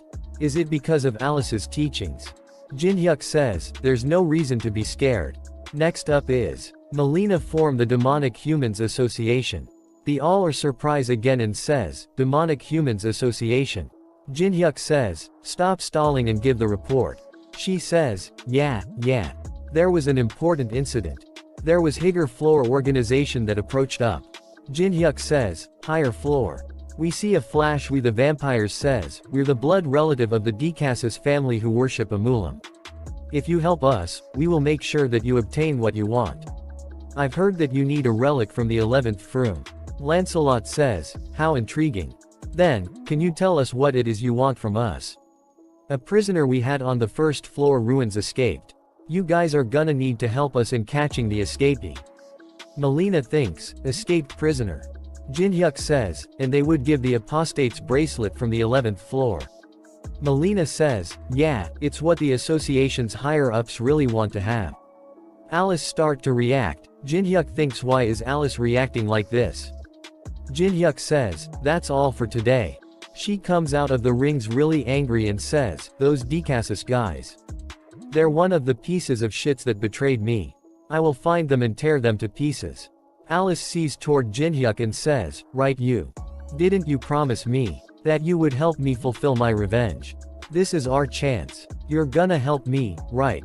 Jin-hyuk says, that promise to help you avenge your betrayal. I plan on keeping it no matter what. Don't worry. But, we need to be careful right now. I don't have enough mana to fully embody your powers. Revealing ourselves to those guys is more dangerous for us than for them right now. And you're gonna have to refrain from coming out of the necklace for a bit. She says, but. Jin-hyuk smiles and says, Alice. Please trust me. She says, dibs on the chicken drumsticks today. Jin-hyuk says, alright, you can have them all. Jin-hyuk thinks, I've managed to calm her down. But I should prepare just in case. After that we see at the 7th floor tundra. Inside a tent someone is saying, so the Eastern Sea is also blocked. Yes, there are too many glaciers for us to get through. The temperature's too low, and it's humid too, so it's hard to start a fire. On top of that, the supply route to gate is invisible due to the snowstorm. They say we can't progress like this. Squad captain says, stop saying that we can't and find some other way. We will get through the 7th floor this time, no matter what. One of them says, Captain. You should come see this. He comes out and see Kong Jin-hyuk is standing outside. Squad leader says, player Kong Jin-hyuk, what brings you here? Jin-hyuk says, I'm here to clear this floor, of course. I see why you guys were struggling so hard. Squad leader says, I'm telling you now, but we don't need help. We can do this on our own just fine. Jin-hyuk says, I never said I was helping. Don't assume. I'm just interested in the phoenix's feather, and you guys just happen to be in my way. Squad leader says, this place is our exclusive route. Are you saying you're gonna invade our territory? Jin-hyuk says, invade? You talk real funny. Someone listening in might think the 7th floor is the Dangan Guild's property or something. Squad leader says, that is a provocation. Jin-hyuk says, it's a fair competition, actually. Jin-hyuk says, you can try to stop me if you want. Captain. Jin-hyuk walks inside a forest. Two men stop him and says, stop. Entry here is not. They see that he is Kong Jin-hyuk. They say, wow, I'm a big fan. What brings you to such a cold place? Jin-hyuk says, I have some business to tend to in the forest. They say, that's not allowed. The forest is dangerous. Or not here standing guard for no reason. Jinhyuk just walked past them and says, "Thanks for the concern, but don't worry, I'll be fine." They says, "I didn't even see him walk past me. He's walking above the snow too. I guess even an S rank's walk is different from ours. I guess I gotta report it, though." Squad captain says, "Gather a team and pursue him immediately." He says, "Go after him."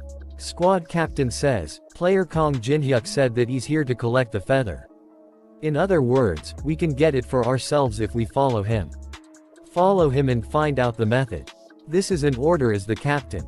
Jinhyuk sees a scene where someone has died. He picks up something and says, "This is a person from the Dangan Guild's traces." But there's no body. He see big claw marks on a rock in front of him and thinks, "This is definitely." Jinhyuk says, "Why did you follow me? You said it's dangerous." They say, "We can't send you alone to a place like this. I thought maybe you'd need at least some guidance." Jinhyuk see them and thinks, "Who's guiding who here?" They says, "It's so cold." He activates glacier formation, an element of fire. He creates an igloo on the spot and they all sit inside it. They says, "It sure is nice to have an S-rank player around. What a relief. I'm Gok Daeho." Jinhyuk activates Eye of Gluttony. Jinhyuk thinks, "What boring stat windows." Jinhyuk says, "You're welcome. Did Jang Yunsuk order you guys to follow me?" They say, "What do you mean?" Jinhyuk says, "Don't lie when you're not good at it. He told you to follow me so you can figure out how to obtain the phoenix's feather. Seeing as you guys came here despite this place being dangerous, that's the only reasonable explanation." Jinhyuk says, "Well, I'm not scolding you or anything. There seems to be a more annoying problem than obtaining the phoenix's feather right now." They say, "What?" He says, "Did you see the big boulder outside?" They say, "Yes, the one with the weird pattern, right?" He says, "That's the mark of an ice troll." The says, "I've heard of them. They're supposed to be the strongest intermediate rank monster on the 7th floor. Jinhyuk thinks, and that mark is the mark of the Frost Blade tribe, the strongest of the ice trolls. They say, "Are you saying that this is their territory?" Jinhyuk says, "The ice trolls' territory is in the Western regions, not here. That's why it's annoying. The fact that they're here in the first place is unnatural. And this place is the only route to the island with the phoenix's feather." Jinhyuk thinks, ice trolls are trying to obtain the phoenix's feather. Despite having ice resistance, something's off. Some ice spears comes toward their igloo. Jinhyuk activates glacier formation. They start to run a ways. And says, "Find cover." They says, "Where are they attacking from? I can't see clearly." Jinhyuk is standing out in the open. They says, "Player Kong Jinhyuk, you have to hide." We see that some more spears come toward him. He dodges them all. He says, "You should know by now that this won't work. Come out." They are the high vampires. They says, "So you're Kong Jinhyuk." Female vampire says, "You're pretty cute." Alice gets really angry and Jinhyuk uses Eye of Gluttony. And Jinhyuk thinks, "Calm down, Alice." Jinhyuk see his stats window. His name is Leorda Bershin, level 108 and age 1082. Jinhyuk cover is one eye and says, "There's a big enough level difference that just looking at his stat window using Eye of Gluttony uses up a lot of mana. These copy requirements are hard. Each one has so many penalties." One of them comes out and says, "Kong Jinhyuk, are you okay?" Jinhyuk says, "Gok Daeho. Take your companions and get out of here, get out of the forest and call for support." Gok says, "Then what about you? Are you gonna face all of them alone?" Jinhyuk bring out his bow and says, "I'll be fine. Just buy me a drink once we're done here and go back. Promise." Gok friends grab and they drag him away. A copy condition window appears saying, "Survive after saying 4 death flag worthy things." If successful, you can copy one of the opponent's skills. Each saying will temporarily lock one of you already possessed skills. You have accomplished the first death flag saying. 1000 poison has been locked. After that we see that an ice troll punches Jinhyuk. He dodges it and punches the ice troll. The vampire says, "Kong Jinhyuk. How can blood smell so sweet? I'm getting more and more interested in you." Them come to him and says, "That's enough. Kong Jinhyuk. I heard a lot about you from the demonic humans. You're apparently pretty strong for a human." They says, "My name is Leorda Bershin. I'm affiliated with Decasus. She says my name is Ophelia. I have the same affiliation as him. Jinhyuk arcs, is this all you doing? Involving ice trolls and kidnapping humans. Ophelia says, straight to the point. You don't seem surprised by us. Yeah, you're right. You can say it's a trap we created. Jinhyuk says, a trap. Ophelia says, a trap to ensnare someone skilled enough to notice unnatural events in tundra. The demonic humans told me the names of the people who made it out alive of the first floor's Hall of the Depraved. Teresa de Laurentia, an unidentifiable man, unknown. Chun Yu-sung, and someone who acted as a porter but turned out be skilled. Yukong Jinhyuk, we're certain that one of those who made it out alive helped Alice Khan Ataraxia escape. And, coincidentally, you're the first one to come to this place. Why would that be? Leorta says, I'll tell you this now, but you shouldn't expect help from the other humans outside the forest. The demonic humans should be there to get rid of them soon. Then, is it my turn to ask questions? Where's Alice right now? Jinhyuk says, Alice. I don't know who you're talking about. Bershin says, well, I guess we have no choice if you want to play dumb. Bershin bring out his weapon and says, I'll force you to remember. Bershin jumps with super speed and get behind Jinhyuk. Jinhyuk sees him. He activates Dark Fighting Spirit. Some dark energy attacks come toward Jinhyuk. Jinhyuk blocks and dodges some attacks. Ophelia says, Bershin, you can't kill him, we need him alive. He kicks Jinhyuk and says, I'm aware, Ophelia. Jinhyuk dodges his kick. Bershin thinks, I'm aware, but this human's better than I thought. Then, Bershin activates Blood Jade. It covers Jinhyuk's eyes. The opponent's sight will be blocked for 30 seconds. Jinhyuk gets surrounded by blood balls. He activates Blood Thorn. Jinhyuk activates Element of Fire. He burns the blood. Jinhyuk says, that's not gonna work well on me. Ophelia thinks, I heard he's strong for a human. But he's not losing at all again. Bershin. Is he the one who helped Alice escape? Bershin says, you're pretty good for a trapped rat. Jinhyuk says, a trapped rat. You guys told me an interesting fact first, so I'll tell you guys one too. I already know you guys would come find me. Bershin says, you already knew. Jinhyuk says, I have a lot of places I can get information from. Squad captain says, an ambush. Get in defense position. Damn it, an ambush from fellow humans. There's no time to waste. Hurry. We see that Teresa is also there. She activates Sacred Blessing. Divine power has been reinforced by 20%. Teresa says, I'll support, please get in position. Lee Taemin and Yu Yanhwa are there too. They says, kill them all. Chun Yu-sung is also there, he hits them with an really powerful attack. Chun says, ashamed to use this on such trash. They both are really surprised to hear that. Jinhyuk says, I prepared a bit for you guys. What do you think? Do you like it? After that we see that Lee activates Machine Monarch. A tank appears and kill a lot of them. And some drones also appears. Youngnawa is jumping from one drone to another. She activates Mana Reinforcement. She activates Angle of Wind. And Teresa is granting them divine effects. Demonic humans are not good against divine power. One of them says, Sir Lancelot, we should retreat and re-prepare. Ophelia feels something, and thinks, this disgusting feeling is divine power. That's irritating. She says, Bershin. He says, I felt it too, Ophelia. He activates Blood Pool. He gets trapped inside a blood ball. Ophelia says, the divine power created a variable we didn't expect. Bershin says, we need to retreat for now and change the plan. Jinhyuk uses Element of Fire to come out of the blood ball. He says, I thought I already said that won't work with me. He sees that they are running away. Bershin says, Kong Jinhyuk, I will make sure to kill Yo with my own hand. Jinhyuk activates Daylight. Jinhyuk says, what? You should finish your sentences. A hug light beam appears and hits them. The forest splits in two. Jinhyuk is surprised and says, Did I get rid of them? A message popped up saying, you have accomplished the second death flag saying, Element of Fire has been locked. Jinhyuk says, the most cliché death flag sentences work well. Element of Fire was locked. Did I counterban them? Jinhyuk says, calm down Alice.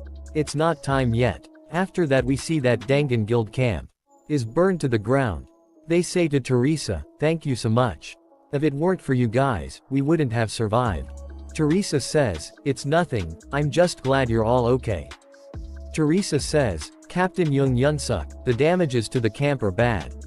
The demonic humans will definitely continue to attack us. Why don't we retreat outside of the tower? Jinhyuk and I will be in charge of defense on the way there." Squad captain says, "Kong Jinhyuk. I see, it's him again." She says, "Jinhyuk over here." They goes to him. Jinhyuk says, "Must have been sudden. Thanks for coming all the way here." Lee says, "You always contact us out of nowhere." Yeonhwa says, "It's fine. I wanted to get a few items here anyway." Jinhyuk sees Chun and says, "I didn't know he was also here. We've managed to block the demonic humans. But we can't let our guard down since we don't know who was behind it. For demonic humans to ambush a huge guild. What is happening?" Jinhyuk says, "The demonic humans are working together with the high vampires from the higher floors of the Tower of Trials. And I think they're scheming something here in Tundra." They says, "What?" Jinhyuk says, "From what I've gathered, that the enemy wants is an outbreak. The ice trolls were defending the location with the Phoenix's feather, despite already having ice resistance. And the Phoenix's feather is famous for ice resistance. However, if you combine it with the right item, it can also become a portal." Chun says, "How is that related to an outbreak, Kong Jinhyuk? Isn't that too far-fetched? Dangan Guild members were kidnapped.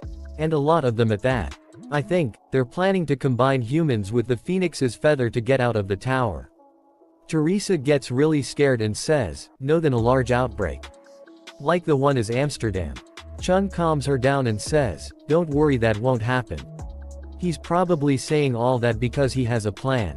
Just tell us the plan." Jinhyuk says, "You know me too well. Is it because of how you were acting like a stalker all this time?" After that we see that Ophelia and Bershin are bowing in front of someone. He says, "Is that human, Kong Jinhyuk, that strong? You couldn't even bring back a prey caught in a trap. I am greatly disappointed. At this rate, how will you catch the escapee?" Bershin says, "I'm sorry. There was an unexpected variable." Ophelia says, "The human, Kong Jinhyuk, he wasn't surprised when he saw us. He was able to calmly respond to the skills that Bershin used against him as well. Vampire leader says, he was able to fight back against our skills." Ophelia says, "And one thing was clear. It was subtle. But when he was fighting Bershin, I sensed Alice von Ataraxia's energy." He says, "Really? Then, we may find her sooner than we expected. I feel a bit better now." After that we see that Lee's drones are flying around in the area. Jinhyuk says, "Taemin and Yeonhwa will stand by in the forest. We'll use the drones to catch the demonic humans' attention. Teresa and Stalker will separate from the group to fulfill their task." Chun gets really angry and says, "Is that the kind of bullshit plan you have?" Jinhyuk says, "You have no choice, do what I say." I don't get why he always complains. He's gonna do what I say anyway. The Dangan Guild will abandon camp and evacuate to the outside of the tower. Except one person who refused until the end. Jinhyuk says, "I don't care whether you stay behind or not. But why are you following me?" He says, "Are you really asking that because you don't know? This is the property of the Dangan Guild. And I'm in charge. Anyway, where are we going?" Jinhyuk says, "We're going towards a freshwater lake." A freshwater lake. Freshwater lake. It's where mana is most concentrated on the 7th floor. When something bad happens to the tribe, the Frostblade tribe's chief comes here to reserve mana, in order to flip the tables. After that we see it the troll tribe, and outside of it Jinhyuk and the captain is standing with a white flag. And they start to walk. Captain says, "But why do I have to hold this? Isn't it the responsibility of the person in charge? You said earlier that you're the person in charge." Captain says, "The trolls aren't attacking like you said." Jinhyuk says, "This ice trolls aren't that savage. They value honor very highly. They prioritize family over everything. So as long as you hold up the white flag, they won't attack us." Captain says, "Honor, my ass. They're just a mob." Tribe chief says, "I've heard a lot about you. You beat up my tribe member with your bare hands. You seem pretty strong. Why did you surrender so easily? His name is Colossal. Jinhyuk says, is this the same ice troll? Why is he so big? Jinhyuk throws the flag and says, I have no intention of actually surrendering. I only pretended to have done so in order to come here without fighting anyone. Chief gets really angry and says, what? Are you saying you lied? Don't you know the honor of a warrior? How can you stand in front of me with so much confidence? After committing such a dishonorable act, Chief brings out his weapon and says, meet you death with honor in order to wash away the dishonorable action. Following the old tradition, I, Colossal, the chief of Frostblade tribe, request a duel. Jinhyuk says, what do you think? Do you still want to be in charge? Captain says, no.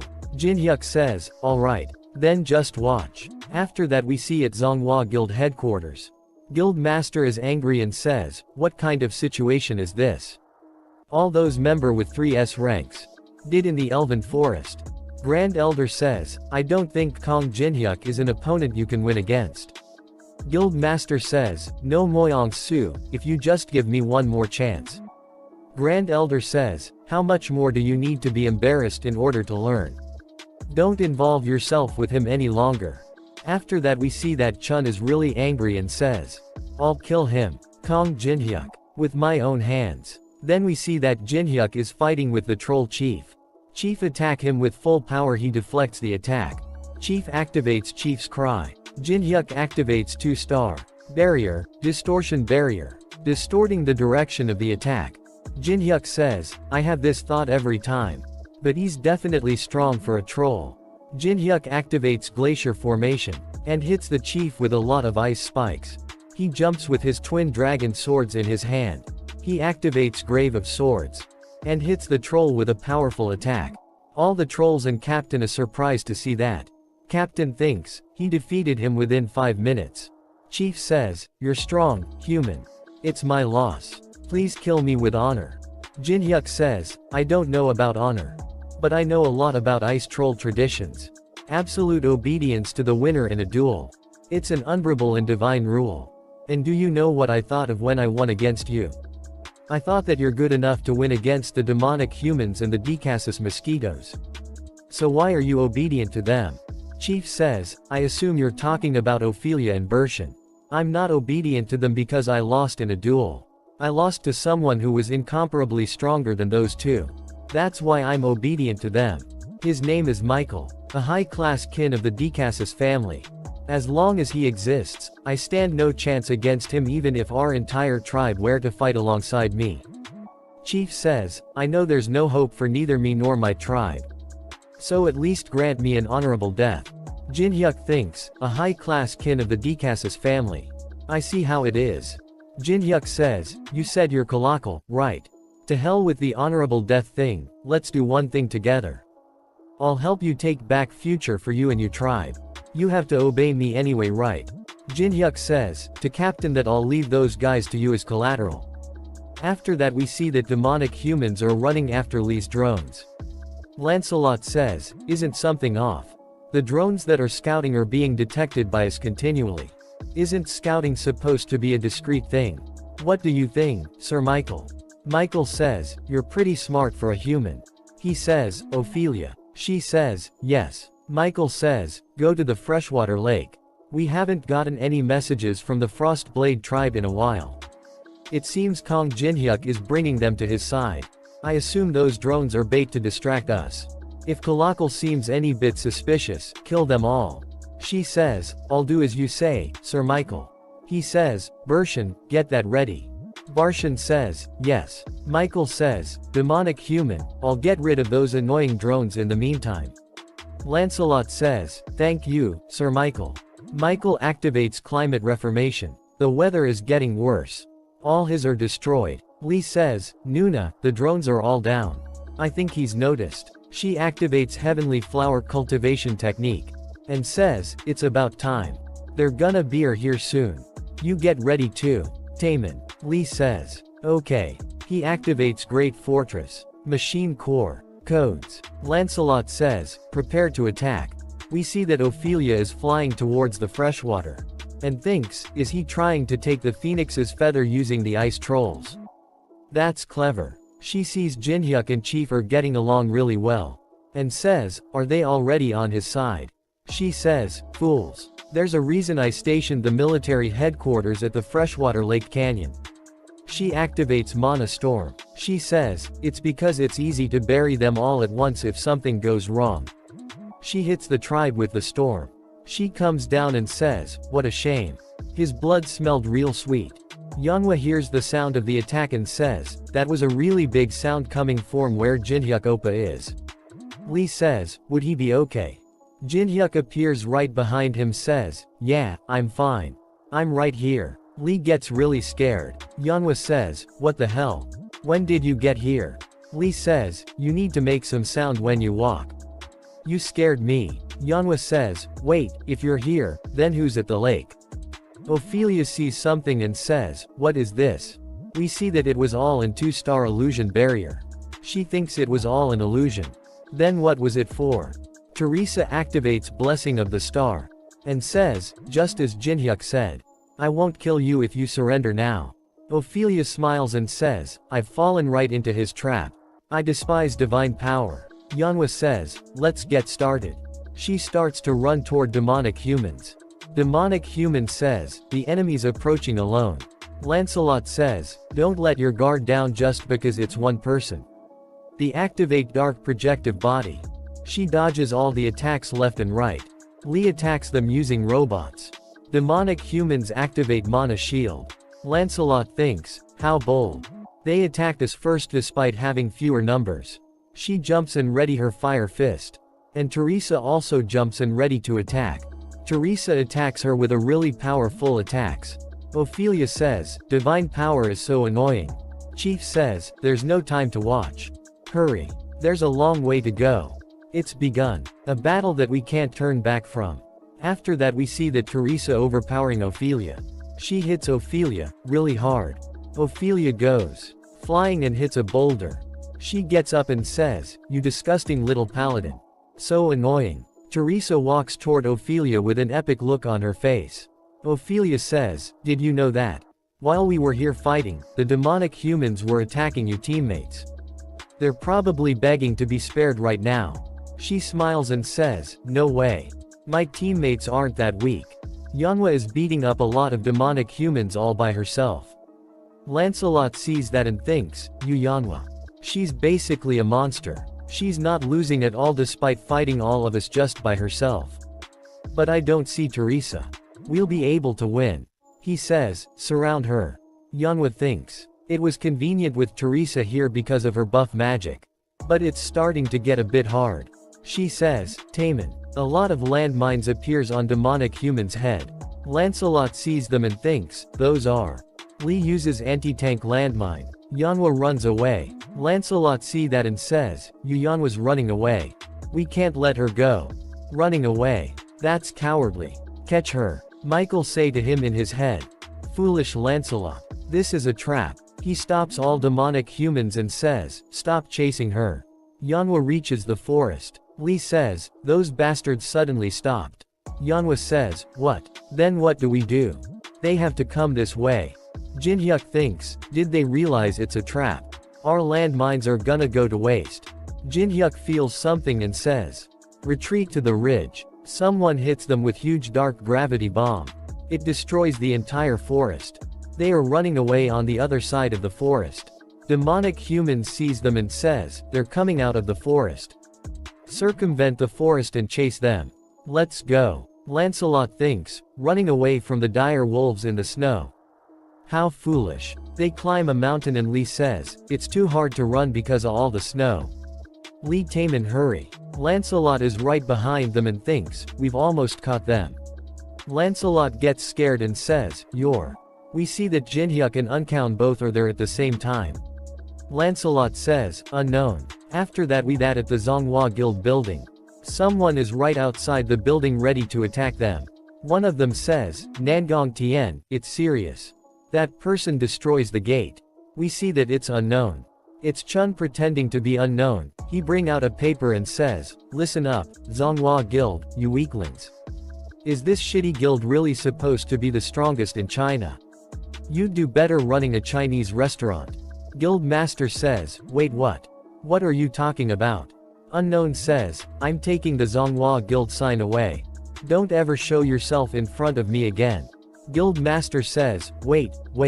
Stop cutting me off. What are you talking? If you're mad, then come to the 7th floor of the Tower of Trials right now. Guild Master says, no, I get it, so please listen. Unknown says, you'll be facing not only me, but also Kong Jinhyuk, the strongest in the universe. We'll beat you to a pulp. Guild Master gets really angry and says, what the fuck? How arrogant. Unknown says, then goodbye. He blow up the guild building. Guild Master is really angry and reaches the 7th floor of the Tower of Trials. Guild Master is standing right beside Unknown and Jinhyuk. Lancelot see that and thinks, who are they? I've never received information that Unknown's allied with anyone. Someone says, to Guild Master Nangong Tian, it's Kong Jinhyuk's army all around. We sense several strong auras. Guild Master says, Qin Jinhyuk, you made it sound like it'd be only be you, but you brought support. Unknown comes to Jinhyuk and says, how dare you make me recite that childish letter? You'll definitely pay for this. Jinhyuk says yeah. Let's get this over with first. The both jumps towards each side. Guild Master says, attack, get rid of all of them. Lancelot also ordered to attack. Jinhyuk thinks, the little misunderstanding created made he demonic humans and Zhonghua guild fight each other without even understanding why. Jinhyuk is laughing really hard and says, and that was enough to turn the tables of the battlefield. Lancelot activates a knight's oath and says, we'll get this over quickly and take down Unknown. Guild Master activates Aura Blade and says, we need to hurry and then take down Kong Jinhyuk. All 4 of them are running away. Jinhyuk says, they're having fun. They can fight until they feel better. They reach the Unmalting Valley. Jinhyuk says, this is a secret place that only I know. Let's talk about our plans where and warm up a bit. Chief says, welcome, I was waiting for you. They all get really sacred to see the ice trolls. Lee says, what are these ice trolls doing here? Jinhyuk says, no need to be nervous. They were being controlled by the vampires. They're cooperating with us in return for us freeing them. Chun says, you're rather good at pulling others to your side. Jinhyuk says, you unsheathed your sword, didn't you? They says, Jang Yunsuk's here too. He's collateral. Just pretend he's not here. We see that Teresa is also there. Some child trolls are helping her. She says, sorry, Jinhyuk. I ended up losing Ophelia. Jinhyuk says, I guess capturing her alive was too hard. Good work anyway, Teresa. Yanhwa says, what are you gonna do now, Oppa? I think things have escalated a lot more than we expected. The enemy will head toward the island with the Phoenix's feather, to get out of the tower. Thankfully, we're in a more advantageous location than them. We need to prepare a lot of things before they get here. They says, what preparations? Jinhyuk says, as much preparation as possible. All 4 of his veteran squad member are here. Chief bring out a red pill and says, this is an essence I've been collecting to revolt against Michael. A message popped up saying, Essence of Souls. Allows you to use the mana collected in the essence for 2 hours.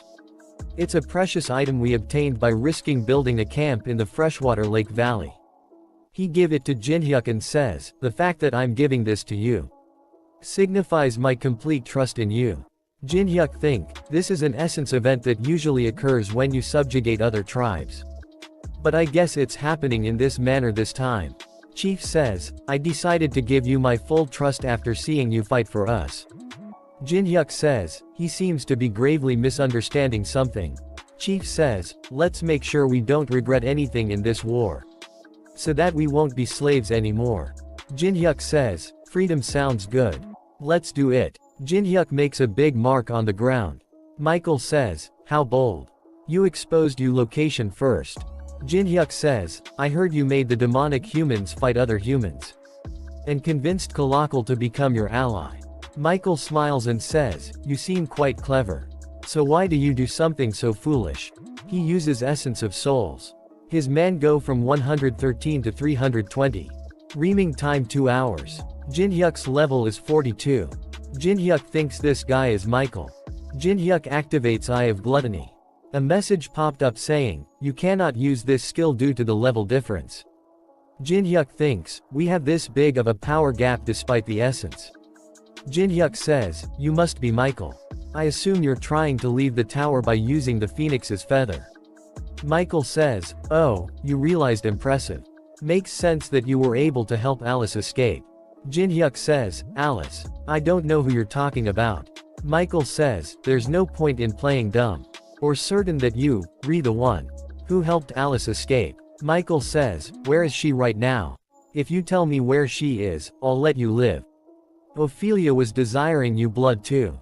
Jin-hyuk thinks, these guys are want to make me their lunch. Jin-hyuk says, no thanks. What I don't get is why you want to get out of the tower.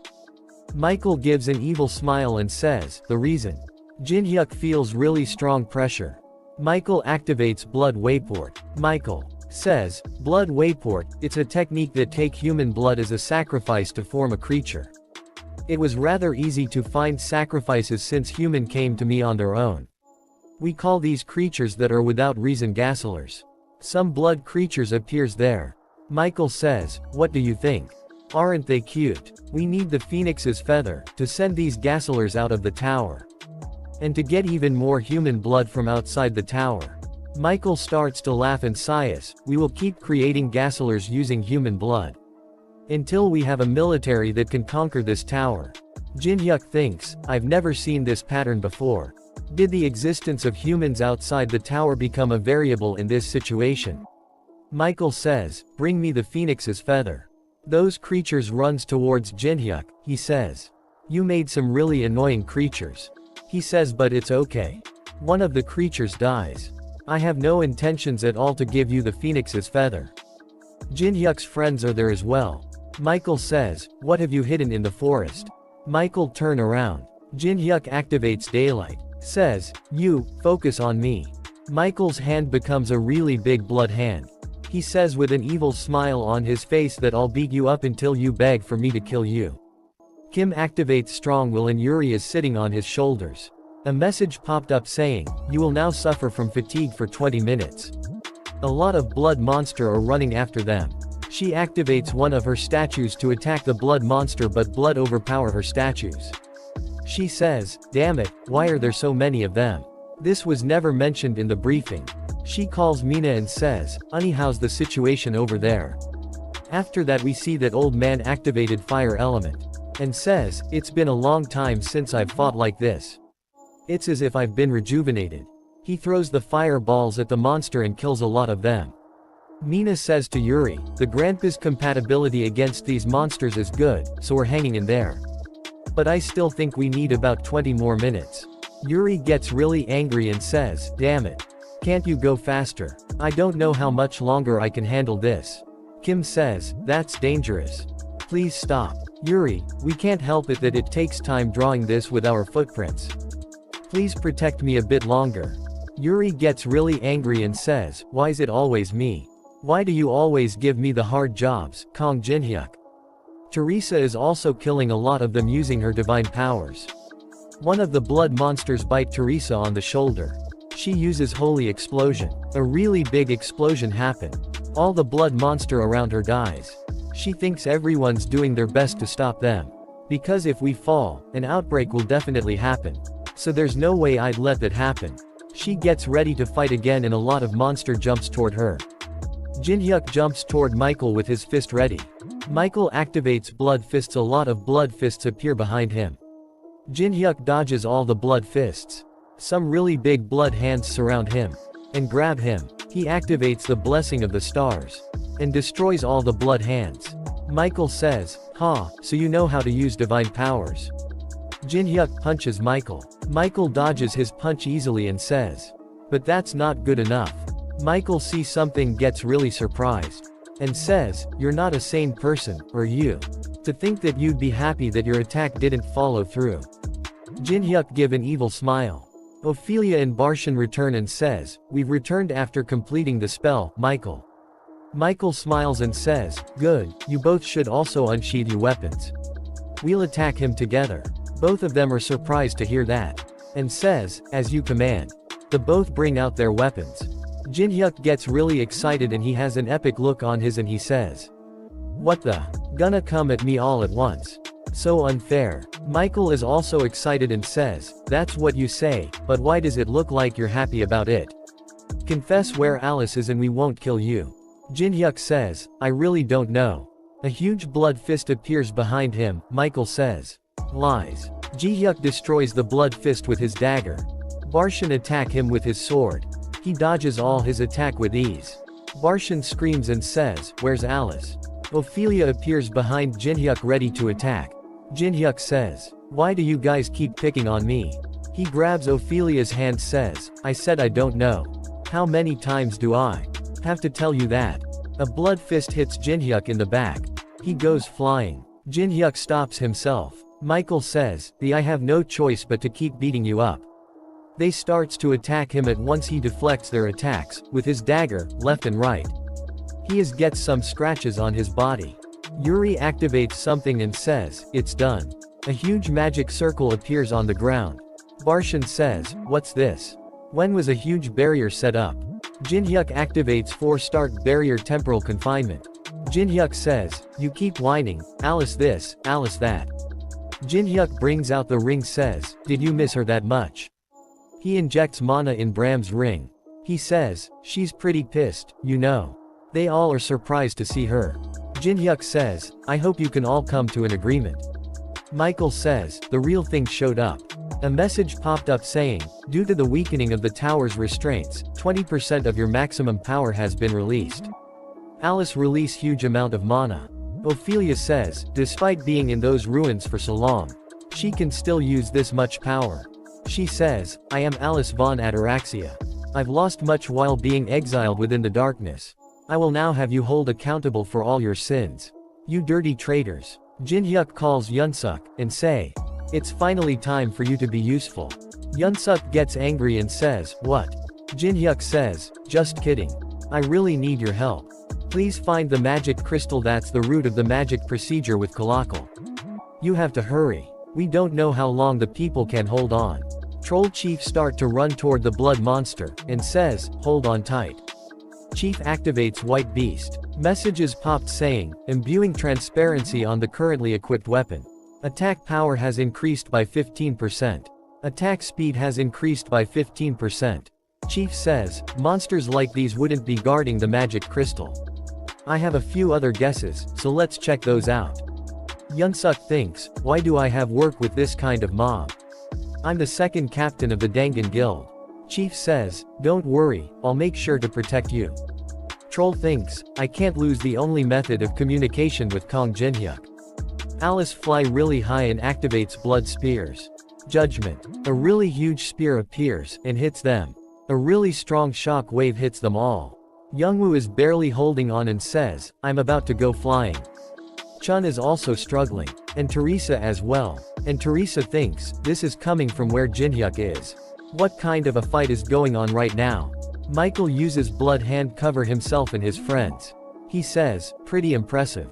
Jinhyuk says, Alice, it seems like you two have a lot to talk about, you can take Michael. I'll take care of the rest and then join you.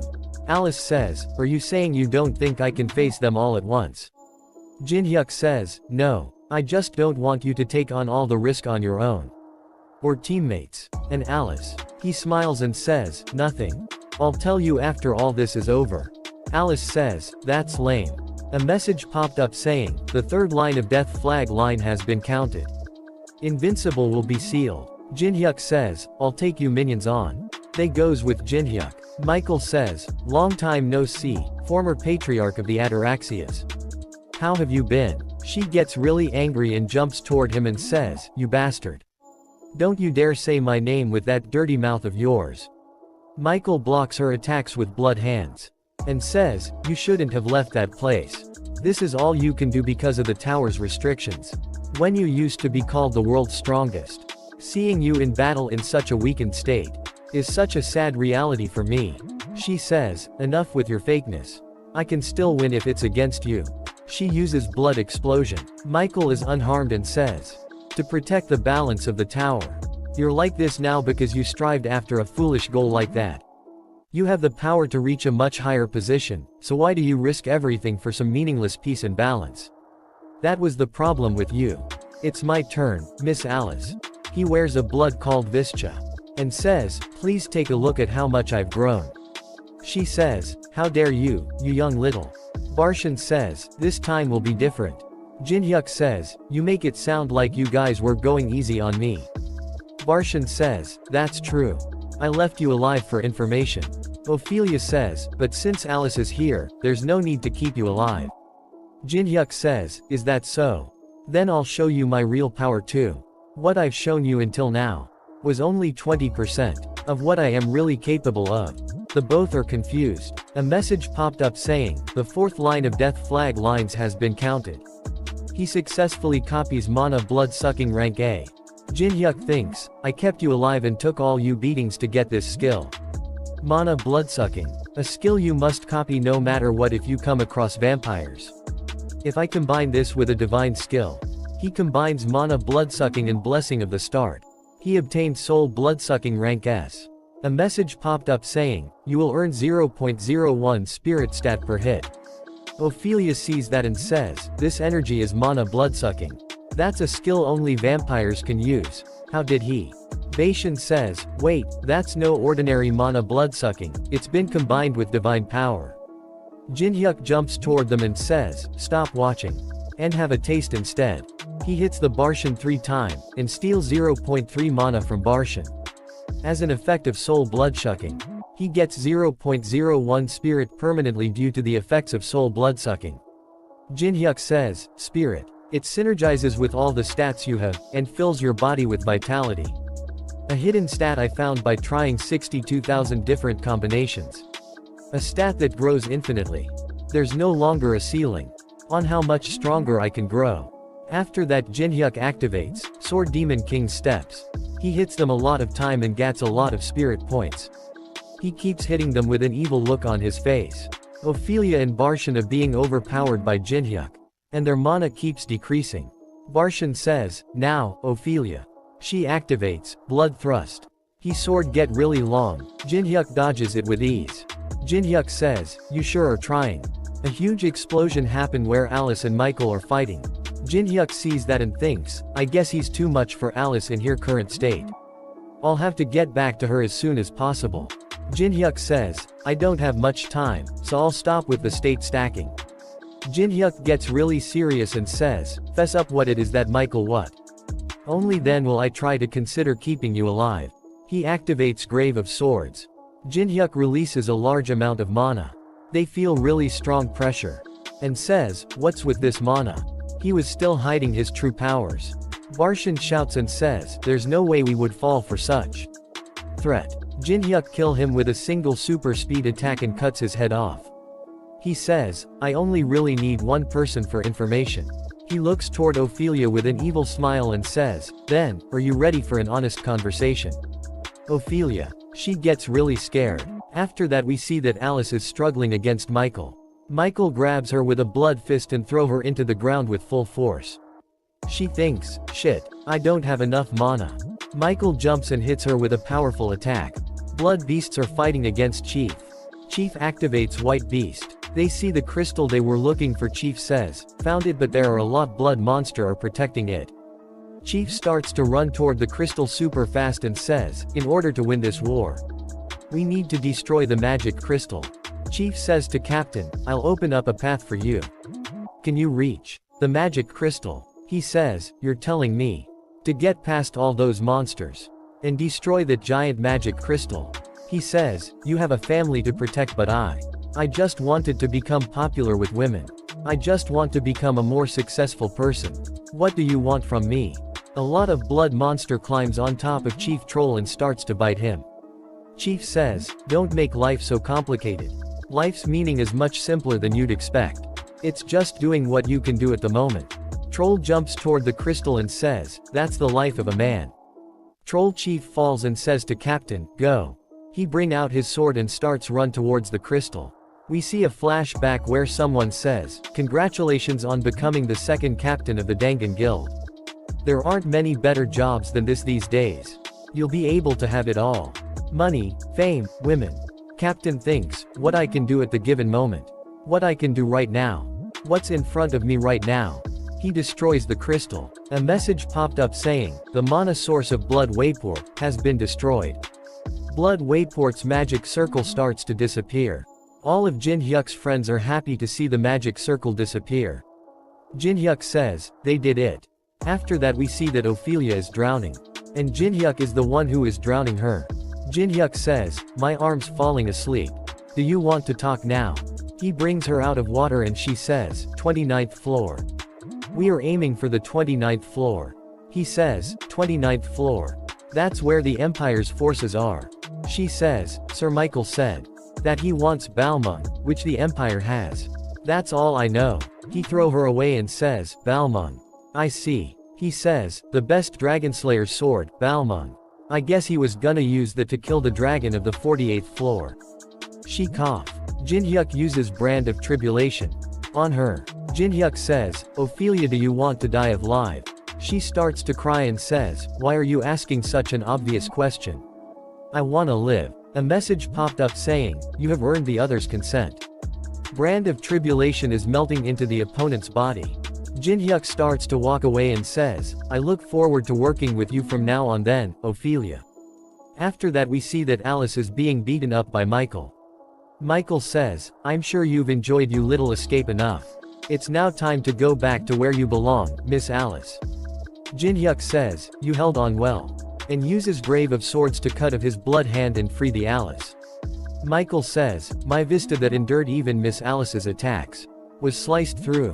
Alice is happy to see him and says, contractor. Jin Hyuk sighs, good work, Alice. Rest for a bit. Jin Hyuk says, I'll fight you from here onwards.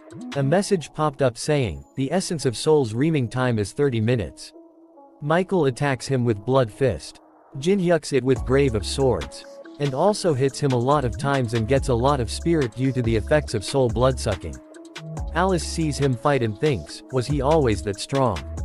No, he wasn't. I'm certain, since I was always with him. She gives an epic smile and thinks then. He grew stronger in the short period we were apart. Michael says, annoying parasite, and throw a big blood fist and says, I'll crush you. Jin Hyuk cuts his blood fist into thousands of pieces. Michael is surprised to see that. Jin Hyuk cuts him a lot of times. Michael blocks all his attack using skill mana barrier. Jin Hyuk thinks, mana barrier. I'm not dealing any damage because the gap between our mana is too big. It's gonna take me ages to catch up to his level with soul blood sucking. After that that captain is fighting with blood monster. Younghwa gets there and kills one of the monster with her fists. Chun is also there and says, I'm sick and tired of being Kong Jin Hyuk's minion. Chun sees Captain and thinks, he's Dangan's Jang Yunsuk. Did he defeat them all with a broken sword? He's more tenacious than I thought. Captain says, Chief Kalakal's dying. Someone, help. He's as a comrade who has protected my life.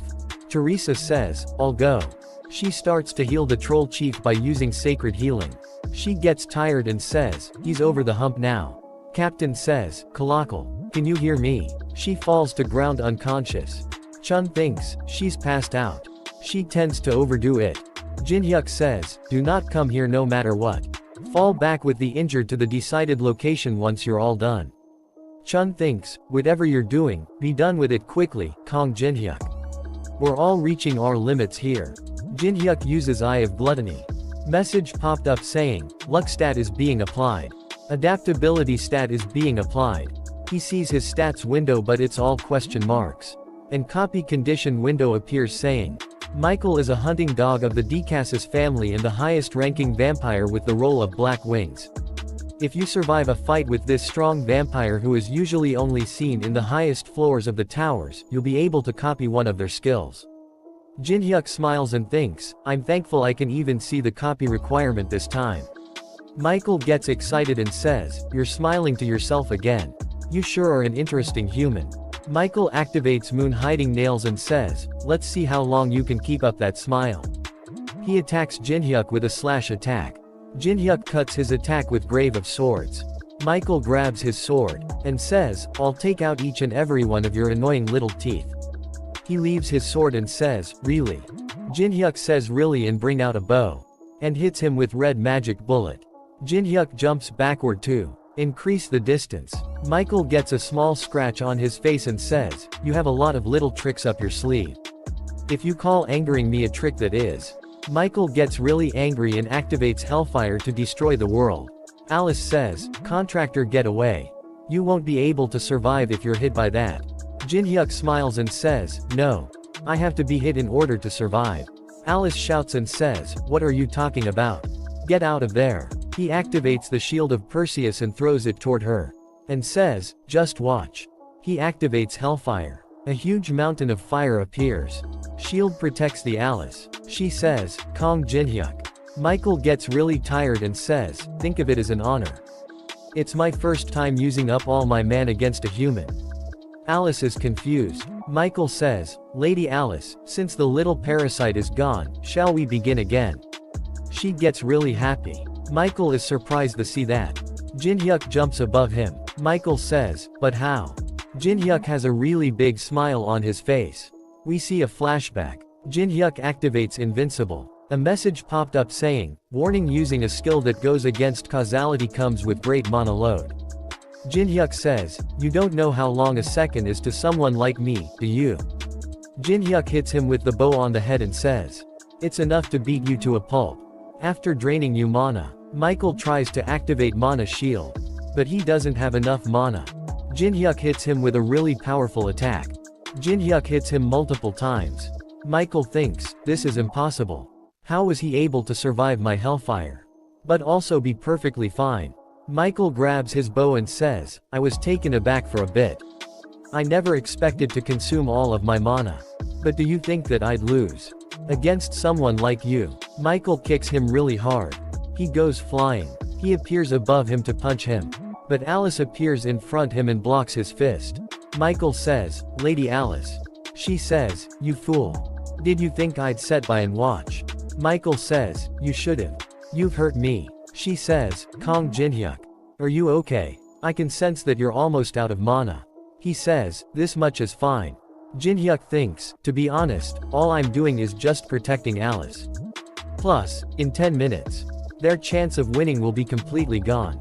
After that we see that somewhere on the 39th floor, some vampires are watching Jinhyuk fight using a crystal ball. They say, did he provoke Michael into using his ultimate skill on purpose? I'm rather worried Michael might lose. We cannot lose Alice right in front of us.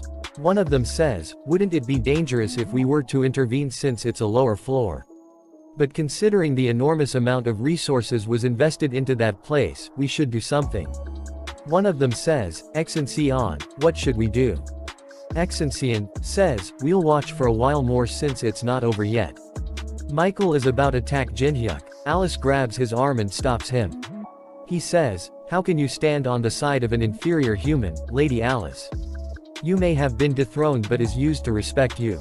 Isn't this a clear betrayal of your own kind? She gets angry and says, betrayal? You dare accuse me of betrayal? What you guys did to me was betrayal. And I'm not on the human's side. Jinhyuk jumps to kick him.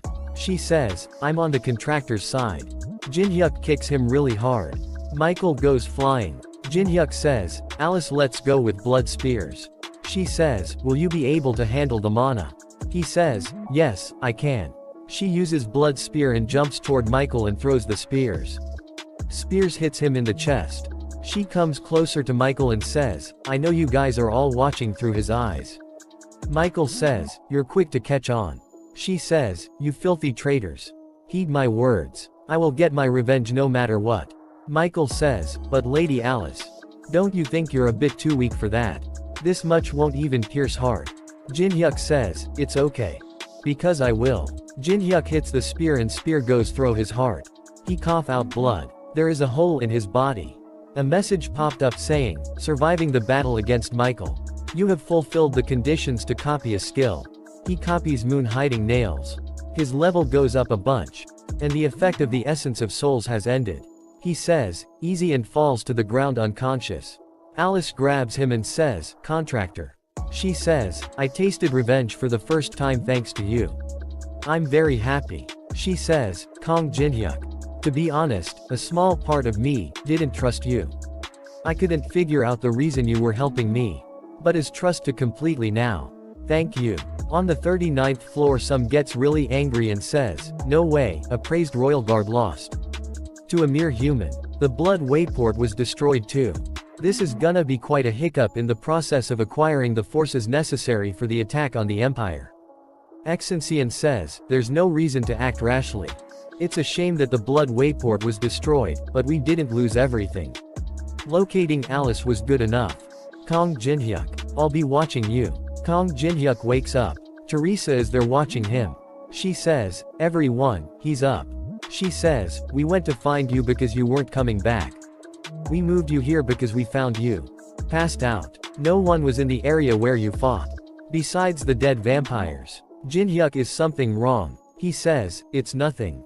Thank you, Teresa. Everyone good work. He smiles and says, I'm hungry. Let's eat. After that we see that demonic humans and Chinese guild are still fighting. Guild master raise his hand says, stop. Everyone, stop. You, over there. Why are you attacking us? Is it because Kong Jinhyuk told you to? Lancelot says, what nonsense is that? We plan on getting rid of you guys and then going after Kong Jinhyuk. Lancelot says, wait. Kong Jinhyuk's order. Are you guys not on the same side as Kong Jinhyuk? They says, shit, stop the battle, fall back. Ophelia see them from a distance and says, those useless demonic humans. I was wondering what they were doing, but they were just wasting time. She says, at least I survived, but what's with this stupid branding? Every time I think about him, it burns. Melina says, Hut's like it's burning. She says, you're that rude bitch from earlier. Why are you here? She says, LMAO, you were so arrogant. But it looks like you've been branded too. Ophelia gets angry, says, you dare mock me. You, a mere human. She gets scared and says, it was a joke. A message popped up saying, fighting between slaves is forbidden. Brand is burning. Jinhyuk gets the Phoenix's feather ranked AA. Jinhyuk says, clearing the 7th floor will be a piece of cake with this. Let's eat first. Jinhyuk has cooked the food. Teresa eats it and says, I've never tasted anything like this before. Yanhwa says, wow, Opa's good at cooking too. Well, it's a basic skill. Chief says, thanks, my tribe is alive thanks you. I don't know to repay this debt. A message popped up saying, receive recognition from the Frost Blade tribe's chief, Kalakal. Condition has been fulfilled. You have succeeded in copying White Beast. He says, no need to thank me. It's not like I did it for free. Jinhyuk says, you just need to pay me 500 magic crystals each month. And for the convenience's sake, it'd be nice if you could leave it at the entrance. Chief is shocked to hear that and turns into stone. Chun says, you devilish bastard. I'm disappointed in myself for reconsidering my opinion of you. Jinhyuk says, you say that, but you're devouring my food. Chun says, I'm eating because I'm made. My blood pressure rises whenever I think about what you made me do. Jinhyuk says, then, just tell me, there are many ways to make up for it. Do you want to make a bet? Or short on food anyway? Chun says, a bet. Jinhyuk sighs, the one to hunt the biggest fish wins. We'll record the loser calling the winner hung and upload it onto YouTube for a week. Chun takes off his shirt and jump into water thinking, I'll win, I'll win. He see a lot of really big fishes and says, upload, my victory. Lee says, Jinhyuk, you're always doing stuff like that. Teresa says yet again. Lee says, you're so evil. Jinhyuk sighs, he was being annoying with his winning. Yanhwa says, maybe Yu Sung Opa's actually enjoying this. Yanhwa throws something toward Jinhyuk and says, right, take this. I found it where you were passed out. It's a necklace. Jinhyuk thinks, this is the object Michael was going to use on Alice. I'll have to look into it. He says, thanks, Yanhwa. Where did Jang Yunsuk go? Did he go back with his group? Yinhwa says, I don't know. He's been gone for a bit. Chun comes out with a really big fish.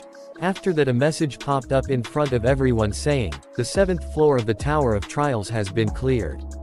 By Veteran Company Group. Guild Master of Donggon Guild gets really angry and starts to throw stuff around and says, you idiot. We sent you so much support. And you got all of it taken away by Kong Jinhyuk. And you dare come back empty-handed. Guild Master throws some paper toward Captain and says, you swore to clear the 7th floor. This is the plan report you turned in. What the hell did you do there? And how did you break your sword? Do you know how expensive that was? We see at the Awakened Association that department head says, the 7th floor has been cleared. It was player Kong Jinhyuk once again. He says, according to the Dangan Guild's report, there was a conflict with a higher floor force on the 7th floor. They were aiming for an outbreak with the demonic humans. Player Kong Jinhyuk and his group were able to defeat them. President, should we approach player Kong Jinhyuk? President says, no, let's just watch for now. It's not wise to reveal our intentions so rashly. President says, Kong Jinhyuk. Whether he will stand on the side of humanity or on the other side is hard to see as of now. So let's just let them celebrate for now.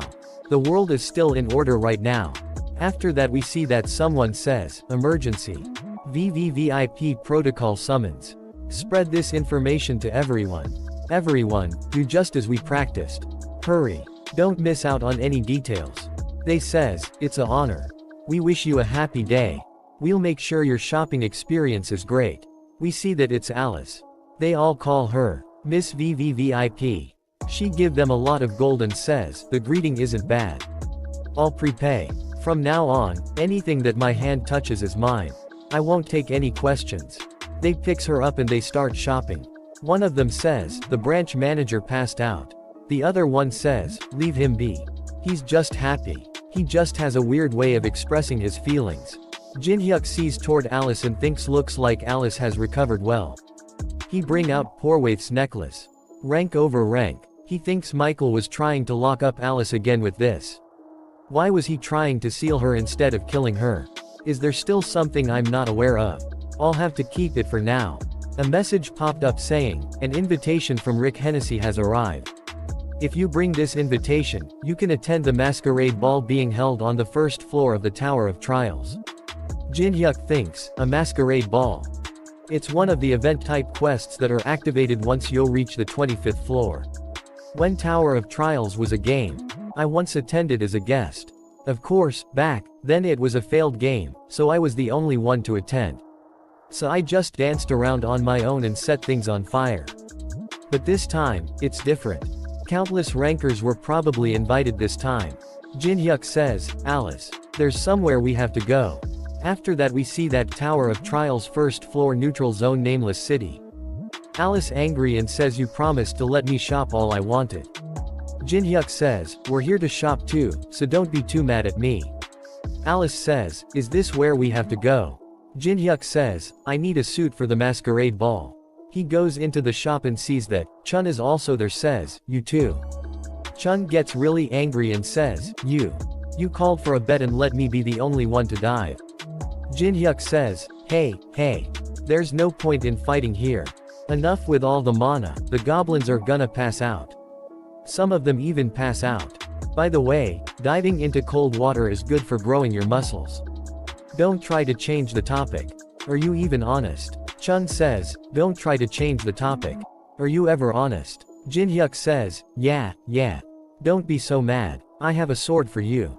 Chun says, do you know how many times I fell for those sweet words? Jinhyuk says, think about it. I even told you how to remove the attribute sword. Chun says, that's true. Chun says, well if it didn't break when I was fighting the stone giant, I would have used it for a long time. Jinhyuk says, yeah, you've been looking for a new one. I'll give you a good one. So stop being so mad, I'll see you later at the ball.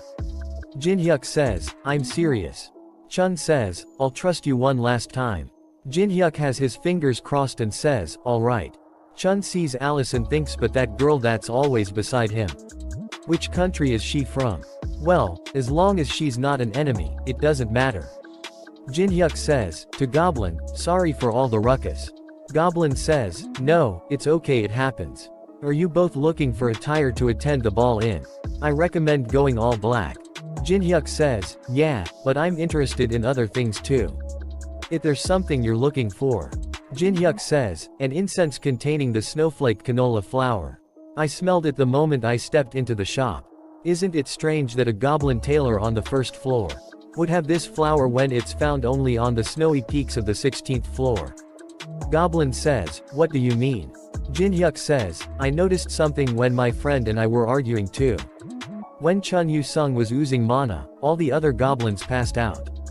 But you were fine. And your eyebrows twitched in reaction. When you noticed Alice, it seemed like you realized who she was at once. So, I've come to this conclusion. You're playing dumb. But you're a higher up, probably intermediate rank manager like Rick Hennessy. What do you think? Am I wrong? Goblin says, like Rick said, you really are an interesting person. There is one thing you got wrong, though. I'm not an intermediate rank manager like Rick Hennessy. Rick's the one working for me. Jin-hyuk gets really surprised and uses Eye of Gluttony. Immediately, a message popped up saying, the level gap with the opponent is too large. Failed to open. He is Tower of Trials high-ranking Manger Hasting. Goblin says, my name is Hasting. Jin-hyuk thinks, Tower of Trials high-rank Manger. This goblin is one of the 7 managers who created the rules of the tower. I didn't get to meet all of them in the past, but to think I'd meet one here. Goblin says, Rick actually told me that there's someone who already know about the existence of mangers. You're more interesting than I though. Of course, I should reward you. Since you've found a hidden manager, I'll tailor an awesome suit for you. Jin-hyuk says, geez, you're being so stingy for someone who's a high-ranked manager. Goblin says, is there something you would like? Jin-hyuk points toward Alice. Alice says, why do you keep pointing at me? It's unpleasant. She holding an invitation. She says, did you provoke him like that just to get an invitation for me? Jin-hyuk says, I just tried it because I thought he'd agree. You like balls. She says, yeah, but that's not what I'm talking about. Don't you get how dangerous of a goblin Hasting is? Those guys are very dangerous. They create the tower's rules. I've only met one high-ranked manger in my entire life. Jin-hyuk says, don't worry, Alice. I know how dangerous they can be. Jin-hyuk thinks, but as dangerous as they may be, I know that if you use them well, you can reap great benefits. A message popped up saying, the tailored suit and dress are both ready. Have a great time, Hasting. Jin-hyuk says, then, shall we get going? He thinks, so this is the ball which only the rankers chosen by the tower can go to. Do you think Maria or Teresa will be here? I wish I could see them. Do you think Unknown was invited? After that we see that some Samurai Guild member are here as well. They says, are these the real heroes that are fighting on the front lines? Samurai Guildmaster Hoshikawa Yoshio. Guildmaster says, Tsutomu, look at the crowd. Don't they resemble parasites, living of the flesh of the strong without trying to get any stronger? Seeing all that trash gathered in one place makes me want to get rid of them all. Tsutomu says, boss, aren't you just mad that the guild's treasure was stolen? The treasure won't come back even if you were to kill all these bugs. Guildmaster says, Tsutomu, you're supposed to just agree. Tsutomu says, right, I have something to tell you. I got a message that Zonghua Guild was also invited. They said that since we don't know what could happen in there, we should form an alliance. Tsutomu gets hit with walking. He gets angry and says, you're getting in my way. He gets salamed into the ground. Guildmaster says, Tsutomu. Alice says, what? In your way? She says, how about now? M is still in your way. She says, aren't you gonna answer me? She activates overwhelming authority, crushing the opponent that's weaker than the user with mana. She says, I asked, how about now? Guildmaster thinks, Tsutomu, the top ranker in Samurai Guild, was crushed so easily by this young girl greater than. Just who are these guys? Jin-hyuk says, enough. It'll put us in a difficult situation if people find out who you are here. She undo her overwhelming authority. She says, annoying. Guildmaster says, it's good that you're stopping her, but that's enough. Was this really necessary between fellow rankers? I will apologize in his stead if it was our fault, though.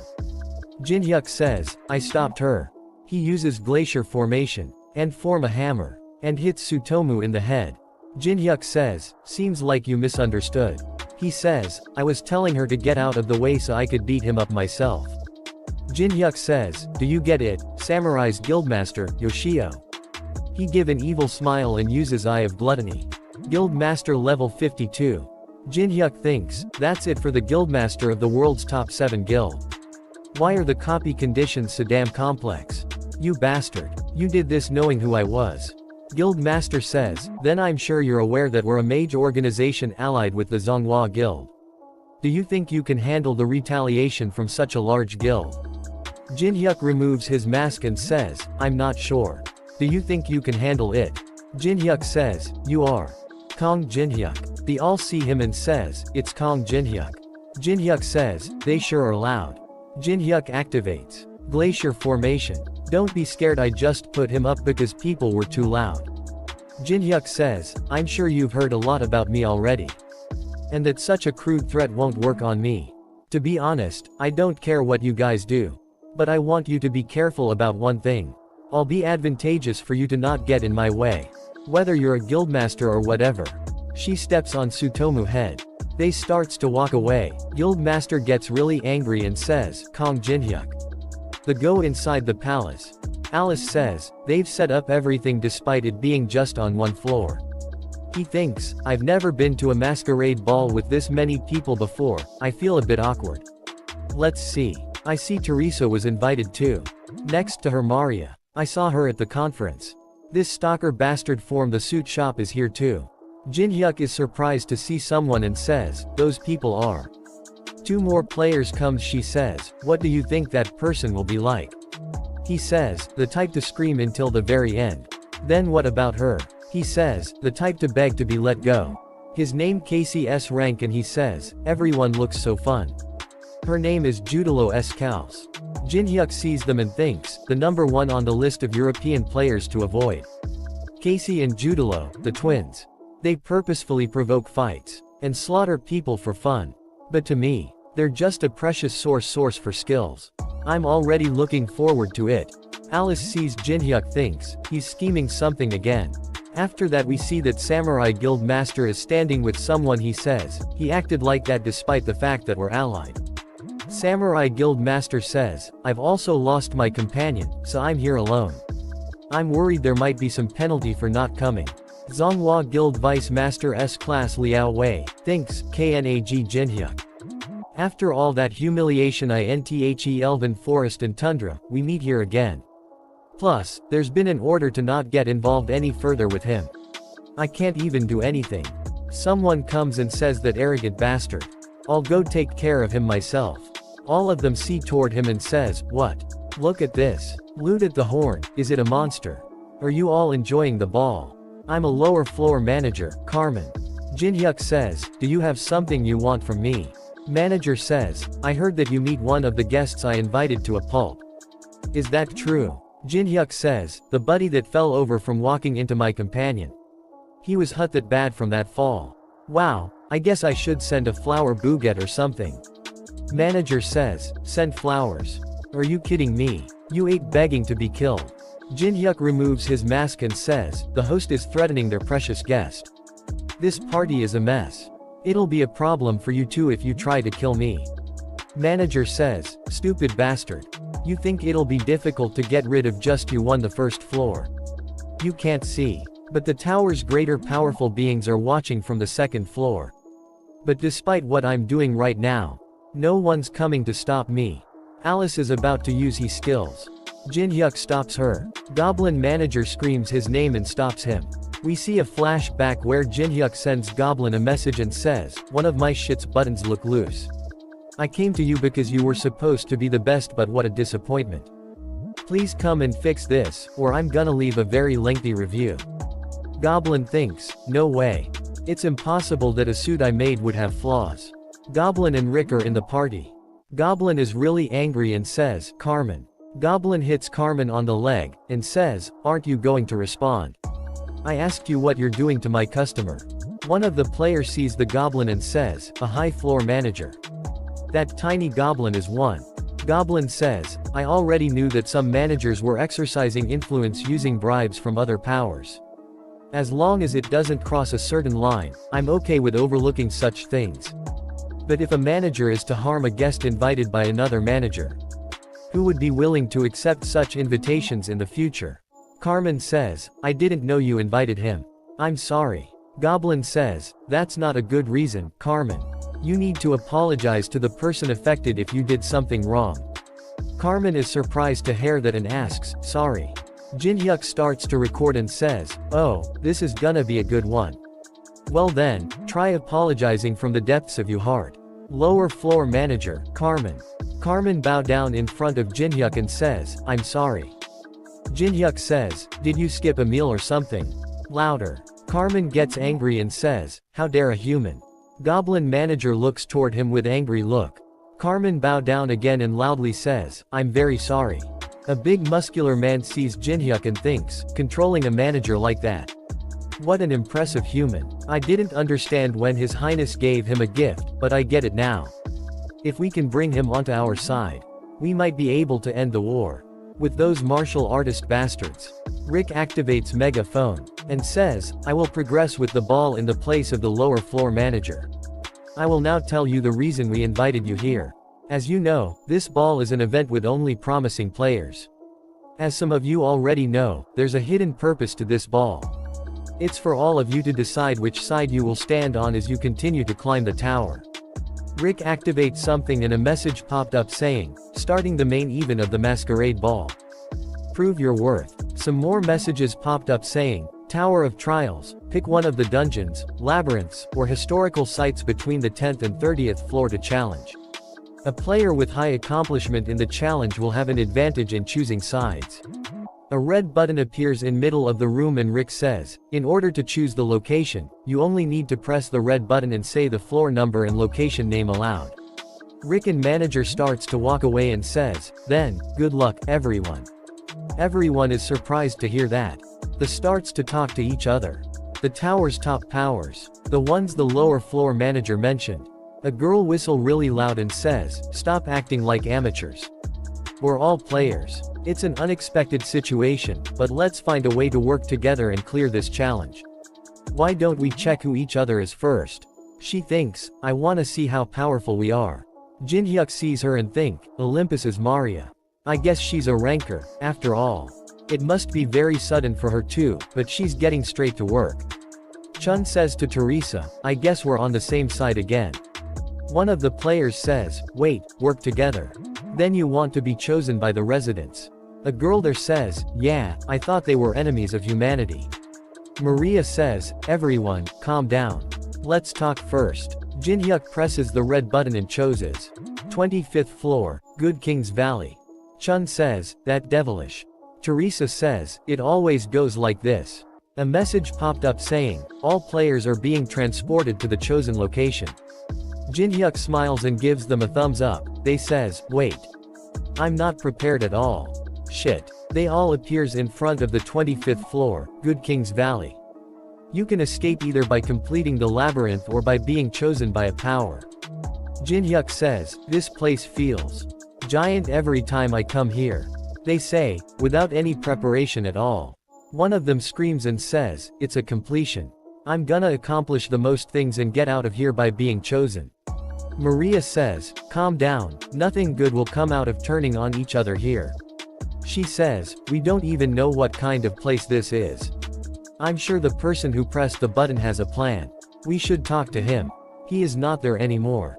She says, he's already gone. Where did he run off to?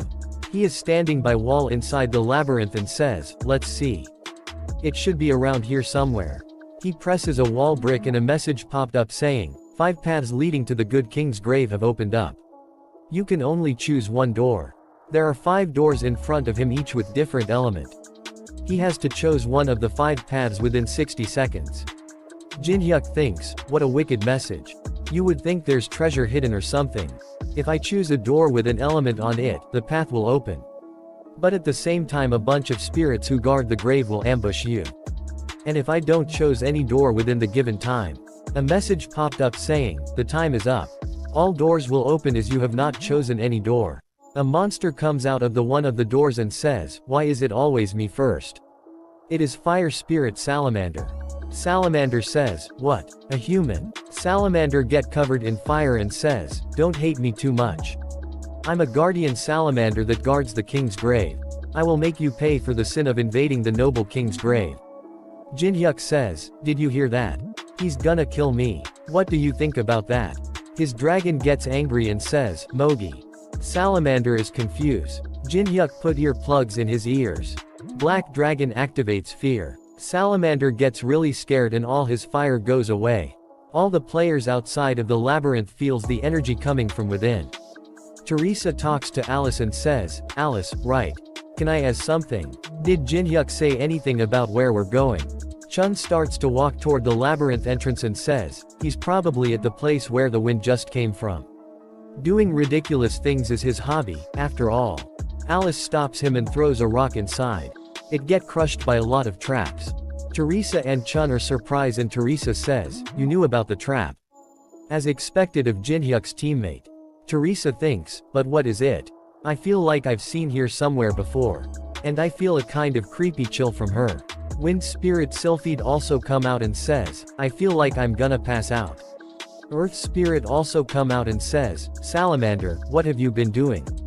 Water Spirit Undine says, didn't you say that there wouldn't be a situation where all of us have to step up like this? Light Spirit Wisp says, I'm sleepy. We see that Salamander is really scared. Undine says, Salamander, what are you doing? Why do you have your head on the ground? Salamander says, shut up and do the same. There's a devil here. She says, a devil. All the other spirits see the black dragon.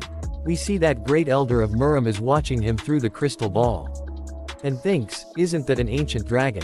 How does Kong Jinhyuk have that? He uses brand of tribulation on all of them. A message popped up saying, you have subordinated the 5 spirits. Unbelievable accomplishment. You have obtained 5,000 accomplishment points. Current accomplishment ranking. Kong Jinhyuk is in first place with 5,100 points. All the high powers shows interest in Kong Jinhyuk and Ancient Goguma. A total of 13 intermediate forces wish to work with you. The third forces expresses great affection for you. Jinhyuk sees that and thinks, then the third force is interested in me. I might be able to make things more complex than they are. Jinhyuk says, I'm popular thanks to you, Goguma. He accepts Marim's calls. Moyong Su says, hello, I'm Moyong Su from Muram. I'll get to the point right away, come to Muram. Then I'll let you live. There's a commandment to kill for you, actually. Jinhyuk hang up the call. Jinhyuk says, to spirits everyone up. We're gonna be on the move soon, so practice what I showed you. You're all gonna be snacks for Goguma as you can't do it right. They all are really scared and says, yes, sir. After that he accepts the call from Empire. He says, I am Penheimer from the Caladium Kingdom, which is part of Empire. Jinhyuk says, I'm Kong Jinhyuk. I know that Empire has an interest in me. Penheimer says, it'll be a short conversation then. I'll be direct. Will you work with us? We'll be of tremendous help in your tower climb. Jinhyuk says, I'll consider it in a positive manner. He says, oh, you're decisive. But, on one condition. Penheimer says, a condition. After that we see that there are a lot of traps in other players' ways. Maria says, how is it? Someone says, Maria, at this rate, it's gonna take hours just to undo the traps. She thinks, so we can't even make progress except for the group that followed the silver-haired girl.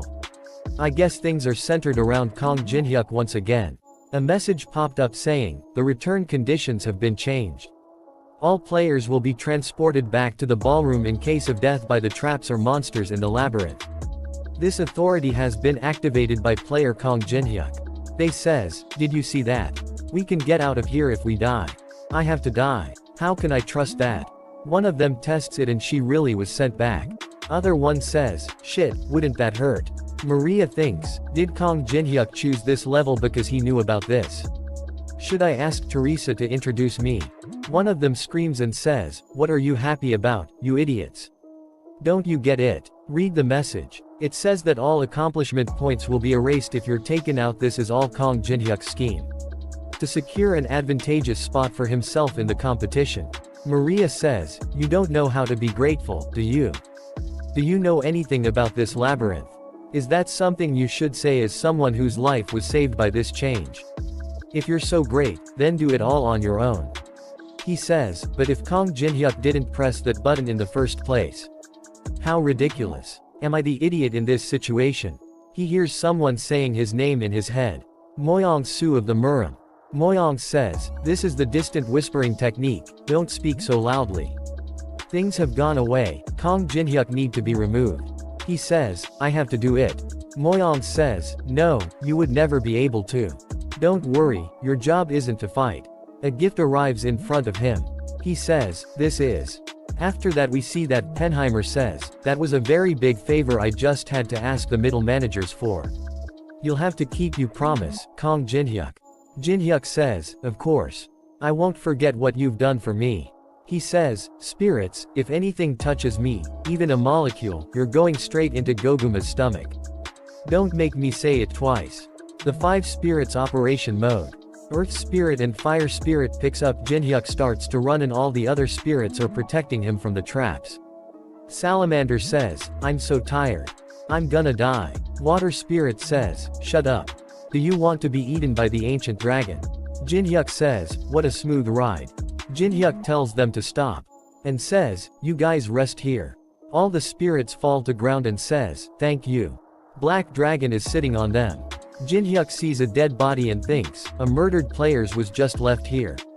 She should have been taken back to the ballroom if she was killed by a monster. Or a trap. The fact that she's still here means another player killed her. We see the twins from the earlier are the one who's killing all the players. She says, the smell of very sweet blood. And he says, let's kill. The series max level newbie ends here. And I will upload new parts as soon as they release them. And if you want me support financially you can join my Patreon only for $5. My goal is 50 Patreon and then I will become a full-time YouTuber. Patreon and Discord links are in the description if you want support me. Thanks for watching. Hello. Welcome to the 12th part of Max Level Newbie. And first of all, I wanted to say thanks to all of you for your great support to this series. And if you want me support financially you can join my Patreon only for $5. My goal is 50 Patreon and then I will become a full-time YouTuber. And special thanks to my first Patreon Zoa C. If you want to support me Patreon and Discord links are in the description. And thank you very much. Let's begin. At the beginning of this part we see a flashback where Casey, Judalo. They were witnesses to the cruel murder of their own parents by a psychopathic murderer. But even in this harsh situation, the twins revolted. They picks up some sharp. Casey jumps on murderer's head and stabs him in the neck. Judalo stabs him in stomach. They worked together to successfully avenge their parents. However, they would never be able to go back. A copy condition appears in front of him saying, if you are able to satisfy their twisted desires, you can copy their skill, all sharing. What the hell? Now there's even storytelling in the copying requirements. They both gets really excited and jumps toward Jinhyuk to attack. Jinhyuk gets ready and grabs their weapons and stops them easily. Jinhyuk thinks, the speed and power. The combination attacks. They're pretty skilled. He kicks both of them in face. They both smile and says, I knew it. He's strong. They both get ready again. And combine 2 pieces of equipment. And says, let's go again. They activate twins. A message popped up saying, coping the weapon of opponent whose proficiency is high and sharing it. Synergy has occurred. Attack power has increased by 200%. Judalo says, just one hit, please. Casey says, I want to smell that blood in my hand, I've never smelled such blood before. Jinhyuk rubs his neck and think, I don't feel so energetic. Alright, let's go. After that we see in the Empire some says, congratulations, Sir Penheimer. Congratulations of scouting Kong Jinhyuk. Penheimer says, it's too soon. I only managed to get him to make a promise. They say, there's no need to be humble. Penheimer says, it's all thanks to you help. Someone says, he will definitely be of great help in the middle floor's fight for power. Good work, Sir Penheimer. Muram Elder is frustrated and thinks, I didn't want to see the Empire bastards happy. It was foolish of me to act rashly just because of the ancient dragon. Shadow appears and says, Moyong Su. It's you, ghostly blood leader. Shadow says, I didn't expect a stern orthodox sect man like you to seek me out. What an incident. He says, lower your voice. This cannot be known by others. Shadow says, so, who do I need to dispose of? Is it that Kong Jinhyuk this Empire bastards are talking about? Elder says, no, get rid of the group that works with Kong Jinhyuk. They're always the most annoying when trying to get rid of the Kong Jinhyuk. Shadow says, well, I don't care who it is but since this breaking the floor rule, the fees will be rather tremendous. Is that alright? I was just asking in case don't be mad. Shadow disappears and Elder says, arrogant unorthodox sect bastard. Elder thinks, if we get Kong Jinhyuk taken away by Empire like this, then I'm dead even if I go back. Then, he bring out a small box and thinks, I'll just have to get rid of him myself. Casey and Judalo swings around their weapons to attack Jinhyuk. Jinhyuk dodges. They both attack him at the same time. He jumps to dodge the attack. He activates Demon King's steps. And he also activates Soul Blood Sucking. He hits them a bunch of time and earns 0.3 mana. They both give creepy smiles and Casey says, it feels like something leaving me. Judalo says, I've never felt this before. Jinhyuk says, if you express you pleasure like that, and punches them in stomach. And says, it makes me feel ill. Jinhyuk thinks, I do want the all-sharing skill. But how am I supposed to satisfy these perverts? I've never felt this frustrated before. The both are barely able to stand. Casey says, he's strong. Judalo says, yeah, he's definitely strong. Jinhyuk think this is taking up too much time. I guess I have to kill them. Jinhyuk brings out his dagger. They both bow down in front of Jinhyuk. He sees that says, what are you guys doing? Casey says, we realized that we can't win against you even with the two us. Judalo says, if we can't kill someone with blood as sweet as yours, we want to at least be your family so that we can stay close to you. He is confused but still uses Brand of Tribulation on them. He succeeds in copying all sharing rank a skill. The both are really happy. Jinhyuk thinks, I didn't expect it to be resolved like that. They both grabs him and says we're now family. We're gonna be together forever. Until death. Chun, Alice and Teresa are walking inside the dungeon. Chun says, so, where's Kong Jinhyuk? Alice says, I don't know. Chun says, then where are we going? She reply, I don't know. Chun gets really angry says, what do you know? Teresa grabs him and says, calm down. I can't really say it, but I'm certain. She thinks, the fine mana supply line, connected to the contractor, is heading this way. She says to them, if we go this way, we'll meet my counter. No Kong Jinhyuk will be there. Someone appear behind them and says, that's so. Some shadow soldiers come out of the ground. One of them says, then, I can't let you go any further. You will all have to die here. He is Mareem's unorthodox sect ghostly blood leader Yong-ho. Teresa says, stay behind us, Alice. She gets really angry and think, Kong Jinhyuk, where are you? I don't even have man right now because I'm far from you. Judalo says, right, so where was it again? Casey says, the thigh. Right, the thigh. I stabbed them in the thigh with a metal railing this big. I felt their bone break. So with the metal railing. Jinhyuk is frustrated and thinks, I'm running out of social energy. Jinhyuk says, Casey, Judalo. Since you guys are family, listen up. Jinhyuk smiles and says, you can't just kill because you want to from now on. Can you promise that? And activates Brank of Tribulation. A message popped up saying, a new rule has been set. Judalo says, it's not like the cops will arrest us. Casey says, we're awakened anyway. Jinhyuk thinks, it makes things annoying for me.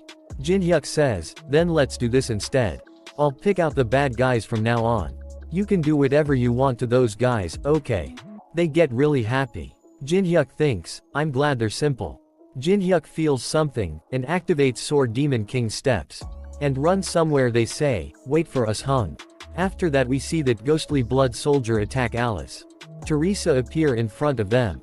And uses Sacred Reinforcement. She also activates Sacred Shield. Teresa says, Alice, stay behind me. Chun activates, Soul Chasing Sword Chi. And attack a lot of soldiers at once. Their leader attacks him with super speed. Chun blocks his attack with his sword. Yomho says, you know how to use sword chi despite being an outsider. How interesting. Who are you? Chun gets angry and says, screw off. There's no way I'd tell my name to some like you. Yom jumps back and says, what a feisty one. Chun says, feisty. Alright, I'll show you feisty. Chun activates, Song of Swords. And says, I was gonna save this kill for him. Yom says, what did you say? Chun says, this skill isn't something I intended to use on you. And use a lot of slash attack. Soul Chasing Sword Arts, one with the sword. It kill a lot of shadow soldiers. Teresa sees that and thinks, Yu Sung is really strong. Yom says, I see you're skilled enough to be one with the blade. But what a shame. Yom uses ghostly blood blade. Chun was barely able to stop his attack. Yom says, you're skilled. But I happen to be your opponent. Chun throws up blood, and some red energy is coming out of his body. Yom says, you would have done great considering you reached that realm on your own. Yom is about to stab him and says, a wake of a talent. Teresa activates Sign of the Cross, and hits Yom with a powerful attack. Yom says, what an annoying skill. It was a big mistake to come here. When you have divine power. The surround Alice and says, you should have protected that child. Yom says, seeing as you're in the back. You're not specialized for battle, are you? She closes her eyes and says, late. Jinhyuk appears there and uses Grave of Swords and attack kills a lot of them with a single attack. He cuts down a lot more of them.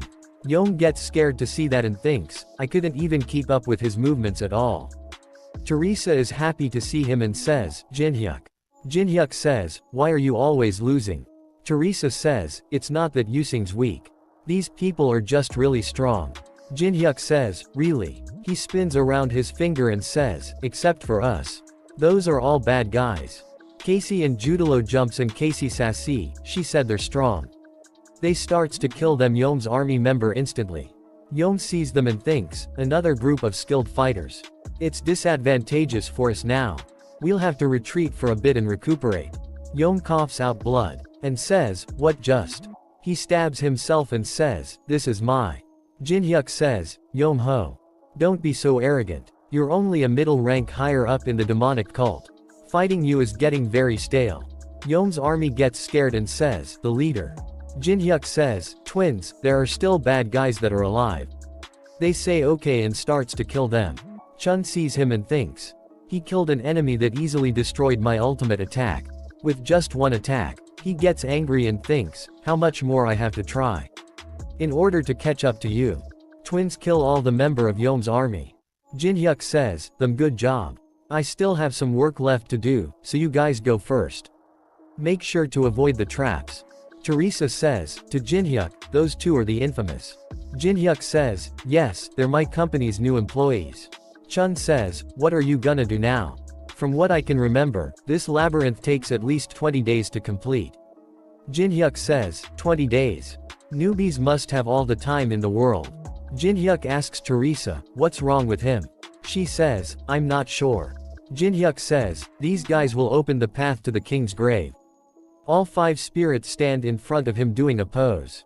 Jinhyuk says, if we get the right items there, we'll be able to clear this place in an hour. Alice sees them and says, you've gotten a lot more pets.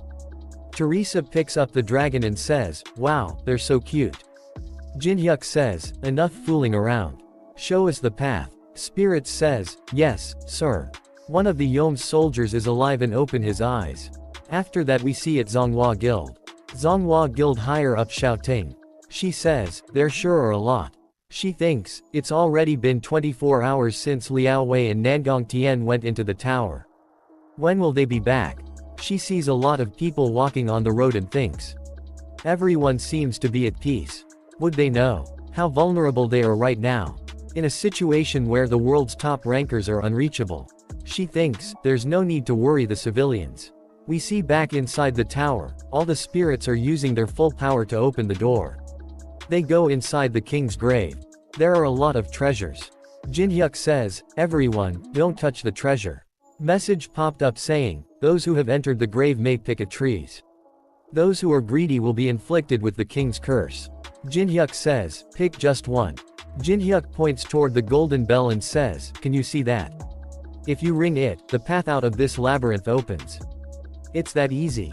Yeah. If you're gonna keep complaining, just ring that thing and leave. I don't wanna hear it. Jinhyuk says, it should be around here somewhere. A shadow soldier appears on the door. Chun says, what are you doing here? I didn't know you were alive. He brings out a scroll and use early spring. Spatial transition happening. Jinhyuk sees that and thinks, spatial transition. Muram Elder and a big samurai army appear in front of them. Soldier says, the ghostly blood troop died with the leader. Elder says, useless things. I knew the unorthodox sect couldn't be trusted. Good job, Liao Wei. Jinhyuk says, you used a divine artifact Zhu to find me. Wouldn't the manager be mad about this if they were to find out? He opens up a small box, there is small black pill inside it. He says, mangers cannot look into this labyrinth. Elder eats the pill and says, no one will know if I kill you all. So why would I worry? He uses great reverting pill. He gets buffed and says, I'm overflowing with power. Message popped up saying, all stats will be increased twofold for an hour. Power that wasn't refined within the time limit will disappear. They fell really strong mana pressure. Alice smiles and says, such inferior beings. Jinhyuk puts her back into the ring. She says, what the hell? Jinhyuk thinks, it's gonna be a problem if you get involved, just stay there. Elder screams and says, kill them all. His army runs toward them and says, yes sir. Teresa says, there are a lot of them. Jinhyuk says, is that so? Then we can also summon allies. He summoned the 5 spirits. Battle mode. The alt turns into really big monsters. Jinhyuk says, go. Elder says, fight special spirit forces. Show them the power of martial arts. Teresa sees all this and says, I don't know what we should do. Elder jumps using his full force. He appears above Jinhyuk ready to attack, and uses wall-breaking fist. Jinhyuk jumps to dodge the attack and his fist hits the ground. A huge explosion happens. Elder tries to punch him again and again, and says, you arrogant bastard. Stop dodging like a rat and fight me. Jinhyuk sees something and says, oh, found it. Jinhyuk picks up the item he was looking for and says, what? Wait, did you stop talking? You must know what this is. Elder says, that's the most disturbing divine artifact of the 25th floor. Horn that brings despair. Jinhyuk says, yes, that's right. It's a divine artifact that causes a disastrous event each time you blow it. It's said that the 4th time you blow it, a great fortune will follow. Elder gets angry and says, do you think I'm stupid? You think you can survive after calling forth the 3 disasters in this enclosed space? If you think you can threaten me with that kind of... Jinhyuk blows up the horn of despair. Elder is shocked out of his mind to see that. A message popped up saying, the first despair is coming. A really big scorpion appears there. A message popped up saying the grave's first disaster, Black Scorpion, has appeared. Scorpion attacks using his tail. A big explosion happened, a lot of soldiers are flying because of the explosion. Teresa says, wait, I can't see Alice. Chun says, Teresa, this about saving yourself first. Chun activates battlefield selection. Elder gets angry and says, you bastard. Have you finally lost your mind? Are you intending to kill us all here along with yourself? Jinhyuk says, you're being dramatic. I'm just getting started. Spritz are protecting them. He goes running really fast. Elder runs after Jinhyuk, and says, stop right there. Scorpion attacks them. Elder steps on the tail of Scorpion and jumps. Elder sees something and says, you insane bastard, stop. Jinhyuk blows the horn again. A message popped up saying, the second despair is coming. The grabs, second disaster, predator within the mud, appeared in front of the Elder. Elder cuts the tentacle of the predator within the mud. It start eat the army of Muram. Elder says to Liao Wei, come support me. We need to take that horn away from Kong Jinhyuk. Liao Wei says, what do you mean? Elder says, fool. That thing is what's causing this chaos. This is too good for you, but take this. Bring the horn back to me no matter what. Elder throws a sword toward Liao Wei. He picks up the sword and says, yes, sir. Fire spirit and earth spirit attacks the scorpion. Elder attacks Jinhyuk. Jinhyuk dodges all his attack with ease. Elder thinks, I must be patient. He'll continue to blow the horn since he's already begun. It is said that on the 4th blow, an enormous fortune will follow. It's certain he's in a hurry to blow the horn in order to achieve that. I'll make sure. It's me who receives the fortune. Is probably what he's thinking right now. It is said that this horn is supposed to be in great luck. But that depends on the perspective. It can be luck to someone, but a despair to another. Jinhyuk blows the horn again. A message popped up saying, the third despair is coming. A really big shadow warrior appears. The grave's third disaster, Body of Thought. Body of Thought attacks and hits a lot of them. Some says, be careful. It disintegrates whatever it touches. Jinhyuk blocks the attack with the shield. He drops the horn and says, now if I just naturally drop this, it'll be done. Horn hits the ground. Liao Wei picks up the horn. Elder says, yes. Great. I will blow it. Hurry and hand it to me. Elder says, Liao Wei.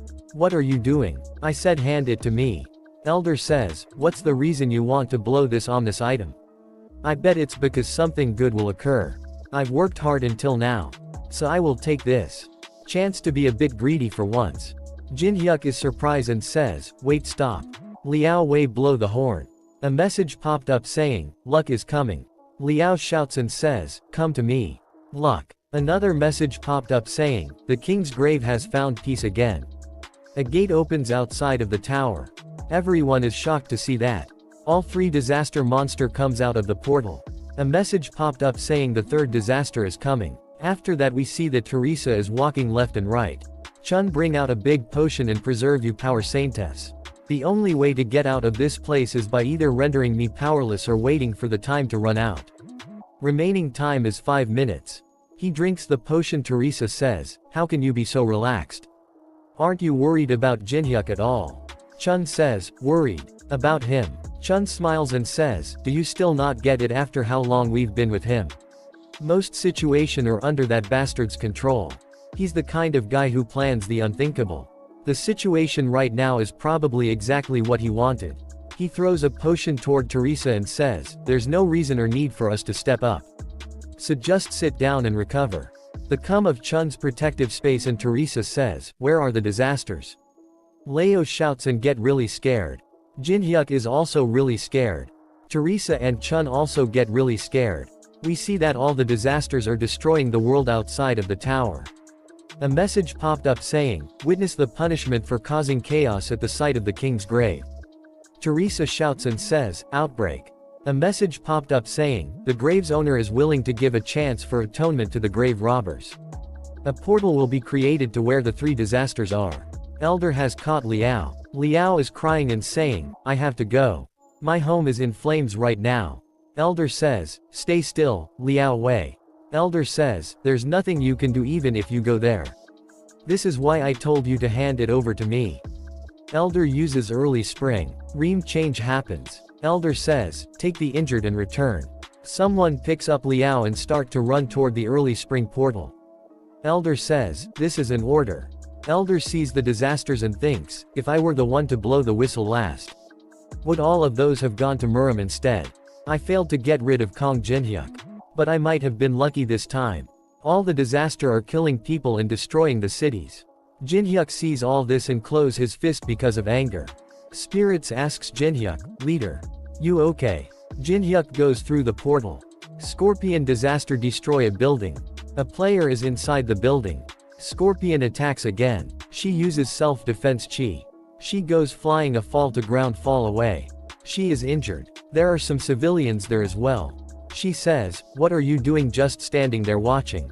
Hurry and evacuate. She stands up ready to fight and thinks, I have to stall for time until Nangong Tian comes back. Ever for a second more. Scorpion attacks her. Jinhyuk and Chun attacks the scorpion simultaneously. Jinhyuk says, Chun Yu-sung, do you think you can hold up against that scorpion for 10 minutes? Chun smiles and says, then minutes. I'll end the bastard instead. Chun uses battlefield selection, and takes Scorpion to the protective space. A message popped up saying, transporting the user to the chosen location. That girl says, you're Kong Jinhyuk. Why are you here? Jinhyuk smiles and says, why do you think? It's to earn express. Body of Thought is attacking civilians. Teresa appears there and uses sacred reinforcement, and cuts down all the attacks of the Body of Thought. She thinks, there are still a lot of civilians currently evacuating. I have to stall for time for them. In order to save more people. Body of Thought attack her. She tries to block the attack with her shield and all the attacks change direction at the last moment. And kills a lot of civilians. All the civilians that got hit by the attack turns into some kind of monsters. A message popped up saying, the mind is being contaminated by the Body of Thought. She sees that and says, the people are changing. All the changed people are attacking Teresa. She is really shocked. They all grabs her shield and sword. The Body of Thought give an evil smile and screams. After that we see that Chun is attacking Scorpion. He activates one-on-one. All the Chun using stats will be increased by 10%. The stats of opponent Black Scorpion will be decreased by 10%. Chun thinks about Jinhyuk and thinks, I've never seen him look like that before. Chun says, right. In the end, he's also not perfect. Chun uses the Song of Swords on Scorpions and cuts of Scorpion's tail. Scorpion cough out blood and screams. And the other disaster also screams. A message popped up saying, Hidden Quest is being activated. Kill the 3 disasters. Rewards depend on the results. Alice says, Contractor, do you want some help? I can take those on my own. Jinhyuk says, no, there are too many eyes here. Jinhyuk thinks, I planned on letting them loose in Muram. Then stealing the martial arts text and the great reverting pill during the chaos. I didn't think Liao Wei's greed would get in the way. He sees a lot of dead people. And says, this is frustrating. Jinhyuk brings a bow and arrows. He activates 2-star restraint barrier. He activates Mandara. He is really an attack the second disaster with really strong attacks and says, from now on, I'll be much more precise and perfect in my calculations. Teresa activates Sacred Healing on the changing civilian. She thinks, I can't let the civilians get close to me. They'll all be hurt by my defense power. I need to get rid of the body of thought first. She activates Sacred Fall. Goes through the monster civilians with super speed. She activates Sacred Reinforcement. She hits Body of Thought. Body of Thought hits her back. She goes flying. She thinks, the divine power is working. I need to avoid the people that the Body of Thought is controlling and just focus on it. Body of Thoughts grabs the monster civilians. She thinks, of her childhood. And someone says, Teresa, listen closely. We have a duty to step up when people are in danger. Even if we have to risk our lives. That's the weight of the name Laurentia. Never forget that, my daughter. She gets really scared. Body of Thoughts kills a lot of civilians in front of her. She fall on her knees and says, no. Just kill me instead. Just. She starts to cry tears of blood. A message popped up saying, Saintess is showing signs of corruption. Body of Thoughts screams really loud. The second disasters comes flying toward the Body of Thoughts. Jinhyuk is the one who have thrown the second disasters on the Body of Thoughts. Jinhyuk is really angry and says, what are you doing? Body of Thoughts grabs the second disasters. Jinhyuk says, I get that the Body of Thought is annoying. But what the hell is this? I can't let you die peacefully. Jinhyuk summons a really big monster. A warning message popped up saying, Tower of Trials is restrained and interfering. A message popped up saying, user's mana load has been increased by 50%. Jinhyuk says, I don't care about my mana. Jinhyuk activates Overwhelming Authority. That big monster creates a really big energy ball in his mouth. Jinhyuk activates 3-star protection barrier. Jinhyuk says, kill it. That monster activates Sword of Punishment. A really big light beam hits the Body of Thoughts. Body of Thought is turned in ashes. A message popped up saying, Body of Thought has died. Dragon is also with them. Jinhyuk uses Eye of Gluttony on Teresa. Jinhyuk thinks, for Teresa to experience signs of corruption. Alice says, what? Is that Saintess corrupted? Jinhyuk says, no, not yet. Alice says, Kong Jinhyuk, you know what if means. When a Saintess is corrupted, right? Jinhyuk says, yeah, I know. It means everyone might have to be careful around her in the future. Chun undo the battlefield selection. Scorpion and Chun comes back. Scorpion is dead. Chun levels up a bunch. Jinhyuk says, you did it. Chun says, you can look down on me all you want. I don't care. I know that I have a long way to go. He smiles and says, but this time I saw how I can do it. Jinhyuk gives him a sword and you should throw out things that are broken. Chun bring out the sword and says, this is Heaven's Fountain Sword. Jinhyuk says, good job Chun, you sung. After that a message popped up saying, will you return to the ballroom? Goblin manager says, we found out that the Muram forces illegally interfered. Unbeknownst to the Mangers, causing this incident. Goblin Manger says, I genuinely apologize for this as the tower's high floor manager. However, an apology doesn't make up for it. A message popped up saying, sending high floor manager Hastings punishment. Goblin manager says, Muram has committed a serious crime. I cannot forgive this as a manager. As punishment, I will take Muram force possesses. Those who must choose side, please take this into account. One of them thinks, I can get in contact with neither Carmen nor Moyang Su. I had been investing into Muram, but now they're broke. And where's Liao Wei? He sees Chun's sword and says, that's our Heaven's Fountain sword. He gets angry and says, you stole it. You have the nerve to carry it around in public. Chun gets angry and says, what? Steal. He hits him into the wall. Chun says, I didn't kill him. Watch your mouth from now on. You have fulfilled the conditions for copying. Conditions to copy. Provide a cause to defeat Yoshio using someone else. Once you succeed, you will be able to copy the skill sword drawing. Succeeded in copying the skill sword drawing. Description: attack speed and power will increase by 25% when drawing the sword for the first attack. Jinhyuk says, nice. Goblin and Jinhyuk are outside. And Goblin says, it's chaotic because of everyone trying to choose sides. You should have been choosing side with them too. Goblin manager says, I'm sorry about the incident. I apologize again about the fact that I couldn't prevent the interference. Jinhyuk says, what could you have done? You're just one person after all. Goblin manager says, you're right. But you managed to survive. No. I guess it's more correct to say you vanquished them. What will you do now? Is there anything else I can do as a manager? There's two, actually. They both go inside and Goblin manager says, there's a big announcement.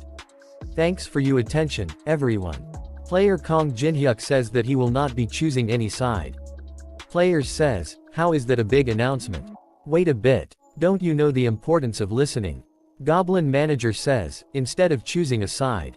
He says, he will create a new force. They all are surprised and says, that's possible. No way. Or not even residents of the tower. Goblin says, the amount of points Kong Jinhyuk collected today is 1,500,000 points. He fulfilled the hidden condition of collecting more than 1,000,000 points, giving him the privilege of creating a new force. Goblin thinks, of course, we don't know how he managed to find out about this hidden condition. Penheimer appears there and says, wait.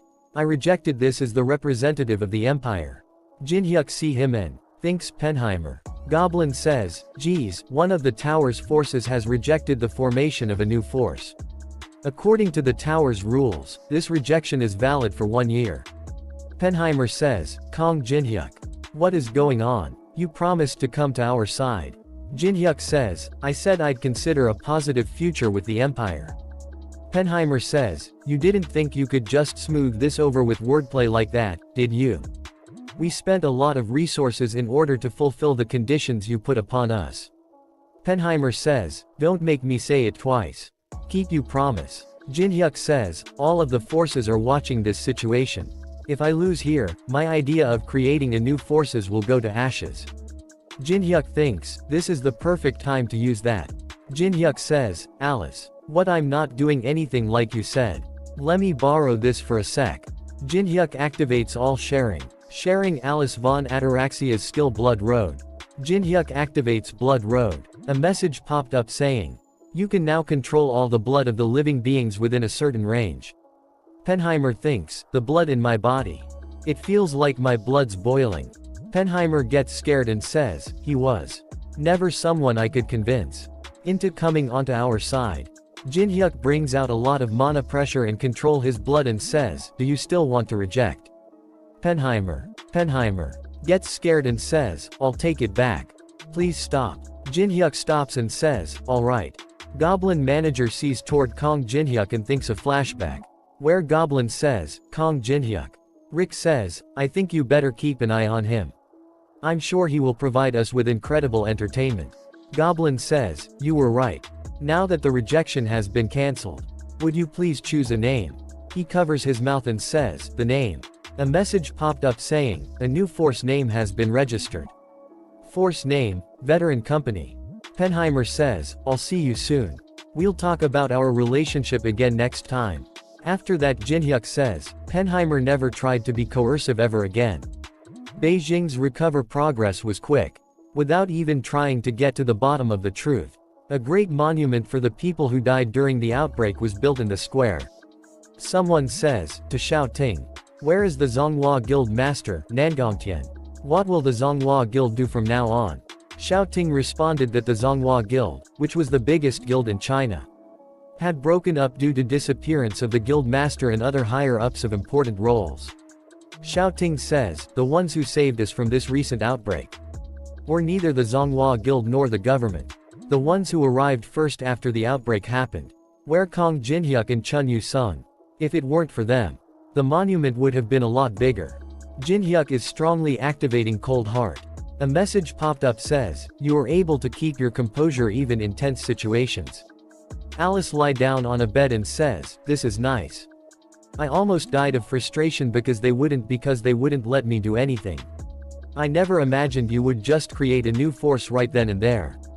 Jinhyuk says, really? Will you use all 1,150,000 coins to increase the capacity of the force to 23? Jinhyuk thinks, after Xiaoting's interview, my channel started receiving a lot more views and therefore profit. I'll put it to good use. A message popped up saying, the member capacity of your force veteran company has been increased to 23. Jinhyuk creates the invitation and sends them. The first member joined. Jinhyuk says, that was fast. Chun Yu-sung accepted the invitation first. After that was Taemin, Yenhua, Melina and Lee Yuri's group. There were some time differences, but everyone accepted the invitation. And Teresa. Teresa says, I'm sorry, Jinhyuk, I already have a force I've joined. Jinhyuk thinks, Teresa was the only one to reject my offer. I guess it's obvious for a paladin to join the Empire. It's okay, I assumed as much. There's nothing I can do about it. The boss of the 5th floor also joined the force. A message popped up saying, the entirety of the 5th floor is now a part of the force veteran company. Jinhyuk thinks, with that, I have almost an endless amount of resources from the lower floors. However, that's not the end. Using copy free pass. He thinks, I'll also use the reward I got for killing the body of thought. A message popped up saying, you can copy an opponent's skill without fulfilling the copy conditions. Copying Osiris skill, Sun's sacred grounds. Description, you can reproduce the sun's powers. To top it off, I'll distribute the stat points. That's it. Jinhyuk says, yeah, that's it. It's becoming more perfect than before. Jinhyuk says, alright, then I'll do this. Alice thinks, geez, I've never seen a human look so evil before. It's hard to get used to sometimes. She realizes something and says, wait. He's the first one to borrow my blood road. Yeah, and there are more weird things. Those aren't things he would know as a human from outside the tower. I better ask him. She starts to glitch out like Jinhyuk earlier. Jinhyuk her and says, what are you doing? She says, what was it again? I feel like I was gonna ask you what we're gonna do now.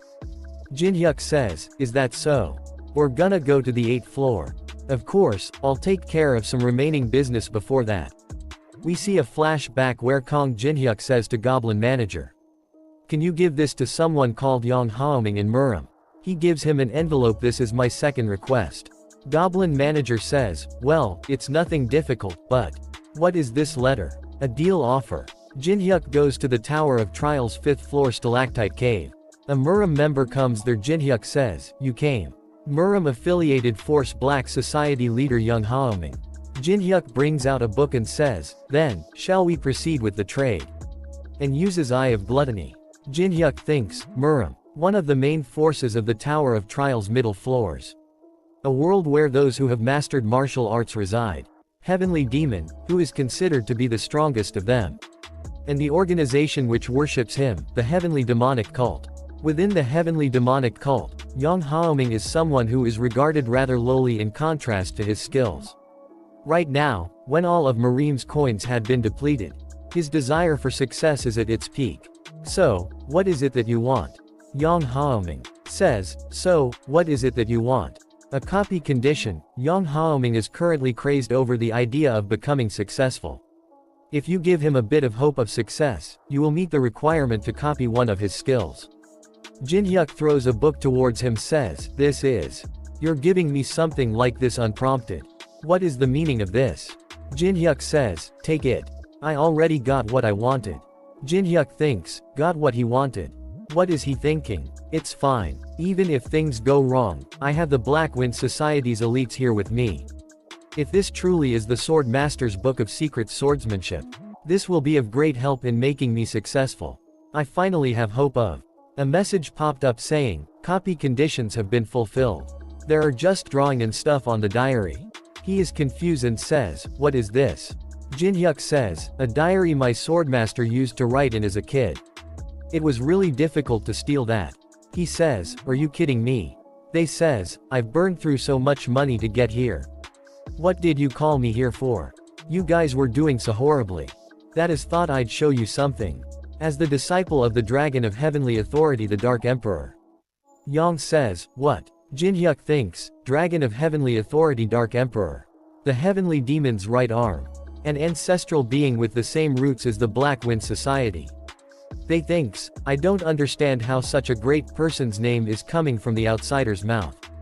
Yang stops his troops and says, do not do anything. Yang says, how dare you dirty the name of someone I used to serve. I will shut you up myself. Yang jumps toward him to attack. Jinhyuk says, just what I wanted. Yan appears behind Jinhyuk. Yang activates Dark Heaven Arts.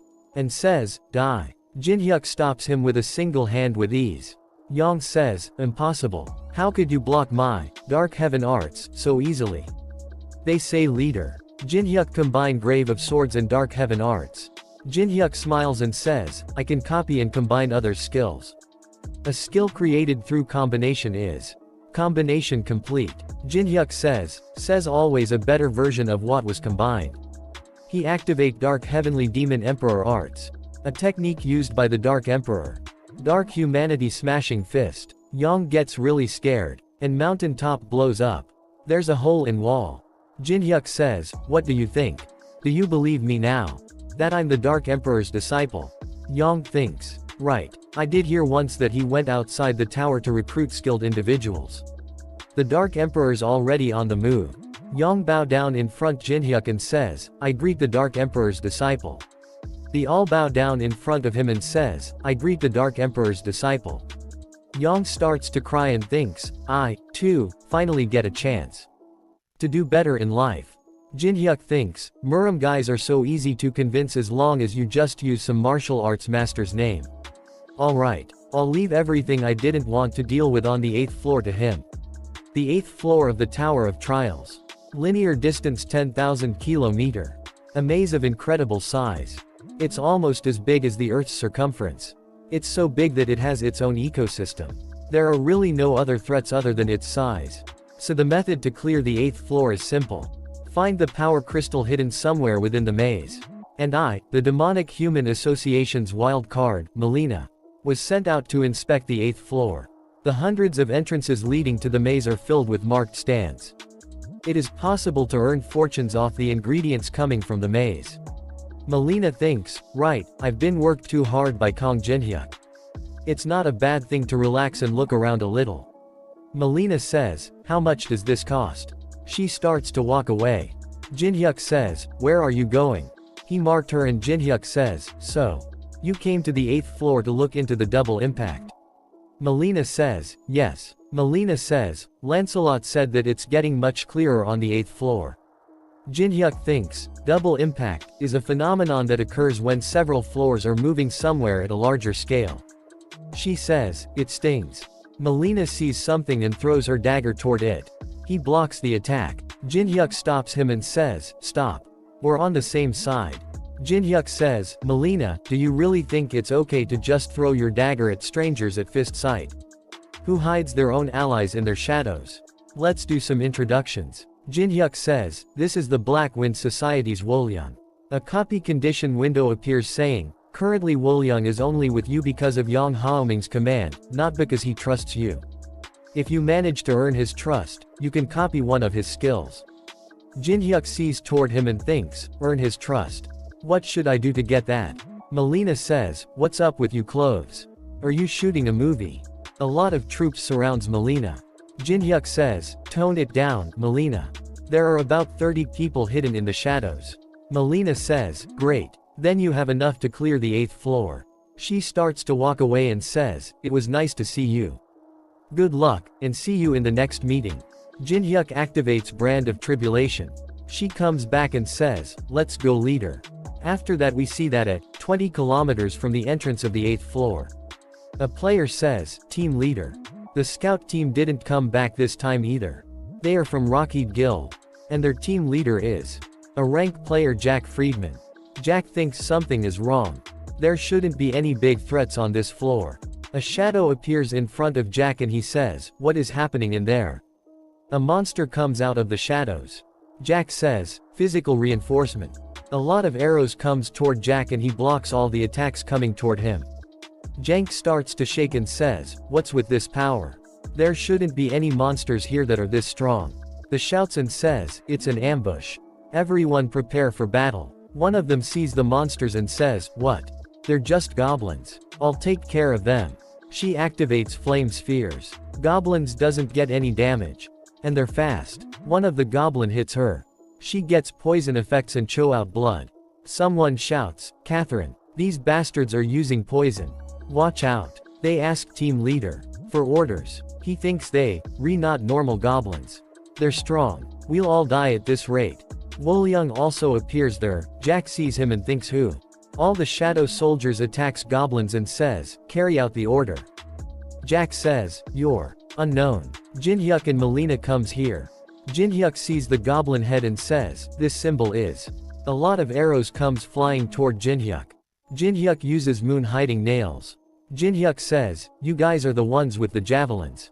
Jinhyuk activates Sword Demon King steps. All the monster attacks him using Mana Javelin. Jinhyuk appears in between the monsters. Jinhyuk uses Dark Heavenly Demon Emperor arts. Jinhyuk hits them with powerful punches.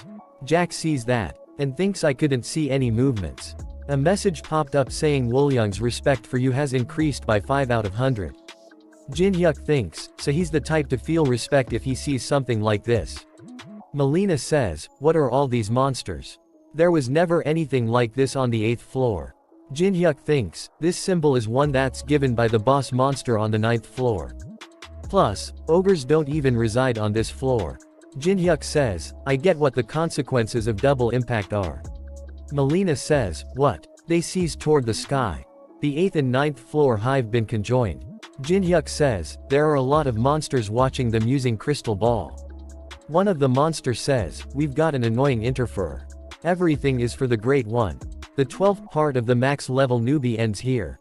And if you want me support financially, you can join my Patreon only for $5. My goal is 50 Patreon and then I will become a full-time YouTuber. Patreon and Discord links are in the description if you want support me. Thanks for watching.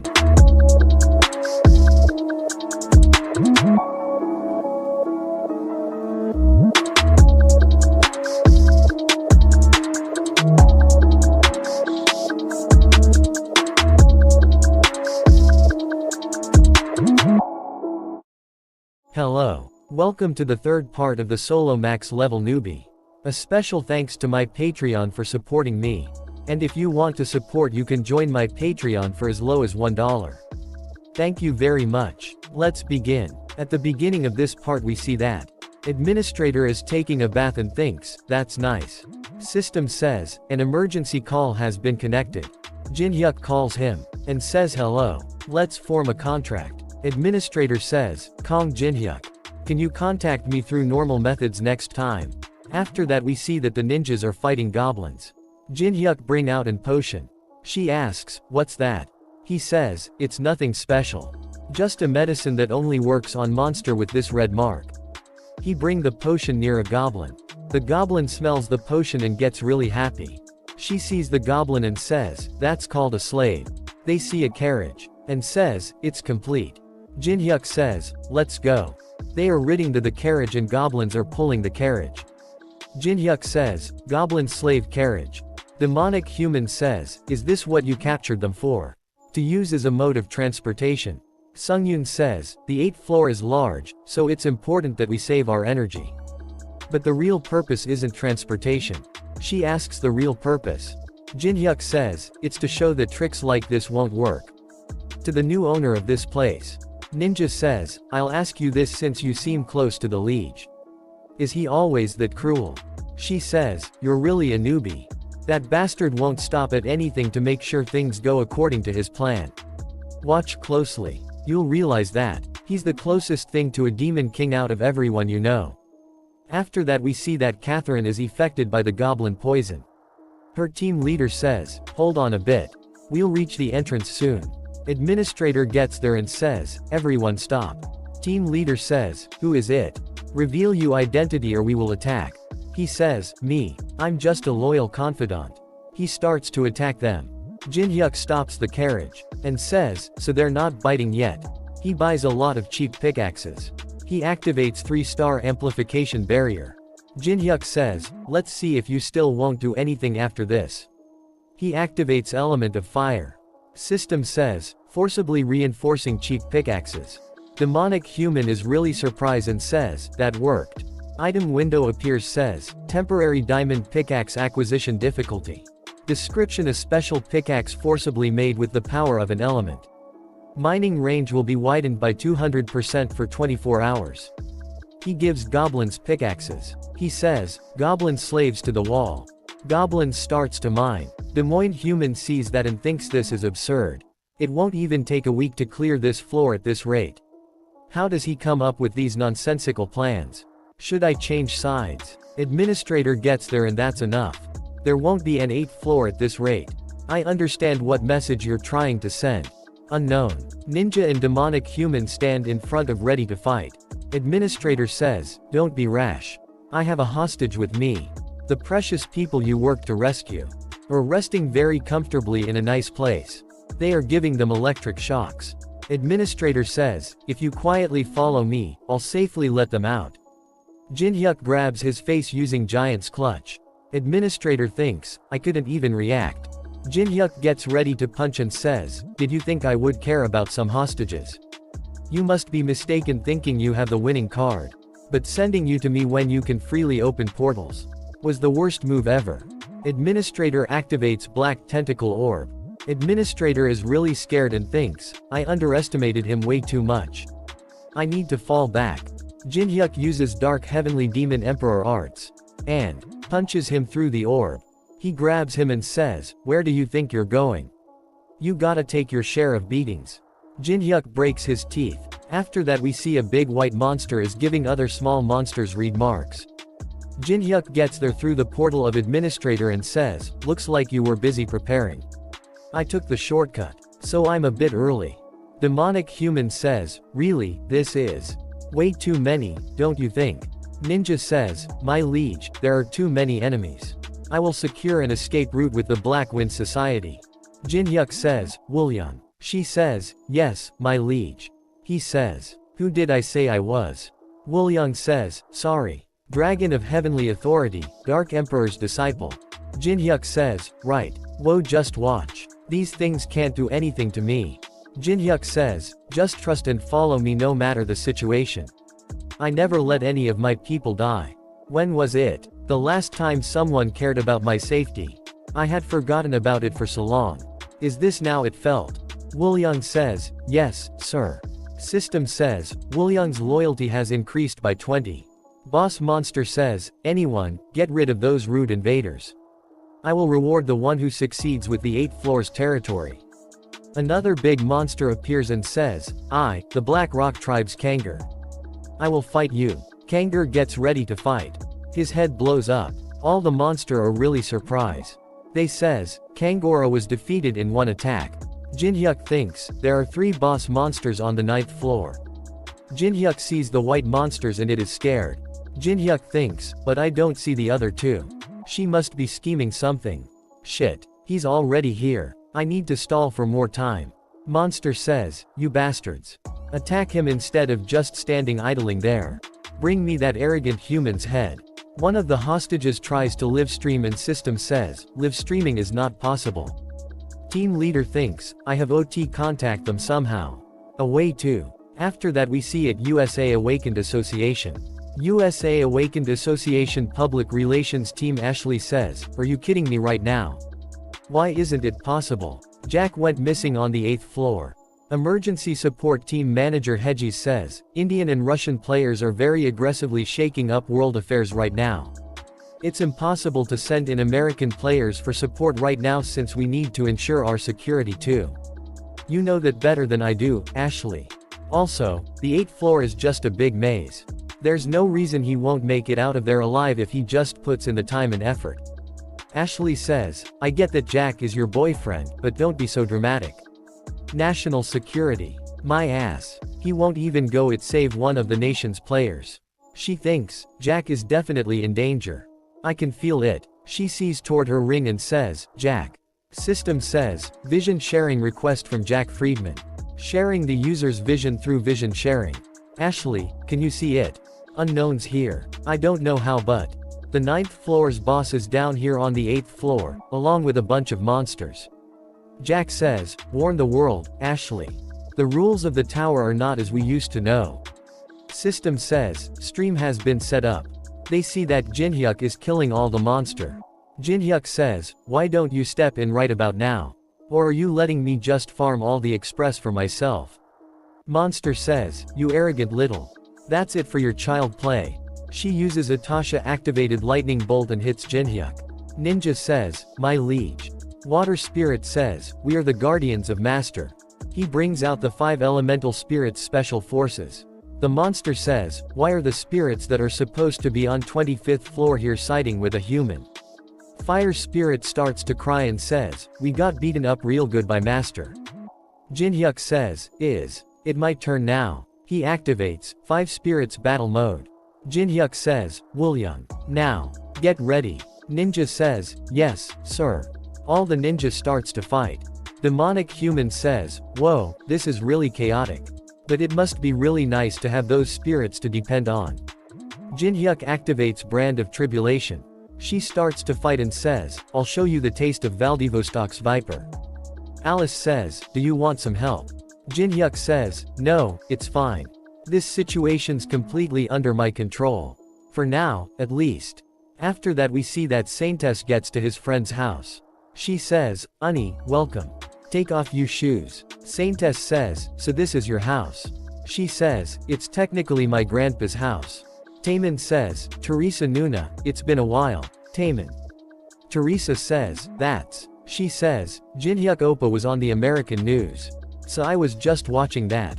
Teresa says, you all already know Unknown's identity. I was wondering how to act like I don't know. Taemin says, of course. We've known him ever since his emo phase.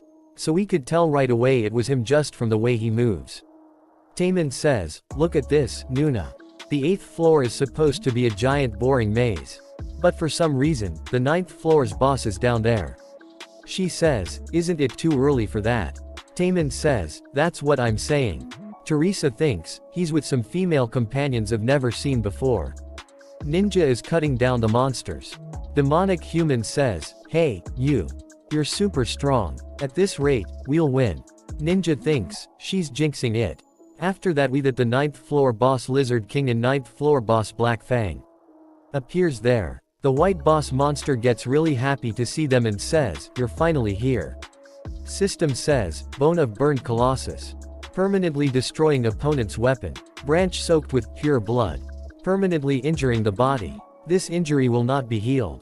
Jinhyuk thinks, it's prepared some really annoying relics. Is that why it wasn't here before? The white boss says, why are you so late, you bastards? Lizard King says, why are you playing captain? Black Fang says, do you think this is easy to obtain? Boss says, shut up. Just take care of those guys. Black Gon says, you're being so dramatic over some insect. I'll get rid of him. Jinhyuk says, Woolyung. Yes, my liege. Ninja order her forces to protect Jinhyuk. Black Fang starts to kill them and says, annoying bastards. I'll eat you up. Ninja starts to fight. Ninja uses swift shadow strike. Black Fang says, you arrogant little dog of Murim. Demonic human is killing the monsters. Jinhyuk says, Melina. Melina says, what? I'm busy right now. System says, item being combined. 2 minutes and 31 seconds. Jinhyuk says, you see this? This is your lifeline. Jinhyuk says, if you want to make it out of here alive, then protect this until it's complete. Melina says, I'll do anything to live. She uses Cobra Whip. Sungyun calls, Sylphide the Wind Spirit. She uses Leap of Wind. Jinhyuk gets ready to jump. System says, you can leap across long distances thanks to the wind's help. Lizard King says, you fool. I'll kill you once you land. Jinhyuk brings out Goguma flight mode. Lizard King says, damn it. Get down here. System says, livestream is being paused. His friend says, what? Is it over? It was just getting fun. Nuna, don't break the TV. After that we see administrator Rick editing the livestream and Rick says, he make me do so much work. Telling me to edit out the node between Unknown and Kong Jinhyuk. Rick says, how can I continue with this work when the conditions are so picky? Jinhyuk says, I'll give you an ancient species scales in return. You know that you can't it from anywhere else other than me, right? Administrator thinks, right, I can't let that pass. But I don't understand why. He requested for this barrier. System says, higher beings cannot interfere on the 8th floor. A lot of warning message popped up in front of the administrator. Administrator says, what is that all of a sudden? He opens a portal really quick and goes through it. After see someone saying, amazing. I didn't think you'd be so prepared. But it's not only you who's so prepared. System says, the barrier is being undone. The third part of the solo max level newbie ends here. Please subscribe and like. And if you want me support financially you can join my Patreon only for $1. Patreon and Discord links are in the description if you want support me. And a special thanks to all my Patreons for supporting me. Thanks for watching. Hello. Welcome to the fourth part of the solo max level newbie. A special thanks to my Patreon for supporting me. And if you want to support you can join my Patreon for as low as $1. Thank you very much. Let's begin. At the beginning of this part we see that a lot flying monster comes toward Jinhyuk to attack. Jinhyuk says, get me near its head. Jinhyuk brings out twin dragon sword and cuts down all the monster. Sungyun says to the 9th floor boss, you brought all these down from the 9th floor. Jinhyuk says, there sure are a lot of them. Jinhyuk uses daylight skill. Jinhyuk says, I'm sure it won't be a problem for you even if I decrease your number a bit, right? Junhyuk uses red magic bullet. The boss monster uses lightning armor. System says, rapidly increases defense power by wrapping the body in lightning. Jinhyuk kills a bunch of them. And says, I did it. Goguma says, tweet. Jinhyuk says, right, I shouldn't jinx it. She activates lightning strike. Jinhyuk dodges all the lightning strikes. Boss says, damn it. Get hit for once. Lizard Man says, the other leaders are also unable to approach Unknown. He thinks, this is our military headquarters, but the enemy's morale won't go down at all. No. We overpower them in numbers, so if we just endure. She sees Melina protecting the item and says, that item. System says, synthesis complete. String that connects faith has been completed. String that connects faith is reacting with boundary bending mirror. Melina says, I survived this time too. System says, those who have responded to the calling of the user with string that connects faith is being summoned. This item can only be used on targets of a different species. Lizard King says, no way. There's no way a species that would react to the call of a human exists in the tower. System says, connecting to the floor that responded to the call. Frost Blade Tribe's chief, Kalakal, says, responding to the call. Jinhyuk says, Kalakal, thanks for coming. 3 months of magic crystal payment are forgiven. Kalakal says, nice. Kalakal blows the horn. They starts to attack, and says, for the glory of the Frost Blade tribe. Lizard King says, why are the ice trolls siding with the humans? Troll King starts to beat Lizard King. Troll King says, there is no warrior who would reject the calling of their savior. The other boss sees that and thinks, impossible. Black Fang is being beat up by ninjas. 9th floor boss sees that and thinks, the tables were turned in that short of a time period. Jinhyuk says, everyone's keeping themselves busy. Are you just gonna stand there and watch? Jinhyuk says, let's get started. Boss monster says, do you really think that you can win against me one-on-one? She uses activating lightning armor. A lightning type defense barrier is being formed. Jinhyuk uses mandala. System says, allows the user to predict the trajectory of the target. She activates lightning whip. Jinhyuk easily blocks the attack.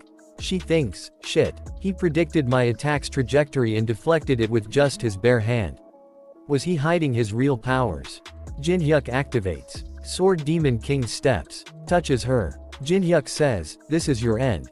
She says, wait, I have something to say. Jinhyuk uses activating Dark Heavenly Demon Emperor arts. Punishing circle piercing technique. Junhyuk her really hard. She goes flying. Troll King has also defeated Lizard King. Black Fang says, fall back. Melina says, damn, it's finally over. Ninja says, the spirits are taking care of the remaining enemies. My liege, congratulations on clearing the 8th floor. He level ups 3 times. Jinhyuk thinks, I feel like I'm missing something. Boss Monster says, now that I've taken you attack, I'm certain of one thing. Your level is nowhere near his. A barrier appears which stops time, and only Jinhyuk is able to move. He thinks, damn it, I thought I had prepared enough. But you're here. A really strong looking demon appears in front of Jinhyuk. After that we see an hour ago. Jinhyuk asks Melina wait. Jinhyuk says, I get that you guys detected a double impact. It happens when invading a different floor. But, Jinhyuk says, I wonder why. You're not telling me the reason you're looking into the double impact. Jinhyuk activates Brand of Tribulation. Melina says, it was the higher ups. They said that if I chase the double impact, I'd be able to come across a very special someone. A special someone. Jinhyuk thinks damn it, I thought I had prepared enough. I'm the one that ended up coming across this special someone. Demon says, it's you. The one who interfered without playing. Demon removes Jinhyuk's mask. Demon says, I was wondering how you were holding it together in my mind realm. We see that Alice is hardly protecting him. Demon says, but some being is working really hard to protect you. I don't know who it is, but the efforts are commendable. You're gonna die soon anyway, though. Jinhyuk tries to activate Eye of Gluttony system says, cannot be activated due to the large gap in level between the user and the opponent. Jinhyuk thinks, please, even just one useful piece of information. He tries again and again. Luck gets activated. System says, only a part of the information can be unlocked because of the Popoant's level. Jinhyuk says, Ma. Demon asks what? Jinhyuk says, Machedroth. The one who consumes death. Demon is really surprised. Jinhyuk says, I've been waiting for you. Jinhyuk says, the opponent is being freed from Mind Realm. Demon says, you, how do you know my real name?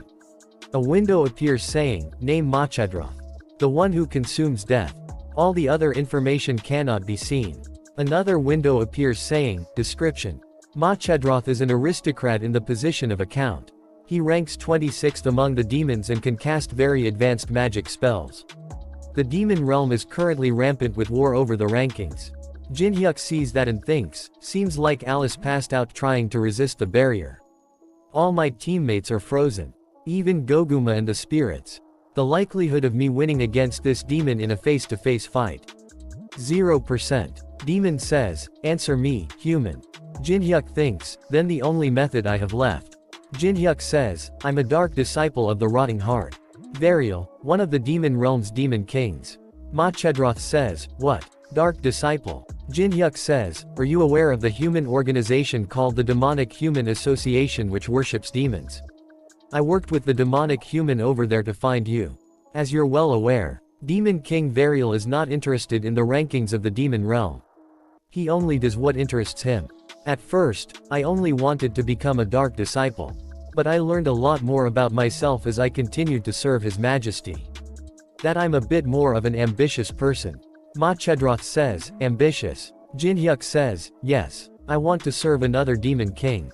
Machedroth says, considering what you know about me, and the faint demon chi, you must be a dark disciple.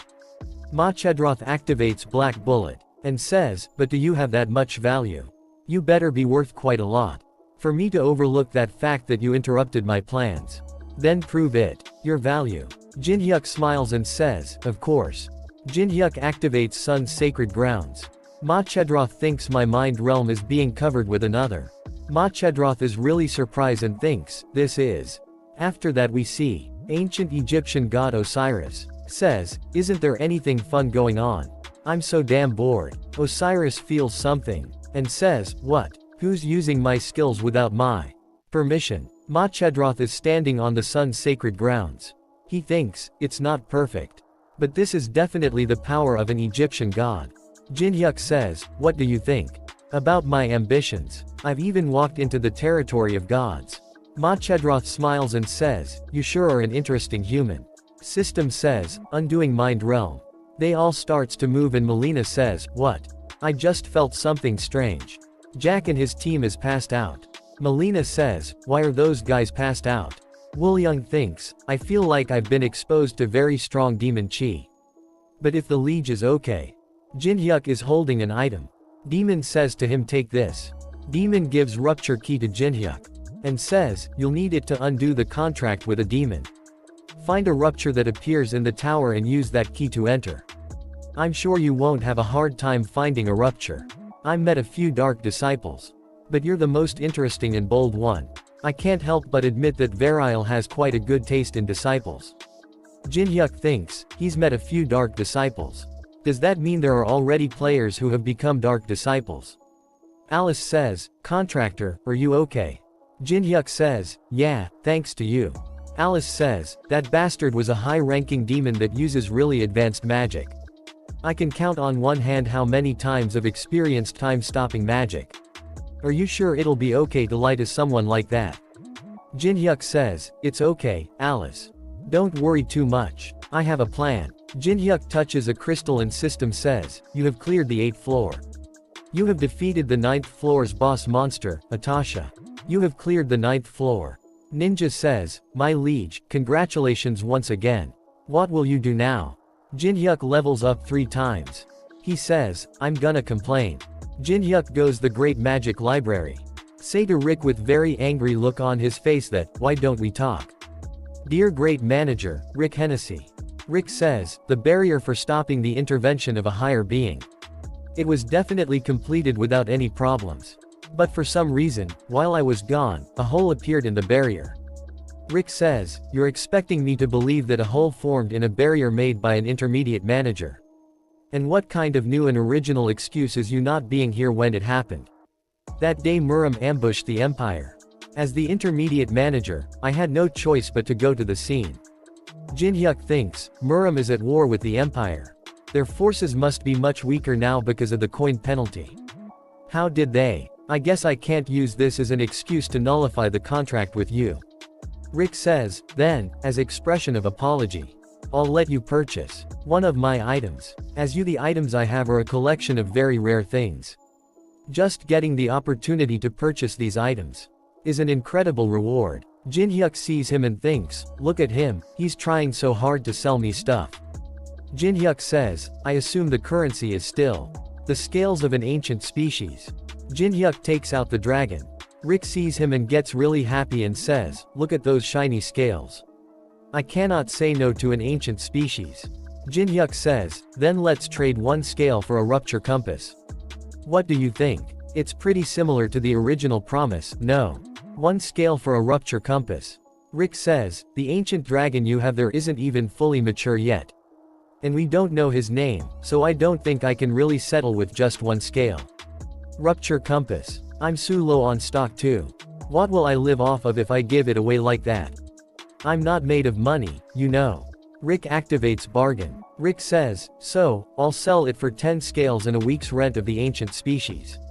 A special deal for you.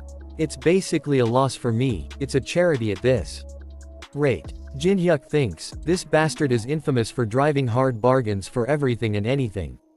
The infamous Great Merchant Organization's master. Jinhyuk says, never mind. Rick is surprised and says, what do you mean? You don't need the compass. I was gonna be nice, but you want to knock down the price like that. I think it'd be better to talk to Hastings. From what I know, going against the contract with a manager is a pretty heavy crime. First, it was a lower floor manager, and now it's the intermediate floor manager. I'm sure the high floor manager will be real happy to hear about this.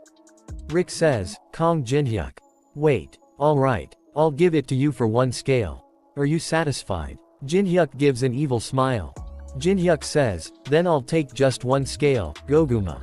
It'll sting just a little bit. Goguma starts to cry. Jinhyuk says, no, Goguma. Don't make that face. He make really cute face. They are not able to handle cuteness. Jinhyuk says, I can't do this. Rick says, I'll just receive the payment later. Goguma gets really happy. Jinhyuk gets the rupture compass. System says, an item that points towards a rupture in the tower. Jinhyuk says, nice deal. Rick says, anyway, please keep what happened a secret from Hastings. Jin-hyuk stops and says, and one more thing. A lower floor manager called Carmen keeps intervening in the tower matters. I hope he'll be punished accordingly. Rick says, Carmen, don't worry about him. I'll make sure he'll never even show his face again. Carmen says, please spare me. I made a mistake. If you spare me, I will make up for this mistake. Please have mercy. Someone is mixing sugar in tea and says, a mistake. I merged the 8th and 9th floors so that you couldn't fail. A high-ranked demon was there too. I went to such lengths, yet you call your failure a mistake. That's called incompetence. They attack Carmen and Carmen says, please just give me one more chance. Please don't kill me, Sir Hastings. It's the goblin managers. That is punishing Carmen. Hastings says, why am I only surrounded by idiots? Don't be too concerned, please. I'll make sure no one can approach the sanctuary. Some give an really evil smile. Jin-hyuk says, the next day, a video was uploaded to the Hall of Fame. This video was edited by a manager. Comments are going nuts. They says, it's unknown. I want to see the original. I've never seen a player clear 2 floors at once. That's what martial arts is. I wonder who'll win if Unknown goes up against Kong Jin-hyuk. Jin-hyuk says, the more famous Unknown became, the more a certain question was asked. Someone says, objectively speaking, Unknown would win. They says, bullshit. Kong Jin-hyuk would win 100%. I don't know, but I don't think we'll ever see them fight anyway. What are you talking about? Unknown would win, of course. Unknown was top tier ever since the Hall of the Depraved. He's just built different. We see at the Hall of Depraved. Jin-hyuk is now level 74. He thinks, I leveled up 7 times at once, not bad. Jin-hyuk says, you're back. What's with you face? Did things not go well? She brings out Porwait's necklace. And says, no, it did, but he's not listening. I think he's satisfied with something. We see 15 minutes earlier. So that's where you were. She activates Blood Road. And says my loyal servant. Awaken. He awak and says, nice to see you, Bellis. She says, will you serve me this time too? Bellis says, Miss Alice. Yes, of course. I, Bellis, am willing to serve you forever. Bellis gets really angry and says, I cannot accept this. Miss Alice, the noble aristocrat of the night, is contracted with something like you. I cannot accept it. Just kill me instead. Kill me. We see Jin-hyuk gets back to his house. Alice says, to think I'd see that again. Jin-hyuk is spinning. The necklace really fist. Alice says how terrifying. The 4th part of the solo max level newbie ends here. Please subscribe and like. And if you want me support financially you can join my Patreon only for $1. Patreon and Discord links are in the description if you want support me. And a special thanks to all my Patreons for supporting me. Thanks for watching. Hello. Welcome to the 5th part of the solo max level newbie. A special thanks to my Patreon for supporting me. And if you want to support you can join my Patreon for as low as $1. Thank you very much. Let's begin. At the beginning of this part we see that Ballis' eyes are spinning and he is upside down. Alice says, it's okay, you'll get used to it. He's nicer than you'd think. Jin-hyuk receives a message. And says, this is. He says, Alice, I'm gonna go out for a bit. Train him while I'm gone. Alice says, alright. Jin-hyuk sits on a bench on the street. And also there is also an old muscular man is sitting with him. Jin-hyuk says, coming all the way out here. The empire must be overflowing with coins. Old man says, the world outside the tower is impressive. What do you think about my appearance? Do I blend in? Jin-hyuk says, you should look into it a bit more. You look like a tourist. They goes to the ice cream shop. Jin-hyuk is really surprised and says, what did you just say? The heavenly demon has come out of isolation training. Old man says, yes, someone witnessed him during the 24 hours floor invasion. Jin-hyuk thinks, the most powerful figure in Murim is already awake. That's a pain in the ass. This is way too early. According to the original scenario, he should only wake up after we're already past the middle floors. Has the Marine's Orthodox faction decided in the end to hold hands with the heavenly demon for the war? Jin-hyuk says, then did you come to see me? To ask me to get rid of the heavenly demon? Old man says, no, the Murim force invading us is our matter to take care of. Asking you to fight the heavenly demon would be overstepping too many boundaries. Jinhyuk says, then. Old man says, our defense system was nullified as a whole during the last invasion. We looked into it and found out that it was someone on the inside. Jinhyuk says, so there's a spy in the empire. Old man says, yes. You're quick to catch on. We want to ask you for just one thing. We'd like to ask you to find the Muram spy. If you capture the spy, then we will provide you with the best route possible to get to the upper floors and the empire's support. We'll contact you again once we're ready. All you this one thing. According to our own spies, Marim's scheming something big once again. You should prepare yourself. Jinhyuk thinks, the demon's lower floor intervention. The heavenly demon coming out of isolation training. The war in the middle floors. Things are diverging from the original scenarios.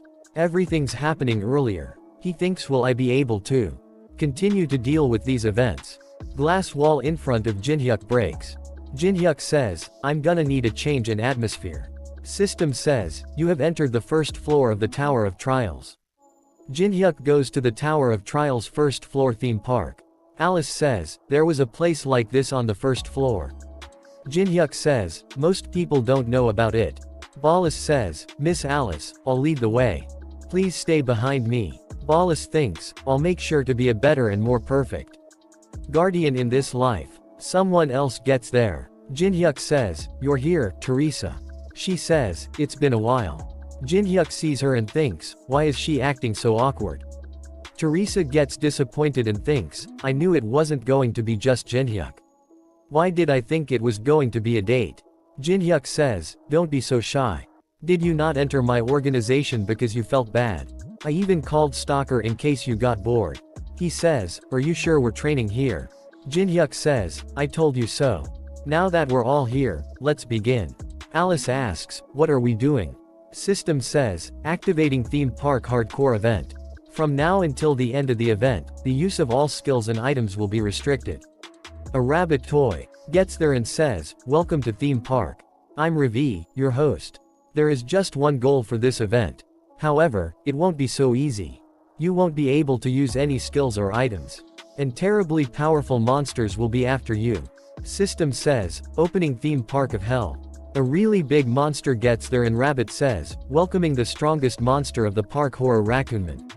Alice gets really scared. She destroys the monster with a single punch and says, it's gross. Rabbit is really surprised. Teresa is also killing the monster easily and says, Jinhyuk, these monsters are weaker than I anticipated. Stalker says, you called me here just for this. Jinhyuk says, did we get too strong for this? Just think of it as distressing. Rabbit says, wait, my amusement park of hell. It's all being destroyed by these invaders. Rabbit starts to cry and says, stop. You bastards. After that we see at the Tower of Trials 24th floor Empire. Namgong Jinyo says, good work. You've managed to massacre one of the Empire's prized knight orders on your own. We should have taken you in earlier. Namgong Tien thinks, so these are the powers I've gained with Marim's help. The world outside the tower was just child's play. Jinyo says, you can freely leave the tower. So things will be much easier for us once you eliminate Kong Jinhyuk. Tien says, Patriarch, I can take him down on my own. But HW has way too many strong companions. If I try to kill him, they will surely risk their lives to try and protect him. Then I should do something about them beforehand. Who do you think is the biggest threat? Surely, Amsterdam's Saintess, Teresa de Laurentia.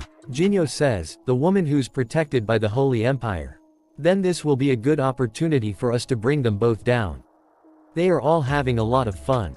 Let's bring down Kong Jinhyuk's closest companions. After that we see at Amsterdam. Someone says, so, it wasn't just the two of you going to a theme park. It was just a company thing. Teresa says, yes. It was still very fun, though. Destroying that strange place made all my anxieties disappear. All her anxieties. Was she still bothered by what happened in Beijing? She says, I feel like you've taken after Kong Jinhyuk from being with him so much. Teresa says, me? No. I learned something, this time at the theme park. Jinhyuk seems like someone who's evil and selfish. But he's always surrounded by charming, good people. I think I get why. Ever since I met Jinhyuk, He's always been filled with confidence. He always know what we have to do. And he never hesitates. The time I spent with him was always fun. But I get it now. I get that he can't always spend time with just me like back in the old days. She thinks, anyone else would have felt jealous, but she just seems a bit sad about it. What a pure child. Then introduce him to me too. She sees towards sky and says, what? Why is the sky red? The feel really strong pressure. She says, what? Is it an earthquake? Teresa thinks, no. This isn't an earthquake. Teresa jumps really high and sees something and is really surprised. She says, oh no. After that we see at the 5th floor Andreas territory. There is some constructions work going on. Boss of the 5th floor is fighting against Jinhyuk. Jinhyuk says, look at the opponent's feet when you move. She says, okay. Jinhyuk says, good, don't forget to mix in some fakes too. The upper floors are open now. Are there fewer players bothering you lately? She says, sometimes, there are pretty strong rankers, but it's no problem. Because, I'm stronger now too. She activates ultimate strike of punishment. Jinhyuk easily dodges it. She is really surprised. She gets disappointed and says, you blocked it so easily. Jinhyuk sees her and thinks, she's grown quite a lot. She was just a scared young girl when I first met her. The 5th floor has developed quite a bit from the fanatic den it used to be. The population here will soon part of my forces. Jinhyuk says, there's a long way to go. Get up. Nothing changes when you just sit in despair. Alice says, I didn't teach you to act like that. She says, Master. Jinhyuk thinks, they get along better than I expected. Andrea will grow stronger much faster with Alice's guidance. Well, it seems like Bellis is adjusting too. Han Sangjin video calls Jinhyuk. Jinhyuk says, long time no see. What is it, Association President? Sangjin says, Player Kong Jinhyuk, it's urgent. You need to come to the association as quickly as possible. Jinhyuk says, urgent. What is it? Sangjin says, there is a large-scale outbreak. All over Europe right now. There are a lot of monsters are coming out of really big portals. Sangjin says, it's the largest incident we've had ever since the appearance of the tower. France, the Netherlands, England, Germany. Gates are appearing all over Europe at the same time. Currently, Europe's guilds are forming a defense line. But I don't think they'll hold up for long. They are using bullets attack them, but bullets don't work. After that we see a player activates Flame Strike. Player says, sorry, but your attacks are largely pointless. Please go help the civilians evacuate instead. She is Olympus Guild's Maria. Teresa uses Sacred Reinforcement, and kills a lot of monsters and says, Unny now. Mara says, I'm already on it, so don't worry about it. She activates a really strong attack Flame Strike and kills a lot of them. Maria sees Teresa and thinks she must still feel bad about what happened back in Beijing. But she's still trying so hard. You're amazing. Someone says, that's quite the advanced mage for a human. Maria feels really strong pressure and thinks, what is this feeling? It's like an enormous force of mana is grabbing me whole. Some swords comes flying toward her really fast. He activates Mana Shield. Shield gets destroyed and she gets hit really hard. She goes flying through the buildings. Teresa says, Maria Unny. A really big monster appears behind Teresa and punches her. She goes flying and hits the wall. The monster says, you're just as sturdy as they say. I've been looking for you. Saintess Teresa de Laurentia. It is a grand death night. After that we see some players are killing other monsters.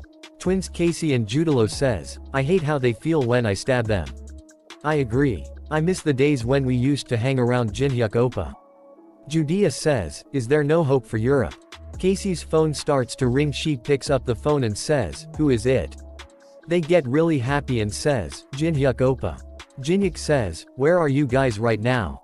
We're in Dortmund, Germany. Judel says, hung, it's a mess right now. I think it's an outbreak. Jinhyuk says, listen closely, twins. There is a favor I'd like to ask of you guys. Town says, favor? What kind of favor? They say, yeah. Whoa, really? Okay. That's not hard. After that we see at the Awakened Association. They are having a meeting and someone says, it's been 3 hours since the large-scale outbreak across the European continent.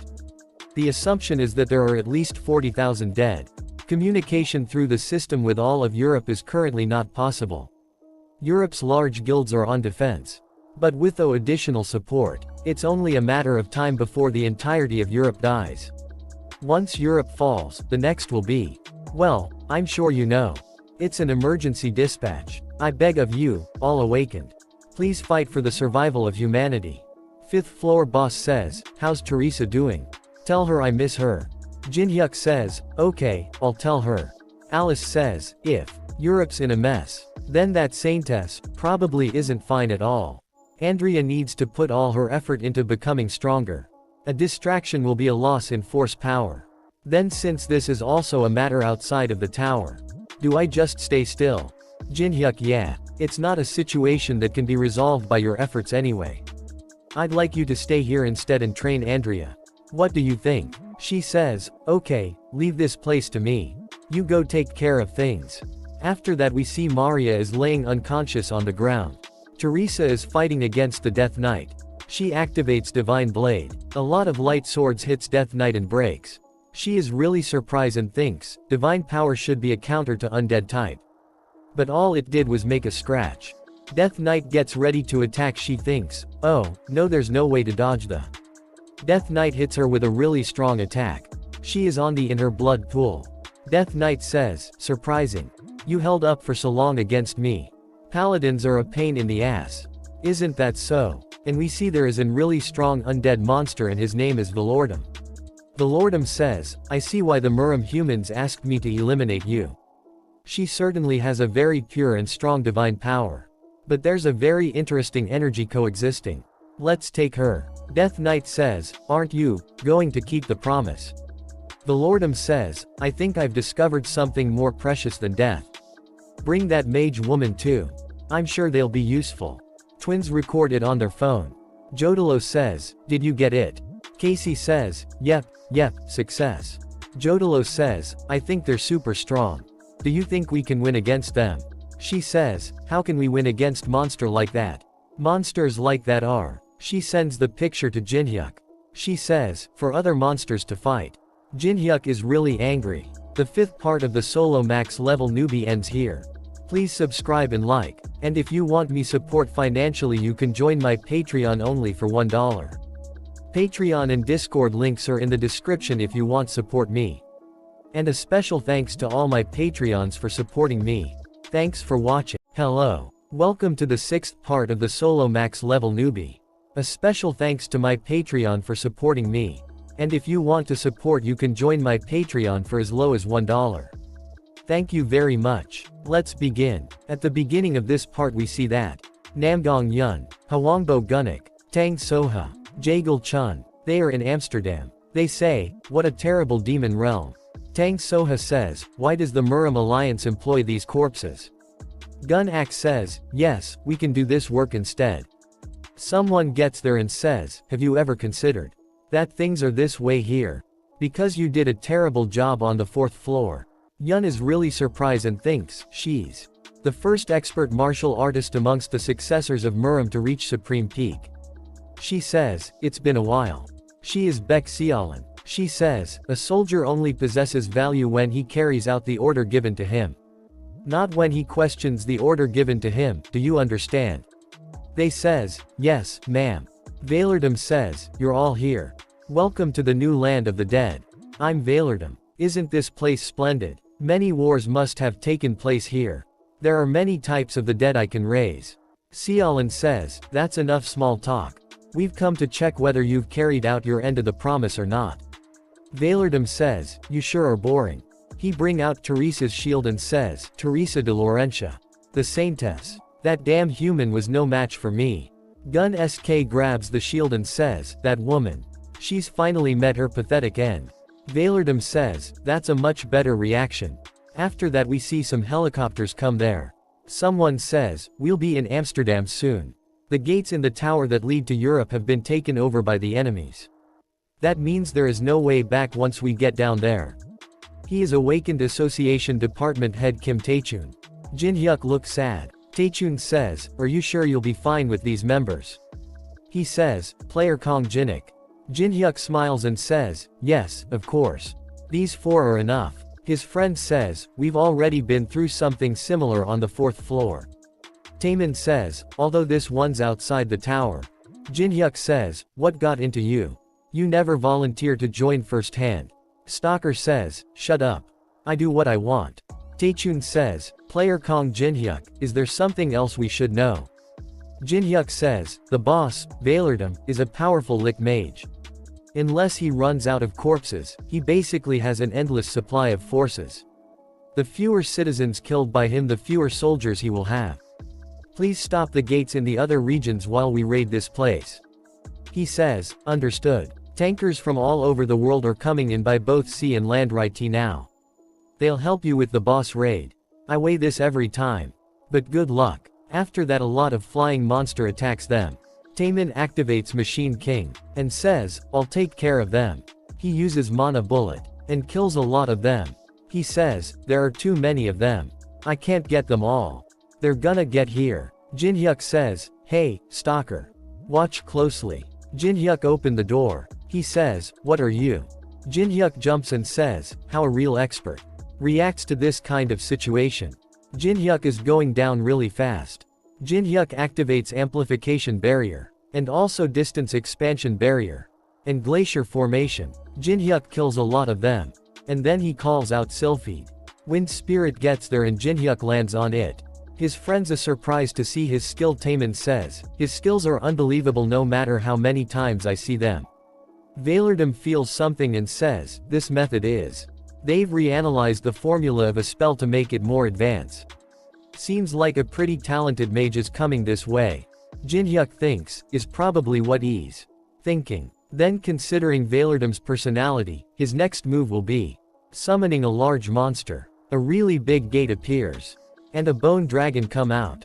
Valerdum activates view sharing. Jinhyuk says, then he'll just sit back and watch. Valerdum says, alright.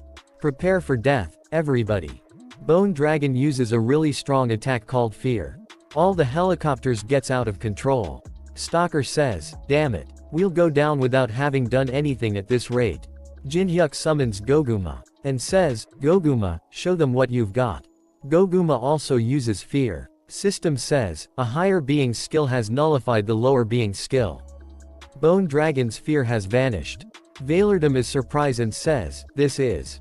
Bone Dragon feels really strong pressure. That it is barely able to stand. Valerdum thinks, who surprising. How is it that an ancient species is in the hands of a human? Is this the human the Muram guys warned me about? He must be Kong Jinhyuk. Stalker also jumps out of the helicopter. And lands on Wind Spirit. Jinhyuk is riding Goguma. And says, what do you think? Nick ride, right. He says, if you can do it, I can do it too. He thinks, is what I said, but how does he fight while riding this thing? Jinhyuk says, Yanhwa, Taemin. We'll take care of things here, you guys go on. Bone Dragon starts to fly. Stalker says, just the two of us are taking that thing on. Jinhyuk says, yes, but in order to fight Valerdum, we have to conserve our mana. Let's make sure its attention is on us. Dragon come after them. Jinhyuk says, I think that worked. After that we see at the Amsterdam Palace. There is a really big army of undeads. He activates skill, all sharing. System says, depending on how much you and your target understand each other, the scope of what can be shared will be increased. Sharing your thoughts. Twins are in middle of that army wearing skeleton masks. Casey says, someone next to you keeps glancing over. Judilo says, it's okay, no one will notice. Whoa, you're right. They're real idiots. They have tied Teresa with magic chains. Casey thinks, we did look for her since Jinhyuk Oppa asked us to. But she's tied up with some strange magic spell that I don't know. And that Death Knight is guarding her. This is gonna be annoying. Jojilo says, Casey. I think he's looking at us. I'm telling you. It's not the undead are stupid. They'll never notice. Casey. I think it's coming this way. I said, it's not. Judilo, you're being so dramatic. Not everyone pays attention to you, you know. Probably just sees us a hotter than average undead soldiers. Death Knight stands right in front of them. And says, there are some rats among us. They starts to run and says, we got caught. Book it. Stalker uses Aura Blade. But it has no effect on the Bone Dragon. Jinhyuk says, I told you to conserve our mana. You never listen. Huh. Stalker gets angry and says, it's gonna take us ages to kill it if I don't do this. Jinhyuk says, you're that weak because you don't think outside the box. Stalker says, what? Jinhyuk says, timing is what's important. Jinhyuk speed up and says, follow me. Jinhyuk says, you see that portal which the dragon came out of? We're gonna fall into it. Go. They go really fast, he says, hold on tight. Stalker thinks, is he planning on crashing the dragon into the ground to kill it? I don't think that would kill it. They go through the portal. Jinhyuk uses 2-star spell acceleration barrier. System says, spell casting speed will be increased by 200%. Jinhyuk kills the dragon and system says, you have leveled up. Dragon starts to eat bone dragon. Jinhyuk says, you did great, Goguma, you can have the head. Stalker thinks, planning to get rid of the dragons around the time the portal closes. I'm speechless. Jinhyuk says, this must be the center of the enemy's lines. Jinhyuk sees the board in front of him and thinks, seems like we got pretty near using the portal. I guess we still have a bit to go until we reach the Amsterdam Palace. Valerdum appears behind them and says, amazing. I never would have imagined such a tactic. You're really imaginative. Reminds me of the days when I was human. Back in the day. Stalker hits him with Aura Blade. He says, there's no need for talking. Die. Valerdum heals himself and says, all the humans here are so boring. You're attacking while I'm talking. His status window opens up. He is 3005 years old. And his level is 91. Another window appears saying, description, Valerdum used to be a great mage who was also once a climber of the tower, but he came face to face with his limits and fell into despair. He signed a contract with the Demon King and became a lich. He is prepared to do anything for the search of knowledge. And copy condition window appears saying, he has lived life hating every being ever since having become a lich. Show him how bitter and miserable life can be. Jinhyuk says, a physical attack like that won't work. That is illusion of the original form. Only magic attacks will work on him unless we're attacking the original. Stalker says, what a shitty matchup. Valerdum is surprised and thinks, he knows that about me already. He says, I'm a fragile lick, I'm Sue Scott. I didn't want to do this, but you leave me no choice. Please step up, guys. My dependable allies. Marines martial artists. Beck Sional also gets there. After that we see at the France. Beck Jinyo says, you've been quite energetic lately. Jang Yunsuk. You were always just focused on women back in the day. He says, I decided to live a simpler life. You're looking better. They both jumps from the helicopter. Jinyo uses Beast's Roar. System says, all enemies within range will attack the user. Defense power will be increased by 30% for 30 seconds. Humanity began their counter-attack. The players who were dispatched all over Europe fought hard to protect a place that was not their home, in order to defeat the invaders who were threatening humanity. And those invaders did not take this counter-attack lightly. After that we see that Jinhyuk and Stalker are standing face to face with Lich and Muram martial artist. Lich says, please take care of these guys. I'm gonna go finish the method to completely destroy this place. Gun-Ak says, aren't you the guy who lost to me on the 4th floor? Your name was Chun Yu-sung, right? Yu-sung gets really angry. Jinhyuk says, you were the one that got beat the hell up by me on the 4th floor, and then ran away. You bastard, who do you think I am? Looking down on the Namgong clan. He says, I did not say it like that. It's all because you used a cowardly tactic with that giant plant and ran off. She says, yeah, you coward. Jinhyuk says, that's funny. Isn't OT because you guys made a mess that day. Jinhyuk sees her and says, that you have a guardian now. Beck Xiaolin stats window appears. She is 25 years old. And her level is 115. And copy condition window appears saying, Beck Xiaolin's pride for the Manhwa sect is unimaginable. Make her use all of the skills she has, and if you can dodge all of her attack for 5 minutes, you will be able to copy one of her skills. He thinks about the Empire's old man saying, according to our spy, Marine's scheming something big again. Jinhyuk thinks, even Beck Xiaolin from Manhwa is here. They must be putting a lot of effort into this. Yu-sung says, I'll take care of things here. You go to Valerdum. You know a lot more magic spells than I do. Jinhyuk says, there are quite a lot of enemies here. Are you sure? Yu-sung smiles and says, it's just enough for training. Go. Jin-hyuk says, then I'll leave it to you, stalker. You bastard. Where do you think you're going?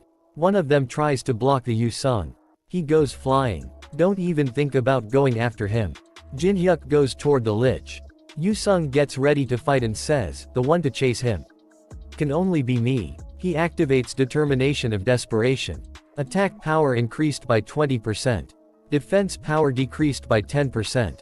Baek Seolin says, what are you doing? Attack him. They all starts to attack Yu-sung at the same time.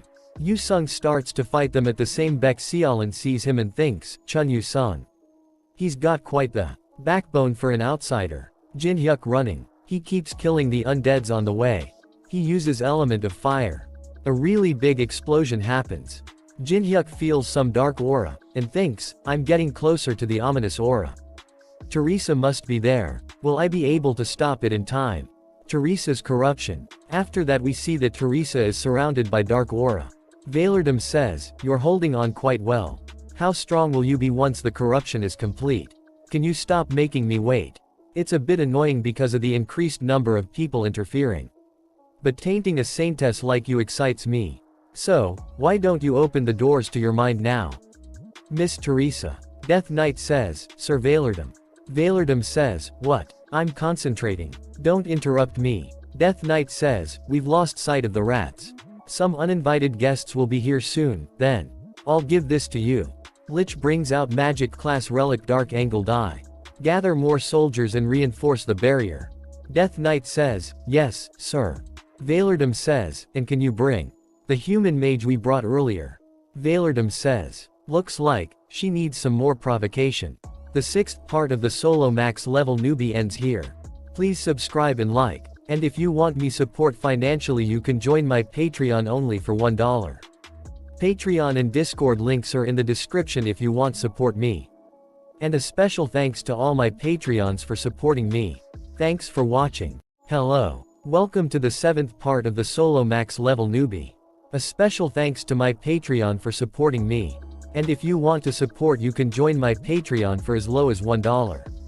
Thank you very much. Let's begin. At the beginning of this part we see that Chun Yu-sung is fighting all of Muram martial artist alone. Yu-sung activates Soul Chasing Sword. Soul Chasing Sword arts. They all go flying. Gun-ak is really surprised and thinks, this bastard. He's gotten exponentially stronger. From when I last saw him on the 4th floor. Baek Seonil starts to fight and says, impressive. An outsider using Soul Chasing Sword. She attack Yu-sung. He blocks her attack, and says, your swordsmanship is rather concise. Yet precise. She says, did you say your name was Chun Yu-sung? Do you wish to make your Soul Chasing Sword stronger? Yu-sung falls back and says, what are you talking about? She says, I'm asking if you want to come to Muram with me. I feel an obsession with power in your sword. I can bring you to the creator of the Soul Chasing Sword. What do you think? Don't you want to become stronger? He thinks, become stronger. He smiles and says, that'll be a no. If I come with you, it'll interfere with someone's plans to save a saintess. Seonil thinks, I like him. After that we see that Jin-hyuk is destroying undead army. Death Knight appears in front of him. Death Knight activates Dark Angled Eye. Jin-hyuk feels strong pressure and barely able to stand. And the under his feet starts to break. He thinks, that's Valerdom's beloved magical relic, Dark Angled Eye. It's a rather annoying item. Some helicopter appears above, and someone jumps from them. It's Yanhwa. She uses falling angle of wind attack on Death Knight. System says, canceling gravity field. Jin-hyuk is able to move now and says, nice one, Yanhwa. Yanhwa gets ready to fight. Death Knight says, you little rat. Yanhwa and Death Knight starts to fight. Death Knight activates Dark Angled Eye again. A really big fire tiger appears and attack Yanhwa. She is really surprised and says, wait. That's a bit too much. Taemin gets there and activates Machine Monarch. He says, you've never seen a shield like this one, huh? She gets really happy. Yanhwa says, Oppa, hurry to Teresa Uni. We'll keep this bastard here. Jin-hyuk is running toward Teresa. There are a lot of undeads in front him. He thinks, all these undead are focused on stopping me. Vailerdom, that son of a. Jinhyuk shouts and says, I'll do as you wish, so show yourselves. Twins gets there and kills a bunch of undeads. They says, you better keep your promise. Promise to live with us if we help you. They both starts to kill a lot of undeads. Jinhyuk keeps on running. After that we see Valerdam says, I know humans like you very well. You're a pervert who cannot stand it when other people are in more pain than you are. They bring Maria there. And Valerdam says, especially if it's someone important to you. Valerdam uses black lightning. Maria starts to scream with pain. Teresa is really angry and stop it. Valerdam says, this pain she's suffering is all because you're not strong enough. I'm sure you already know that though. That this is all your fault. You knew that none of this would have happened if you were strong. All you can do is watch and cry. As you friends are being killed in front of you. There is no one you can protect. Her tears become black. System says, manifesting symptoms of corruption. Valerdam throws Maria away, and says, the gates to the mind. They're open. Jinhyuk reaches there and thinks, shit. I'm too late. Teresa gets surrounded by really strong dark aura. The system says, the saintess is being corrupted. Avery feels really strong dark aura. Yanhwa says, what? Taemin says, what is happening? Teresa's hair turns dark gray. And some black markings appears on her face. And her eyes turn blue. She says, it feels good to be outside. Valerdam says, that's it. You've been reborn as something much cooler than I imagined. Here, this is you first order. Eliminate that man over there. She bring out a really cool looking dark blade. And jumps really fast toward Jinhyuk. Jinhyuk brings out Twin Dragon's sword. And blocks her attack. A really strong shock wave happens. Jinhyuk smiles and says, hasn't your personality changes a bit too much? I liked your old self better. Teresa gives a smile and says, then you should have been better. They both starts to fight really hard. Twins are watching them. They see Teresa and says, that person is super cool. Teresa says, I feel so refreshed. Do you know how held back I felt because of that goody two-shoes? You always hang around with other women. And whenever I try to get closer to you, that damned vampire kid is with you. Plus, Goody Two-Shoes doesn't know who that vampire is. Are you kidding me right now? She makes her sword really big. She laughs and says, you think I'm the only one who felt held back? She swings the big sword and hits Jinhyuk really hard. Jinhyuk goes flying and hits the wall behind him. Jinhyuk sees her and thinks, she's getting stronger. As she absorbs the demonic energy Valerdam is giving off. Jinhyuk activates Grave of Swords. He thinks, if I don't get rid of her quickly, I'll eventually not be able to win against her. Jinhyuk activates Demonic Soul Sword Dance. She barely holding on. He activates Berserk Demon Eradication. She gets excited and says, you're quite fast. But Jinhyuk stops right before killing her. Why can't you finish the job? Are you hesitating because you're afraid that Goody Two-Shoes blessing of the star won't activate and she'll end up dead too? She grabs Jinhyuk's shirt and says, I don't like weaklings. Taemin gets there and says, Casey stops her and says, stay still. She says, something is happening to that Unnie. Teresa says, your face isn't my type either. I don't get what Goody Two-Shoes sees in you. But this demonic energy you're giving off. She grabs his demonic energy and eats it. And says, it's very charming. Jinhyuk smiles. Valerdam says, stop wasting time and kill him. She says, no. Valerdam is really surprised. She says, skeleton, your demonic energy isn't bad, but this dude's demonic energy is much better in quality. I'm switching sides. Plus, Goody Two-Shoes like you. Jinhyuk says, then I guess I have Teresa to thank. Valerdam is really surprised and thinks, no way. She chose that human's demonic energy. But I worked so hard for her. I even broke my promise with the Muram bastards. And tortured some lame human for her.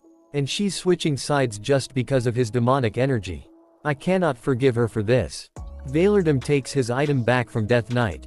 And says, I'll make you pay for what you've taken from me. System says, activating the Black Engraved Die's awakening. Teresa smiles and says, take the Death Knights. After that we see all the undead stops to fight and starts to run. Department head thinks of Jinhyuk says, block them as well as you can. Department head shouts and says, we need to stop them. Stop as many of them as you can. Jinhyuk says, so it's begun.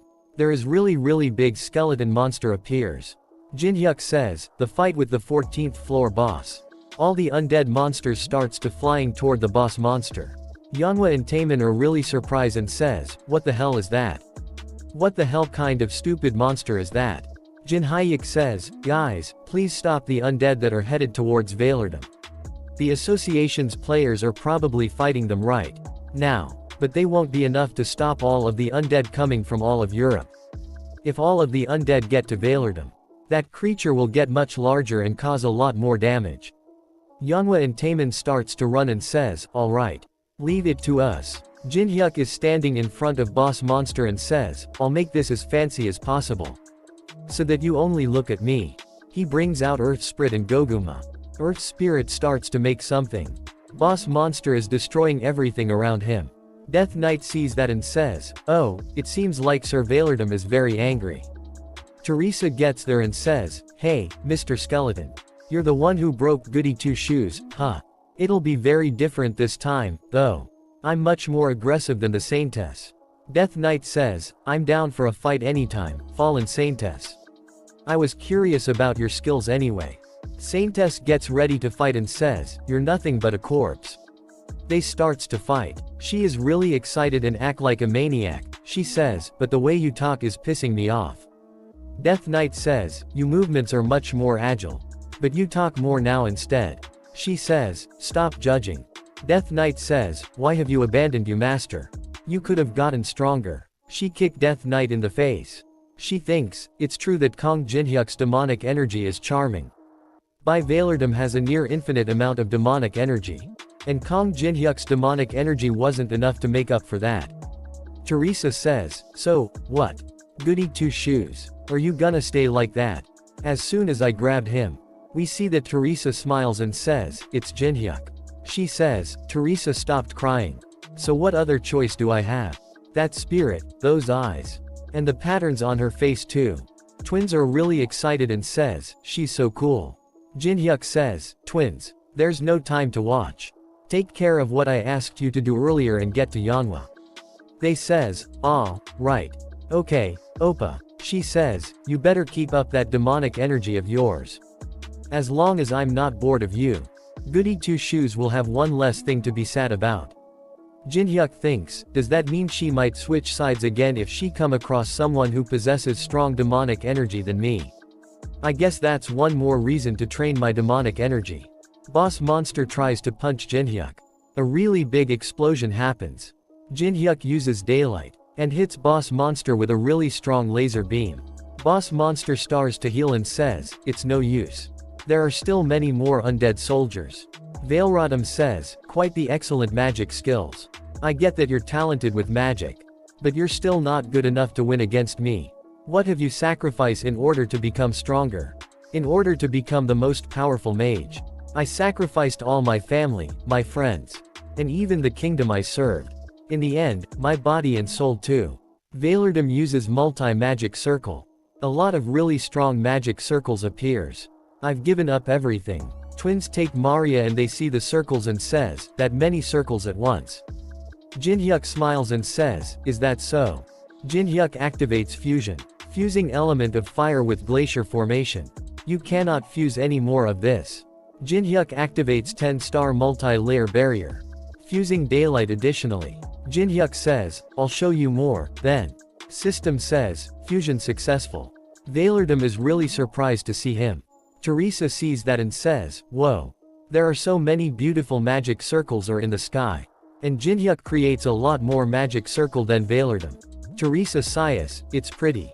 Jinhyuk activates infinite magic. System says, you may freely use magic skills without consuming any mana. The skill's state is unstable. There will be restrictions to its usage. Its duration is only 1 minute. The 7th part of the solo max level newbie ends here. If you want to see more, please subscribe and like. And if you want to support me financially, you can join my Patreon only for $1. Patreon and Discord links are in the description if you want support me. And a special thanks to all my Patreons for supporting me. Thanks for watching.